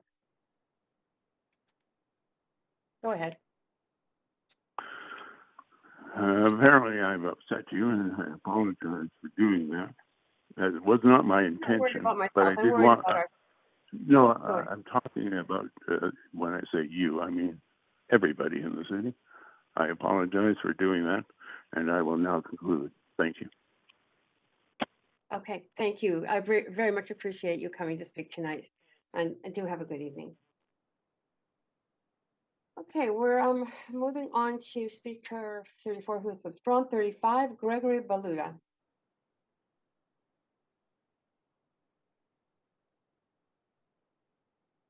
Is Gregory Baluta on the line? Yes, hello. Thank you, Adriane. Yeah, go ahead. Great. Good evening, Honorable Mayor and Council. Thank you for this opportunity to let me speak to you this evening. My name is Gregory Baluta. I'm a director on the Board of Governors for Twin Rainbows Housing Cooperative, currently on Vancouver leasehold property. I would like to voice my appreciation for the process of dialogue and consultation city staff have done with Replan, Tom, and his team at CHFBC to date, as well as the city staff for their efforts in drafting the report and recommendations that you have before you now. It is no small effort to produce such a document dealing with such a complex and nuanced issue. Speaking on behalf of the Twin Rainbows Board of Directors, we are conditionally supportive of most of the considerations and good intentions written in good faith of the report, with the exception of the lease pricing model and its implications. But before we get into that, I've also come to speak to you as a concerned citizen and longtime resident of Vancouver.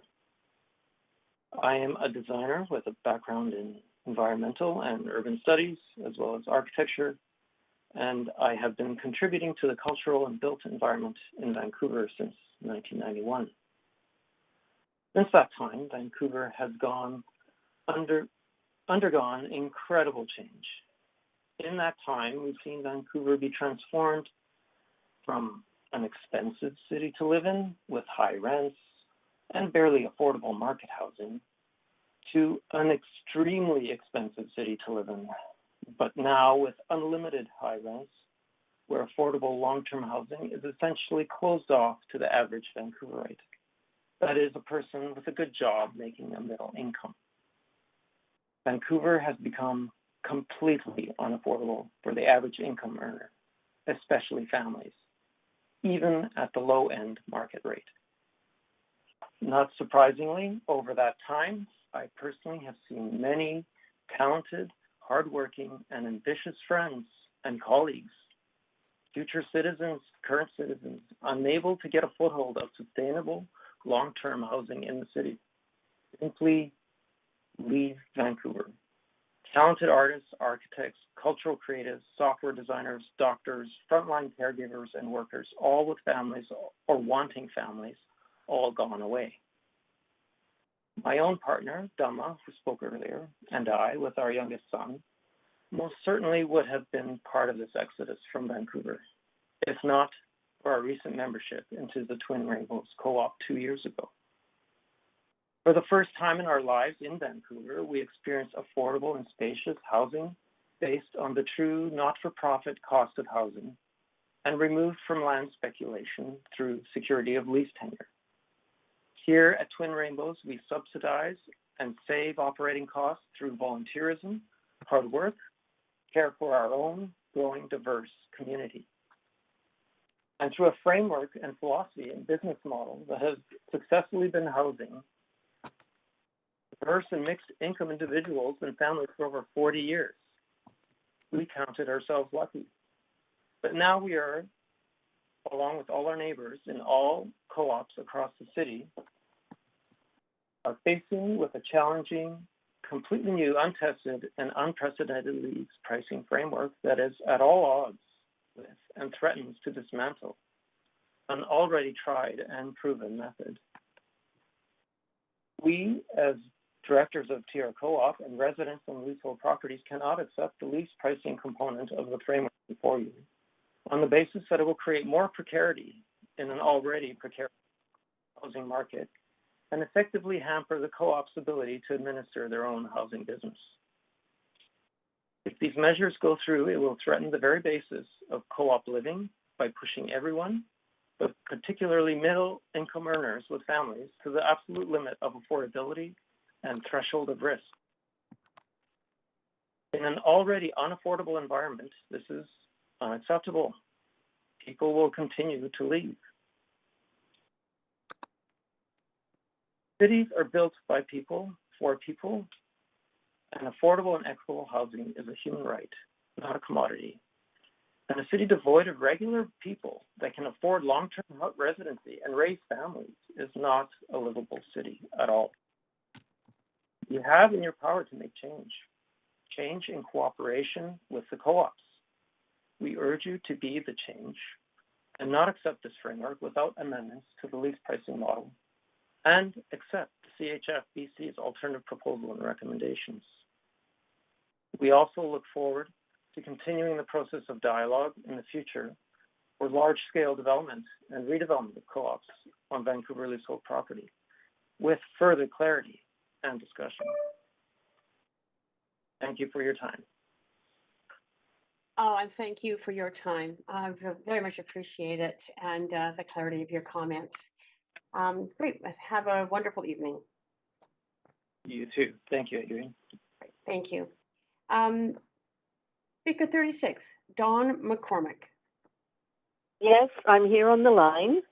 I just want to say congratulations to all of you to have been on this issue now for looks like about 10 hours.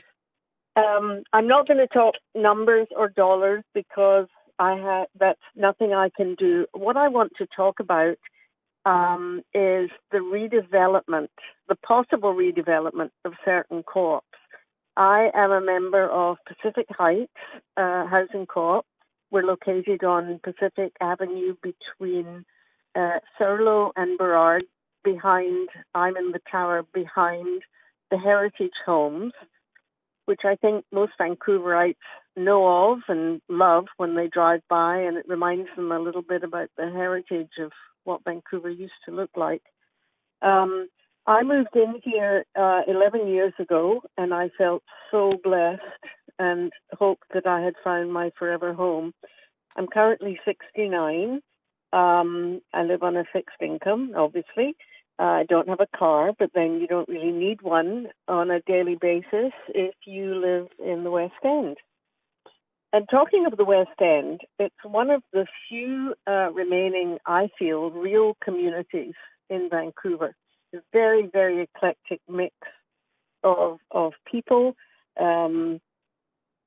mostly seniors. I think a lot of people have lived in the West End since they were in their 20s, people who were never able to afford to buy homes and they're continuing to rent in the West End.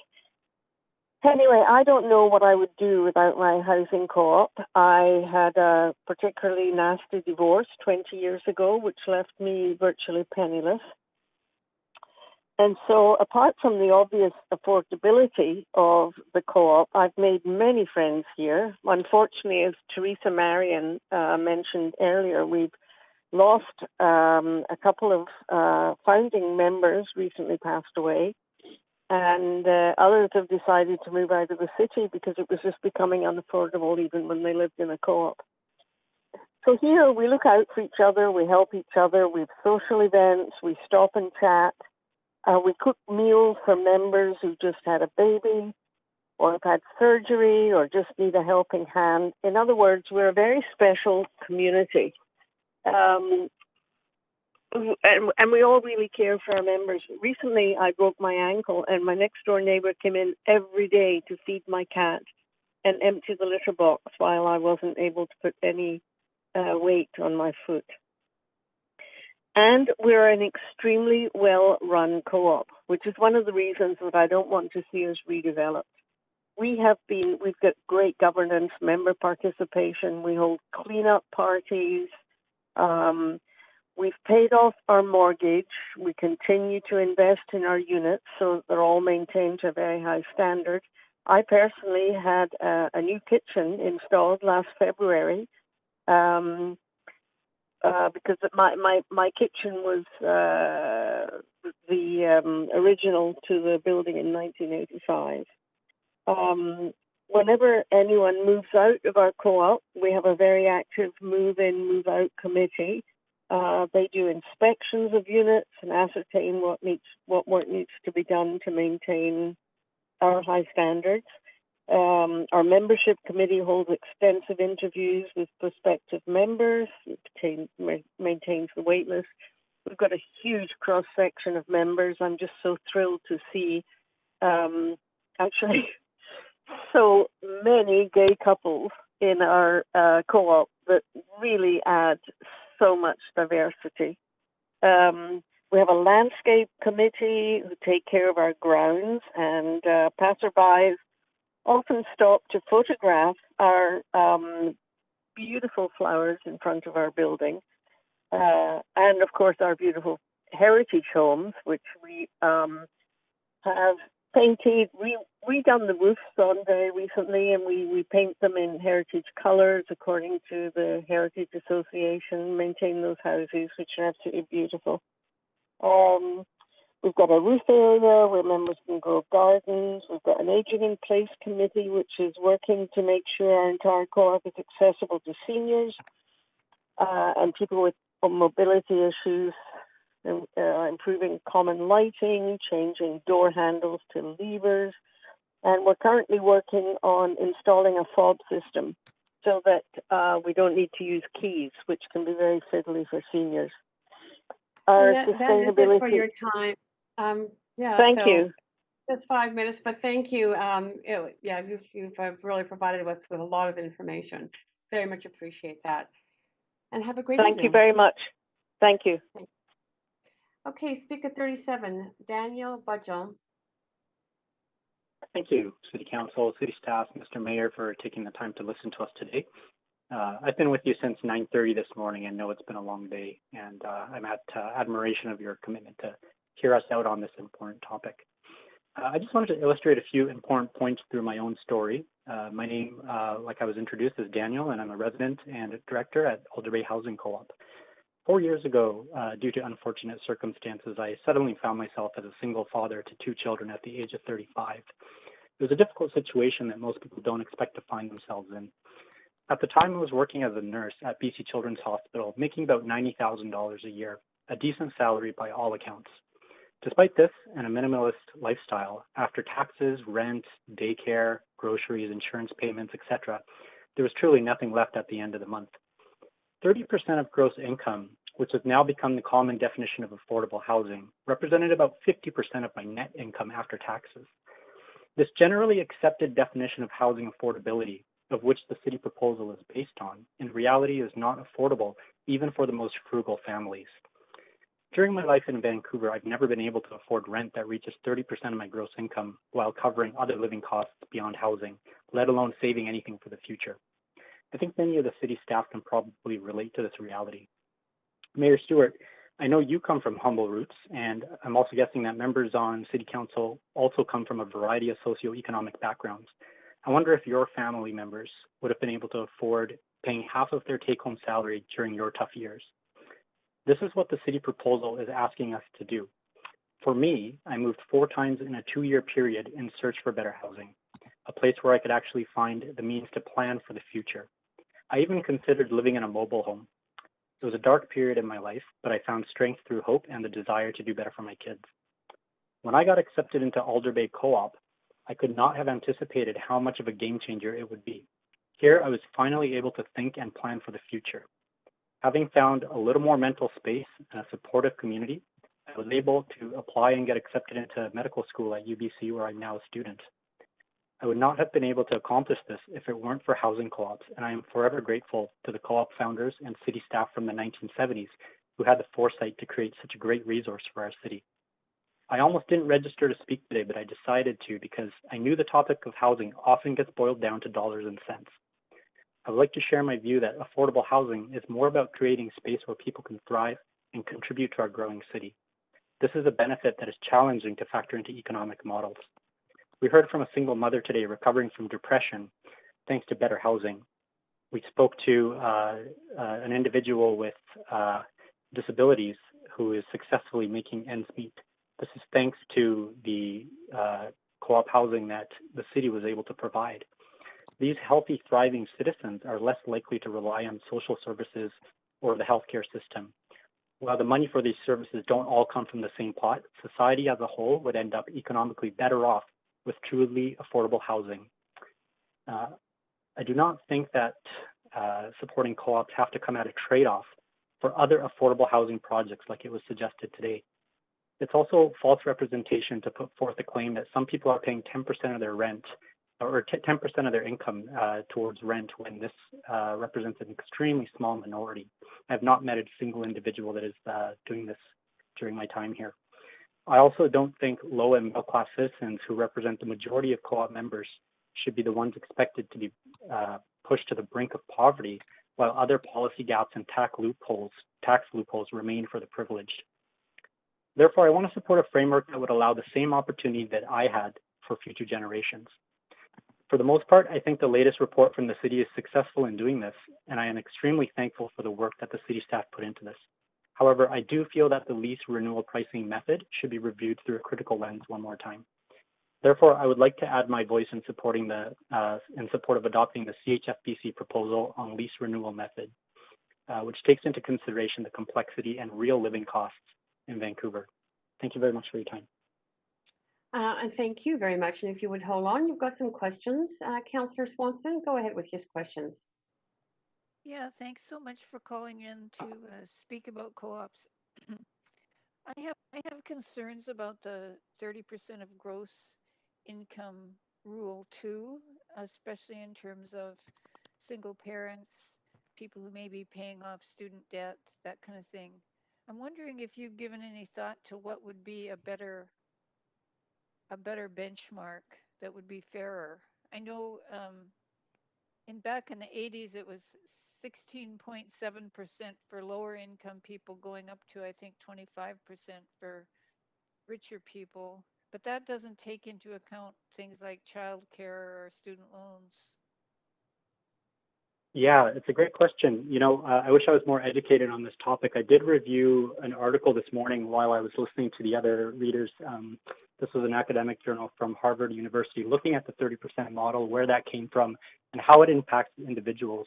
It actually works fairly well for people who are on the higher income scale, upper middle class and above, can afford other costs of living, even at the 30% mark or a bit higher. It works increasingly less for the lower income layers. And so when you look at the co-op demographics, we just did an income survey recently in our co-op. We know that those are the types of people that primarily occupy cooperative housing. I don't have a magic number that would be a one-size-fits-all. I know that that 30% number has changed over the years in Canada, as you've suggested. Back in the 50s, I believe it was 15%, and it went to 20%. And in the 1980s, it was changed to 30%. However, in the context of, inflation, I think because so much of the non-housing costs went up disproportionately. For example, daycare costs have gone up disproportionately, partially because of the housing market, although we talk about those two things as separate things. I think in today's day and age, 30% is unrealistic for middle class and lower. I think I'm currently paying 20%, and that 10% difference is the difference between thriving and surviving. That's just an individual number. Okay, that's interesting. Thanks a lot. Okay, thank you so much, Thank you, Councillor. And that is it for questions, but very much appreciate you taking the time this evening, and have a great rest of the evening. You too. Thanks very much. Thank you. We're on to speaker 38, Nathan Ellison. Hi, Councillor Carr. Thank you for the opportunity to speak. I'm the project manager for the Replan Committee of the False Creek South Neighborhood Association.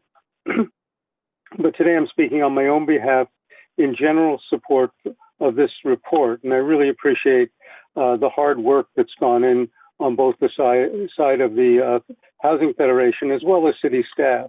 At one point, we were going to suggest root canals for all the participants as a way of avoiding some of the meetings which have taken so long to go on. I'm supportive of the report with two exceptions. First, I also support the Housing Federation's position on lease pricing method. I think it'll work out better for everyone to have this model rather than the one proposed by staff. And if you're not confident in switching over, then to take the time to really allow everyone to explore the two models and understand them. Secondly, I have significant concerns about the redevelopment clauses, which I would urge be taken out to interested co-ops and others for further discussion and possible modification. In the 1970s, I was a geography grad student, and I was amazed at how engaged so many members of the teen council were in developing a world model for a highly livable mixed income community at a time when many families were leaving the city for the suburbs. I had a chance to meet several times with the former Councillor Hardwick and to share his excitement. Several years later, I was the first executive director of Little Mountain Neighborhood House, and I worked closely with Larry Beasley, who had made a great effort at bringing together all the diverse interests of that neighborhood to form not only a plan, but a powerful community organization. I tried to bring that spirit of community building to each of the initiatives that I took on during the 25 years where I worked for the city.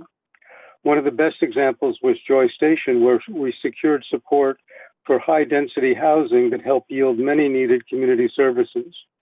I was also one of the planners for Yaletown, and there we did what I feel was the best we could with the information we had, but there's many things we do differently now. As an inner city planner, I worked hard to expand the historic precincts to include Victory Square, where many developers and a mayor were strongly calling for high-rise office buildings adjacent to the central business district. Here I met Al DiGenova, who some of you may know, who built support for redeveloping Victory Square Park in an inclusive way to honor our region's many veterans. I mention these days of yesteryear for three reasons. First, I'm not afraid of high density in the right place and the right time. However, for the most part, families with children need mid-rise development and safe courtyards where they can play under the watchful eyes of parents and caring neighbors, even within a few feet of one of the busiest seawalls and tourist attractions in Canada. Second, community building is an essential part of community planning, helping strangers become neighbors, building coalitions of the willing. Residents, especially those on city land, should be treated as partners in creating a great city. This is especially true in False Creek South, where the three levels of government developed a world-class neighborhood and formed a neighborhood association. As you heard a year ago, It has welcomed 50 units of modular housing for those who have experienced homelessness and is proposing tripling that for permanent development. It's proposing a campus of care to serve as a model in helping seniors age in community and right-size their accommodation. It is proposing higher density workforce housing in the right locations. Local residents and the... Wait a minute. Hello? No, I'm not quite sure who that was, but anyway, Okay. go ahead. Okay, I'm almost done. Local residents and their neighborhood association have been essential partners in creating a world model mixed income community. They've earned the right to be treated as partners, not temporary squatters on your land. The False Creek South Neighborhood Association originally proposed a redevelopment clause that would be tied to long-term leases and subject to mutual agreement. The current proposal puts the decision about redevelopment primarily in the hands of the city as landowner and may introduce a great deal of uncertainty for co-ops and other tenures in trying to manage their buildings and needed investments. Please send these clauses back for further discussion with the co-ops, especially those in False Creek South, along the Broadway corridor, and in Champlain Heights, and instruct staff to truly engage with the residents. As in the case of support for housing the homeless, you may be surprised again what some trust and mutual respect can yield. And finally, Yeah, okay. Go ahead. and finally, perhaps it is worth thinking about what this council hopes it will be remembered for 50 years from now. Thank you. Great. Thank you. And you do have questions, if you don't mind staying on the line. Sure. Councillor Hardwick, go ahead. Up to 3 minutes. Hi, Nathan. Thank you for joining us here today, and thank you for your long-term perspective. I'm very concerned with roots in False Creek, as you've described, about the direction that we're taking. As someone that was there, I'm presuming you started roughly when Doug Sutcliffe was the project manager. Is that accurate? No, I came in later. I was a student at that time. But you remember the whole approach at the time, consistent with the livable city, was a complete community that was expressed through the breakdown between a third, a third, and a third. And naturally, the funding that we had that enabled that has evaporated. No thanks to the feds, but hope springs eternal that they'll come back. But the attitude, the values that underpinned Falls Creek and its co-op community in particular have really been the poster child globally as we look forward. And do you think that there's a way, I guess the heart of the question, that we can continue that? Nothing stays the same, change is the only constant.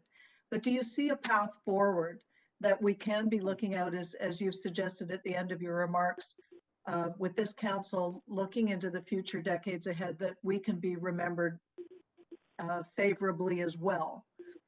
I don't want to put words in your mouth, but I'd like to hear more of your perspective. I absolutely believe that. It's the reason. This has been more than a decade that this community has had the uncertainty of the leases. They were not behind in thinking about this. In 2008, they were ready to go. By 2010, they were working actively. 2012, they had council motions. They have the basis of a community plan. They've done all sorts of work for some time. I have a file folder at my desk called Improving on Perfection. And the community has really been filling that. They're looking at, okay, we have a lot of seniors. How do we deal with that? A campus of care, a place where seniors can remain in the community and others in the surrounding area can receive both housing and health care that's needed. Freeing up units, many units for that are now being occupied by empty nesters, so freeing them up for families with children. They're taking classes in diversity. They're reaching out to the First Nations. They're reaching out to immigrants. You've heard from some of the immigrants and how they're treated now. And I think at the core of that is actually the co-ops, because they're the closest to the levels of cooperation. But the nonprofit housing and the stratas, look at the stratas in Falls Creek South. Over 2/3 of them have signed up for an organization that can bargain on their behalf on probably, for many of them, the most important asset. This is a neighborhood that works. Councillor Hardwick, that is it for your time. Oh, I only get 3 minutes, not 5. Oh, Yeah. right.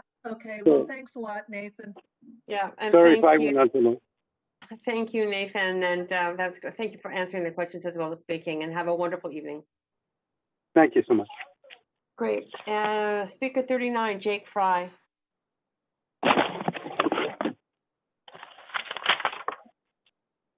Chair Carr, the speaker is not on the line.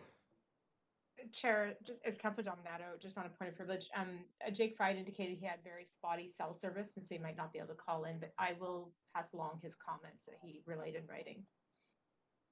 In writing, thank you very much. Appreciate that, Councillor. And we are on then to 40, Graham McGarva. Good evening. Hello.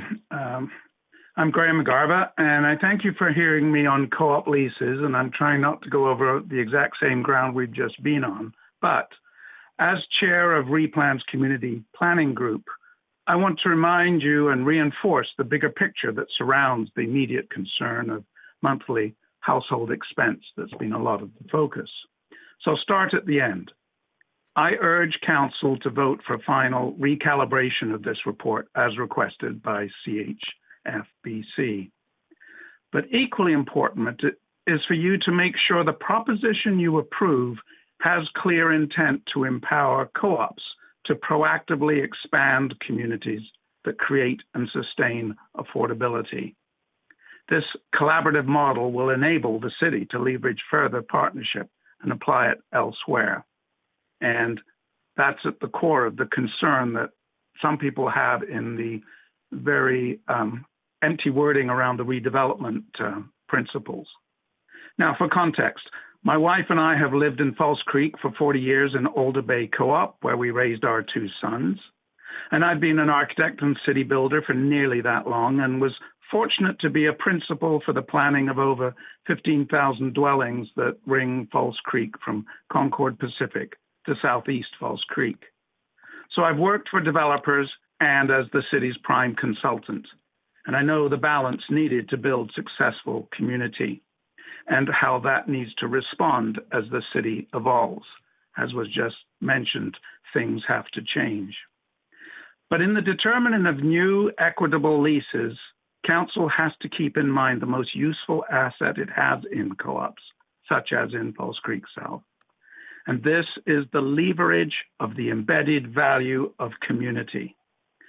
This financial and social equity is both catalyst and long-term steward for the expansion of affordable community. This is a powerful tool.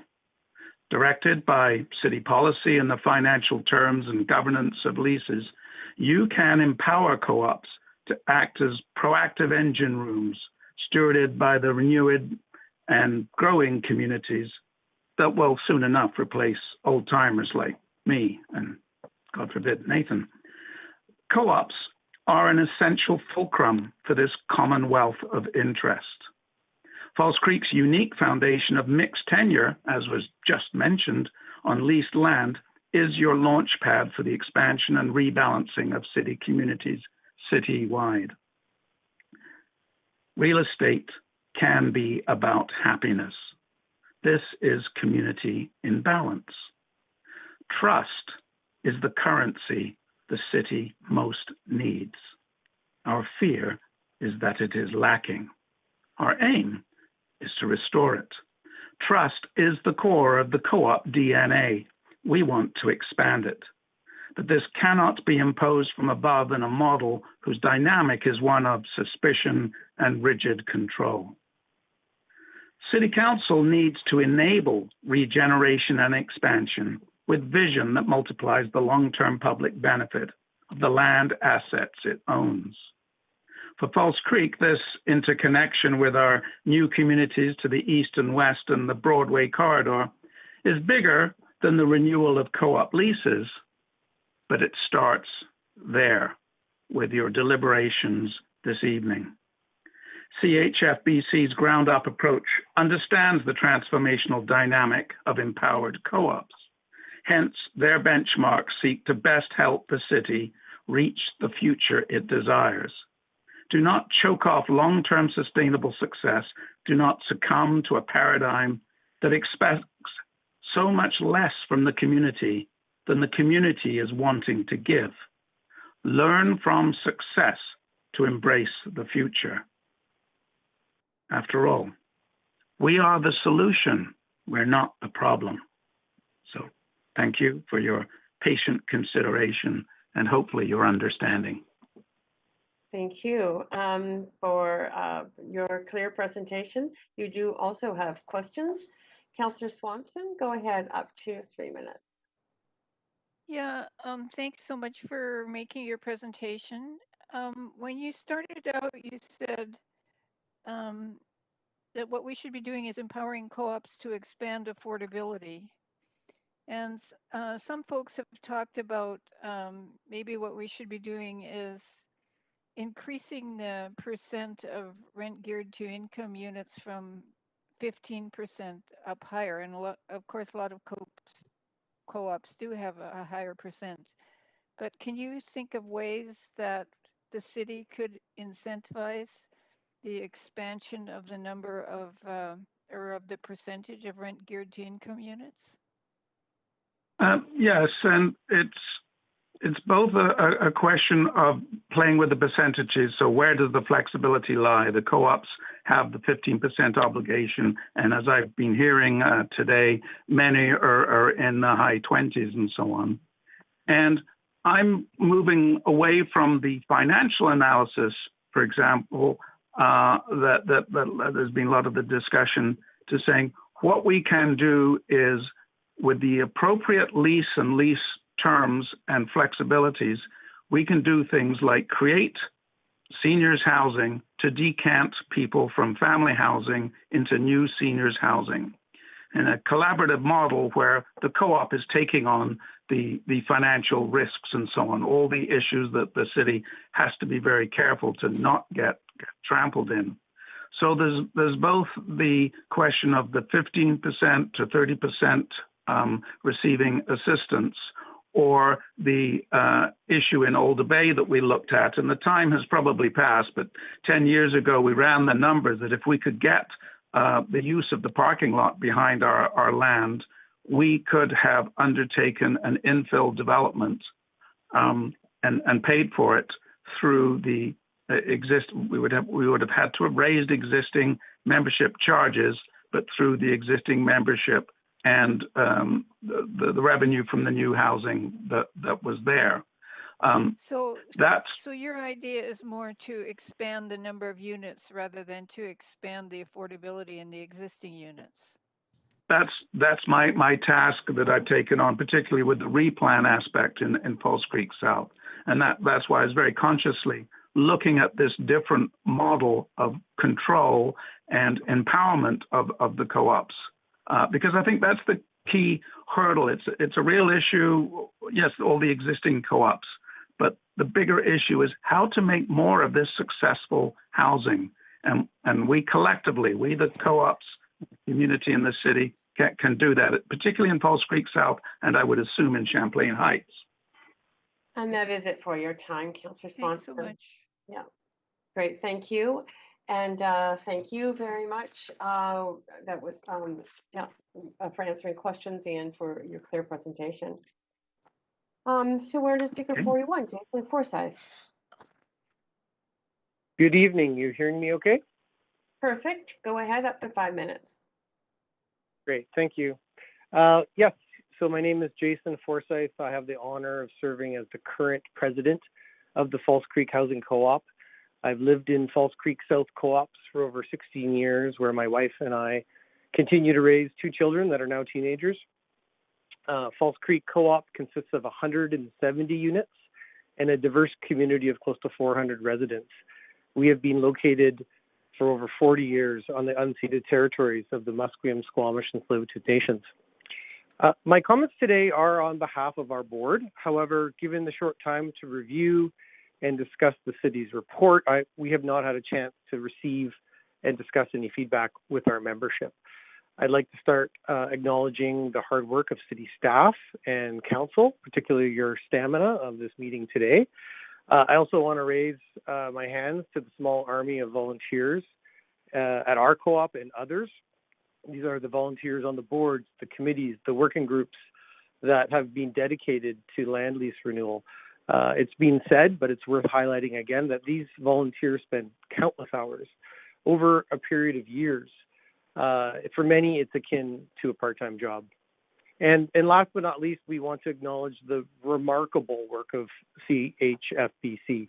Tom and his team have done so much heavy lifting on this file, and we're so proud to stand with them and support the assessments that they put forward earlier today. You've had a lot of technical assessments. I'm not going to be one of them. I'm going to keep mine a bit light. I'm going to start with an old quote from an ecologist named Aldo Leopold. It goes something like this: if the biota, and keep in mind this was written in the 1940s, so biota, he means environment or ecosystem. If the biota in the course of eons has built something we like but do not understand, then who but a fool would discard seemingly useless parts? To keep every cog and wheel is the first precaution of intelligent tinkering. I was thinking of this quote when I read the city report and the various other documents that came with it. As co-ops, we're definitely not as complicated as an ecosystem, but as co-ops, we do have many different unique parts that collectively deliver something that we do all like. We do like that we provide housing for people of different family compositions, cultural backgrounds, physical, mental health abilities. We have deeply affordable housing to members of low and very low incomes. And we really like how co-ops create that stability for people of mixed incomes and diverse livelihoods to stay and build vibrant, caring communities over decades. And you've heard today so many touching stories and accounts that demonstrate that the sum of co-ops, the sum of the parts is more than just a strong working model for affordable housing. Dare I say it's a working model with community superpowers. And it's been working this way for over 40 years. So, like, looking back at this Aldo Leopold quote, we need to be sure that when we tinker with this model, we don't throw out any of these important parts. And no doubt the land lease component and the pricing component of that lease is one of the most important parts. It's at the very heart of our model, and you've heard that today. So for Falls Creek, just to be clear, we support CHF's position on lease pricing. That being said, we do have significant concerns with the redevelopment approach, particularly the somewhat vague reference to the phased large site redevelopment of the Falls Creek South neighborhood. We would add that clause needs to be clearly explained or removed from the report entirely. The take-home message here is, at this point in time, this is a once in a 40-year opportunity. This council needs to be sure we get this right. I would imagine that none of you want to be on the side of history that triggered the beginning of the end for co-ops in Vancouver, but you've heard today that is exactly what is on the line. So in closing, I encourage you to think carefully about whether the proposed staff report recommends the right change, as the pricing model literally is changing the heart of the co-op model. Please consider the changes CHF are proposing, and it may be wise to approve the CHF model subject to a trial period. With so much on the line, a trial and testing period would give us the comfort to ensure we're making the right changes so co-ops in Vancouver can survive and thrive into the future. Thank you. Thank you. That wonderfully timed, and very much appreciate the clarity of your comments. And no questions for you, but have a fantastic evening. Thank you. Thank you. Council, I think we've been at this for a couple of hours. Perhaps we can take a 5-minute bio and health break. So let's do that and come back at 6 minutes past 8.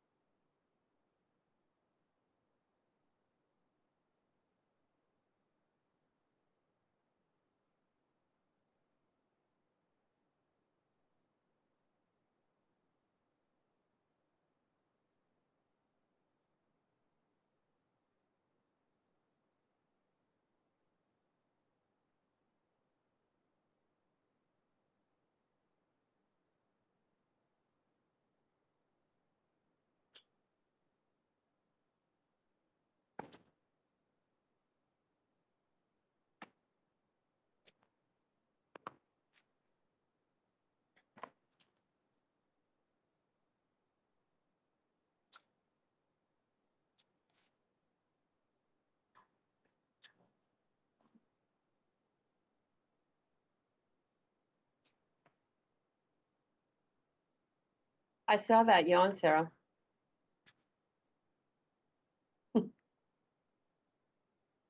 You're on mute. I mean, yeah. Yeah.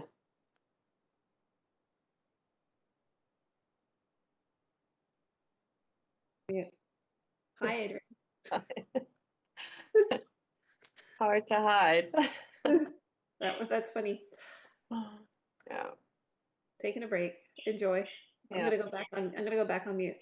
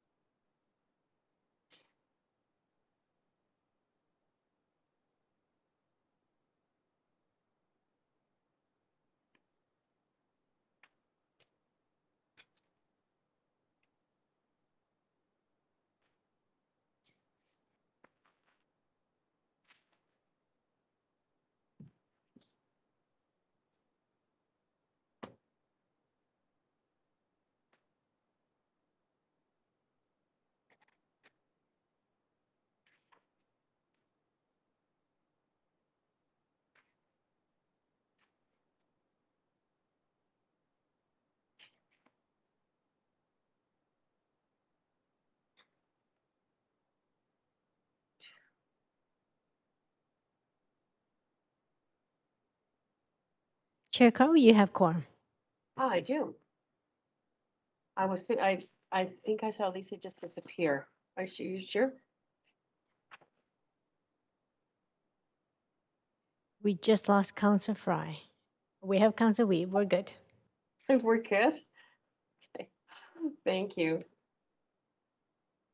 Okay, welcome back, councillors and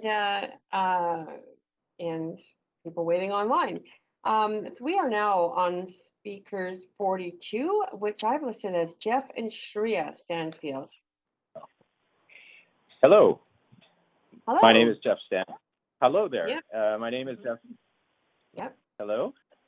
Great. Yes, go ahead. We can hear you clearly. Yes. Okay. Thank you. My name is Jeff Stanfield, and I am the Twin Rainbows Co-op member that is concerned will be significantly financially impacted by the proposed policies before council today. I can agree substantially on the proposed methodology for the cooperative housing lease renewal report as written, except for the following. Respectfully, I have two requests of the city. The first is I ask that council either reject the portion of the report that recommends how lease renewal payments should be calculated and accept CHFBC's well-considered alternative pricing method, or, if absolutely necessary, defer the decision for the calculation of lease payments to allow more time for me and many other co-op members to fully appreciate the short and long-term impacts of such a recommendation and reach a better consensus with CHFBC on a revised leasing payment model. Otherwise, council will be deciding before many directly impacted have had time to understand and collectively consider the impact within their own co-op and the broader co-op community. It is my understanding the proposed city approach has not been used before with co-ops in any city in Canada to date. As a retired person with a physical disability, using a wheelchair and living on a fixed income, I don't have a high income, but I do not require a subsidy based on the BC housing income limits, in other words, non-RDI. I have planned for cost of living increases due to inflation and planned housing charges increases for capital improvements and other co-op expenses that ensure a well-maintained and managed co-op, including ongoing contributions for reasonable lease costs into the future.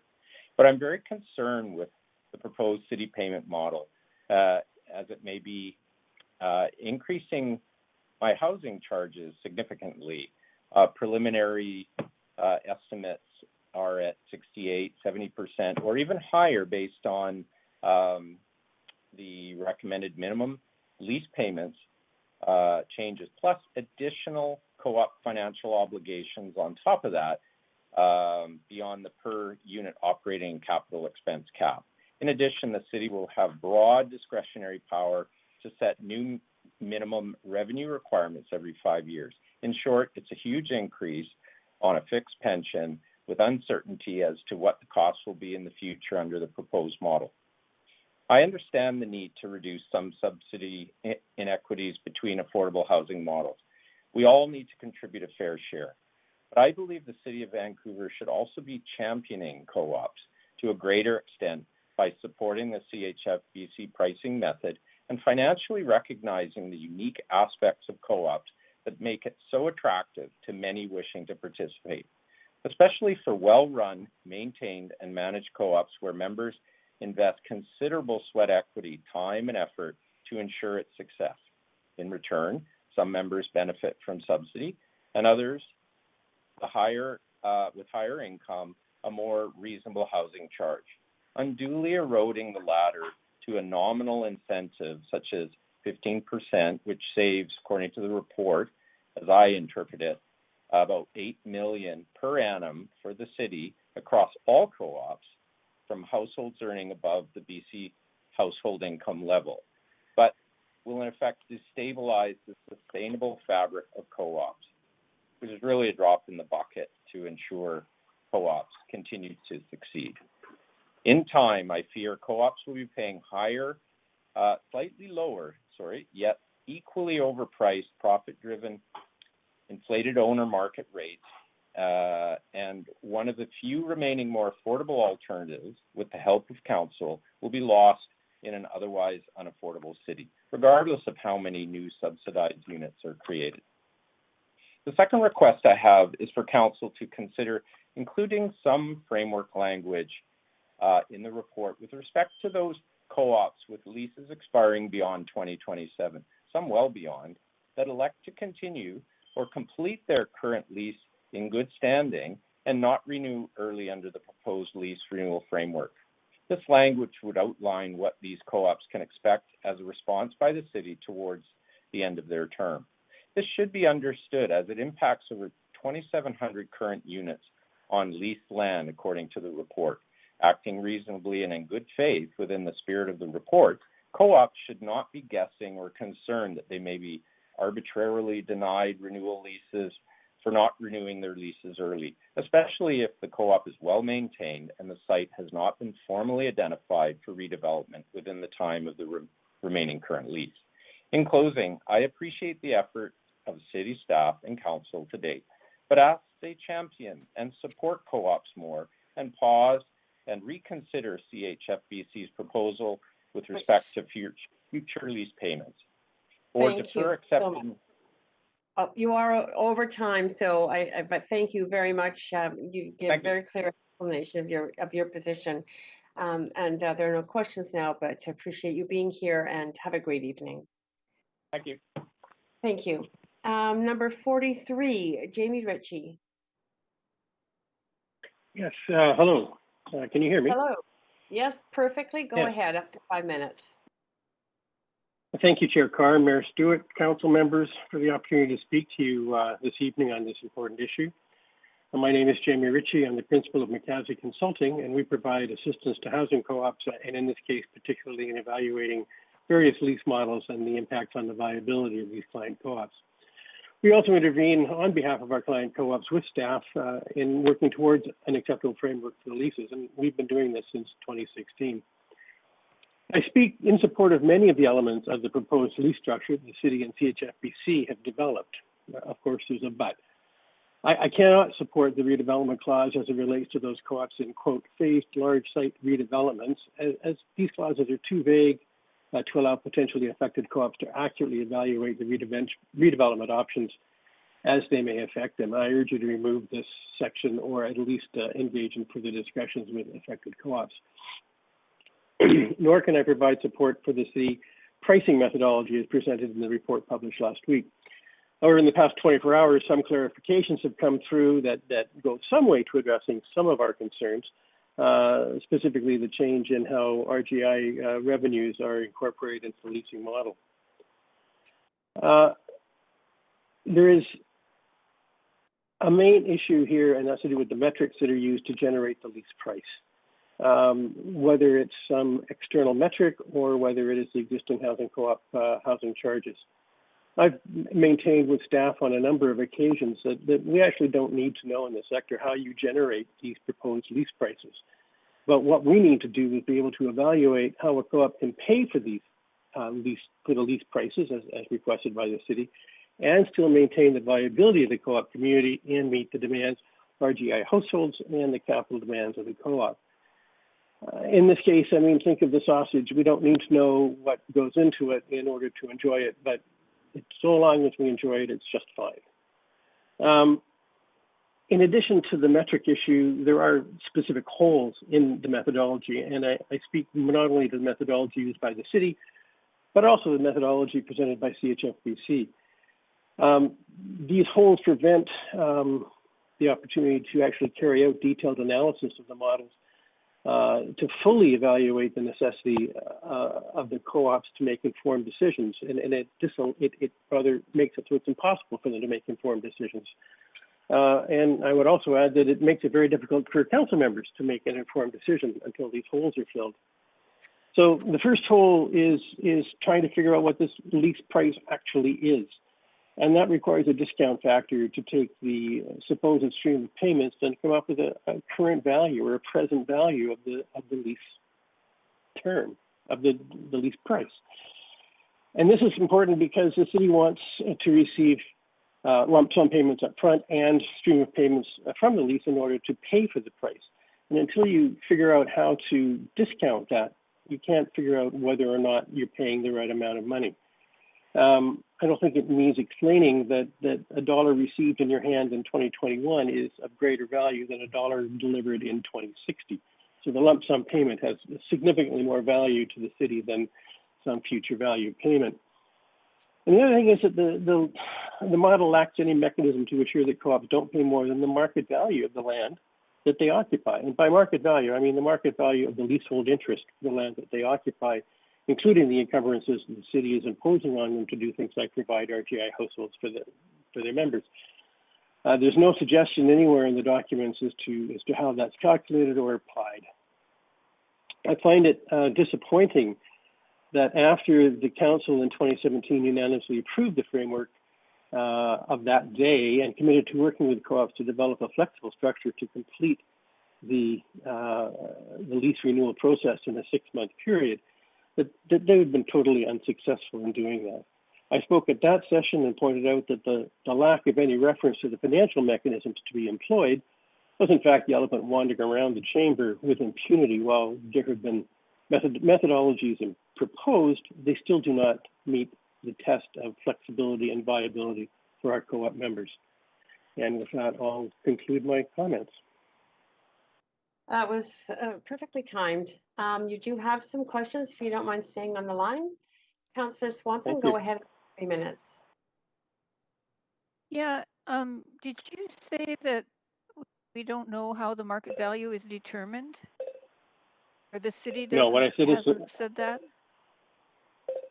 The city has not actually expressed an opinion of what the present value of the market value is. They've suggested what an annual payment would be from each co-op, but then have asked the co-ops to pay them either in a lump sum payment or a combination of a lump sum payment and a stream of payments over the term of the 40 years lease. To do that, one needs to know what the supposed price is of the lease in present day value or in current value. And that's not been determined. Okay, maybe I'll ask them for that. Thank you. Great, thanks, Councillor Swanson. And that's it for questions. Again, I appreciate your presentation and thank you for the questions. Have a great evening. Thank you. Speaker 44, Eris Nix. Hello. Hi, we can hear you clearly. You have up to 5 minutes. Great. Honorable Council, Your Excellency, how we doing? I'm going to start off by saying I'm calling in from my home on the unceded territories of the Coast Salish people, which are lands belonging to the Musqueam, Squamish, and the Tsleil-Waututh Nations. Predictably, I'm going to be an other on this report, but unlike other times I've called in, I'm not going to waste your time by satirizing the brilliant members of this wonderful colony. I currently live in a co-op, and I believe all those that have spoken before me have demonstrated, the importance of this model. As other speakers have brought up, cooperative housing knits a very important type of community together through the same kind of Republican spirit that prevents our polis from imploding. And to me, that makes this system of housing a cool community. Anyways, as I mentioned earlier, you don't really own the $721.5 million of property that you claim to, as it is, again, stolen and unceded land. So to this end, I would argue that it would not be prudent to use the lease renewal process as a source of generating revenue or even new revenue for the city by raising our rents closer to market. Rather, I think this renewal process should be used at bare minimum to protect the existing co-op communities and their most marginalized residents, further to protect low rents for low-income people, and to address how any profits made by the renewal of leases will be used to build community by cycling money back into sustainable housing options for the disenfranchised. To a certain extent, I do think that modeling housing to net income addresses social inequality, but I also think that the excess bureaucracy and depriving co-ops of their autonomy will generally cause more harm than good. And as others have mentioned, I think this report feels a little dense, confusing, over-encumbered with nuance in the wrong places, and it simultaneously lacks the foresight to evaluate how to proceed with each co-op as its own ecosystem and unit by coming alongside the communities that live there. Moreover, at the end of the day, the land that the city claims it owns should be given back to the nation of which it belongs, and I don't think this report really addresses that at all. So I know that is a challenging idea for some of us to think about, so let's take the rest of my time to wrap our heads around this idea. I'm just kidding. Okay, thanks. Bye-bye. Thank you. Appreciate your taking the time to speak to us, and have a wonderful evening. Oh, I will. Chair Carr. Yes. Councillor Swanson's on the speaking queue. Oh, sorry. Sorry, Speaker, are you still on the line? Eris, next? I am. Yep. All right. Can you stay on the line to answer some questions? Yep. Great. Go ahead, Councillor Swanson, up to 3 minutes. So, Eris, I was expecting a wrap. Yeah, not this time, unfortunately. So you said that this process should be used to protect co-ops and build community. So what do you think would be the best way to do that?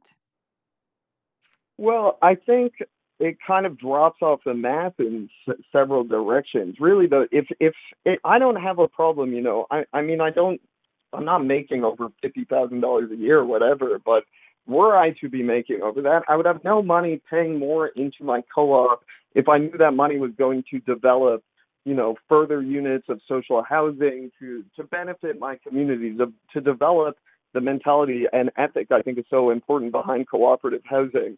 And really, to me, this report does not address, maybe the city's going to make all this revenue off of these co-ops, but then that could go into policing, which I have a huge issue with, especially when the city's budget is so bloated. So one of the major... what the city is saying is that the revenue would go into other housing, like maybe into co-ops or into social housing or to buying an SRO or to making social housing more affordable, that kind of thing. Would you accept that? I would accept it, but I would be cautious about believing precisely what the city was doing with that money until I saw it. I think a lot of these processes can become over-encumbered in bureaucracy, but... So the second question is, do you have any ideas about how to connect this with land back? Well, I'm just the city owns the land, start giving the land back to Indigenous communities and let the Indigenous communities assist us in managing our co-ops, The land belongs to them. And I think that also addresses the equity issue here. where folks are talking about having more diversity come into the co-ops and giving the land back to the nations it belongs to. I think we start to really get at the heart of what equity and social equity really mean, you know. Okay, good. I think it's good to get that kind of thinking out there in people's consciousness. Thanks, Eris. Challenging to be sure, but not addressed, you know. Thanks. Okay, thank you. Thanks, Councillor Swanson, and thank you, Eris, and have a good evening. Thank you. Speaker 45, Wendy Hurden. Hello. Yes, hello. Can you hear Go me? ahead. Yeah, Hello. we hear you clearly. Okay. Up to 5 minutes. Thank you. My name is Wendy Hurden, and I'd like to thank Mayor and Council for this opportunity to speak. I'm speaking as a resident of Alder Bay Housing Co-op, which is located in False Creek South. As well, I'm the president of the False Creek South Neighborhood Association, which is an enclave-based association made up of all tenures of housing. I'm representative from Alder Bay Housing Co-op to the Replan False Creek Co-op Working Group, which is a committee of the False Creek South Neighborhood Association. I reference this because, like myself, co-op members are very community-oriented. We volunteer, we work together to not only make our co-ops, but our neighborhoods a place that residents, young and old, and of all incomes, live and enjoy. We really care. I appreciate city staff work on the co-op lease report and the fantastic work of Tom Armstrong and CHFBC. I recommend that council endorse the staff report on the co-op leases, replacing the city's co-op lease renewal methodology with CHFBC's proposed lease renewal pricing model. Although it may be well-intended, the city report as it stands is not a viable model for co-ops to exist as mixed-income housing.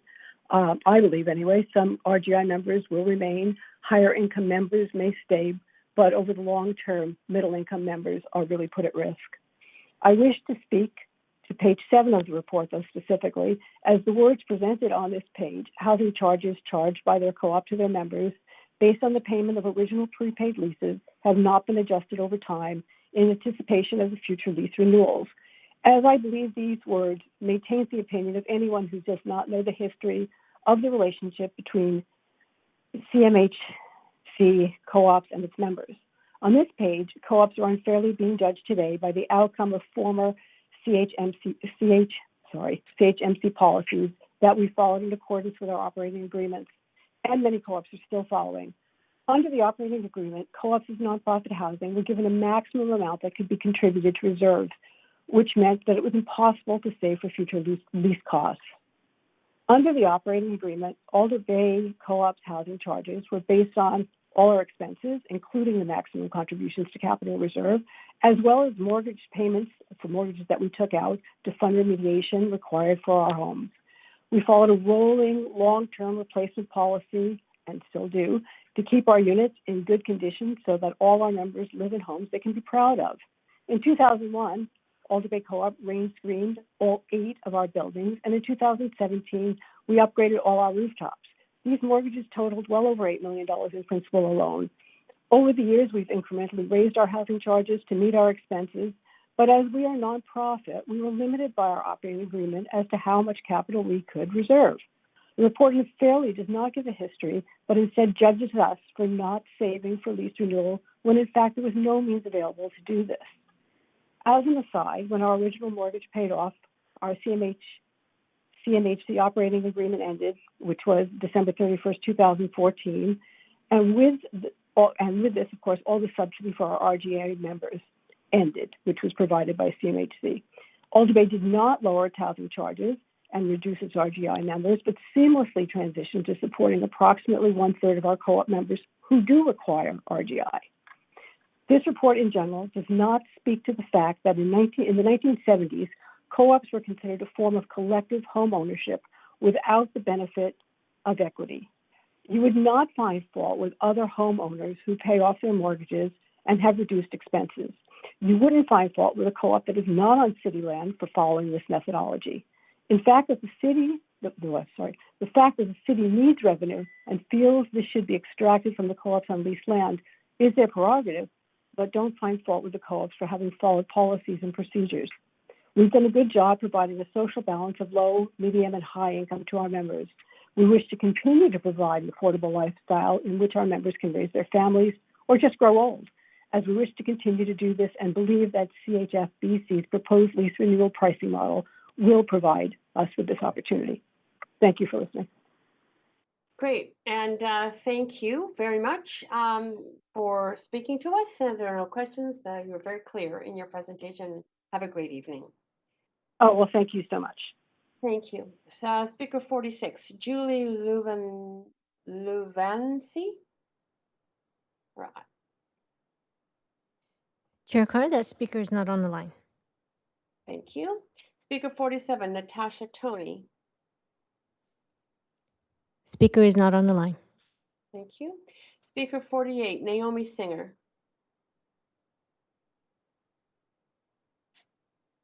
Hear me okay? Yes, we can hear you just fine. Go ahead, up to 5 minutes to speak to council. Thank you. My name is Naomi Singer, and I'm an original. Oh, actually, if you could speak up a bit, you're a little more faint now.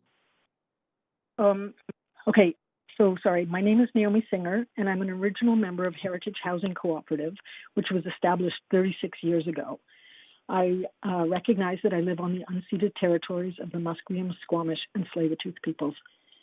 I'm speaking as an individual member and voicing my unconditional support for CHFBC's proposed changes to the city staff report.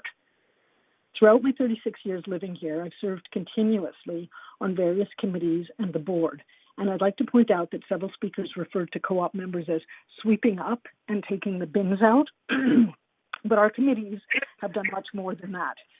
They include the Finance Committee, Strategic Planning, Member Selection, Landscaping, Education, Parent Committees, and Maintenance Committee. And they all work together with the board and our professional management team to oversee our asset management projections, building envelope repairs, and ongoing lease issues, to name a few.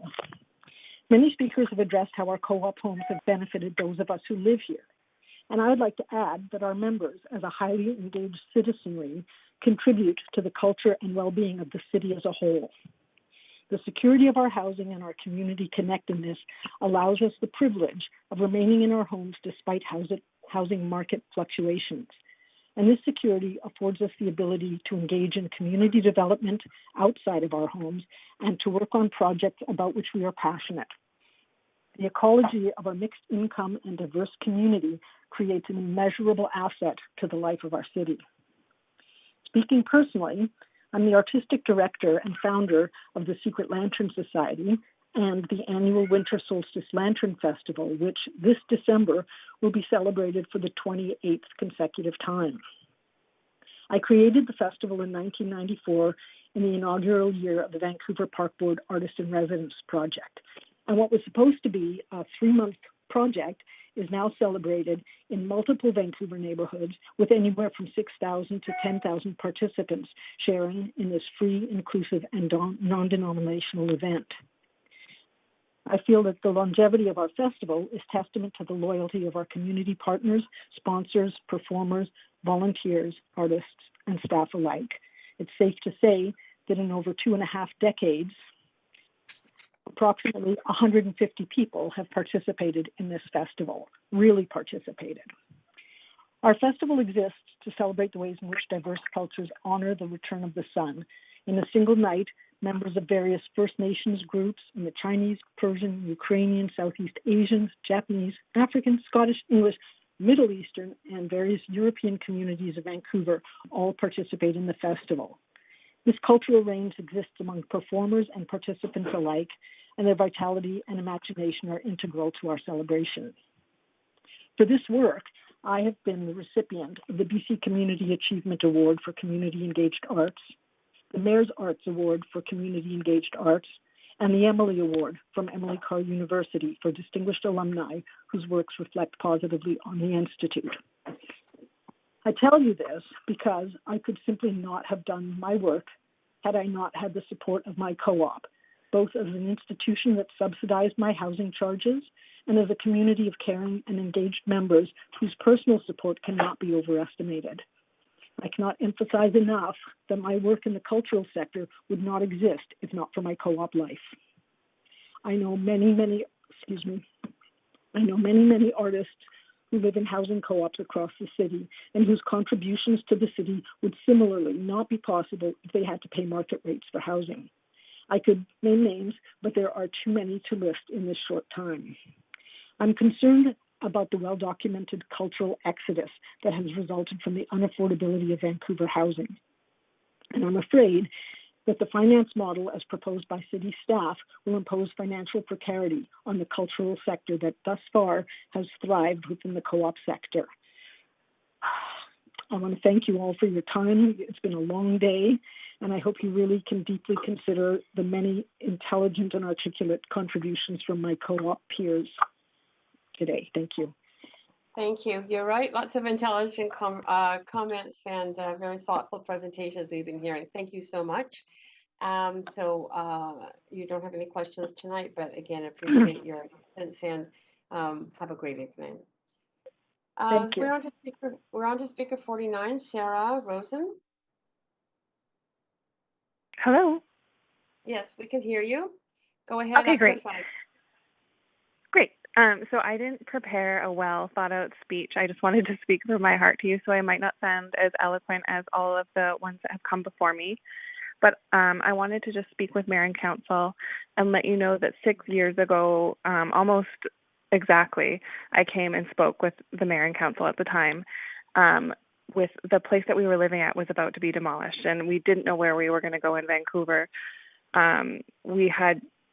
My husband and I sat down, we researched where we might be able to go because we knew we couldn't afford to stay in Vancouver. And then just as we were at the deadline, the wrecking ball was looming, we got offered 2 different co-ops, one in Richmond and one in Vancouver. And we fell in love with the co-op in Champlain Heights. We are in Liqueur here. And it is what enabled us to stay in Vancouver, knowing that we had our son who had medical issues and we needed to stay close to Children's Hospital. My husband was self-employed, so it enabled him to work all around Vancouver.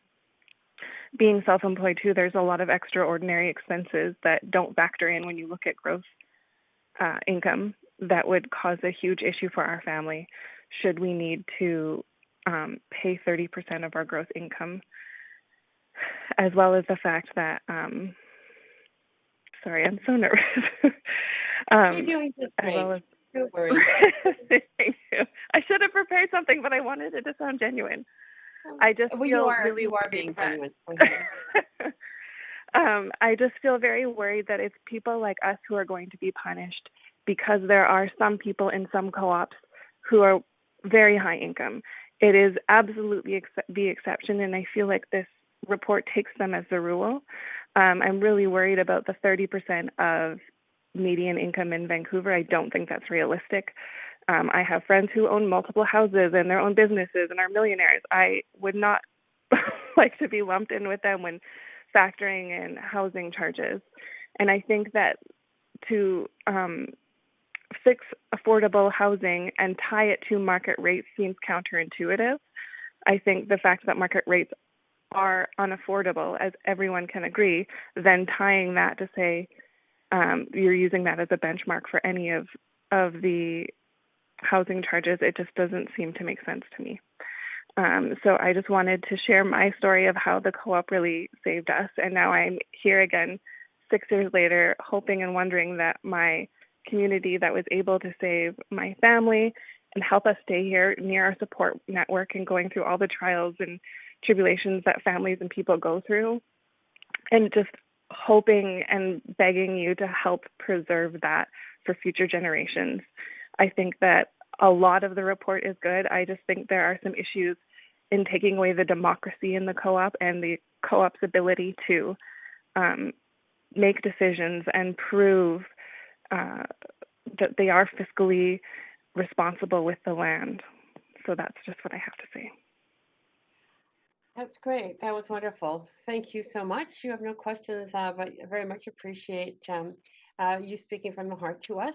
So have a wonderful evening. Thank you so much. Good night. Good night. Council Speaker 50 is withdrawn. So 51, Carolyn Zobak.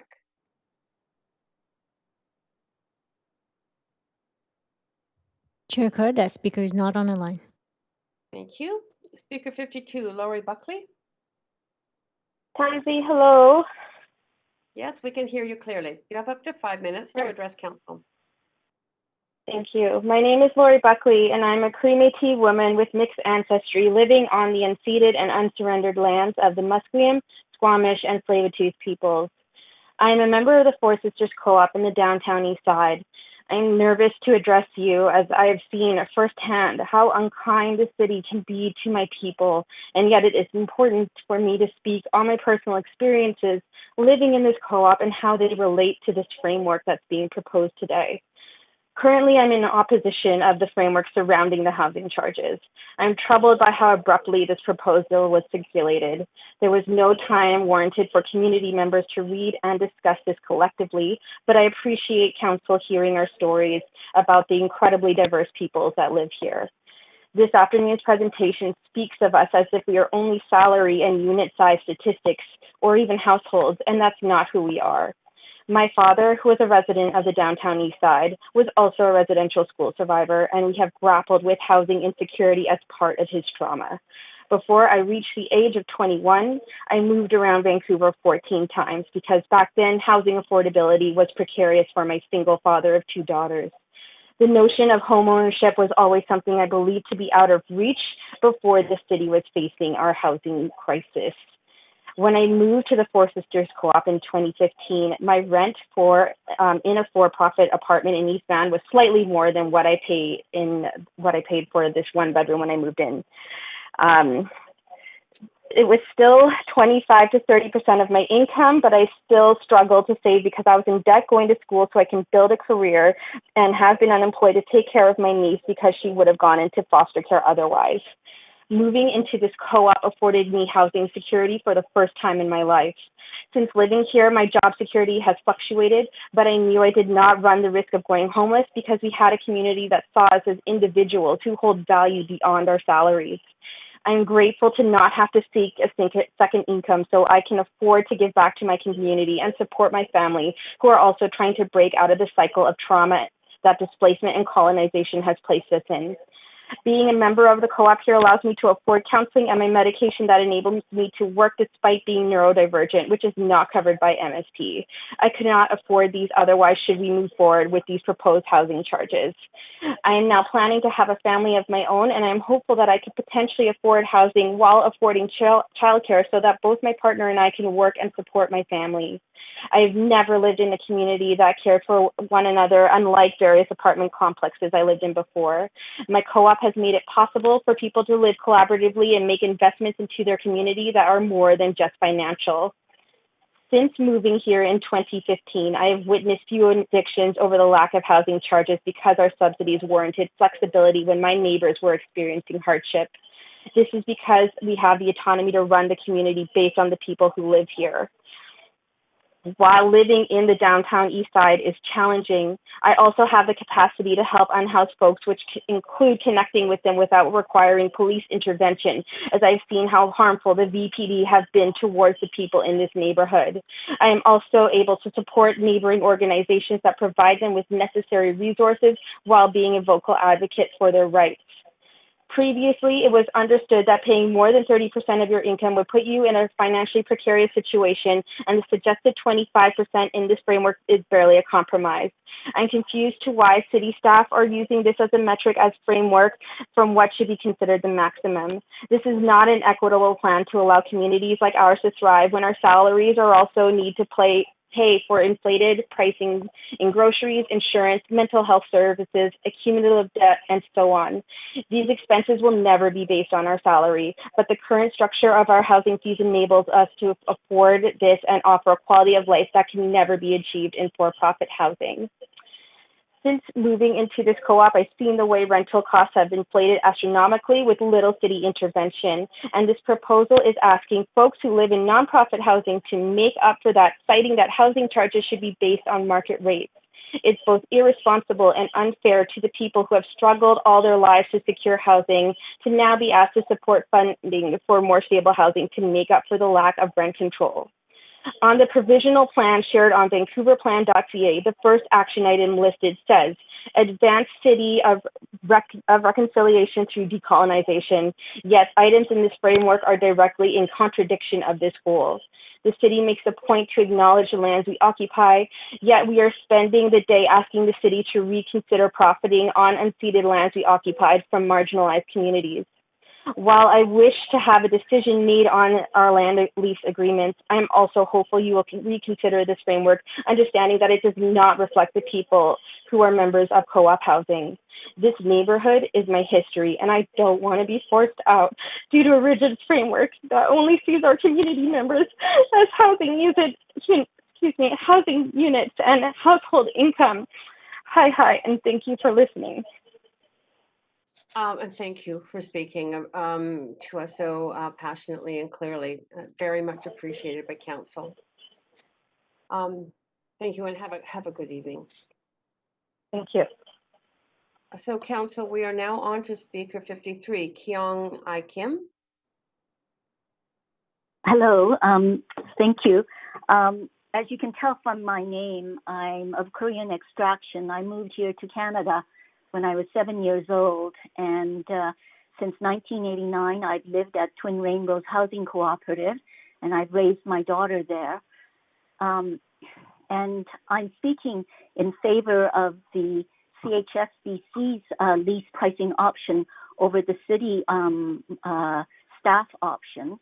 And otherwise, I support the report with a reservation regarding the phase large redevelopment in places like False Creek, because there are so many questions that I have about that clause that I need some more information.